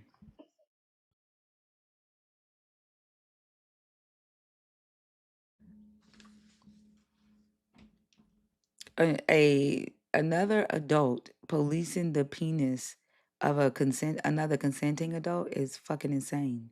But you motherfuckers are scared to tell a grown ass motherfucker not to touch a child. That part.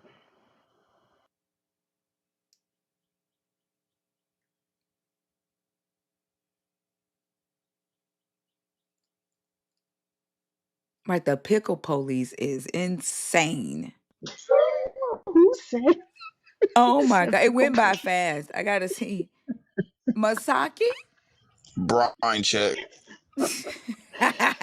Oh my goodness. The pickle police. Oh my fucking gosh. If we don't get a shirt made the fuck today, that's what we need. We need shirts that say I'm fucking tired of the pickle police. And they conveniently like ignore every other aspect of a couple's life to just zero in on what's going on in their bedroom. They don't care anything about whether or not they're creating a stable environment for children, how they're contributing to their society, how they perform at work, whether or not they're happy with each other as couples. They don't give a shit about any of that. Nope, their dicks touched. That's a bridge too far. I don't understand it. Man, it would be cool if somebody got like cards, like in induction cards, and went around and asked people how they felt about homosexuality. And then once that person says, "Oh, it's bad, it's a sin," and then you hand them a induction card and say, "I'm inducting you into the pickle police." Like, that's what when shaming somebody is fucking beautiful. Give them that. That's talking about Department of Dick Defense. Get him out of here, please. But they need a badge for it, though. Yeah, get them a badge. You are officially inducted into the pickle police. You police other people's dicks.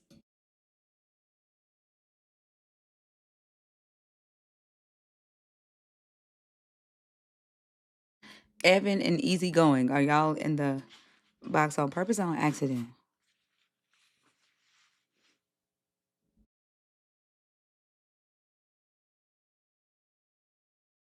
Big Mo, if you're going to concern yourself with anything, it should be spelling and grammar. I think that's a great place to start. Because look at what you just wrote. Touch of my little ones, you might as well tie a millstone around that neck and catch it to the sea. What? What the fuck does that have to do with It made sense to homosexuality? me. I have no idea. That don't have shit to do with homosexuality.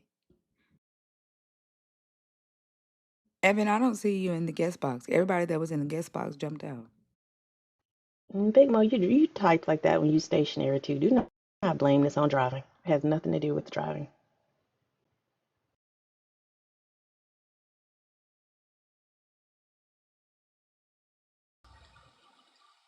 Hey, Evan, how are you? Hey, Thinker, good morning. Hi, Fee. Hi, Arisa. Hi, Sonia. Hey, Evan. Good morning. Hey there. Good morning. You're You're. I just wanted to give a update if I could. An It's, update on what? oh, sorry, on my neck.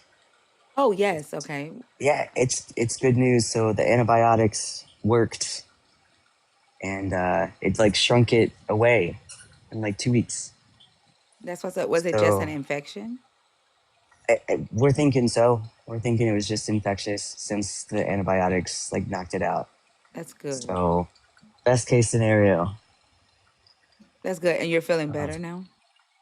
I am feeling better. Yeah, I still went for a follow up with the ear, nose, and throat doctor, but he said he agreed that the fact that it went away when I started taking the antibiotics is good, and then just follow up with him down the road and keep on top of it with my primary. But he feels like that's a pretty clear indication. So yeah, I'm very happy. That's good. I'm happy for you. I know that's a Thank load you. off. Speaking of updates, while a guest was on stage, I did see Chapters comment that he's doing fine too. Good, Yeah. good. Yeah, that was scary when I remember someone just dropped it like check on him, he's not okay or something. That was really scary. Yeah.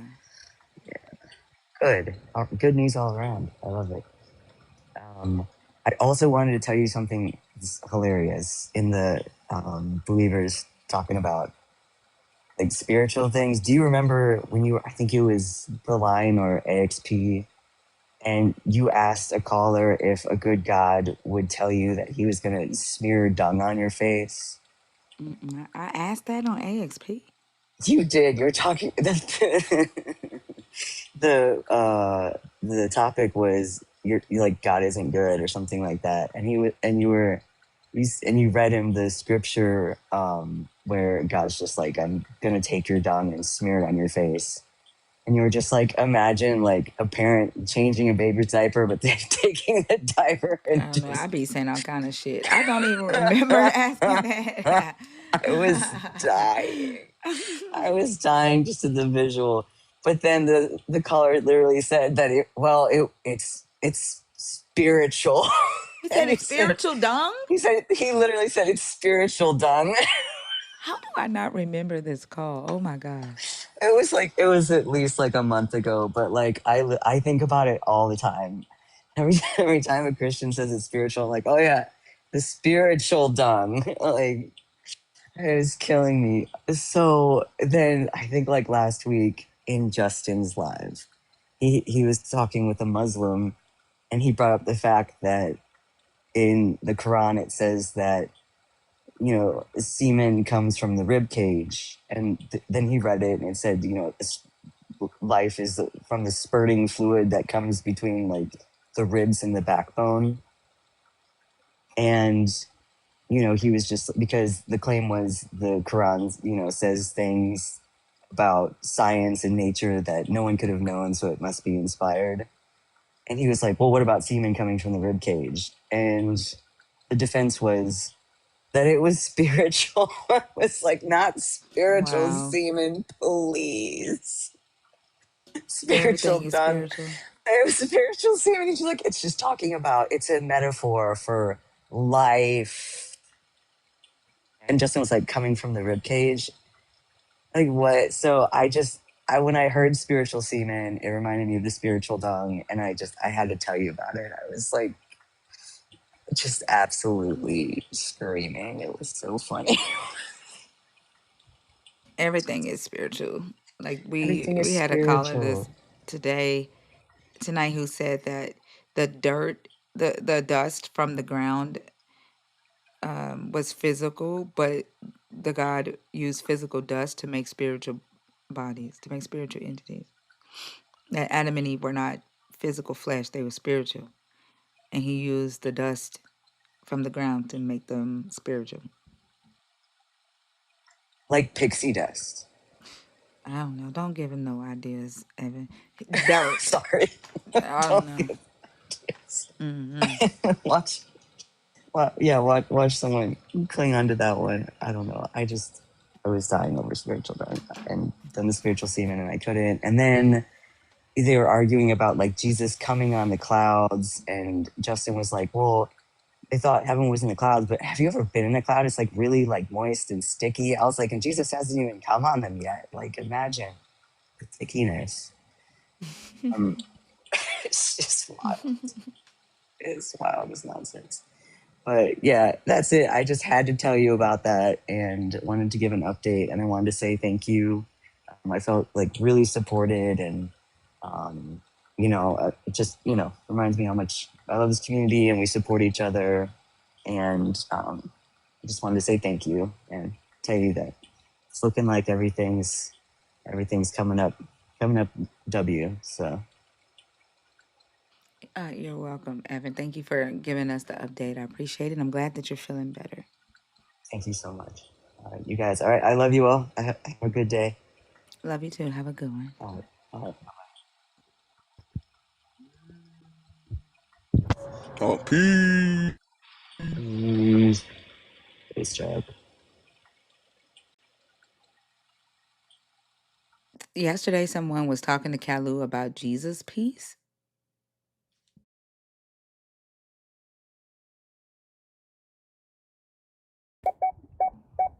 Tanabe?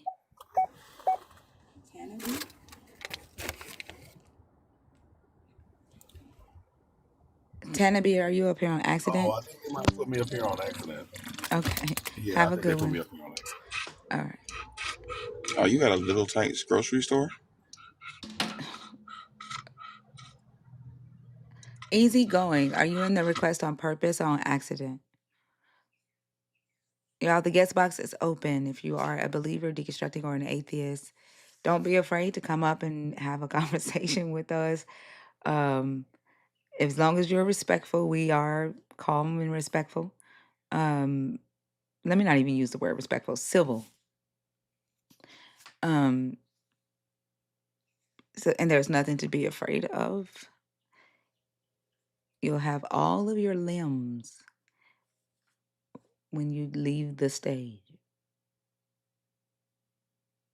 Unless. Also releases pressure. Literally. No, fee's so sweet that you're gonna lose your feet. Diabetes.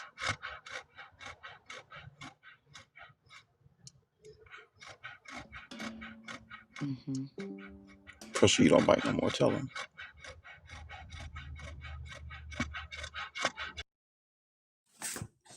Cassandra?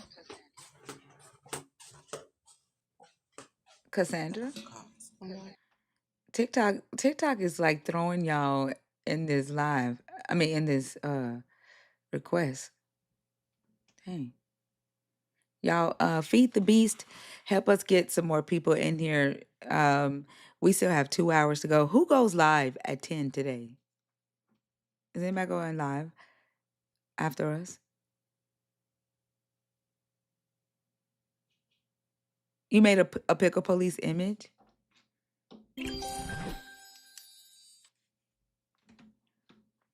K Will, where did you put your post? Dudette says she going live. Yeah, right. Where did you put it?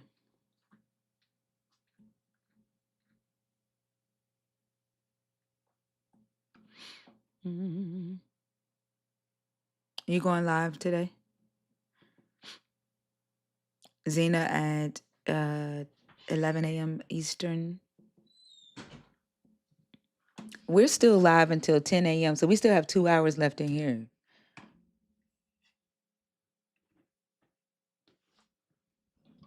You going for fake?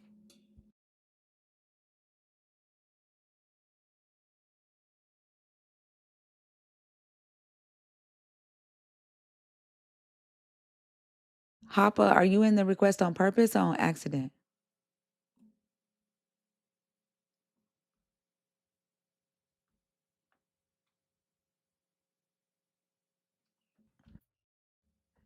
Hey, Bash.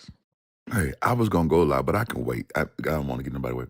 I just got this one question, honestly, and it's about the plan of salvation. I'm gonna drop this off with you, see what you think about it. How does one get saved? They gonna say, repent. Believe Jesus died for your sins and repent.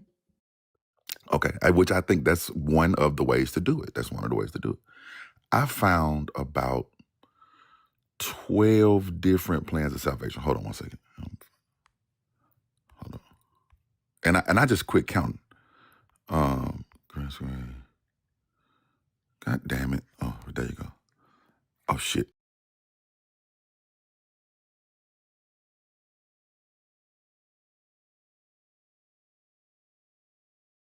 My bad. Let's see. This one. God damn it. Do what I'm telling you to do. Stick to music, am I right? It won't let me it won't let me add the thing I'm trying to add. Hold on. Oh, there it is. Hold on. Okay. Let me make it big. Pause. Okay. Every one of these will either get you eternal life or you will be saved. Right? Mm-hmm. And those aren't all the same. They're clearly different. So much What's to the the fact. difference between keep command and sell things and keep commands and sell? Okay. One of them was keep. That was a duplicate. That was a duplicate. One of them was keep the commandments and sell things. One of them should have been keep the commandments and don't sell things. I forgot to put don't sell. Right. Yeah.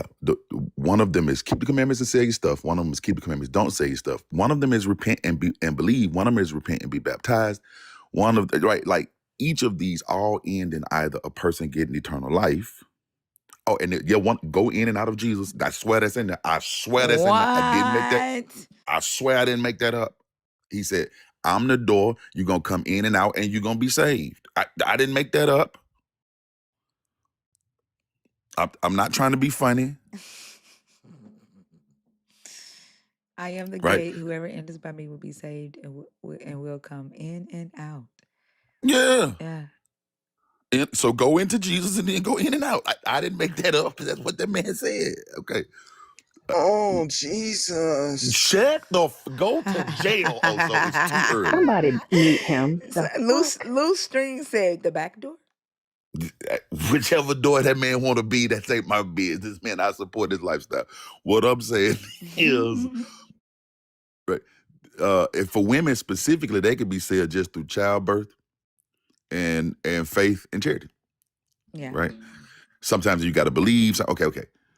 So if someone asked you for a recipe, right? If the recipe was to make, I don't know, a cake, right? Like the same cake. How do you make a chocolate cake? And you start naming all these, like one time you told somebody, here's how you make it. The next time you say, here's how you make it. And you didn't mention the same ingredients from the first time. How do we know we're making the same cake? Right. Right. Because I could see some similarities between some of these, right? Like, but when the rich young ruler, not the rich young ruler, the rich ruler and the lawyer asked, hey, what must I do to inherit eternal life? He never told him to repent. Never told him to repent, never told him to believe, never told them any of that. He just told them keep the commandments, right? The first guy says, oh yeah, I've been doing that. And then he said, oh, okay, well, if that's the case, and he said, it specifically said, and Jesus looked at him and loved him. And then said, okay, now you sell your stuff, right? All right, cool. The other guy, the lawyer that asked the same question, asked, hey, what must I do to eternal life? He said, keep the commandments, although he gave him a different list of commandments to keep, right? Because the first guy, he actually listed like, don't commit adultery, don't steal, don't murder, things like that.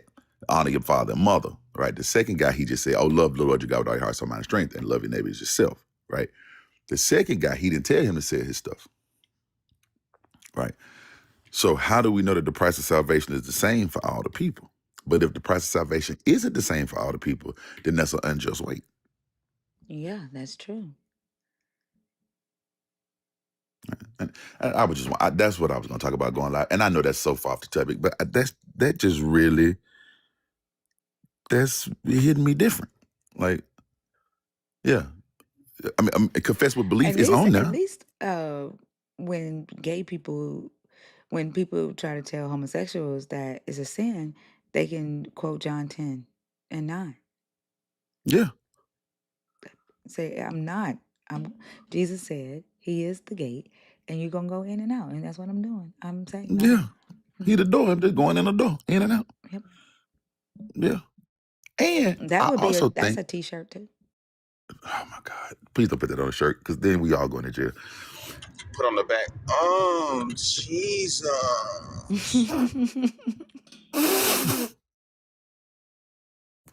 I also think, I was asking this yesterday, if a believer is supposed to forgive his brother 7 times 70 in a day, right?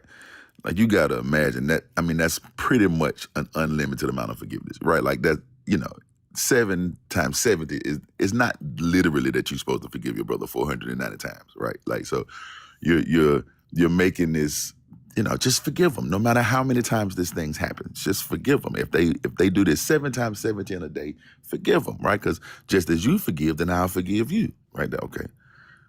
Well, then what, going back to your point about, the LGBTQ, what difference does it make? Right. Even if it were dead wrong, like if it was the wrongest thing ever and they had sex 490 times a day, what difference would it make? Why are we even discussing it? That's a good one right there. Yeah, that's a topic right there in itself.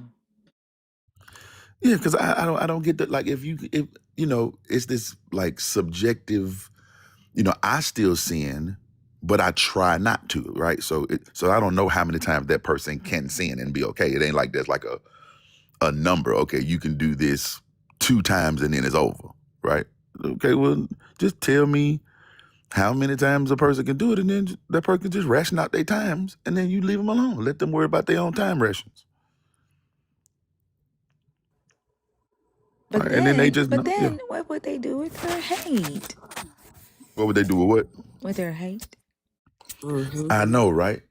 But how many times? But see, they gonna get forgiven 490 times a day for being hateful. You see what I'm saying? Mm-hmm. It's So, circular. so if we just ration out how many times they can be hateful, and then we ration out how many times the person can be gay, then I think now we have an objective measure to know when we're going to hell. Because we clearly don't have an objective measure to know when we're going to heaven. Morning, y'all. Understand? Hey, You Gina. running this today? Morning, thinker. I wanted to talk about it, but I heard you going live, so I'm gonna Oh just no, shut up. no. Look, I made my little. Y'all wore me out last night. I mean, Just going in the back door with Jesus. I see the war. Yeah, I understand. yeah. Oh my God. Goodbye. No, No, go run it, man. Because I would love to be on the panel and understand. Like when I asked that question, I didn't realize the impact. that really shook my brain. I was like, whoa. Right? Like I didn't realize the impact of that question. But What question? well, I asked. That's how it got started. Because I asked him, thinker. I said, so if I follow all the commandments and I love my neighbor, then it's okay for me to be gay, right? It's okay for me to be queer. And Vash was like, ask that again? And that's what, like, I had to change my prompt, like, because I was like, wait a minute, what did I stumble upon? And that's when we went through a couple of these stories, right? Mm-hmm. You know, and they kept trying to justify, right? Gene, I think we were talking to him and Thinker, like he, you know, Bash was talking to him and Mac, but like he kept trying to justify like why the means to be saved was different, right? For each person that he's talking to. But he Hold would on, not. I'm a little confused. You said if you follow all of the commandments Mm-hmm. and you're baptized. No, not So, baptized. If I follow all the commandments and I love my neighbor, sorry, sorry, let me rephrase. No. If I love the Lord my God and I love my neighbor, then it's okay for me to be gay. Okay. Yeah, sorry. It's okay for me to be gay. And oh no, we weren't talking to Gene first. I think who was No, I we were talking talking to? well, yeah, Gene was second. I forget who you was talking to at that time.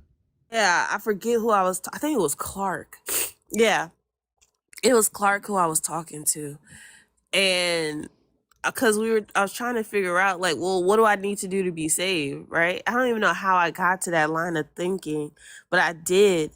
And they can't answer it because they kept trying to tell us, well, the reason why it says this is because that, and it basically explained the differences, but that wasn't the question. It's, well, okay, fine. I understand there's differences and I can understand that you're trying to make them make sense, but how, like, which one do I follow, right? How can I be saved, right? Do I give up all my possessions, right, to be saved? Like, it was a whole thing, and that I had a dream about it, Bash. I'm not gonna hold you.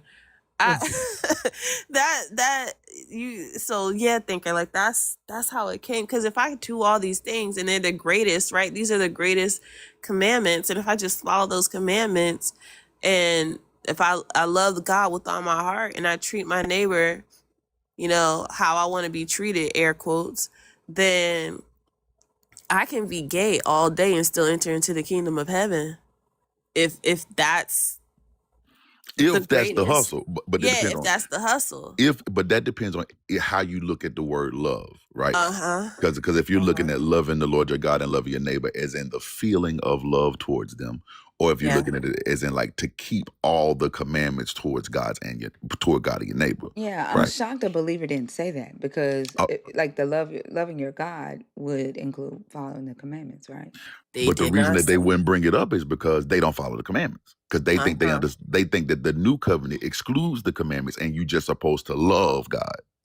But the Right. commandment, no, because they pulled the 10 commandments and then the homosexual commandment forward. So those are the commandments that they follow.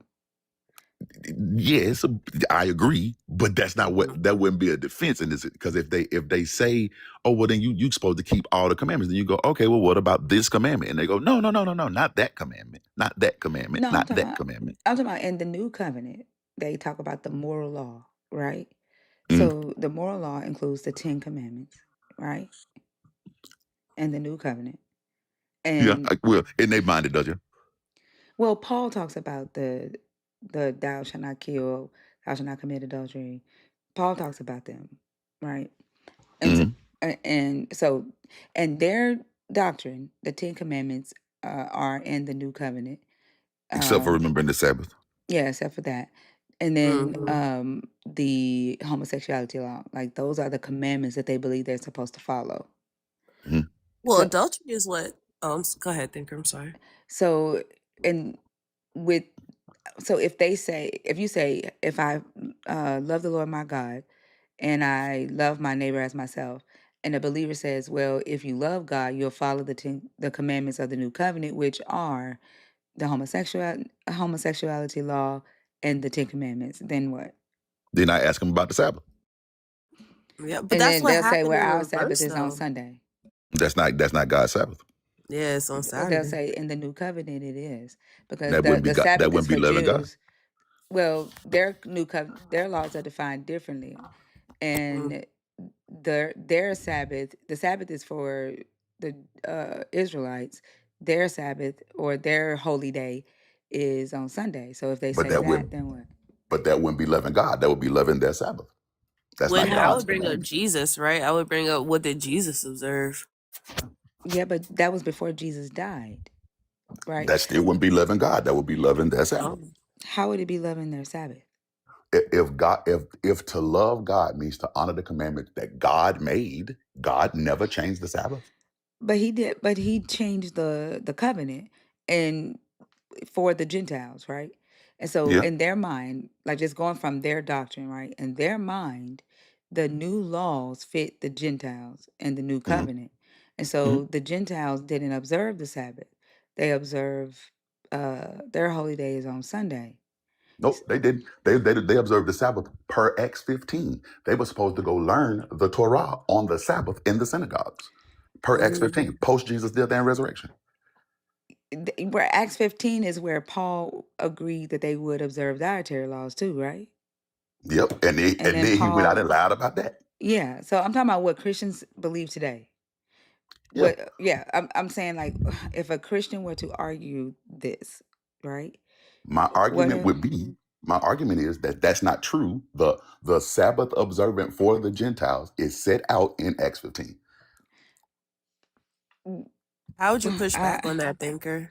because like the Gentiles never observed the Sabbath, though. They did. Where? They did in Acts 15. Now, Paul, they agreed that the Gentiles would follow some Jewish traditions, but Paul went and did something different. But Paul was teaching on the Sabbath. There are several times where Paul was teaching Gentile people at their observance. The time when the boy fell out the tree, Hmm. right? Remember when the But I'm boy fell saying out the there tree and was he fell no asleep? expectation for them to follow the Sabbath, is what I'm saying. Right? Like, I get they, in Acts 15 at the Jerusalem Council, they came up with rules for the Gentiles. Paul Yeah. negated all those rules when he left and he wrote the letters and told them that even observing special days was unnecessary. But then that would still be Paul just not loving God. Like, But I'm saying in this new covenant, though, Paul is the one who designed the new covenant. This is what I'm saying. What a believer, what they believe today, based on their doctrine, Yeah. right? The 10 Commandments, the homosexuality law. Like if they say that loving the Lord your God would be following the moral law, what they consider to be the moral law, based on their mhm, doctrine, mhm. what would be the pushback? Is what based on the The only Christian two doctrine. pushbacks I could have is one is if you're saying the Ten Commandments are the moral law, the Sabbath is in the Ten Commandments. If you're saying, well, at some point we changed that, then that's no longer the Ten Commandments. You change God's law, right? And Paul isn't God. Paul can't do that, right? Paul observed Sabbaths until his death. He taught on the Sabbath to Gentiles until his death, and the Council of Jerusalem said that you should observe the Sabbath. right? Now, they might say, well, we just don't do that for some other reason. Well, that's fine, but that wouldn't be loving God. Well, then, like, if we then you take in the love the Lord your God with all your heart, soul, because you're when a Christian says that Jesus says that the two commandments are love the Lord your God with all your heart, soul, and might, and love your neighbor as yourself. So if the Christian comes back and says, okay, so then if we have to follow all of the law in Mhm, order to be saved, then that would mhm. exclude homosexuality. That would what now? Say that would exclude, you say? Yeah, because they believe that in their Bible, homosexuality is in the law. Oh, That Well, puts that's why I homosexuality challenged back Clark in the law. on. no, I I'm okay with them doing that. If that person, the dilemma is, it is either true that love the Lord your God with all your heart, soul, mind, and strength, and love your neighbor as yourself. Because normally when they talk about loving your neighbor as yourself, or when they talk about loving the Lord your God with all your heart, soul, mind, and strength, they're talking about the feeling of love. Right? They're not talking about keeping all the commandments, right? Because normally by the time you get there, they're saying, oh, I'm not under that law. That I don't have to keep that law. I'm not under any of it. We just do some of it kind of as we feel. And if we don't do it, then Jesus forgives us for not doing it.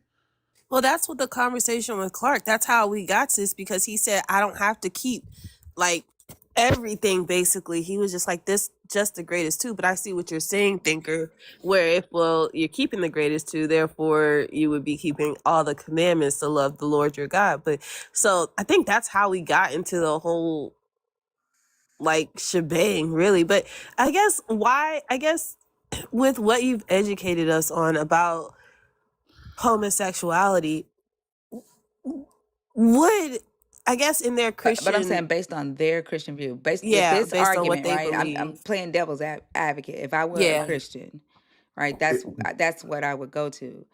if you But if were a Christian, we probably wouldn't have got there. And there's a reason we n- wouldn't have got there. no, Let no, me tell you why I think we wouldn't have got hold there. on, Let me hold just on. tell Let you me why. finish, Bash. Okay. Let me finish. Okay. What I'm saying is based on a Christian. If you Okay. Mhm. say that the Ten Commandments is, the greatest commandments are love the Lord your God and love your neighbor as yourself. The love your Lord your God would be within. If you love God, you would follow His commandments. They say that to us all the time. Yeah. And so follow. If we're saying that the follow His commandments is either the Ten Commandments, the moral law, and Mhm, the homosexuality law that Christians believe today, mhm, Mhm. or the Mosaic law, right? It's either or. And mhm, so the Mosaic law in a Christian's mind includes the homosexuality law. Homosexuality, yeah. It doesn't Mhm. include the Sabbath because of Colossians 2:16. Okay. But then that's not the Mosaic law, one. But two, I'm not No, talking about the greatest. I'm not saying the Mosaic law is the one that includes the Sabbath. Yeah. Includes the homosexuality law. If Yeah.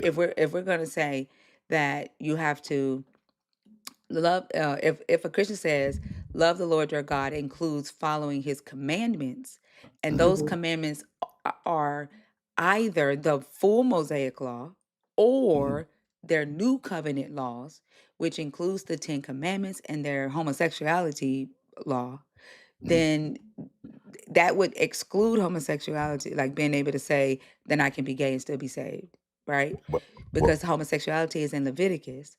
And then if we go with their new covenant, the Ten Commandment and the homosexuality law, the Sabbath is excluded because of Colossians 2:16. So they would here's have why. to choose one, basically. But here's why I'm saying, okay, I'm not talking about the greatest commandment. I'm talking about what you must do to be saved. I'm talking about based Right. off of what Zena said. Oh, yeah, but that's Mhm. why that when I came up, I was like, that's why I brought up the plans of salvation. Because it wasn't about what Zena brought up is two times, well, actually three or four times when somebody asked. One time it was about what must I do to be saved? And then one time it was about what's the greatest commandment? Yeah, The those are two answer, different arguments, two different conversations for me. right, Yeah. right. But the answer to both was love the Lord your God with all your heart, soul, mind, and strength. But Zena was talking about the what must I do to be saved one, and Yeah. he was talking about the greatest commandment one. Right. And that's why I came up in the first place to say, oh, no, no, no. You're having two separate conversations. Right. You're talking about what are the greatest commandments. She's talking about the plan of salvation. Right. These are two separate arguments. Yeah, Mhm. Right. but based on what Zena said is, oh, okay. If I love the Lord, with all my heart, and if I love my neighbor, then it's okay for me to be gay and be saved. That's what. So my response was to that. I think what your response, Bash, like your plan for salvation, I think that's a completely different conversation from what Zena is saying. It's okay for me to be gay if I just do these two things. Well, based on how he was looking at love the Lord, this worked because he wasn't looking. He was saying, fuck the law, completely out of it. Mm-hmm. He wasn't using love the Lord as follow the law at all. Right? So under his representation of love the Lord, it was just love the Lord. It had nothing to do with keeping a commandment at all. Loving my neighbor had nothing to do with keeping a commandment at all.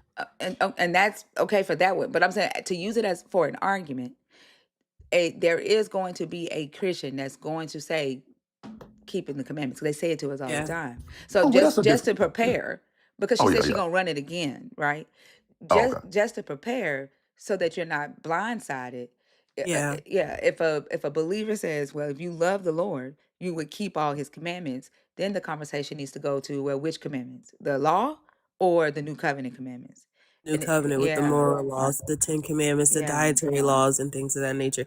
I see what you're saying. But now my question would be at that point is, okay, you have to keep them all the time. And if you don't, then you don't love the Lord. Yeah. And then they're going to say no.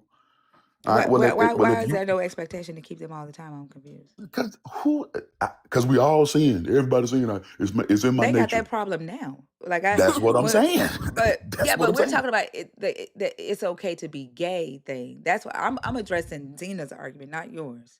I'm saying the okay to be gay. It is just as okay to be gay as it would be to break any of these other moral laws. No, I get. I'm not saying that it's not right. That's a different argument too. But what I'm saying, I'm preparing Zena for. She's helping me out. Yeah. For her topic that she's gonna run, so that she's not called blindsided. If a believer says, "Love the Lord your God," you would keep all the commandments. Then that's what I'm saying. No, you're talking about something different. What am I? I'm saying if to love God means to keep all of His commandments, all of them, right? If you break one, that means you don't love God, right? Then you go into repentance. But what we're talking about is Zena's claim: if I do these two things, then I can be gay, right? Oh, okay. I'm talking about the argument she's gonna run. Okay.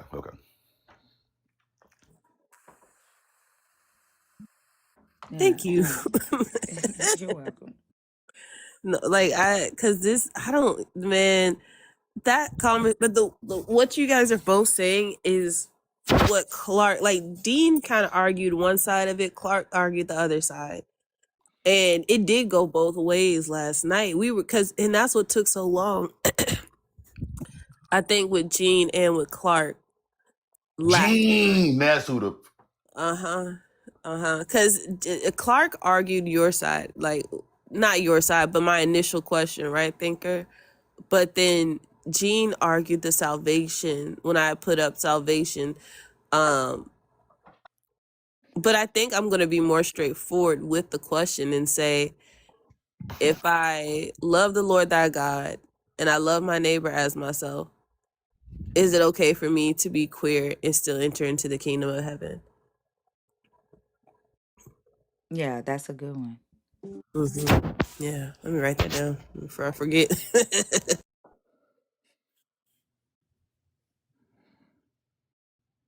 Villain, you're very right.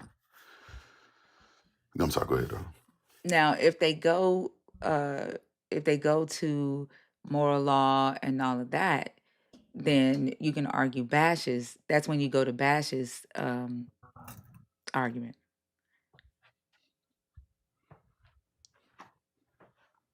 Yeah, because if you can be forgiven 490 times in a day, then what difference do it? Why harp on any of this? What difference does it make what I do? And that was kind of like the discussion, because the whole adultery, they bring up adultery as if that's what Clark did. I don't know what is their deal with thinking adultery, with the Christians who say oh well, it's okay, you know, because but adultery and being gay do not have the same ramifications. They just fucking don't. Like they're not even on the same. I don't even understand how you think socially it's the same. Like that's so asinine to me. Lying maybe in adultery, right? Because both can cause harm to people. It's deceitful, but or bearing false witness rather. You know, you're putting somebody else's life at risk according to the Old Testament if you bear false witness on them, right? In a testimony. Um, but how does being gay and committing adultery, one, you're damaging people's lives, you're risking people's health, you're destroying your family that you may have built. Whereas being gay, that just existing. Do y'all think that adultery and polygamy are the same thing, or polygyny are the same thing? No, all parties are consenting and understand it. So when you say adultery, you're adding to the fact that there's a lack of consent. Yeah, the other party doesn't know, right? Yeah, Adultery is secretive in nature. Okay. yeah, I because just it's want to. I about wanted to breaking make sure. the covenant vow, right? So like if you Uh-huh. make I a, agree. yeah, I agree because a lot of people because the other day somebody was talking about adultery and their backup for it was polygyny, right? Like I forget who was talking to, and we were talking about I know who it was because we was talking about who gave who their wives, and we were talking about polygyny as if it were adultery. No, I don't. I think, yeah, that doesn't make sense to me. If all usually they marry the wives, right? The wives have a covenant between each other, and then the husband has a covenant between the wife that he's marrying. He also has his own covenant with, you know, the other wives. Everybody's like entwined with each other, you know. So like that's my understanding of like especially Christian polygamy. You aren't just marrying the husband; you're marrying the family. Okay, I just want to make sure I was thinking that through, right? Okay. Polygyny specifically, African Jim, because like pure polygamy would be frowned upon. It is a sin because a woman can't have more than one husband. Mm-hmm. Right, so specifically polygyny. Is with the men. Yeah. I don't know why though. It Say would true. be. Yeah. Okay. There we go. What about when I lost my virginity? Oh my god. Oh my I want you to god. lose your freedom and go to jail. How Why about are that? you Oh, sending okay. everybody to jail, Bash? Because I'm He sick of was sending Oso. people to jail all night long yesterday. I'm sick of Oso. He's Xena, a menace to the country society, and I'm star tired of to it. Republican pipeline is It's crazy. crazy. Also, like, god damn. Gonna be out there building them camps and everything. I just don't understand it. This is for But citizens. This is yeah. not for the immigrants. Is fine. This is for Nigga, purely they for trying to citizens. round up us citizens now with just Wow. thinking it. Just criminals. Bash owns 2 different prisons in Alabama. I bet y'all didn't I know that. believe it. I Wow. I believe That's wouldn't why he have keeps known. sending it. niggas to jail. That's more money. Down with the bash. Bash, Wow. bash. Wow. This is horrible. I'm just sick of Oso. That's all. That's all. Nah, also right. He on to something, man. Felonious activities. He just said he lost his virginity. Well, that's a good question, Mama Bash. What about a man who marries a divorced woman? Well, He's that's going to hell. he's not supposed to do that. He's supposed to go to hell. Well, no, if she got a bill of divorce, technically she can do that. That's Old Testament. Jesus changed the law. That's a good question. Well, did he change the law, or did he say it wasn't initially that way? You have heard it said Moses gave a A bill of divorce, but in bill the of beginning it divorce. was not so. That was Yeah, because of the hardness of your heart, right? yeah. But if Moses had established this as a law and God said, I do X, Y, and Z, or, tell these folks X, Y, and Z, then I don't know. Did God change his mind 3 times? I'm gonna ask him, did he say, but I say, or did he just say, but in the beginning it was not so? Did He he said, say, but I say. can we read down? Because I don't remember exactly how he I said it. don't Because got maybe my he did change computer that with law. me. Matthew 5 is what Is y'all that looking Matthew for? 5? Matthew Yeah, 5. well, you talking about Moses said when they asked him about the bill of divorce.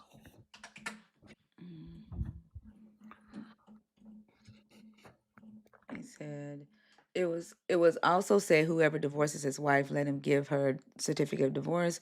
But I say to you that anyone who divorces his wife, except on the ground of sexual immorality, causes her to commit adultery. And whoever marries a divorced woman commits adultery.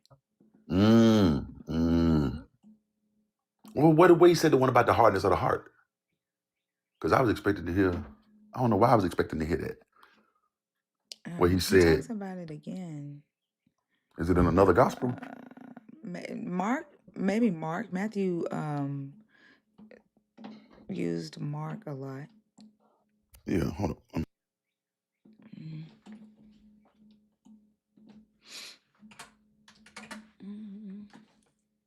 He left that place. I'm testing him as, is it lawful for a man to divorce his wife? He answered them, what did Moses command you? They said, Moses allowed a man to write a certificate of dismissal and to divorce her. But Jesus said to them, because of your hardness of heart, he wrote this commandment for you. Yeah.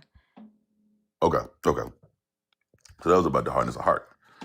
And is that still Matthew or is that a Mark? This is Mark. He says that Moses allowed it because of their hardness of heart. And he says, but from the beginning of creation, God made them male and female. For this reason, a man shall leave his father and mother and be joined to his wife, and the two shall become one flesh. So they are no longer one flesh, two, but one flesh. Therefore, what has God joined together, let no one separate. Then in the house of the disciples asked him again about this matter. These motherfuckers wanted to get divorced for real. He said to them, whoever divorces his wife and marries another commits adultery against her. And if she divorces her husband and marries another, she commits adultery. Okay. Because the first time he just said that he causes her to commit adultery. This time he's adding to the fact that he himself commits adultery and she commits adultery if they get remarried. Yeah, and if you marry a divorced woman, You committed you adultery. commit adultery. Yeah. So all the divorcees, they don't love God, right? Because that would be in that moral law, right? Mm-hmm. That would be a part of the 10 Commandments that came over, right? Yeah, Paul says that a woman, like, you can't get divorced. A woman is bound. Like, he didn't say a man. He said a woman is bound by To a law. husband, Yeah, it's crazy long that as the man isn't bound, but the woman is bound by law. it's because she's property. Yeah.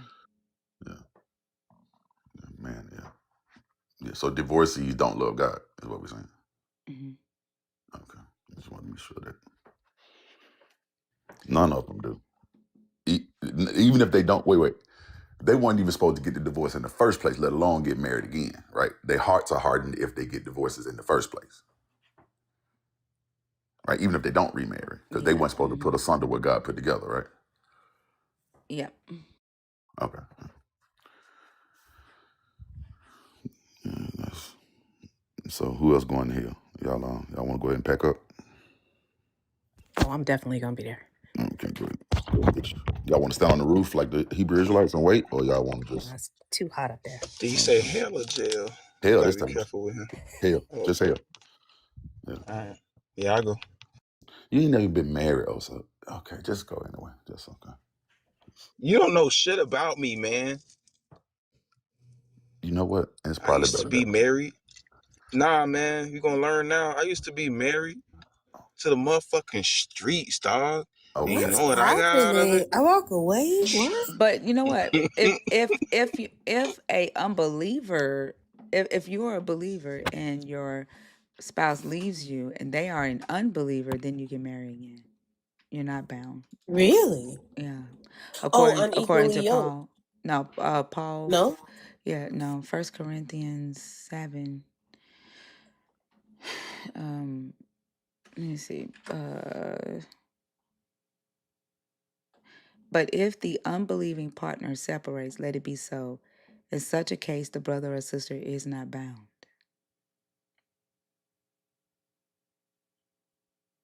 Oh, that's nice. Oh, that's interesting. You could accuse your spouse of not really being a believer, just like the Christians do. You weren't real Christians. Bash, do you have that wife can save the husband and the husband can save the wife on your list? Mm.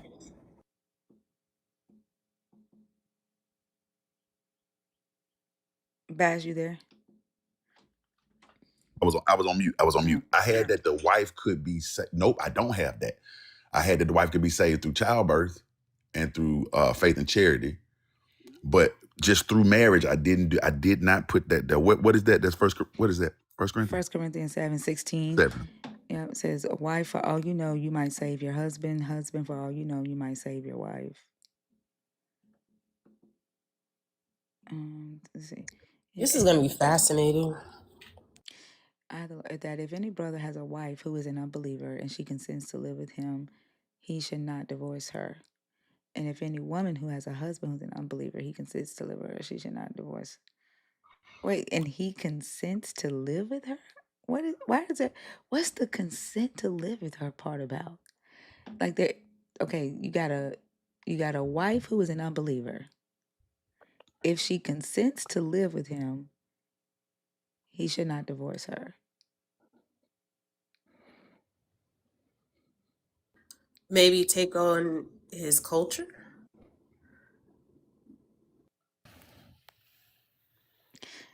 I don't know, I guess. Why wouldn't they live together if they marry? They might just be on separate parts of town. I don't know. So, but if they are married and she wants her own house, then he should divorce her? Maybe third wife problems. I don't know. Mother Bash, I think Bash said he was going to run it, but I'm going to run it a little bit differently. I just want to talk specifically about all the salvation plans. Yeah. That's what I want to talk about. Yeah, it does, Nicole. The whole don't be unequally yoked. It doesn't make any, it doesn't make any sense. Yeah, so should you be unequally yoked or not? This sounds like they can be unequally yoked. But does that mean, and I'm trying to see if I'm saying this right, is Paul implying that if I went, let's say me and my girlfriend at the time were both non-believers, right? And then I found Jesus, right? Should I just not marry my girlfriend? I mean, I know I'm using very colloquial terms. No, because according to Paul, you can marry an unbeliever if they consent to live with you.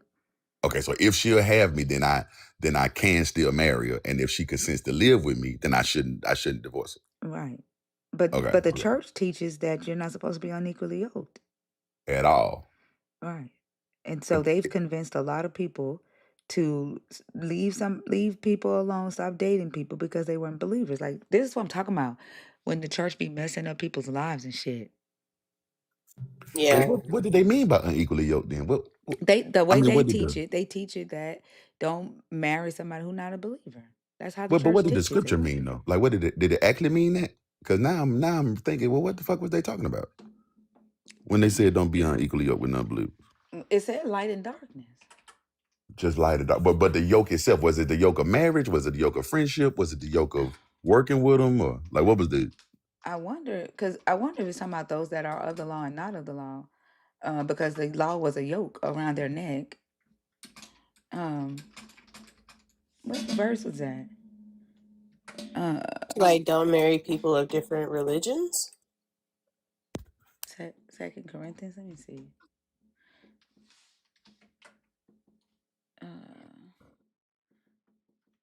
That's how it was taught in J-Dubs. Like, you had to marry someone that was actually... Hey, don't try to make Jehovah's Witnesses cool by calling them J-Dubs, because that sounds like some shit I wanted to do. Don't do that. Don't do that. I'm like, damn, you got some J-Dubs. I want to go to J-Dubs. That's what we don't do that.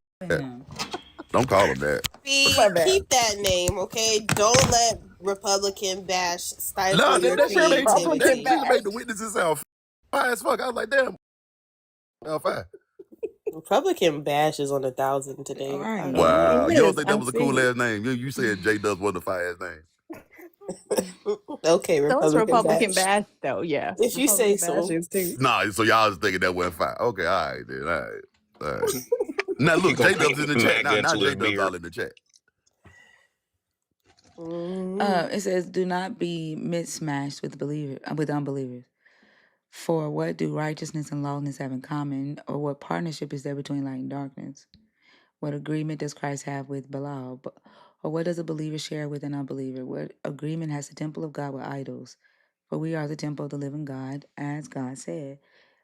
I will live in them, blah, blah, blah, blah, whatever. It doesn't say what it's referring to, but it doesn't specifically say marriage either. It's a specific segment. Okay. Mm-mm. Deborah Grace, it's not called a dubstep. We're not doing that. That's not. Maybe they meant like business relationships or things like that. What would be the I mean, cultural they left it context? too vague. Yeah, For it's so vague. It's so vague. What you got against the dubstep? Imagine some Jehovah's Witnesses just shouting right now, and they called it a dubstep. You think, okay, never mind. I leave the Kingdom Hall immediately. Like, I will walk out of that place immediately. Okay. it could just mean it could mean anything. So like looking at Deuteronomy 22:10, you should not plow with an ox and a donkey together. It said that's the reference for it. And so they're saying like don't be trying to go different directions. Because they're bound together. They have to move in at the same pace with the same purpose. So it could be that could apply to anything. Okay. Include marriage, though, right? Yeah. But I guess if y'all have the same goals, it's okay to marry someone who don't believe in God. But as long as y'all are moving at the same purpose in life, maybe it only applies to physical things and not spiritual things. Okay. Because I was going, didn't Jesus say to make for yourselves friends of unrighteous mammon? Yep. When So did you can Jesus say use that? them. Yeah. So you can use them. Yeah. That's really that's something interesting we just stumbled upon though. Like I really wonder what was the real what was the real motive? Because you brought up a point. If the ox and the donkey are pulling at the same time, they're in misstep, they're in misalignment. But if you marry somebody that's of the different religion, right, or a different faith, y'all ultimately are not in line with each other. Not really. There's a lot of people that I know that my mama's two best friends were both married to atheists, and they had wonderful marriages for like But how like do they they have kids? yeah they had How kids. does? But I guess like I'm confused because one is saying, or I'm assuming would preach, you got to go to church, you got to be a Christian. Maybe they didn't believe in going to church, but I mean, the husband typically, just didn't give a fuck. Both of them, it was two women. okay. Yeah, the husband didn't give a fuck, but all their kids ended up going to church. But they had wonderful marriages all the way till one of them died. Well, Dr. B is married to an atheist. I mean, Dr. B is married to a Christian. Yeah. but I guess it would be confusing to me though, because yeah, I know Dr. B's married to a Christian, but I guess like how you're raising your children, like That's why you that's gotta talk one about it. aspect. That Yeah, well, it's the unequally yoked would be if y'all can't decide how to rear your children. Like if you are yeah, and if you yeah, talk about it and you come to a agreement, then you would be equally yoked in that. equally yoked. Yeah. Yeah, Could you I guess marry it's a very believer Christian? Oh, sorry. nuanced. Would I marry Oh, a go ahead. believer? No. Yeah. But I Okay. think it's safer for a believe like for a nope, I don't know. No, I wouldn't marry a believer. Yeah, I I wouldn't don't like the either. way believers think. I couldn't marry one either. I don't want to sleep next to somebody who ultimately thinks that I'm gonna burn in hell. But if she a Kojic witch, no mind, I ain't gonna get into that. But what Oh, I'm saying you is, get You better say something, brother. God and now also damn. know what I'm talking about. You know what I'm talking about. You know what I'm talking about. Okay. If he didn't bother you about it, like if he just was okay No, with the fact, no, okay, no. still no. Okay. Because it's not just in like you know how Christian for me I'll say this for Christianity, like my dad was Rolling Stone, whatever. But I thought you was gonna say Rolling 60s. I was like, your daddy was a Crip? That's crazy. God, he was something because he used to blast Jay's. I'm like, are you okay, nigga? Like thinking that he was out there slinging that shit. I'm like, sir, you work for agriculture, and the fuck are we doing? But, but no, like I guess, like when I think about him, he was very, very in his lifestyle, right? Christian, not just talking. He walked the walk, right? So if you have a Christian man, right, they may not bother you, right? They may listen to the music that you listen to, da, da, da. But even in some of the things that he would say, it would be, you know how you say you talk Christianese? Yeah. He talked that Christianese. He could talk with the best of them. He was a charmer. He was a charmer. He could sit down and talk with anybody and have 3-hour long conversation. But that Christianese would come out. And if you are a person that thinks like Thinker and myself and probably a lot of other people, you would pick and clock that shit. You're like, I don't know about that. I Who don't named know. themselves Defund the Pickup Police? Who did that? Who is that? I don't know who that is. And who did it? Yeah, I couldn't imagine marrying a believer. I think that it would just grind my gears the wrong way. But I was just trying to see, because I was thinking about the one we just read where they said, if she'll consent to live with you, or if he'll consent to live with you. And I was just like trying to figure out, like, would you consent to live with somebody that was like, a believer? I couldn't develop trust. Right. I think the option to trust would go away because I can't rely on your thinking process to always be logical. There's something that takes precedence over what's safe, what's logical, what makes sense, what's like backed by data. So I definitely couldn't do it. Yeah, I don't know if I could do that either. But could you do anything else? I mean, I'm sure you could do other stuff with believers, though. Like, you could find other ways to yoke with them, just not that particular way. I mean, I sit and I break bread with my family, right? Like when they have me, child. My family don't be fucking with me. Damn. No, like dead ass. My mom called me and said, "Hey, so I'm taking Bubba on the cruise." I said, "Oh, Damn. okay." I already knew about the cruise. I was telling Mac about this. I already knew about the cruise, and it's supposed to be a daughter and mother cruise, or her family. I mean, her other friends. My sister called me about it, and so, but I'm not invited. My son is invited, and my sister is invited.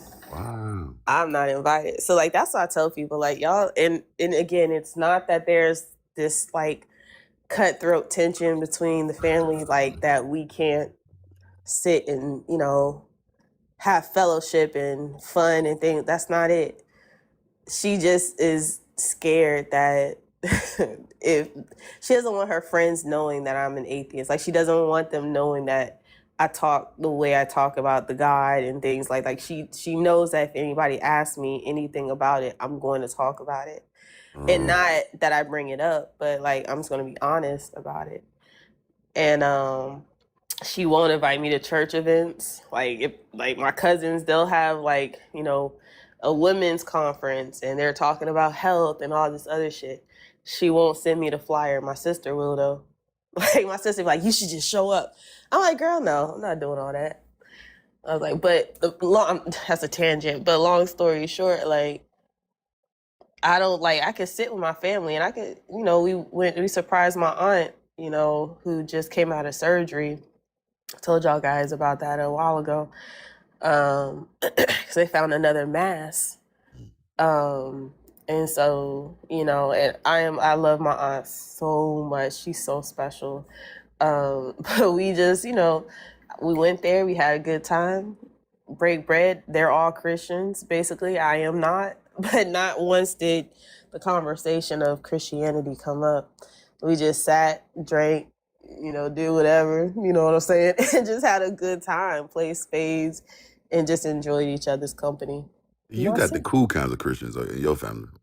Real for real, because they'll drink one day at a Saturday night, and you better bet they're gonna be Right there at Grandpa's church Sunday morning. Yeah. See them, I can hang out with them. Yeah. Mm-hmm. My family, well, I guess my extended family, we didn't really talk much about religion. Not really. Like my little family pod was the most religious pod. You know, we talked about it all the time. And so, like me and my father, we just don't communicate because we ain't really got shit to say to each other. You know, because for what? Because he's gonna bring Jesus up every time, and I don't want to talk about that with you, Chief. I don't care. You know. So I don't know if I could be in like a intimate setting with somebody like that. Yeah, that's understandable. If That you is just want to very have a drink, then understandable. okay, I can drink with you. I drink with anybody. Cause they gonna pull out the brown shit too. They not, man. Look, I can't hang with them like that though. I be one shot, I'm out. I leave me alone. I'm with you. Put me on the couch, and I remember what. Yo, I'm sorry. I'm sorry. So my cousin had, something that she grows, and they had a shot of 18 whatever. It's 100. Yeah. Okay. Okay. Bro, when I tell you 2 shots, 3 puffs, I was sitting That's the on the game. couch. My eyes were like, my mom was like, fried. my mom was like, what the fuck are you looking like? She didn't say the fuck, but she was like, your eyes okay? Because I was trying to focus. I couldn't focus. And my cousin's like, yeah, y'all, nah, you can't hang no more. You can't hang. I was like, could I ever? But those are the type of Christians that my family is. Like, honestly, like, my mom is a little bit, she's not going to participate. And she is going to be like, oh, what y'all doing? What y'all doing? But she's not going to, like, because she doesn't want to be seen that way, right? Okay. So She she wants to. don't want to be the prude. Yes. Okay. My aunts and them, my aunt make her own moonshine, okay? Okay. So, Okay then. yeah. Okay. Yeah. So, she wants to hang with the family. She can't do that. But on the flip side of things, with that whole unequally yoked, with her in other activities, if it's not with family, right? And it's just like an activity that her church is sponsoring. I'm not going to get in it. I'm not getting invited. I can't even be there to just support.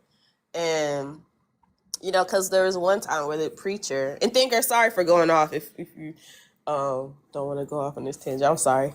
But there was a preacher, and I went there. It was, I want to say Mother's Day, but they were having their little Bible like study thing beforehand, and he was talking about homosexuality, and he was streaming on Facebook, streaming live, and he was like, they're trying to force this agenda of homosexuality, and I know all y'all want to be okay with your sons and your daughters and, all the people that you work with, you want to have peace, but I'm telling you right now, there can't be no peace if you don't abide by the word of God. And, this one man kind of raised his hand because, it was like a Q&A. He was like, well, Pastor, I don't believe that. He was like, my son is gay, and I'm not about to, I don't know, he said, kick him out the home or something like that. He was like, I'm not about to do that. He was like, they're not harming nobody. I don't care. But Pastor, he was like real strict. And I looked at my mom and I was like, don't bring me back here. And knowing that he says stupid shit like this, I don't appreciate it. I can totally understand that. Like that. Yeah, I wouldn't want to be around that either. Okay, when y'all do this? Hey, Janet. Yeah. Morning. I'm eating. Oh, no, I can't do that one. Oh, why?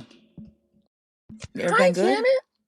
Hi, guys. I just had an opinion mostly on the marriage thing. If She was, hello? that would be okay to share. Give me 1 second, Janet. Okay. Everything good? Nothing bad on Janet, but this is the woman that Selena spoke to the other day. Janet, were you the one that Selena spoke to the other day? I was on here the other day and I Uh-huh. am not sure the exact people, but I'm going to assume that you are correct. Right, On right. my live or on a different live? No, it was on Mama Bash's live. Yes. Oh, Yes. okay. Yeah. For me personally, it's nothing that I would say, oh, she can't come up on the panel. Nothing like that. It's just tokenization for me was a hard line, and I just didn't appreciate it. But other than that, nothing bad. But yeah, Oh, Can okay. you tell me what you mean by like what I said in regard to that so that that's something I don't do again cuz I'm sorry, I don't know what I that would might be have up to said. Thinker. I don't want to take away from. Oh, okay. Yeah, Yeah, that's no problem, but No, yeah. yeah, like I met Janet through Justin. I know that she is a believer who is semi deconstructing. Um, I wasn't there for that conversation. I'm not sure, but I know what tokenization means, and I don't know what the topic was. Let's say you have children that are homosexual, and during the conversation, you bring them up and go, I have gay friends, or I have black friends, or something like that. That would be tokenizing them. Yeah. Oh. Oh.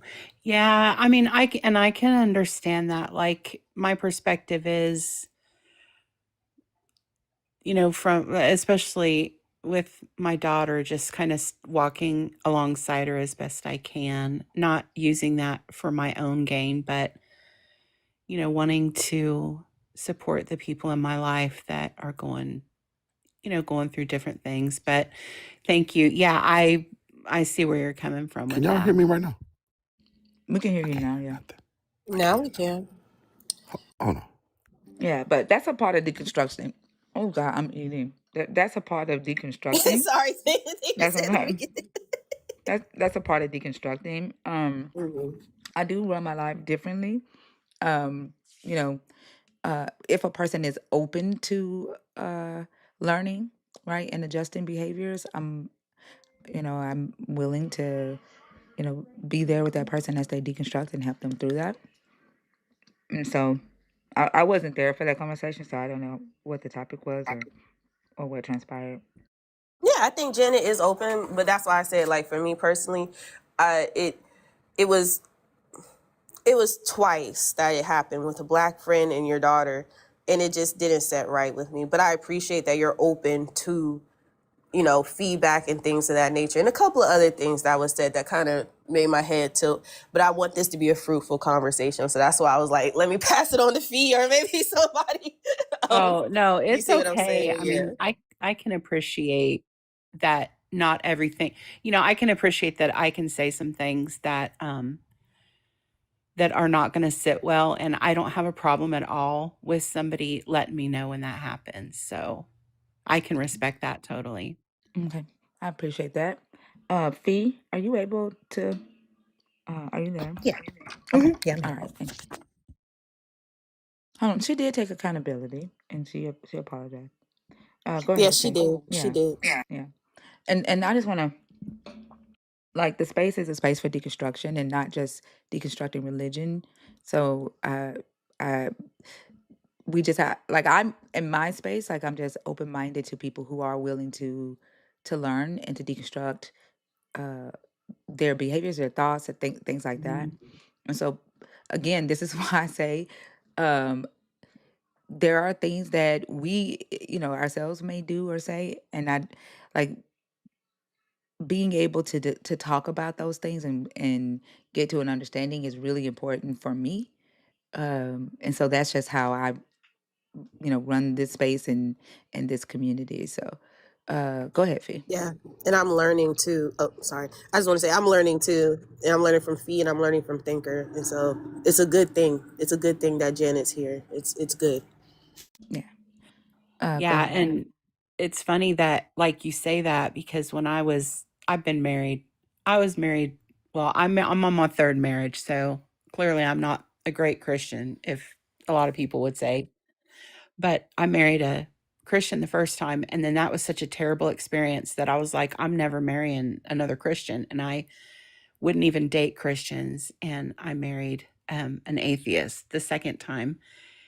And one thing he told me, and I never even understood it at the time, was how messed up my religion had made me. And so I would argue with him because I didn't see it at that time. But he was like, your religion has totally screwed you up. And I will say that we are great friends. My second marriage, I was raising teenage girls. So actually, that marriage fell apart just due to the fact that we were trying to combine families. And it was so difficult. But I still consider him family. And he had more integrity in his little finger than my first husband had in his entire body. He was a man of integrity and honesty and truth. And I did not have that when I was married to my first husband, who was, beating the Bible at me every 5 minutes. So that's kind of what I was thinking of when y'all were talking about, would you marry a Christian? Would you not marry a Christian? And I mean, me as a Christian, I did not think after my second marriage that I would ever get married again, because I was like, clearly I am very bad at this. But I did. And that man is a Christian, but he does not he does not behave like it, if that makes sense. But anyways, that's what I was thinking when y'all were talking about that. I just thought that was so interesting. And yeah, the man that I married the second time, he came back and apologized to me for everything. Like, we went through the apology process of our marriage, and the Christian that I was married to has never ever acknowledged any of the hurt that was caused or anything. And that's another thing that just has not sat well with me, is the not being able to just take accountability when you hurt people or you do something wrong. I see that as a real problem with Christians in general, just the lack of humility and being able to just admit when you're wrong and, learn from it and move forward. I mean, kind of like I just had to do. Like, anyway, that was kind of frustrating, but that's all I was kind of thinking when y'all were talking about marriage. I think the overall framework of Christianity does not lead to, in my opinion, for me, what would be a healthy relationship. And the reason I say that is because it doesn't require the individual to be introspective. I think everything is external. It's all about external approval, external validation. Am I playing the part? Like, do I appear to be a good Christian person? Do I appear to be a trustworthy individual? Am I consistently showing up to be seen as the person that would be, get that stamp of approval? And you could do all of those things without actually being a decent person. I think we were talking about this in here. I can't remember where the conversation happened, but it was about how people always say, you can tell if a person's kind based on how they treat people outside the home, like service workers. And I think that's an indicator, but I don't think that's the most accurate indicator. I think your kindness at home behind closed doors with people who know your triggers will give you a better indication of whether or not you're a decent person. Like, how do you perform when nobody's watching, and that eye of judgment is not necessarily outside of the home or inside. I know so many people who on the surface, going to church or Kingdom Hall or whatever, they put up this front of being a close and loving family, but behind closed doors, they couldn't stand each other. And I think because Christianity tells you to perform for worth, as opposed to, sitting with yourself, identifying those pros and cons, and being honest with yourself about your questions, being honest with yourself about your doubts, and being able to share that with the person that you're with. I think there's too much at stake in most Christian relationships for that to be an area of true authenticity. That infuriates me too, because I'm part of a recovery group, and every Tuesday night I sit in a group of women and they just go around the room and speak. And I will tell you, every one of them is sitting there crying over how they're treated by their husband at home. And in this group, we're just listening. We are not giving feedback or cross talking. We're just allowing the person to speak. And so I have to just sit there. And that is such a huge problem in the church, is how they're being treated at home. It's infuriating.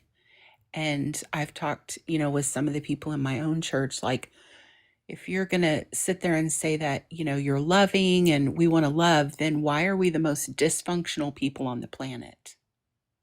Just speaking from a, you know, purely mental health point of view and take the Bible out of it, why are we the most dysfunctional people I've ever had to be around? I, I, I want to say one quick thing. Fee, first and foremost, I want to thank you for what you just said, because it made me think of a few things. One, thank you because you didn't refer to people in the Kingdom Halls as J-Dubs, so I want to start by saying that part. I really appreciate that. You're welcome. And then, but ultimately what you said was, that the religion just isn't necessarily conducive to self-reflection. And it reminded me of what the guy who was just on, was it the last guy? The guy who made shame and guilt evil. Yeah, Adam forgot his name already, but yeah. You know the guy I'm talking about? Mhm. I know who you're talking about, yeah. All right. Because a part of my self-reflection can actually be shame, right?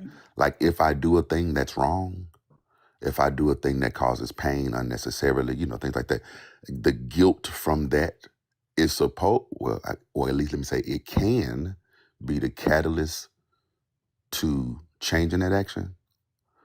But if I think of guilt and shame as negative things and I just throw it off, then I don't have that internal catalyst to do better. Does that make sense? Yeah, absolutely. Because like without it being, I think it's an externalization of something that should be internal. And that's what all of Christianity is. Like if I go off on somebody or I'm short tempered and I'm just walking around acting like a bull in a china shop and I never reflect on that, then of course I'm not going to feel shame about it because I'm avoiding that that effect of that self-reflection. And it's that constant pushing away of no, it's a bad thing. I can't feel that. I can't feel that. It's, those are negative emotions. I think they've turned the actual experience of being human into this thing that's forbidden. So anything that requires self-reflection, that, that, oh, I shouldn't have done that. I should feel bad for this. This was a wrong choice. And then sitting with why you made that choice. All of that creates, I think, this bedrock of authenticity and honesty with self. Christianity can't do that because it's too focused on who God needs you to be. And fuck if it helps the people around you, or even if it helps you. Like it's just what God wants, and that's just what you do. Like those just so things that you were talking about a couple of weeks ago, Bash. I think this is another example of that. Wasn't there a I think guy that's on Mama Bash's live who said Jesus died to take the guilt and shame away of sin? Yeah. Yep, sure did. Yeah. Yep. And that would, I sung this song the other day, and I guess everybody don't know this song, but the song that says there is a fountain filled with blood. Y'all know this song? Anyways, I've never heard that. it's an old song we sing around communion time, and the words say there is a fountain filled with blood drawn from Emmanuel's veins, and sinners plunge beneath that flood, lose all their guilt and stains.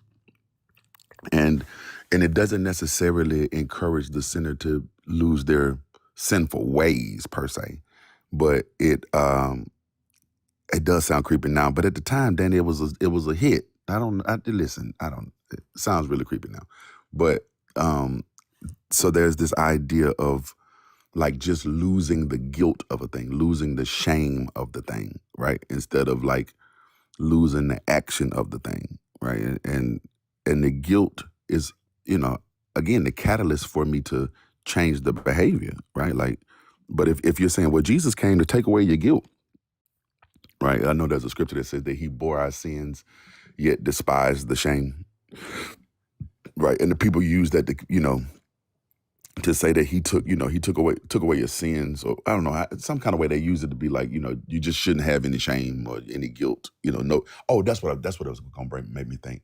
When the scripture says that there is now no condemnation, that's what it was, to them who are in Christ Jesus.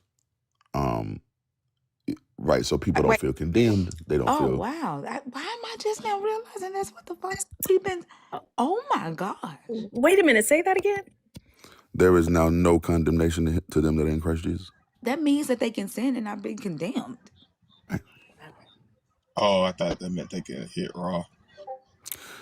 That's not what that means. Hey, Also, he's I gonna said lose. I'm He's learning gonna lose from stage him. presence. Condemnation. Condemnation. Hitting raw is insane. Oh my God. He lost his virginity. Now he talking about condemnations. Okay. I'm Also, go surprised to that, sleep, man. that scripture hasn't come up in the "Did Jesus die to make you sin free or free from sin?" Because that Yeah, scripture alone is to make sin free.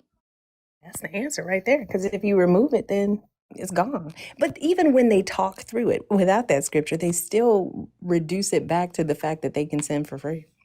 But they don't want Yeah, to say that. Yep. yeah. Yeah. And I So also think yeah. with, oh, my bad, No. Max, go ahead. Go ahead.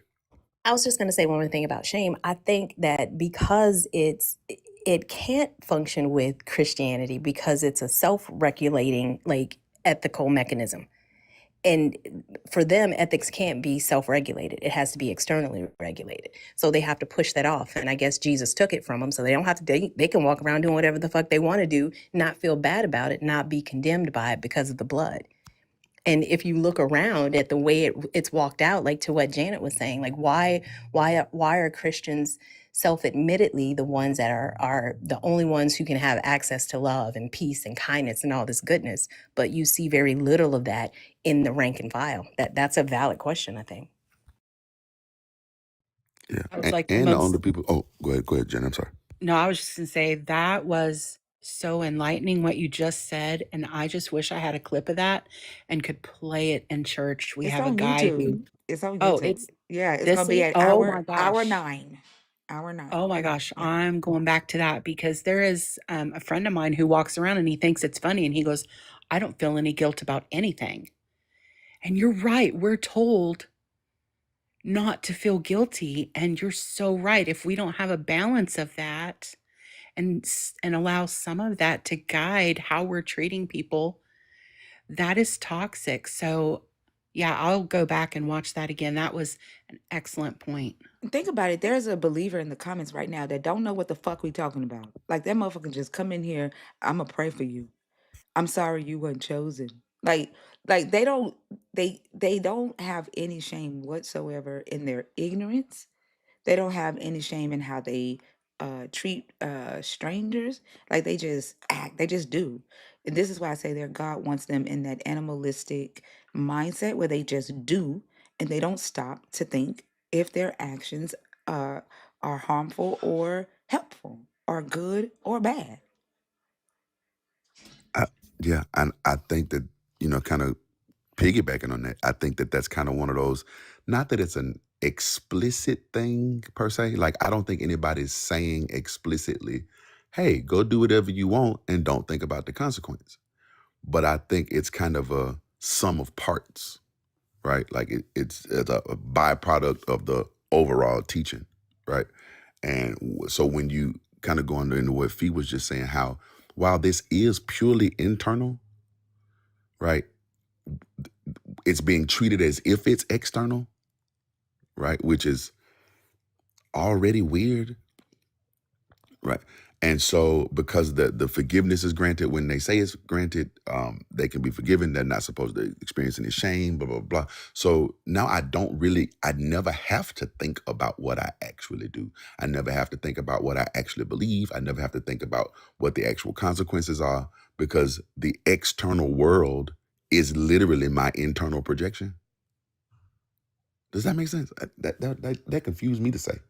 But did that make sense when I said that? Like clarify the last part for me. Okay, so I'm projecting to be forgiven in the external world, right? So I'm saved, I'm righteous, I'm regenerated, I'm chosen, I'm all these things, right? So I'm projecting that in, but that's really just an internal projection. That there is nothing in the external objective world that would verify any of that, Yeah. right? Okay, Janet, have a good day. Yeah. I'm following you. I agree. Yeah, which is already just like a confusing thing because like basically I'm getting rid of the external world, right? Like I'm trading the external world for this, for lack of a better word, spiritual world that I exist in, right? Like on the one hand, I use this as an example. This might be a bad example, But on the one hand, like you'll hear believers say, oh, you can't be a trans person, right? Like trans people, they just wrong. You can't change who you are, right? But you can't go from male to female. You can't, but you can go, that's an external thing, right? But you can go from being a sinner to righteous, changing your very nature purely internally, just because you feel that way, All day, every day. right? Like you just identify as righteous, right? Trans spiritual is a real thing. Yeah. Trans-spiritual. Okay, so I did the condemnation thing, and I get booze and ban him. But he just said trans spiritual, and y'all just let that shit But just it rock. was in the, But it matches. You But y'all just let need it you rock. Like need that you shit was supposed to need be normal. condemnation for trans-spiritual. You absolutely do. I think it's some special pleading in there too, Bash, when it comes to shame, because lack of shame outside of a religious setting is associated with sociopathy, but inside, literally that at least lit- sociopathy, if not psychopathy, right? yes. Like that's what I asked that question one time about at the end of Revelation where it says that, this is post Armageddon and then Jesus comes and wipes away the tears, right? Like you should feel horrible about what just happened. And only a psychopath wouldn't. Think about the Like, fact that they believe that their loved ones who died without knowing this Jesus is somewhere burning for eternity, and they go to church every Sunday and saying, "Oh, to the Lord," like that. But they believe that they have loved ones somewhere burning in eternal flames. That is sociopathic.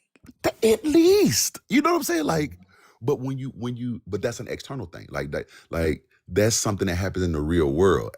But they're projecting this internal world, but that's not sociopathic. It's loving. It's, I don't even know how to describe it. That's why Yeah. I asked a couple of weeks ago, do they really believe this? Because if I really believed that I had a loved one burning for eternity and I'm still alive, I think that would fuck me up. Because I would always, especially if it's a child. Like, how the fuck do you go on living knowing that your child is somewhere burning for all of eternity? What the fuck? And they believe that their God has to wipe their memories when they go into eternity, so they're not thinking about it in eternity. But he don't wipe your fucking memories here. How are you dealing with it here? How are you dealing with that? That's a I asked wonderful my question. mom about something along that, and she was just like, "Well, I warned them, right? Like, I did my job." Basically, is the excuse that I've gotten with something along that line, right? Like, I did what I was supposed to do, and if they didn't accept it, then they're in God's hands. But So you that still got to be sociopathic. You still got to be sociopathic to even say that. look, you, I don't disagree. I don't I'm not disagree. gonna lie. My mom would say shit like that, and I know my mom. I Yeah. don't know if my mom like meant that shit for real, or maybe it was just something that she said to cope. But she definitely did say that because like she would never like press us real hard about being Christian or whatever. She wanted us to wanted it to be our choice, but she would also say that shit, and it's like interesting. Okay, well, I guess. But she didn't have to experience a child dying and actually dying as an unbeliever. You know what I'm saying? That's true. I'm talking about Yeah. believers who have family members who have died as non-believers, and they believe that that family member is somewhere burning for all of eternity. How the fuck do they deal with that? Knowing that. And still Do love they? the thing that sent them to that place where where they're being tortured. Right. Yeah, I grew up with a family who they had a son and a daughter, and the son had some mental health issues. And when he was around, I want to say 18 or 19, he took his own life. And, in a lot of Christian denominations, they teach that if you do that, there's no returning.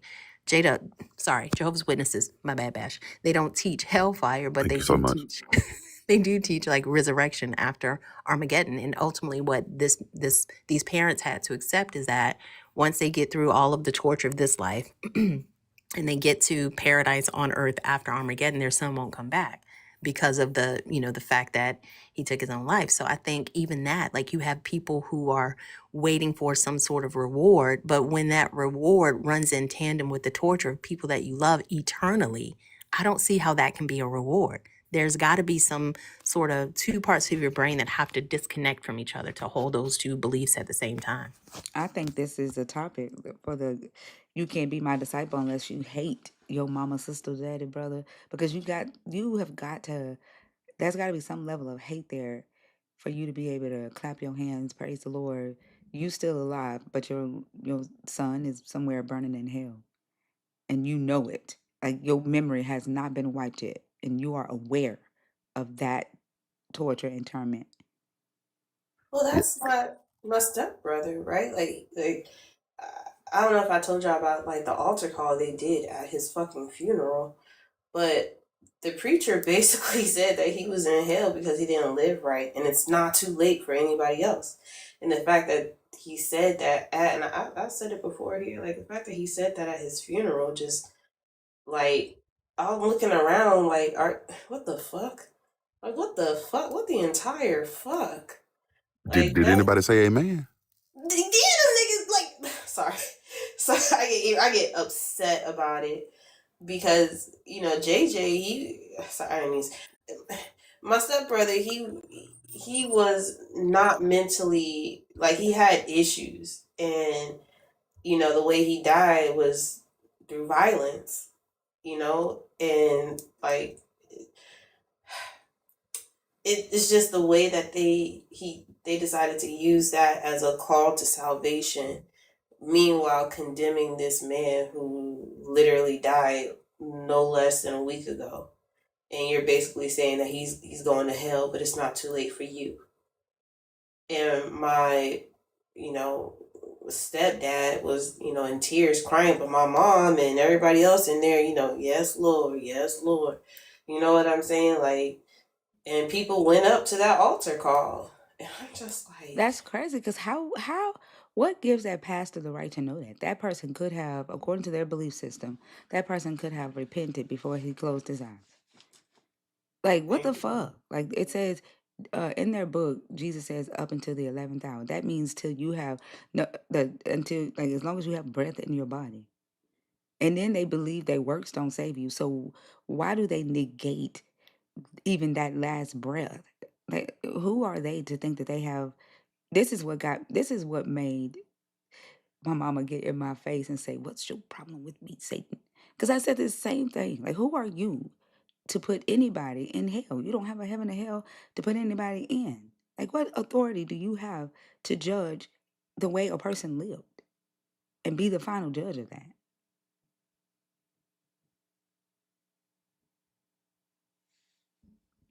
That's And crazy. it's funny because they'll tell you that themselves and still do it, and then be pressed on when you try to make them like reconcile that, because like they'll tell you they don't have that power. They can't. You know what I mean? Like if you asking them about like heinous people that claim Christianity, they, oh, I can't say, man. Even Jesus said some of us blah blah blah blah blah. But when it's about hell, they can be absolutely certain. That's why I said if they're certain about anything, it's hell and the devil. They don't. Hmm. They have the most doubt, the most confusion when it comes to their God in heaven. But the clearest thought that they have is hell and the devil. absolutely, and that's why that shit pissed me off. Like it. So like when y'all are talking about this and what you said, thinker, like how the fuck do you know? You don't know what his last thoughts were. You don't know what he was feeling. He wasn't like that shit blew me. And to do it at a funeral on his deathbed, where we're supposed to memorialize his life, it's a celebration of life, not a chance for you to gain members in your fucking church by scaring people with this bullshit. That it just if I wasn't if I was teetering on Christianity then at that time, I would have been like, it's a fucking no go. There was a believer in the comments who said fear is the most powerful thing. because he was trying to fearmonger us into believing in his God. Like, they know fear is powerful. Do you think that, what's the word I'm looking for? That sympathy and guilt can be, well maybe, yes, sympathy and guilt can be related? No, not really. Well, no, I don't know. I don't think so. Okay. So if you felt guilty for someone, if you felt guilty for something that you did, do you think that that's related to the fact that you feel some amount of sympathy for them? No, I don't think Like so. if I killed a roach, I wouldn't feel any guilt, right? Because I don't really sympathize with the roach. I don't know, because sometimes my daughter has gotten me to the point to where, like, say there's a wasp in the house, or Uh-huh. so she's gotten me to the point to where we get the wasp, put it on an envelope or something, and release it. Because you don't want to take the wasp's life. Right. Right. And that would be a certain amount of sympathy for the wasp. Because you wouldn't want to be in that same situation. No, I honestly, I do it for my daughter. Oh, okay. Like, but actually, I killed a wasp last night. She went to the store for me, and she wasn't even here, and I You killed killed one it while she wasn't while looking. she was gone. I'm telling. So I did, but I do it for her. So I don't know if it's I don't know. Like you wouldn't, like, I know you don't really care for animals, like dogs. You're not really a dog person. I wouldn't But hurt. I wouldn't harm a dog. I you wouldn't wouldn't harm. harm a dog? No, I Oh, actually would cry if somebody harmed a dog. And I get mad when I see videos of people mistreating their pets. I'm not the reason that I'm not a dog person is, I think it has a lot to do with my autism, but it's not because I don't like dogs.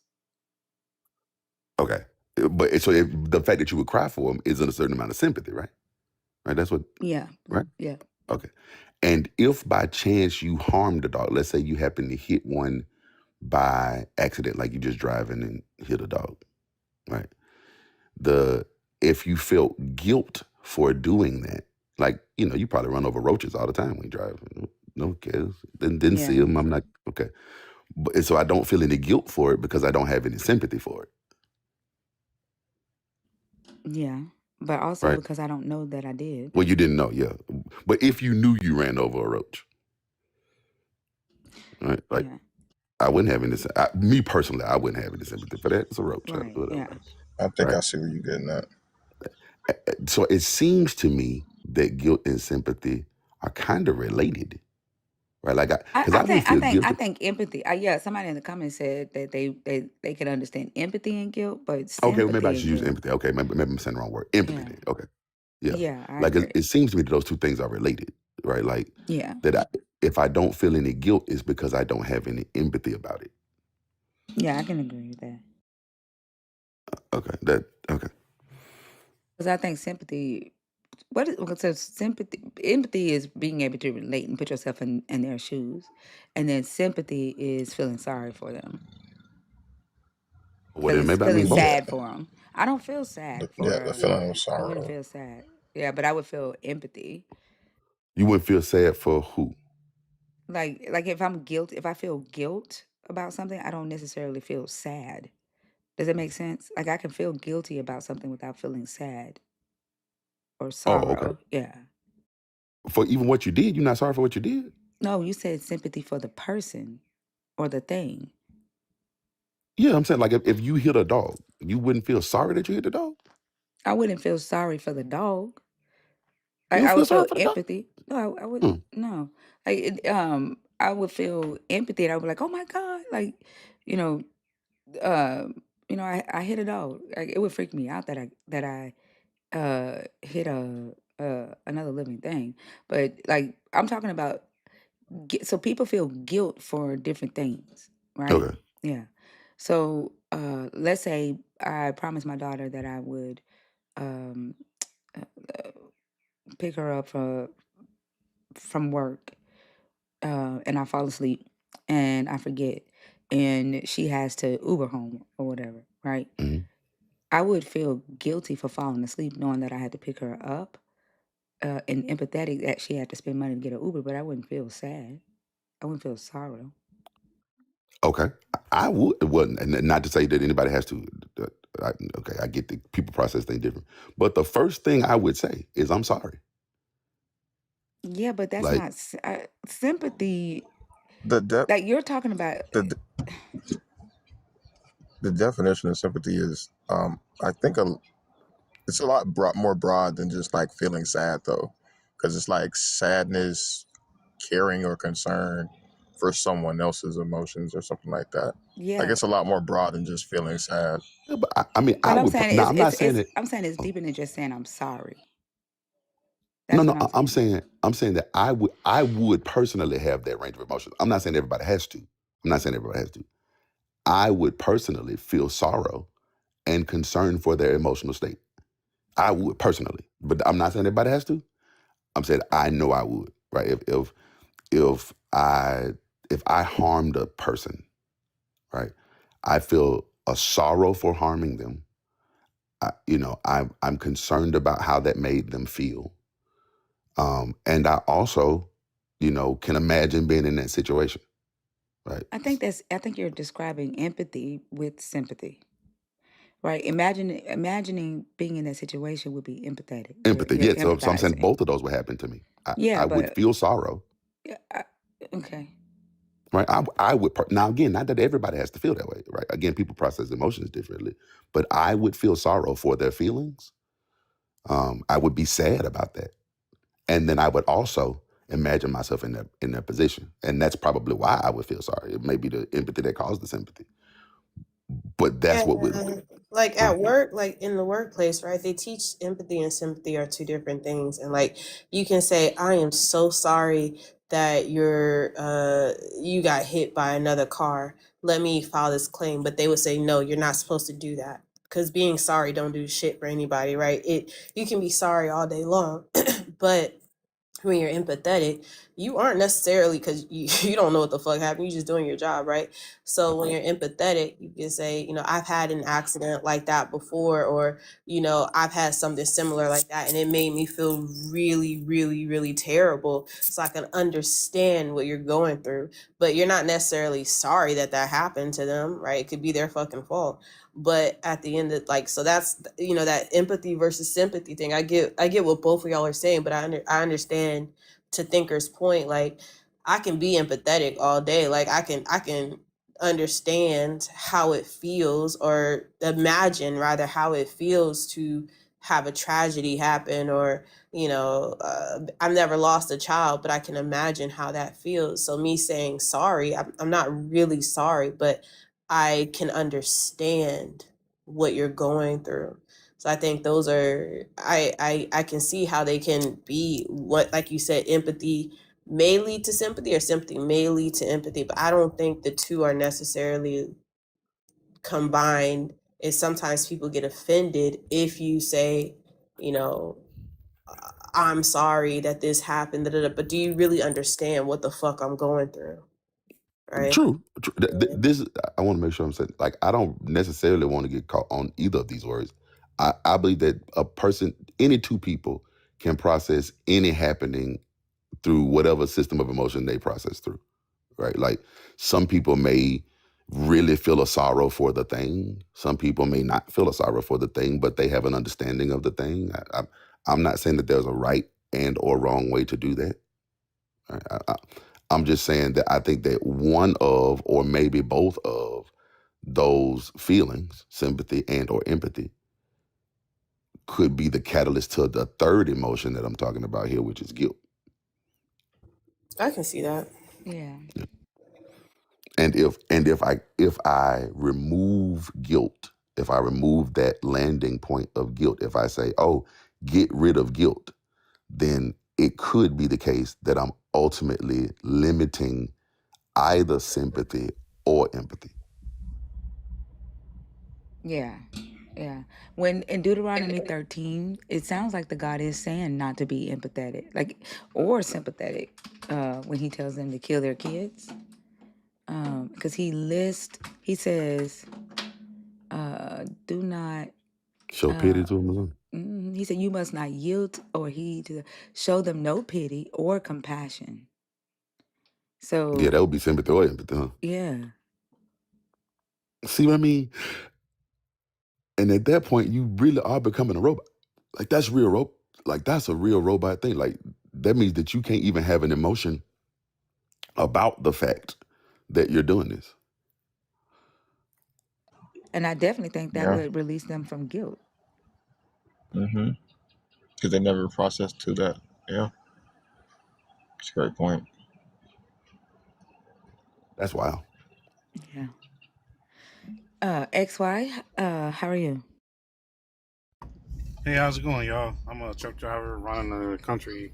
Didn't know if I could come up, and I wanted to answer the question because I'm like so antisocial. I'm like, maybe I should exercise my mind a little bit. Well, I'm glad that you came up. How old are you? I'm 39. Okay. Are you a believer in the God of the Bible, deconstructing, or an atheist? I think the God of the Bible's real. Okay. Yeah. All right. So we are atheists. And so we, Oh, really? yeah. Wow. Yeah. And so we do discuss these topics with believers, with people who are deconstructing or atheists. And it's a discussion. Oh. And so we may, based on your answers to the question, we'll ask if it's logical or not logical, or I will ask some questions.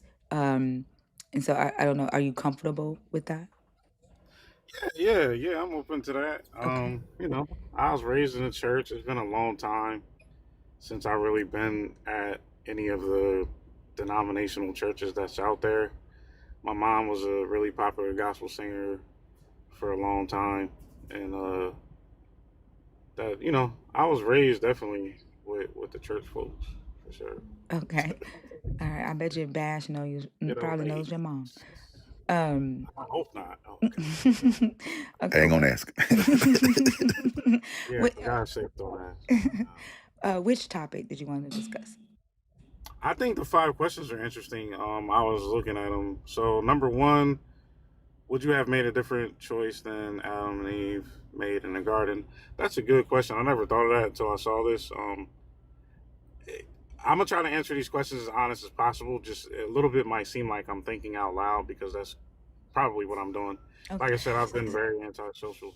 Okay, so I think because so. it's a discussion, we may not be able to get through all of them. We typically only just do one because sometimes these conversations can go quite long. I'm really quick. I'm Okay. not long-winded. I can answer Well, all it's 5 it's of them. based on the type of questions we may ask you because sometimes we can push it Oh, to okay. I think. see. So Oh, yeah, but go so, ahead and I'm gonna let you start off with Bash. Okay. Bash. Yeah, Pink Pink Beard. Beard, it's Pink me. Beard. It's me. Oh, hey, hello. Hey, buddy. I think I probably would have if I would have had any. I guess it's tough to answer. So, on one part, I would say I would hope to think that I would have made the better choice. But since if you look at the narrative, there's no way they could have known except for some random serpent telling them good versus evil is information that they're going to become privy to. So I really don't know, but I hope that I would have made a better decision. Do you think it would be better? Okay. So you know that the tree is the tree of knowledge of good and evil, right? So Yeah. do you think it's better that we know what is good and evil or that we don't know what is good and evil? I think judging from life experience and evaluating like humanity, I think it would have been better if we had not known. If you didn't know that, okay, so let's say I didn't know that punching you in the face was evil. Is it better for like, that doesn't mean I can't punch you in the face. That just means I don't know that it's evil. Right, but you also might not know anything about having an interest to punch someone in the face in the first place. Well, but this So isn't the knowledge of interest. It's just the knowledge of good and evil. right, but if punching in the face is good or evil on either side, on both perspectives, it doesn't even let you know if the person would have ever thought of it in the first place. I think I'm lost. What thought couldn't I think if I didn't know good from evil? Like what good thought could I not think if I don't know good from evil? What good would be prohibited from me doing? Well, let's say it this way. before gaining access to good and evil, who punched who in the face in the first place? That's the point. Well, I don't know. Yeah, I don't know. I'm we don't even asking. we don't have any evidence that anybody did anything evil until after the fruit was eaten. But we don't know if they did anything good either. That's why I asked what good would be prohibited. What good would be prohibited without me knowing good from evil? Is there something good that I could not do if I didn't know good from evil? I guess it would depend on the limitations of the person. The way, like, if the God of the Bible is real and He put limitations on our capabilities before we had knowledge of good and evil, then that would be the answer. But since I don't know, I don't know a specific way to answer that. In other words, if you were in the garden and you did not know good from evil, and I happened to be in the garden, could you give me something to eat? Do you think that would be possible? Could you share something with me? Yeah. Okay. All right. But sharing is a good thing, right? Yeah. I would say, yeah. Sharing Okay. is caring. Sharing is caring. But you just wouldn't know that was good because you have no knowledge of good and evil. You're just doing something. You're just going off of doing it, right? You're not necessarily categorizing it as good or evil. You're just saying, I'm doing a thing. I don't know if it's good or evil. I'm just doing it, right? Okay, I see what you mean. So in that case, punching someone in the face, you wouldn't know if it's good or evil. Wouldn't know if it was good or evil. Right. So what would make it right or wrong? What would make it right or wrong? Right.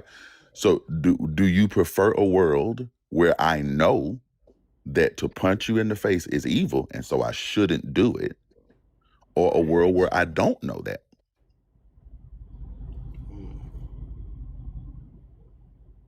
Dang, that's a good one. That's a good question. I don't know. I guess I have to change my answer to I don't know. Okay. And the reason. Go ahead. Can I answer the next one? Hold on, but before we go to the next one, there's a reason that we're asking the question, right? And it's because if it kind of brings us down to this, like, kind of not knowing, right? Because if it is a more preferable world, like me personally, I prefer a world where I know what not to do, right? Like where I can make the decision to say, here's why X, he's not threatening me in any way. I called you XY, my homeboy named YX, my bad. Here's XY. He isn't threatening me in any way, right? He's happens to be in the garden that I'm in. He looks like he might enjoy this piece of fruit. I would rather give him a piece of fruit than a punch in the face, right? But in order for me to make that as a decision, I would have to know good from evil, right? If I lived in a world where I did not know good from evil, I would not know the difference between giving you a piece of fruit and punch you in the face. Yeah, you mentioned that he looks like he might like this piece of fruit. Now, what if he looked like he might? What if he looks like he might want to punch in the face? Like, well, then, yeah. Now, even then, I would still want to know good from evil, right? So I could assess if he was going to do something evil. If I thought, okay, here's XY, he looks threatening. He looks like he wants to punch me in the face and not eat fruit with me, right? But I need to be able to make that assessment. I would rather live in that world where I can make that assessment, right, than to just not know the difference. Okay, yeah, I would agree with you on that. It's okay. Better than, so then it's question is, I guess it's kind of a secondary question. Why do you think the God of this book preferred a world where that wasn't the case? I think probably because he was like, I think probably because he was aware maybe like how it would turn out if people did know. So he how it wanted would turn to out in what way? I'm sorry. Like the way we see all the problems in the world today with the war and everything, or people having disputes and it turns violent, blah blah blah.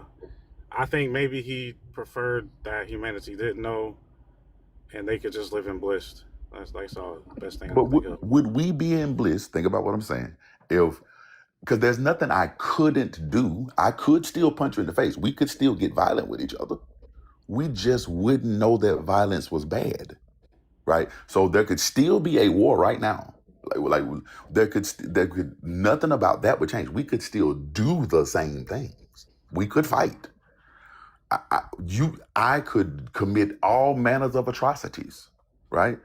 I just wouldn't be able to call it bad because I wouldn't know that it was bad. I just wouldn't know it was. Yeah, It's not that I couldn't do bad. I just wouldn't know it was bad.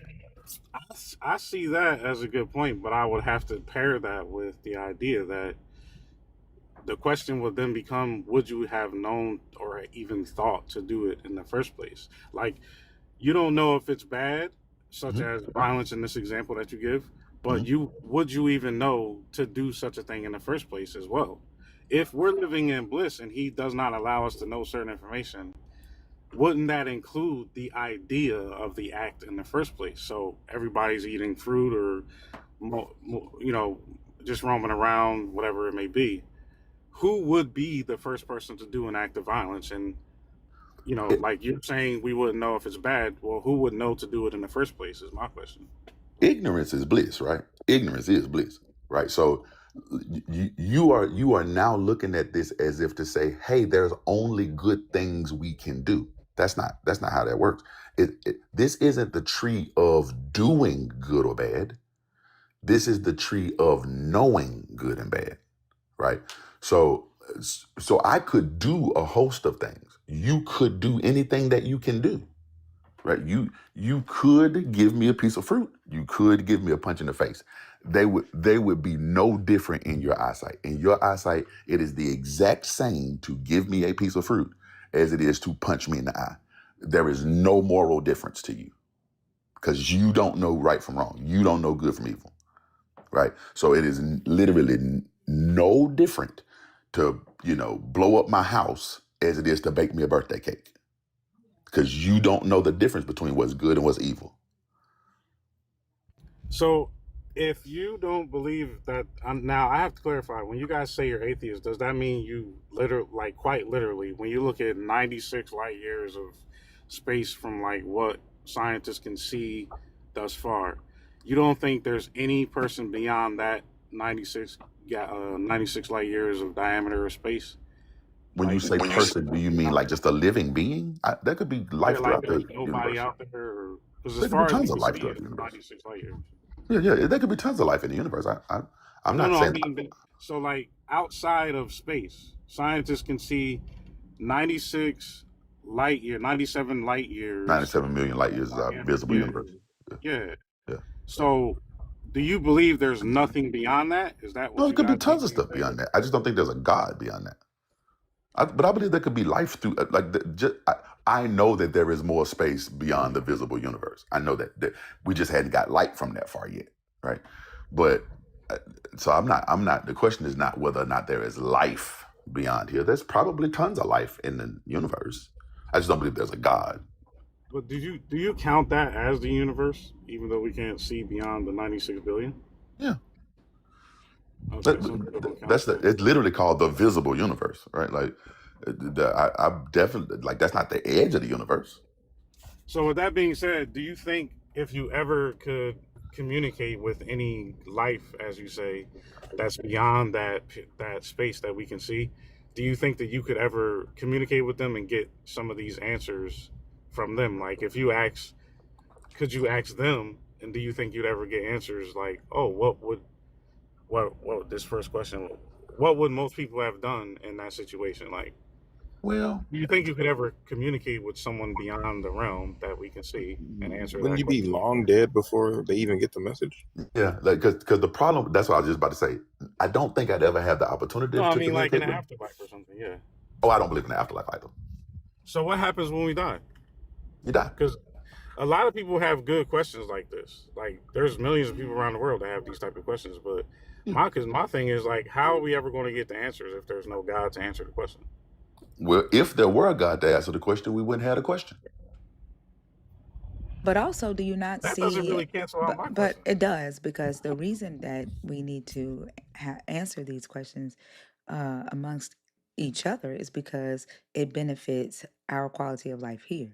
Because if you are the type of person who does not think that you should be able to decide whether your actions are morally good or morally evil, and you outsource that to a God that's beyond 97,000 light years, who delegated his authority to another human on earth, and that human says, God said, go and annihilate somebody, and you just obey, then you are affecting our reality here. So these questions are to benefit those of us that live in this galaxy. I'm Doesn't sorry, that on this earth. create so wouldn't that have you guys heard of forced doctrine? False doctrine or forced doctrine? Forced doctrine, I think what it means is that because humanity can't necessarily agree morally, then the final say would go to the person who, or the people who could enforce their perspective on everyone else. Like if you say something's right or wrong and the other people disagree, whoever wins the battle would be dictating to you guys what's right or wrong, and then their moral compass would be what you live Well, by. if I'm dead, they're not dictating nothing to me. I don't care what's right or wrong. If they got me, if they won the battle, I'm dead. But Yeah, also, because you're talking about might makes right. Yeah. Yeah, and colonization, honestly, like Yeah. somebody said in the comments. I don't think that me personally I'm saying that might makes right, but it does beg the question if like how does a person that doesn't believe in having a superior God to supervise their morals on earth, how does that person know right How from is this wrong? God supervising your morals? Just by following the book. Like if a person This believes in the God said, Bible. okay, all right.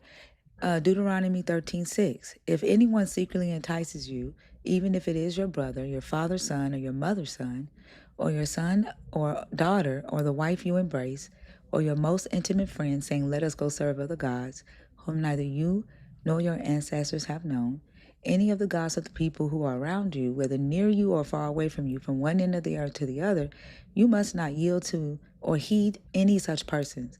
Show them no pity or compassion, and do not shield them, but you shall surely kill them. Your own hand shall be the first against them to execute them, and afterward the hand of all the people. Stone them to death for trying to turn you away from the Lord your God, who brought you out of the land of Egypt. So, should you follow this moral today? Today, I don't believe that a judgment of death is active, because if you look at the New Testament, you're living under the grace period. The New So, Testament, Jesus does not negate the law. He never said that.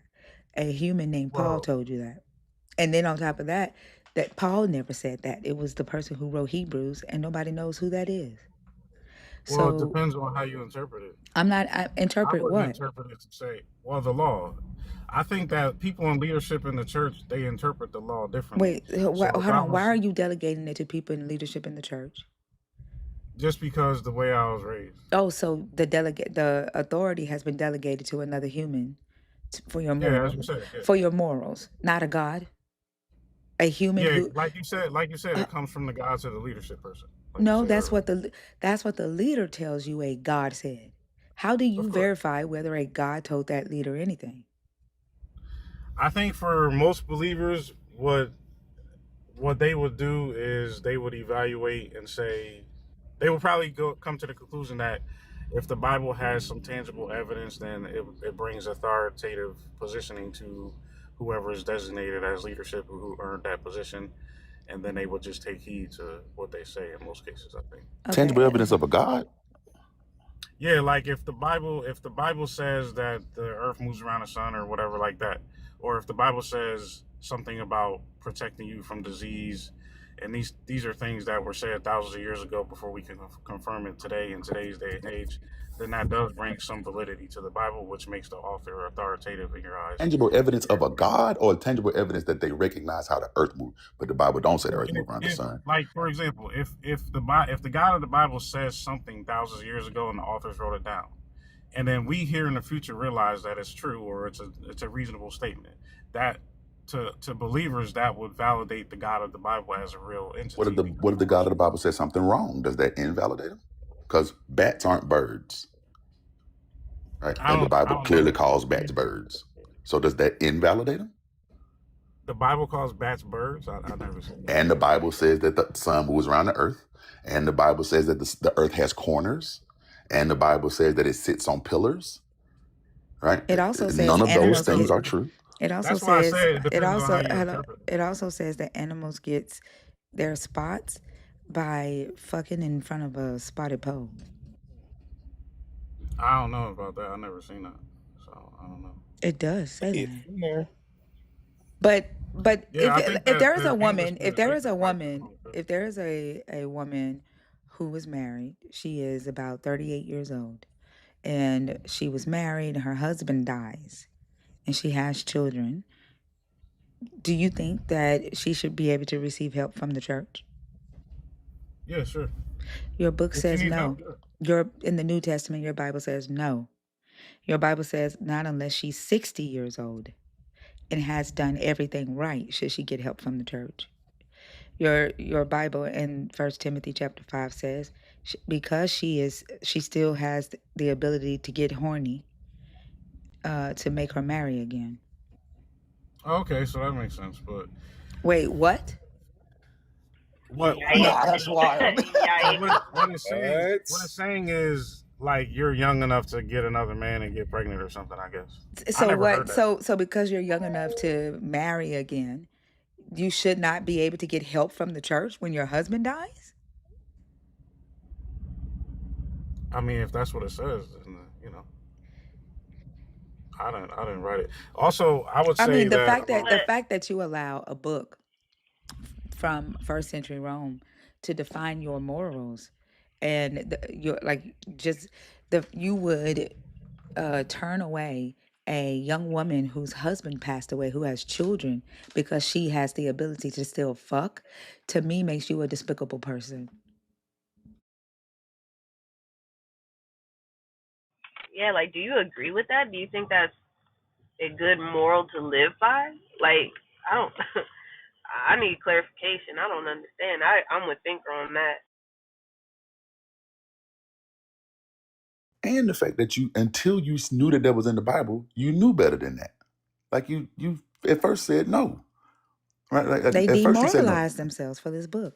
Yeah, like at first you said, yeah, she should be able to get help. And it was like, oh, well, the book says. And you go, oh, well, no. And the crazy part is you didn't even read it in the book. She just said it in the book. Right? Which, that's really, never mind.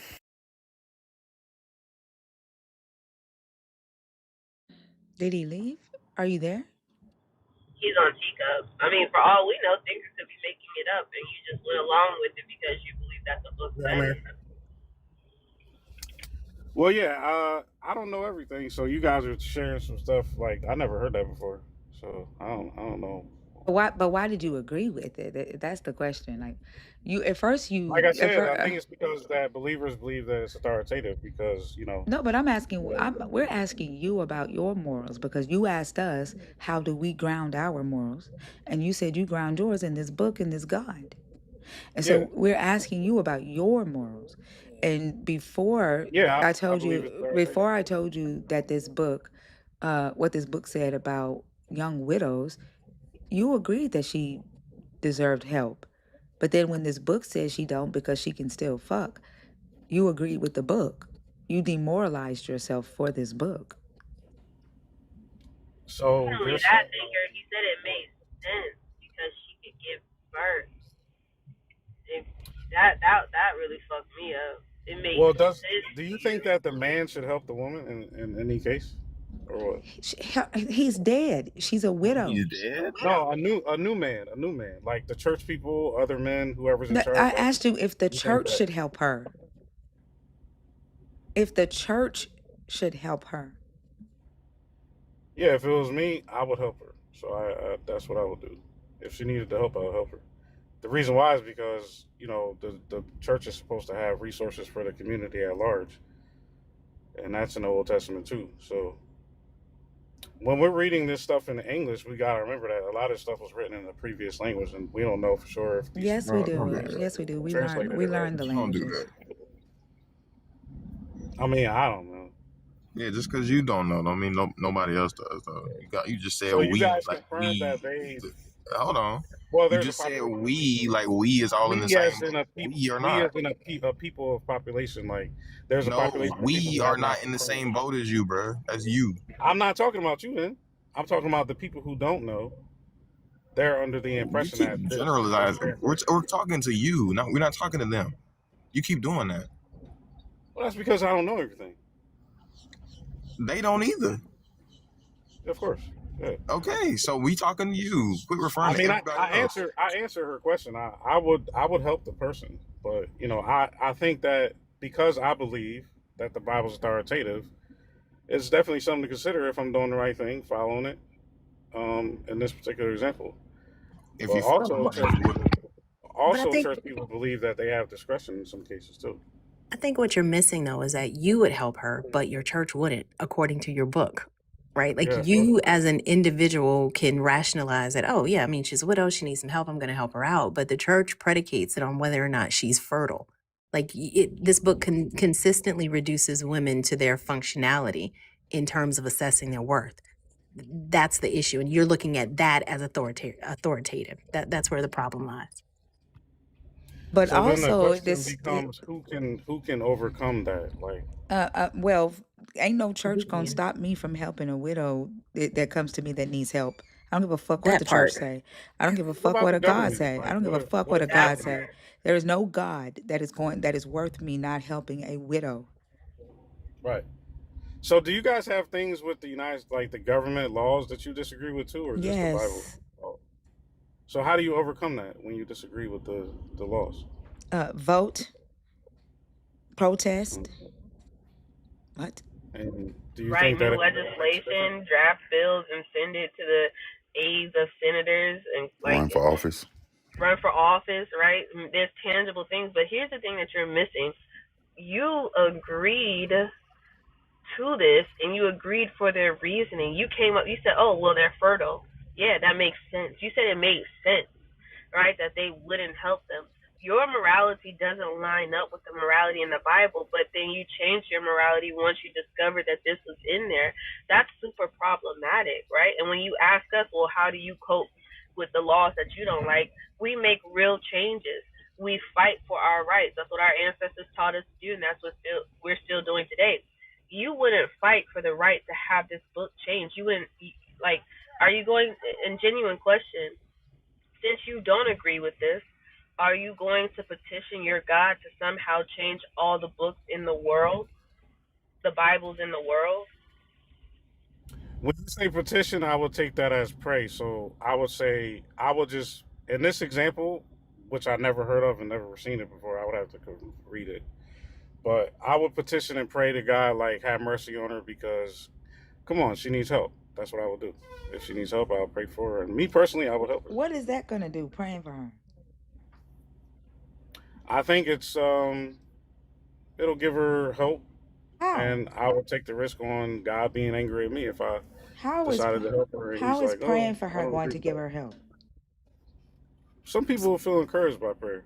That's what I mean. You gonna lay hands on her? I'm not ordained to lay hands on people, but I will touch and agree, like probably hold hands and pray. Now, I answered earlier, I said I would help her too, so keep that in mind.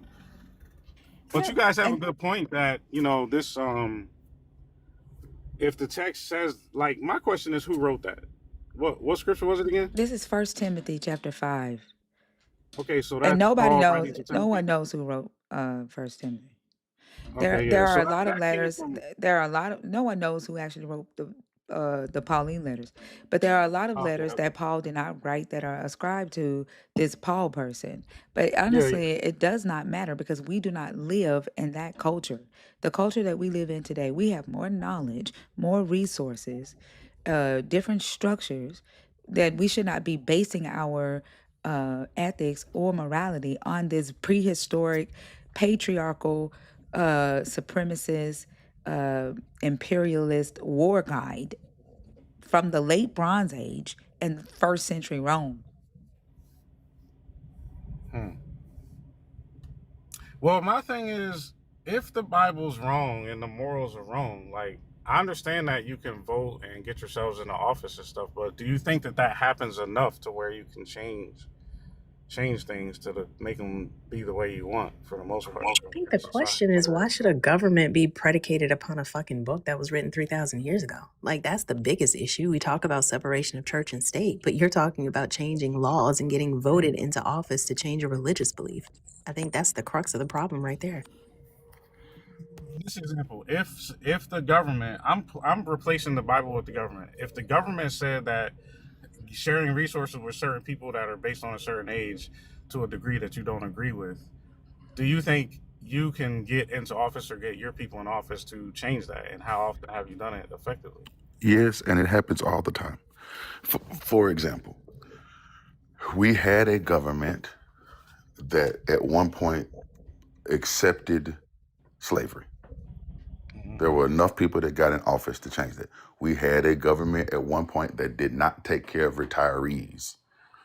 We got enough people in office and we changed that. We had a government that at one point wouldn't allow women to have credit cards or bank accounts. We got enough people in office and we changed that. We had a government at one point that did not regulate health regulations for food, and people were dying. We got enough people in office, we changed that. So yes, we can change that. That's not a hard thing.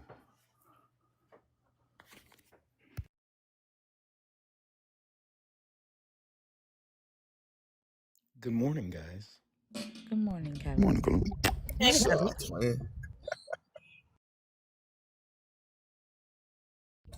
I think the pushback is very interesting, and the I willingness. think this is strange because really I was just trying to figure out if we preferred a world where we could think about what we did, and somehow we got to this. I don't even know how we jumped over here. Because I think it's the embarrassment of knowing that you believe in something like this. Because I asked, like, if you could pray to the God, right? Why would you pray to Thinker's Point for the woman if you could just pray to the God, right? The God is the government. Why can't he just change it? If you don't align with those morals and you think it's wrong, ask your God to change it. But you know that you can't access this God that's in this 97 billion galaxy thing. I don't remember the number, but that he's not going to answer, so you have to lean to humans to make the change. But to question how, who, where, and Bash, when you said slavery, that's exactly what I was thinking about. Hello, slavery, right? Like, why do you think that it would be out of the realm of possibility to change something like this? Yeah, It makes sense. yeah, because if we prefer to live in a world where we didn't even know that was the case, like none of this is. I'm so confused. Like if it were better to live in a world where we wouldn't know that oppression is evil. Oh, he left. I hope he comes back. I really wanted to land his, I not me personally, but I wanted to hear where he would land on this, because I'm sure there are others who believe just like he does. This is why I be telling. They be like, I can do all 5. No, you can't. No. Not with us, you can't. No, you can't. Which one of y'all finna go live? Bash, you going? Yeah, I guess I'm going. Let me throw a shirt on because I did want to run that topic, and it's 10, so I guess I can get my. I'll be going a little bit later. I'm going to study more on what you said, Thinker, and how to navigate that. I'm sure Bash's live will help, but I want to really carefully, because I know it's going to go on 20 different tangents, right? But I want to be able to predict, like you said, kind of. And thank you for playing devil's advocate earlier, because that did help me think about what they would say. You know what I mean? Yeah. Mm-hmm. Yeah. You're welcome. Thank you for coming up, XY. Maybe you can come back and try for number 2. We'll be back live tonight. Actually, tonight is Maddie's Hour with Maddie, Pisces, and Mama. Tonight is Maddie's Hour with Maddie, Pisces, and Venus. 18, 19, and you said TikTok dropped you? I think it's because you were on TikTok on Teacup for a long time. If you had a phone call or if you were checking like an app or an email, it takes you off the app, and if you're gone for too long, it'll drop you. Um, yeah, if you have 18, 19, 20-year-olds, come and send them here so they can have conversations with Maddie, Pisces, and Venus. I am going to switch up some other topics. I think I'm going to change the Jesus died so that you can pork freely, because I don't think anybody understands that. And add another topic there. And then number 4, I'm going to take 4 and 5 off. No. 3 and 5. I'm going to change 3 and 5. No, yeah, you can come back up, XY. Bash, do you want to finish the conversation with the XY? He said he got dropped. Okay, yeah, that's fine. I'm gonna put this in the trunk for my grandma, and then this take me like 30 seconds. But yeah, I can fix it. Okay. XY, hit the request again.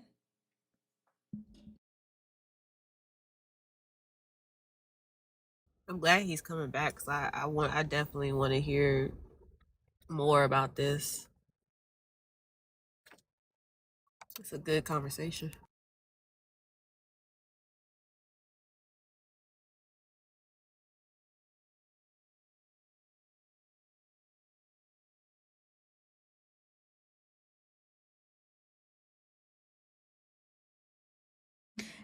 But that's what I wanted people to think, Masaki.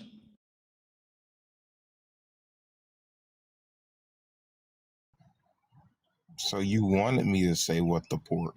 I did. XY, for some reason you're not connecting. Oh, there you go. Okay. Hey, does this sound better? Because I got my trucker headphones on now. Does it sound better? Yeah. You're good. Yeah. Let me start my truck. See if it's too loud. Go on mute. Go on mute and do it. Okay, I'm back, y'all. I'm sorry, I just had to put it in my mama's car. Yeah, go on mute and start it, and then come off mute once you're done. No, I'm not gonna start this. Okay. I'm gonna wait here until they tell me to. Yeah. So where did I miss something? I kind of dropped off. I didn't know I couldn't do my phone at the same time. Okay, I think where we were was at the idea of if. Well, I guess my question is, if your morals. First and foremost, let's go back to the original. Did you think that it was better to live in a world where you could determine what was moral, or a world where you could not? Oh yeah, I first said I think it would have been better that we didn't know good versus evil, and I think I'm judging that from this side of the aisle, seeing the world's problems and stuff. And then talking to you, I realized that I should consider that we should have known. That way you can know the difference between, hurting somebody and just being, normal, casual, everybody good. And then I beg the question, if we knew the good versus the evil, that would beg the question of who would have thought to do the evil in the first place. So that's where. Okay, so something else after that. My response to that is the same person. Like the only reason that you value good over evil, so the propensity to do good or evil would be the exact same if there is no difference, right? So the reason that we choose to do good, or at least most of us choose to do more good than evil, is because we value good over evil, because we know the difference between good and evil. But if all things were equal, right? If there was no difference between, I don't know, dropping an explosive on a country and brushing my teeth, right? Then I would be just as likely to drop an explosive on a country as I would be to brush my teeth. Oh yeah, I think I asked earlier. So without God, right? So we're saying God does not exist. So how do you determine what is good and what is evil, what is moral, what is incorrect? God never told me to brush my teeth. Right? There's not a single scripture in the Bible that tells you to brush your teeth. How do you know that brushing your teeth is good? Somebody started doing it and looked at the difference, I believe. Okay, all right. So the experience taught us what was good and evil, right? So that's how I know that's how I know what good is, right? The experience, no God necessary. So going back to the example that she brought up about the widow, the 39-year-old widow. Oh yeah. My mother has been 39 and divorced, right? My mother has been 39 and divorced. And I wouldn't want my mother to be in an experience, or anybody's mother to be in an experience where they couldn't get help from a body of believers that they socialize with, right? So based on that experience, I would help. I wouldn't care that the book says I shouldn't. Who cares? Bash, can I push back on that? Yeah. Okay, so I don't necessarily think the experience informs good or evil. I think a person can start brushing their teeth and it looks good, right? But they could be brushing their teeth with like an electric toothbrush, right? And we know that some like electric toothbrushes can kill the enamel.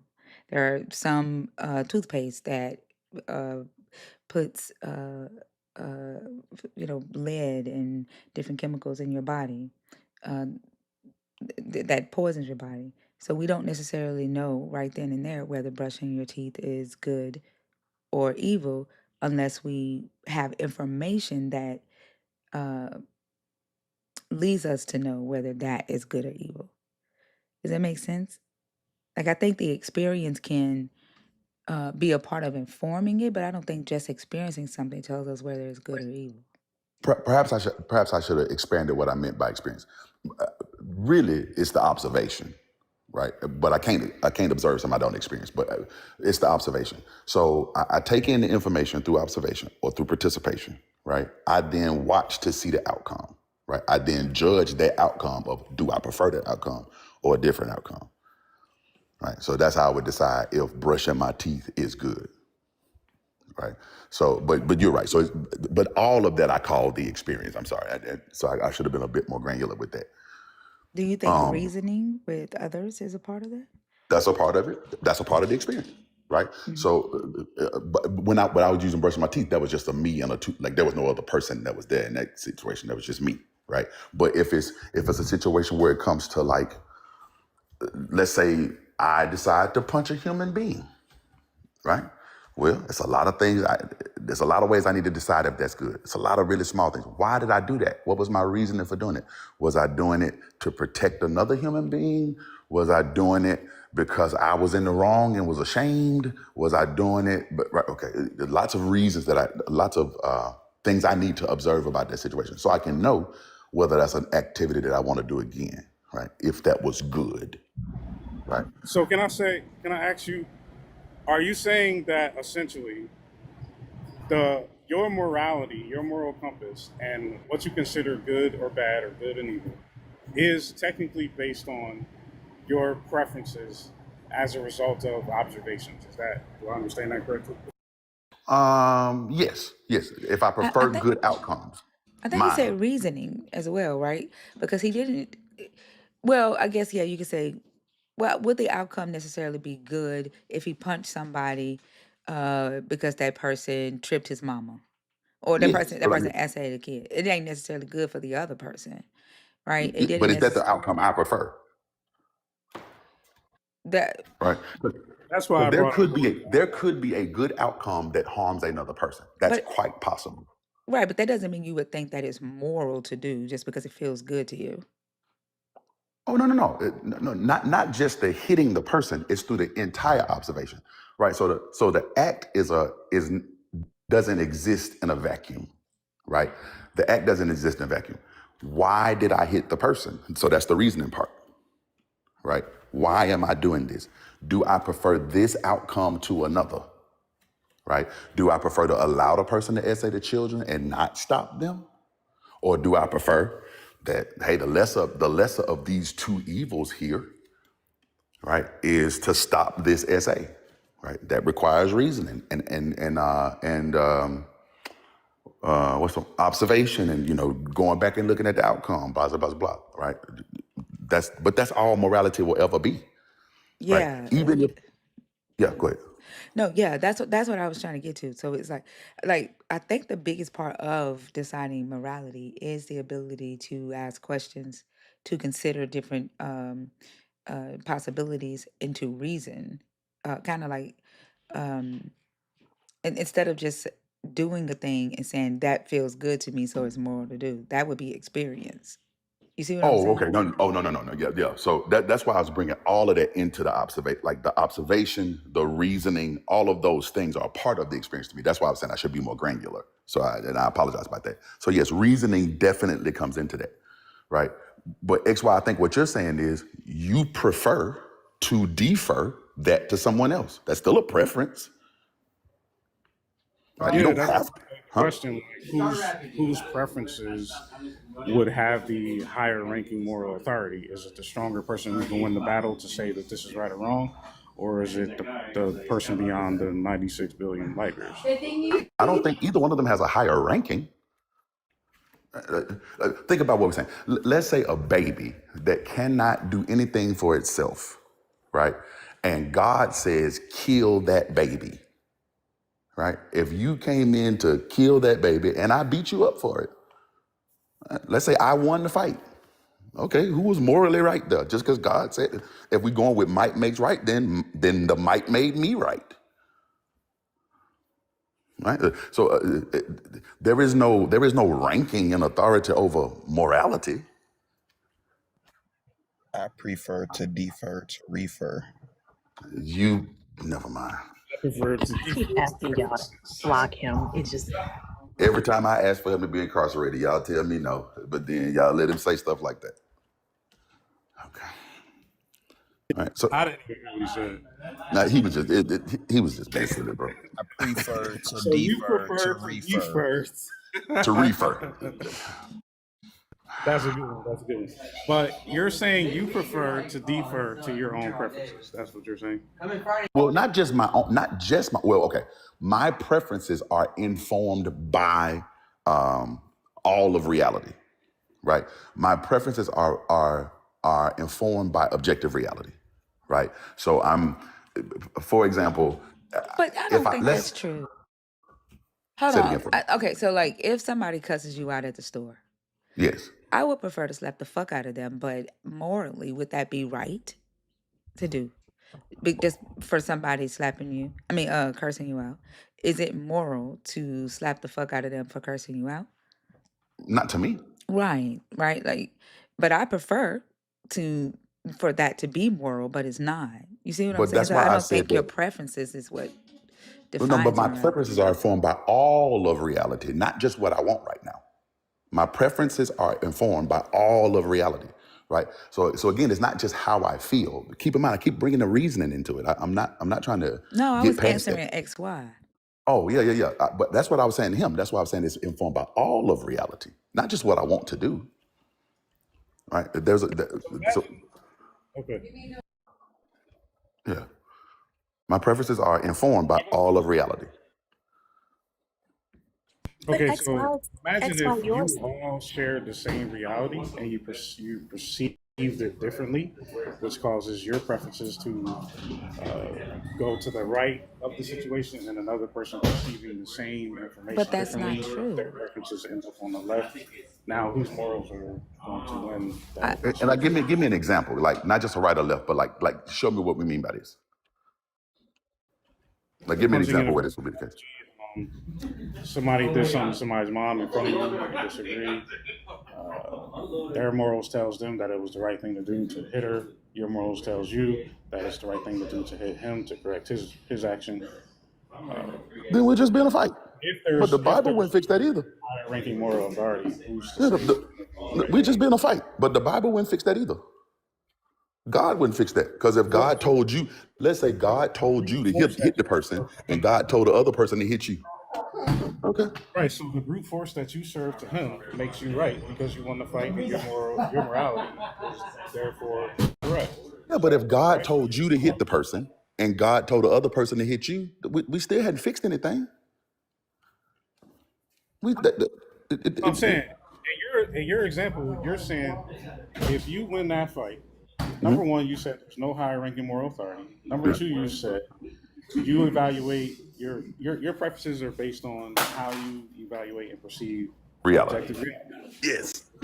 So that begs the question: if you win the fight, does that mean that your morals No. make you I, right? I could have misjudged reality. I, I am by no means claiming moral perfection. By no means. I could have totally misjudged reality and won the fight. That does not make me right. I could be wrong. This appeal to might makes right is so interesting to me because ultimately that's where you're leading up to, and you believe that God is that might. And so when God says kill the babies, well, shit, he's mightier than everybody else. Why won't you just kill the babies? At the end of the day, his might makes everything right, and that's the moral standpoint we should lean to. But that doesn't make him right just because somebody's stronger, just because somebody has more influence. Schmittler had a lot of influence at one point in time. That didn't make him right. Doesn't make King him right. Leopold had a lot of influence over the rubber industry. That didn't make him right. And most importantly in this situation, and I think I brought this up a minute ago, we have no way of knowing, not a single way of knowing, if God ever told you to kill a baby. Right. I'm trying to get to the objective morality thing. Yeah, There is no such that's thing what as he's trying objective to get to. morality. He's trying to So say you're It saying that. doesn't there's no exist. such Hello, thing as hello, objective hello, morality. hello. That's what you're saying? What he's trying to say is what the last guest was trying to do. The moral does not count if you don't ground it in this God. So you both could arrive at don't kill, but if your moral doesn't matter if you don't say you don't kill because God said so. That's what he's trying to get to. But the problem with that as a talking point is Honestly. God's morals aren't objective. And the reason that I say that God's morals aren't objective is because we have no way of verifying that God ever said anything. Right? It can't be objective. Like it doesn't exist in the objectively real world. Somebody can tell me God said something, but I don't know that God said it just because you said God said it. That's not objective. And because it's not objective, trying to get to that point is a waste of time. Like, how would I know God said that? How would that be objective to me?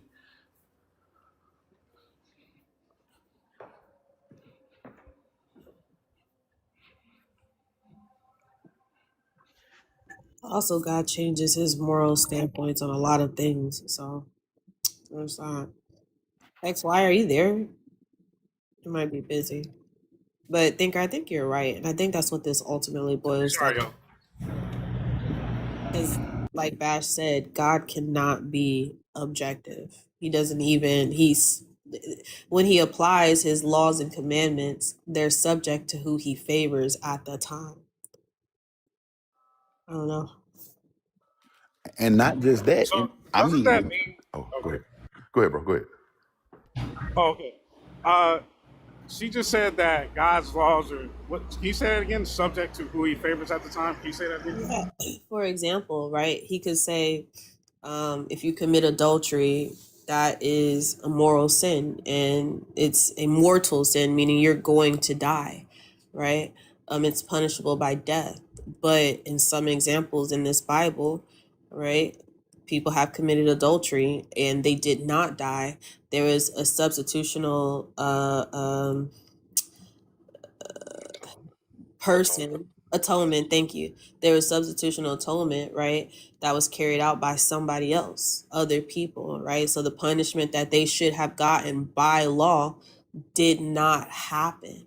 So even though there are these standards that your God sets, it's not applied fairly across the board. He's not just in how he executes his laws.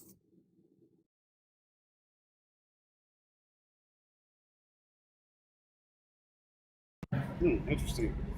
I wish I had a list of some of the objections and like the thing that y'all brought to me earlier.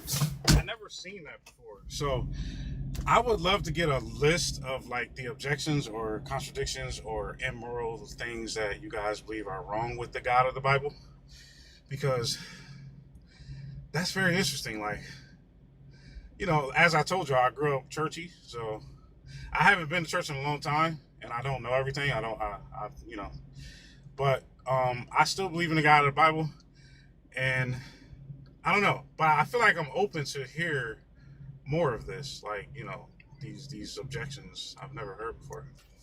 The quickest way to do it is to start at Genesis chapter 1 and go all the way through. Oh my He not goodness! lying. He not Listen, lying. I can listen to the Bible on audio. I do have my own questions that I wrote down, such as King David was told to number the children of Israel, but there's also a scripture that says the devil numbered them or told him to do it. So that begged the question: who told him to do it, God or the devil? I've never seen anybody answer that question either. Well, So I have my own the questions. historical answer to that is that the first story is in the Samuel, First Samuel, I believe, and the second one is in First Chronicles. First Samuel was written pre-exile. Second Chronicles was written post. The chronicler was writing to re-image the God, so that because the people had been in Babylon for 70 years worshiping Babylonian gods and had lost their Yahwehistic culture. They lost their Hebrew language. They had married foreign wives and had foreign children. So when they came back into the Levant area, the temple elites needed to bring the people back together. And so when the chronicler is writing the traditions again, they cleaned David's image up and they cleaned Yahweh's image up. And this is where you get the nemesis. This is the first time that it's mentioned as a enemy in the text. I see why you wanted to stick to the first one instead of going to answer all five now, because you wanted to go into depth, and I think it's pretty intellectually impressive that you guys can raise these disputes. And like, I've never really participated in this type of conversation. I've always been in a bubble of churchy people with very little objections. So this is pretty interesting. Thanks for having me. I also think like a lot of believers say the same thing, but I guess the question back to you would be, how can you know if you believe something if you don't study it to this extent, right? Like I think for me, when I say I believe something, it's because I understand it. I can explain the mechanism of it. I can explain the logic of it, why 1 + 1 = 2. I can walk you through that. But I think when indoctrination happens, you're taught to accept something that you don't necessarily understand and then slap a label of belief on it, even though you can't explain why you believe it. So for those of us who, for various reasons, decided to go through this deconstruction process of truly kind of unpacking what these beliefs are, where they came from, do they hold up to scrutiny, all of those things, I think it requires this type of study, specifically if we're going to engage in conversations with people who still follow this belief system, because it kind of highlights, do you know what it is? Like, where did it come from? Where did Yahweh come from? How did all of this come to be? And I think those are important things to know if it's a system that you're going to use to govern your life. Well, yeah, when you're growing up, like in my example, if you have encounters or experiences in life where you do attribute it back to the God in the Bible, then it compounds the interest of validation in your mind to favor the God of the Bible. And that's what happened with me. Now that I'm older and I'm starting to get on TikTok or YouTube and have these conversations recently, because I was so antisocial, too, I didn't have much pushback on things that I believe. So, that's how I got to this point. Well, we go live often. I'm live Sunday, Monday, Tuesday, and Thursdays. We also do Saturdays research-based lives for like subscribers only. But you're more than welcome to come back. We'll be live again tonight through tomorrow morning this time. If you want to come back and tackle number 2, or if you have time to listen to a little bit of the Bible while you are driving, come back and let us know what you When you heard. Well, I don't know if you noticed, but I mean, I see up there it says thinker. Mm-hmm. Is that you Yeah. speaking? Mm-hmm. Okay, yeah, nice to meet you. You know, it said 500 something up there. Now it's at 640. Is Mm-hmm. that like hundreds of thousands of people that's like listening? No, there's 559 listening here with another 100 on YouTube. But that's likes. Damn, you got that was at I don't know if you noticed it was like 500. Now it's at 640,000. That's pretty crazy. You must be really famous or really popular. I'm not famous at all. Oh, No. that's a lot. She's actually Diana Ross. I play a celebrity on TikTok. So I got a little off topic question. How do you feel about the? I guess never mind. No, never mind. It's about TikTok, but it's not. Oh, I know what I you were heard gonna something about ask. people are. Yeah. Is it still owned by Japan or what?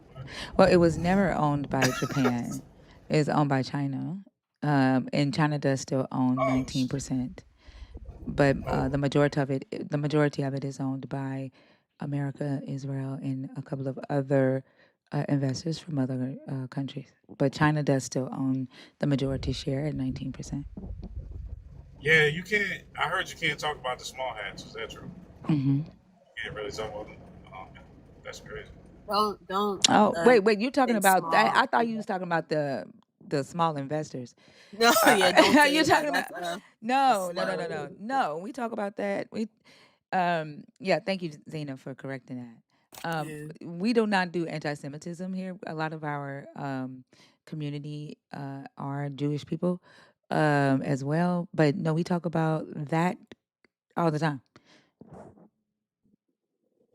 Yeah, like there's a difference between like talking about the religion itself. Like I'm not for the religion. But there's people Or who are, Zionism. yeah, or Zionism, yeah. And there are people who are ethnically Jewish, right? Jewish by blood, right? Ethnicity. That's what they were born into, right? There's Petty Idol is one that I think of, and Susan Israel, right? But they are not religiously Jewish, right? They don't adhere to certain things, and they don't follow the faith in that way, right? So there's a difference between the two. Hey, number 4. I think that's related to what me and the brother up there were talking about. I can't see. His name is MAGA Millionaire. MAGA Millionaire. Yeah. That is not his name. That is not his name. Don't ever listen to Oso. Don't ever listen to Oso when Oso Please talks. don't. His name is Pinkbeard. Man, see how man, come on, bro. Why is he that way? Come on, bro. Oh my God. Thomas earlier and Bash didn't Goodness. see it. Come on, bro. I guess you got one person to fall for. Sorry, my man. I don't. I'm so sick of him, man. Yeah. That's crazy, man. Oh my gosh. Tickled the fuck out of me. I'm so sick of him, man. God damn, now all of them will call you is MAGA. You I never guess gonna speak to me again, man, because I'm not answering because that. I'm new here. I'm new here, so I walk right into that. Now that's also fault, man. Also knew better than that. Follow everybody on this panel. Everybody up here is very knowledgeable. Thinker is definitely knowledgeable, man. Like, and the resources. Oh, I'm sorry. I don't know why I have an echo, y'all. I'm sorry. But the resources that Thinker gives are invaluable. Bash, B, Oso, Son of Kalu, like the conversations we have are real conversations. And when one can't do something, the other picks up. So we know how to work in tandem with each other, not against, but with. So it's always helping each other learn. Yeah. That's why the community works so well. Mama Bash, are you in here? Like, and definitely follow Bash, Pinkbeard's mom. She does host these conversations as well. Like, there's a lot of us that do. Like, if ever you our driver, like I don't want to say they were, but like, truck drivers, we are always on for the truck drivers. so truck drivers always have something to listen to. Yeah, I appreciate it because it do get kind of yeah. Anyway, so do you care if what you believe causes harm to help or help to humanity? Earlier, the brother Bash gave the example of basically using force to punish the person that hit the mom. So I think where was I going with that? Oh yeah, I was trying to see if he considered his ability to use brute force and actually win the dispute physically to be influential over the other person when it comes to moral authority. Not necessarily in moral authority. That's why I keep mentioning reasoning, right? Like a thing, an act doesn't necessarily carry any moral, not like intrinsic moral thing. The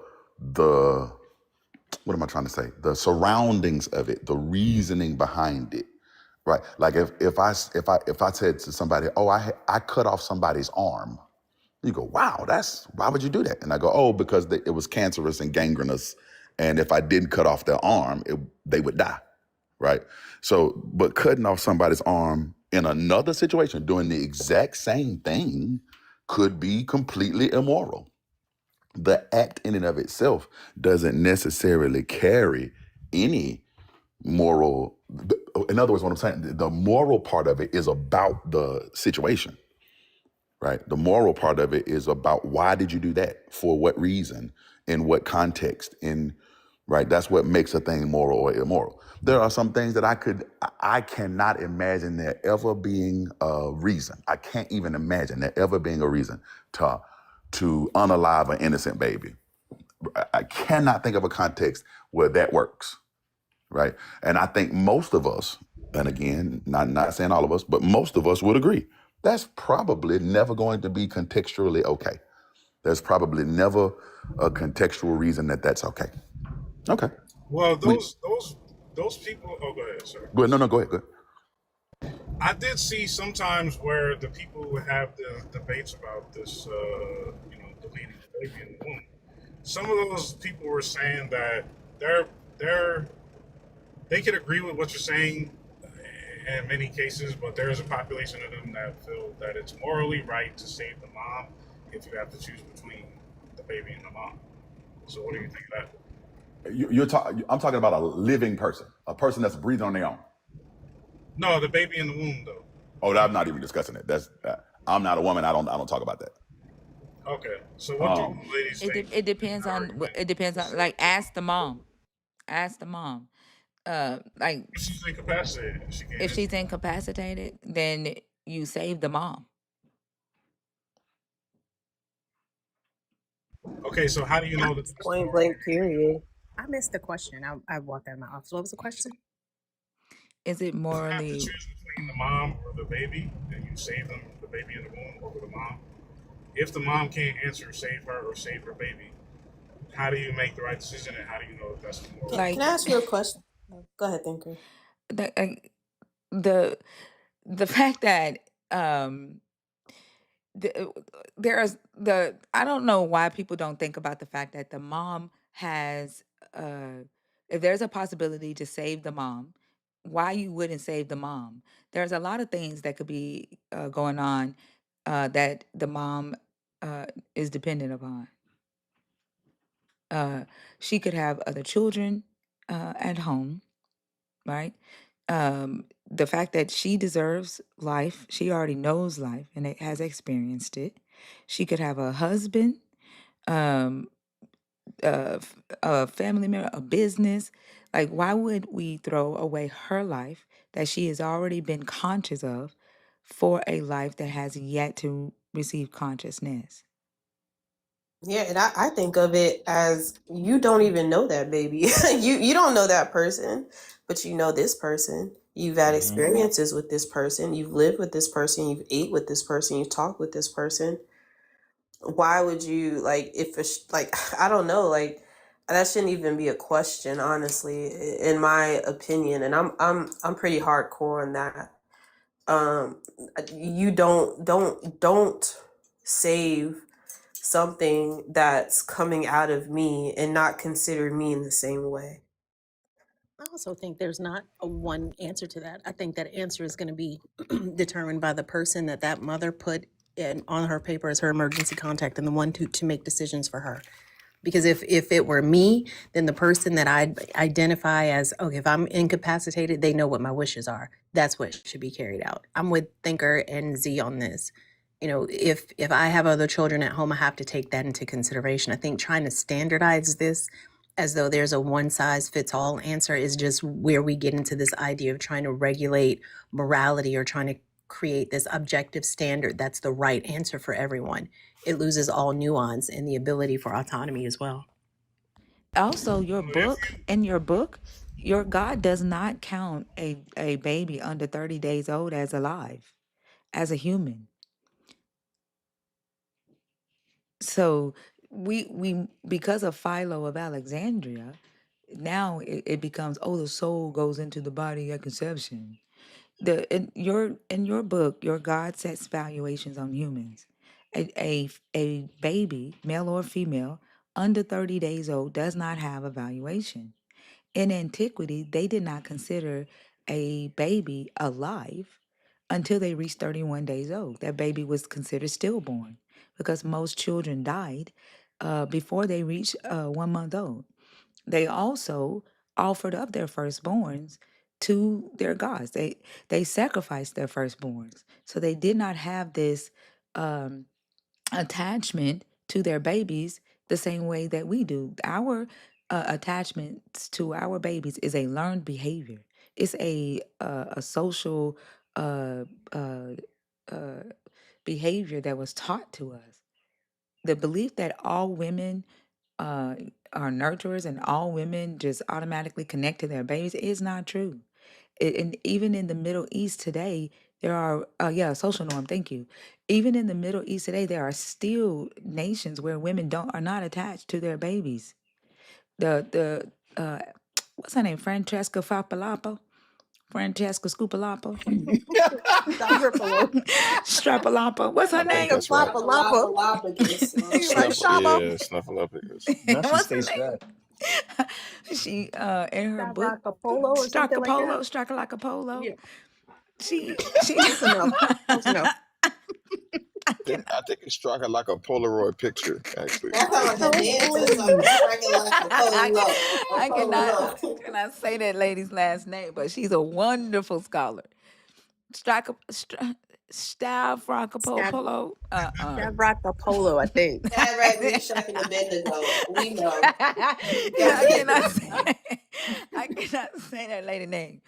But she's a scholar, and she wrote about her time in the ancient Near East and how she said that she saw this lady like running with this baby, right? And she stopped the lady and the baby was sick, damn near dead. She said she took the baby, ran the baby to the doctor to try to get the baby help, and the baby died. She said she's crying, hysterical. She said the lady just like, oh well. And then she said the ladies in the village looked at her like, what the fuck is wrong with her? Because they didn't have attachment to babies the way we do here in America, in the West. That's a social norm. So I just realized I might have missed it earlier. Did somebody say there's no such thing as objective morality earlier? Or did I just... Yes. Yeah. Oh, okay. So the two questions that really stand out to me is number 1 and number 4, and I'm still trying to grasp this. Like again, like y'all probably already familiar with this because a lot of Bible people, their whole school of thought for everything or most things is based on that. So, but I'm walking with you. That's why I asked about the baby versus the mom thing. So it might be an offensive question for a lot of people, or it might be like an easy no-brainer. But it just comes from a place of like, if number one, it's interesting you mentioned the time frame of after 31 days. because a lot of the people who make the argument to save the mom, they don't even mention it. In a lot of these debates that I've seen, they don't even mention it, but that's a good argument. Number two, it still brings me back to who's to say which is right or wrong if another person disagrees, and they can still overcome the person who says this is right.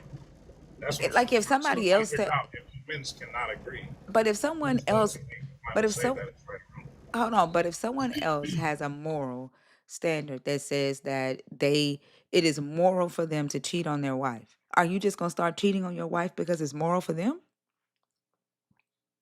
I think I'm gonna do what I'm guessing most people are gonna do, which is still do whatever they think is right. Because morality is subjective, it's not objective.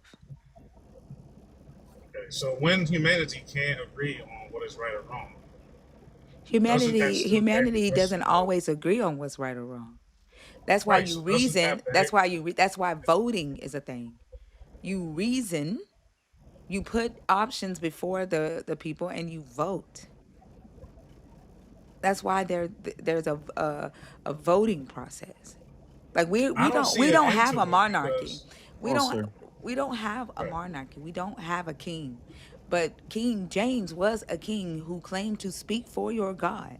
And anything that he said went. You could not question King James the way most believers will not question their God. But we don't have a king, nor do So we does that want mean we one. can question? So imagine this, right? I don't see an end to this discussion of right and wrong, and here's why. If you go with any particular exit strategy, such as in this case, you bring up voting, right? You make a good point. That's why we have voting. Now this begs a new question, and it still goes back to who's right or wrong, who determines right and wrong. In this example, it would be questioning the votes. Haven't we had that situation before where people question the votes? Now, Where if we can people question the what? votes, if people question the votes, like they say that the voting was skewed or something, Well, then we've seen that before, right? there are processes for that. I don't understand what you're asking.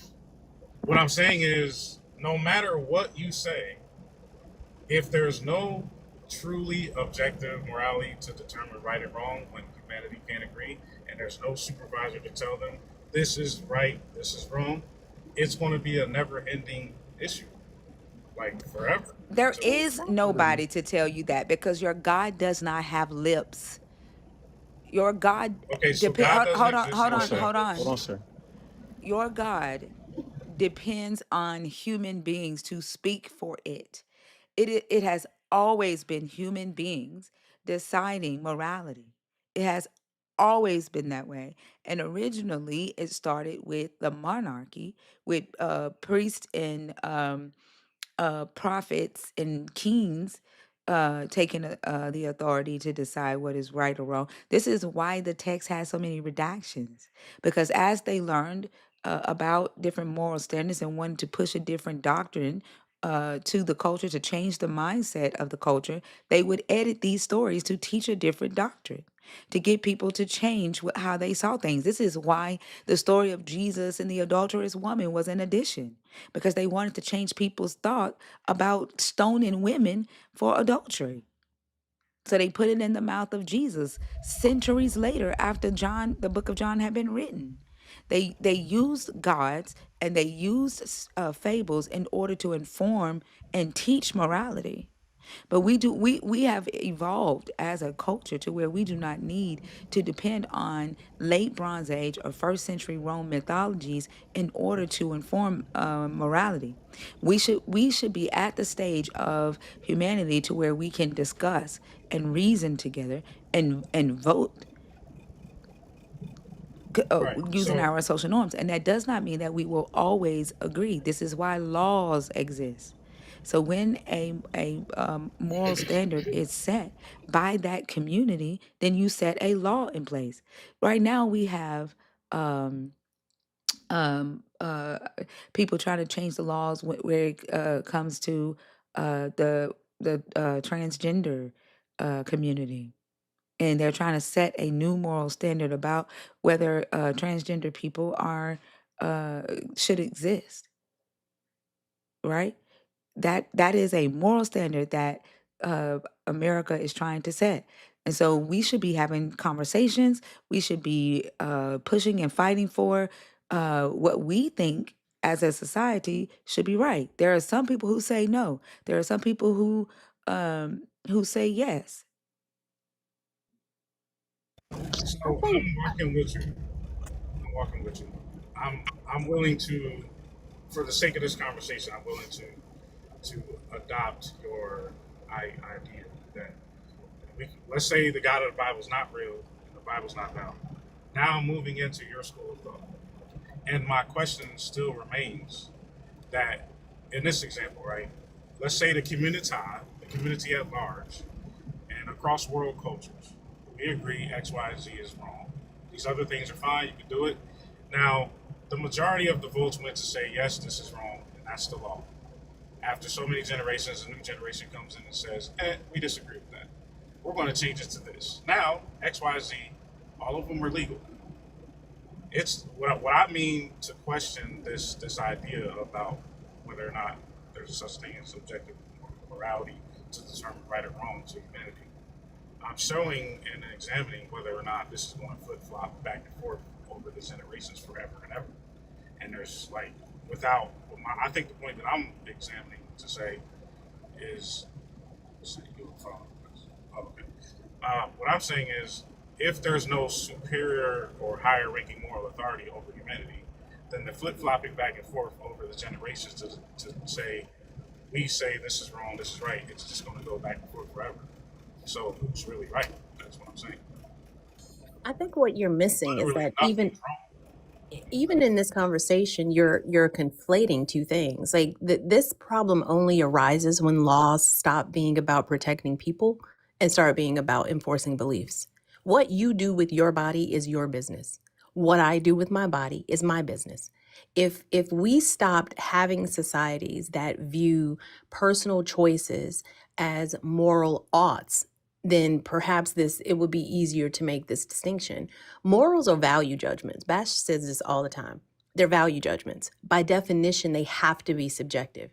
If we followed this objective moral standard that you believe your God creates in the Bible, then you and I would still be slaves. Your God has no issue with slavery. I would still be considered the property of my husband. God has no issue with that. Your God has absolutely no issue with killing babies. He tells him how to do it. If a man thinks his wife is pregnant by some other man, she has to drink the bitter waters. He killed David's baby for some shit David did. So when asked what is an example of one of these objective morals that you think religion or the God in the Bible creates, y'all can't come up with one, because every ought and standard he set, he's broken himself. Things that are objective can't be broken, even by the lawgiver. This doesn't resolve the issue. We see that norms, cultures, practices, what's moral and immoral change over time. Like we have discussions all the time about corporal punishment, like beating your children.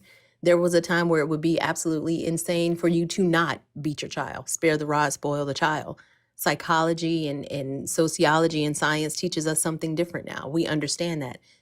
Morals are constantly evolving all the time. Y'all just like to think that what you think God wants you to do now becomes objective, but there's no objective application within Christianity alone. I'm not sure where you're pointing to what you're pointing to as a moral standard that you got from this God.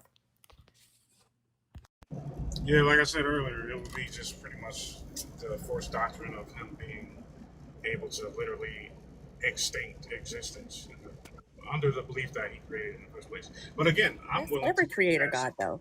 Yeah, I'm willing to look completely past the God of the Bible at this point, because I'm taking in what you guys are saying, and then I'm going deeper into your school of thought, and I'm saying that with completely disregarding the non-existent God that doesn't really exist for whatever reason, right?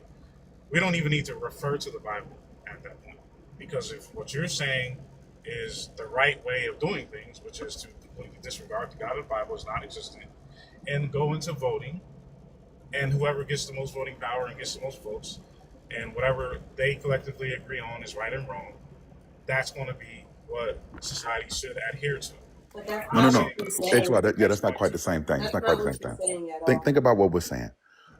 I'm agreeing with something that you said, which is that morality is an ever changing monster, right?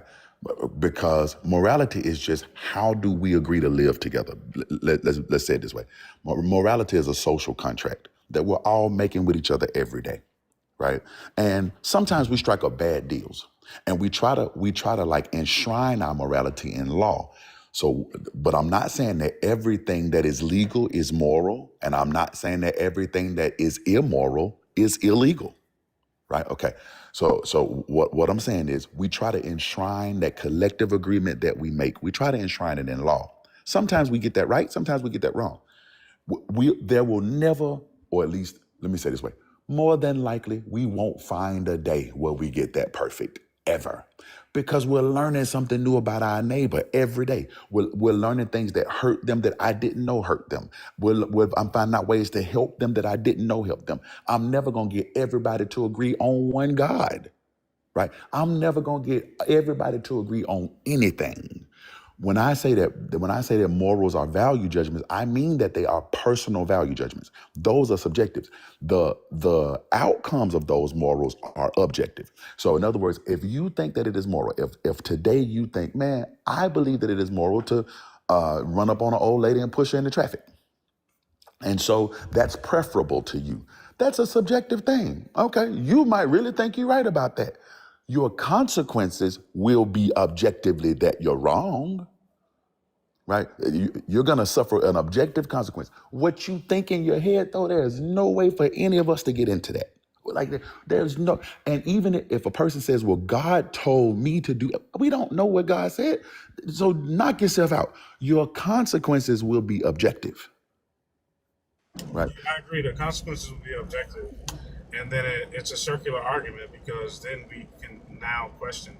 Again, I'm inside of y'all's school of thought. I'm on your side now, right? Yeah. We cannot make any references to God at all because he doesn't exist. We can't reference the Bible because it's ill-validated because the God of the Bible doesn't exist. I'm going into your school of thought, right? And this is why I say it's a circular argument. I'm stop saying that because this Bible does influence everything around us, including the laws that we have to okay, so it does still have influence in our everyday lives. Okay, that's fair. Now, so the reason why I say I feel like it's a circular argument is because, and mind you guys are having a conversation. Like, listen, I appreciate y'all patience for several reasons.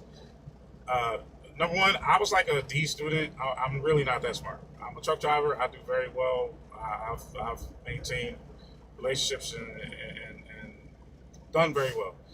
But again, like the reason why I feel like it's a circular argument is because if there's no higher ranking moral authority over humanity, and right and wrong morals are subjective, and things like people make their determinations based on how they perceive actuality, objective actuality. In this example, pushing a lady into traffic, like I think it's wrong, right? I think it's wrong. You mentioned that brute force essentially is going to come and teach this person that it's wrong. Like I said, a later generation in the future, after all the voting and all of that, they can get themselves into position to say that it's perfectly fine. Now what? Who's to say that they're wrong because there's no such thing as higher ranking moral authority? I think you keep trying to make it objective. I'm saying Does he there's know no what one. objective mean? Yeah, it means definitive, as in like. Oh no, there will never be a definitive. Definitive doesn't exist here. Hold on, sir. Hold on, sir. We Hold on, sir. Mr. XY, hold on. Yeah, there will never be a definitive. That's the point, right? Like that, there is no happy ending where we just tie it up in a bow and we go, hey guys, these are all the things that are right and these are all the things that are wrong. That will never exist, right? And that will never exist no matter whose school of thought we on. Also, that's right. not what That's why I objective means. said there's what does objective mean? I think subjective is based on opinion and objective is based on fact. Am I wrong? On facts. Kind of. Go ahead, man. The simplest way to say it is that subjective things are mind dependent. Objective things are mind independent. A thing that is objective cannot require a mind. For example, the sun is in the sky. whether there was a human being on the planet to notice that, if there wasn't an animal, if there was no eyes to see it, the sun is still there. The sun is subjective. Morals can't be subjective because it requires minds.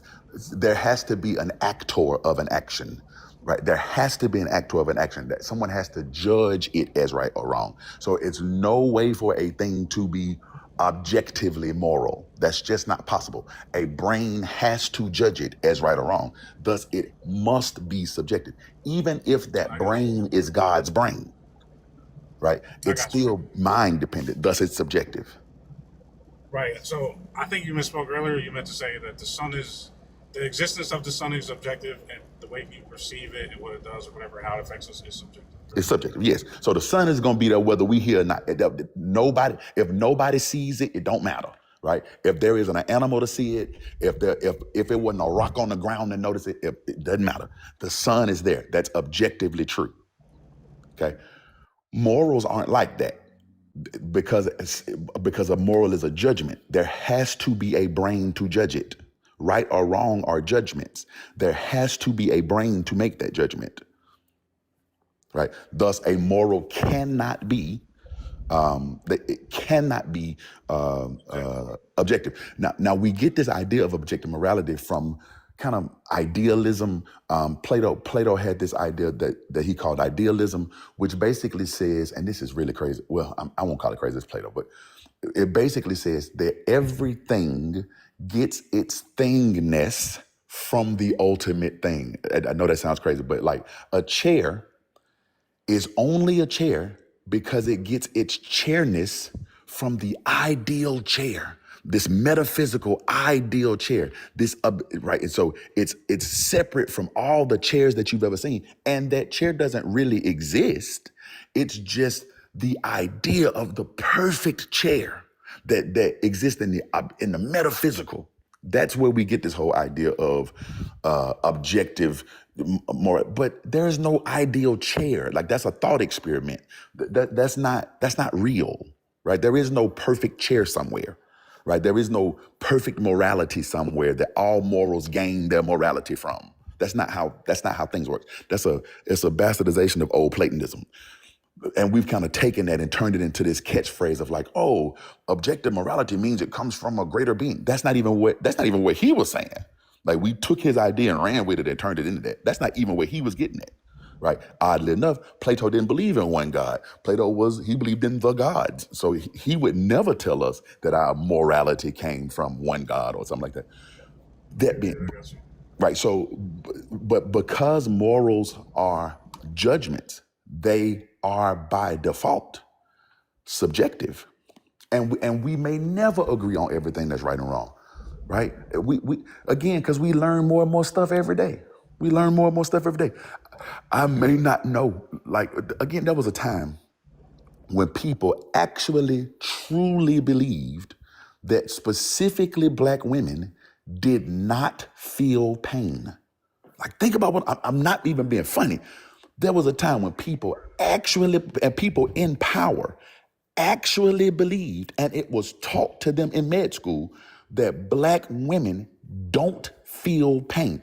Our entire modern gynecological enterprise, gynecology as we know it, OBGYNs as we know them, was started by a man who didn't think that Black women felt pain.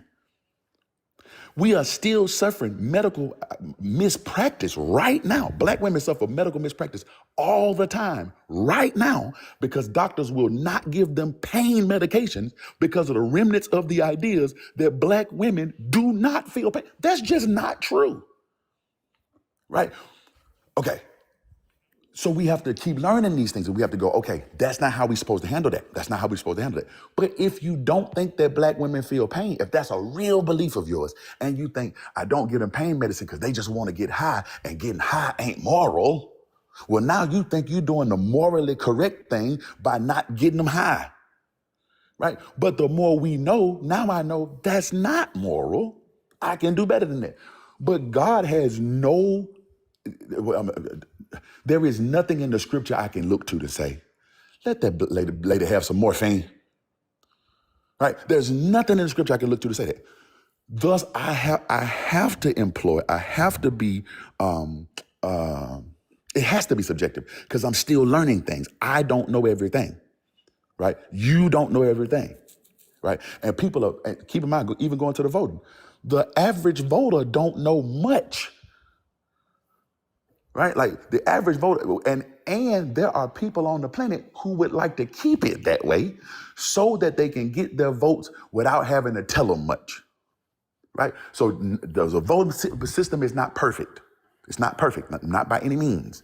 But this is why people in the electorate fight for good education, so that you can make the best informed decision that you can make. Not that that's perfect. It's not. But it's literally the best system we got. And it's not circular either. Like I keep hearing you say that like this idea of the way we're talking about morality is circular, and I don't think it is. Like I think what we're talking about is the difference between something I mentioned earlier, which is a vertical versus a horizontal system of morality.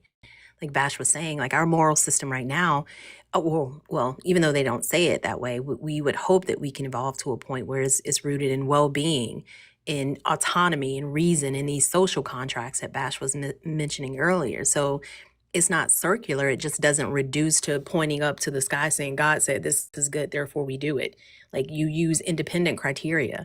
You look at empirical facts and like rational constraints, things that you measure the effects of the thing that we're considering doing. That's not circular. I think in anything, it's more representative of us as humans and respecting our autonomy and our differences. Yeah, when I ask about right and wrong, and I say that it's a circular argument, what I'm saying is, let's say we take a look at the objective facts, and we look at the evaluations, and let's say we did, we made a, how can I say this? We looked at the data, and we looked at the information that we had, and we drew the conclusion that it's, number one, there's never going to be objective morality. Number two, humanity's never going to fully agree. And number three, there's going to be constant change because we're constantly evolving and learning, as the brother said. My question then becomes, my question is still on the table. Who's to say who's right if there's like no agreement unanimously and there's no moral higher ranking moral authority? Why do I you? I think the thing that you are missing is that's like saying that there is this expectation for humanity to never get it wrong, and that because humanity got a moral standard wrong before in the past, that makes that age of people just totally evil or wicked or something. Like the idea of morality is, you know, learning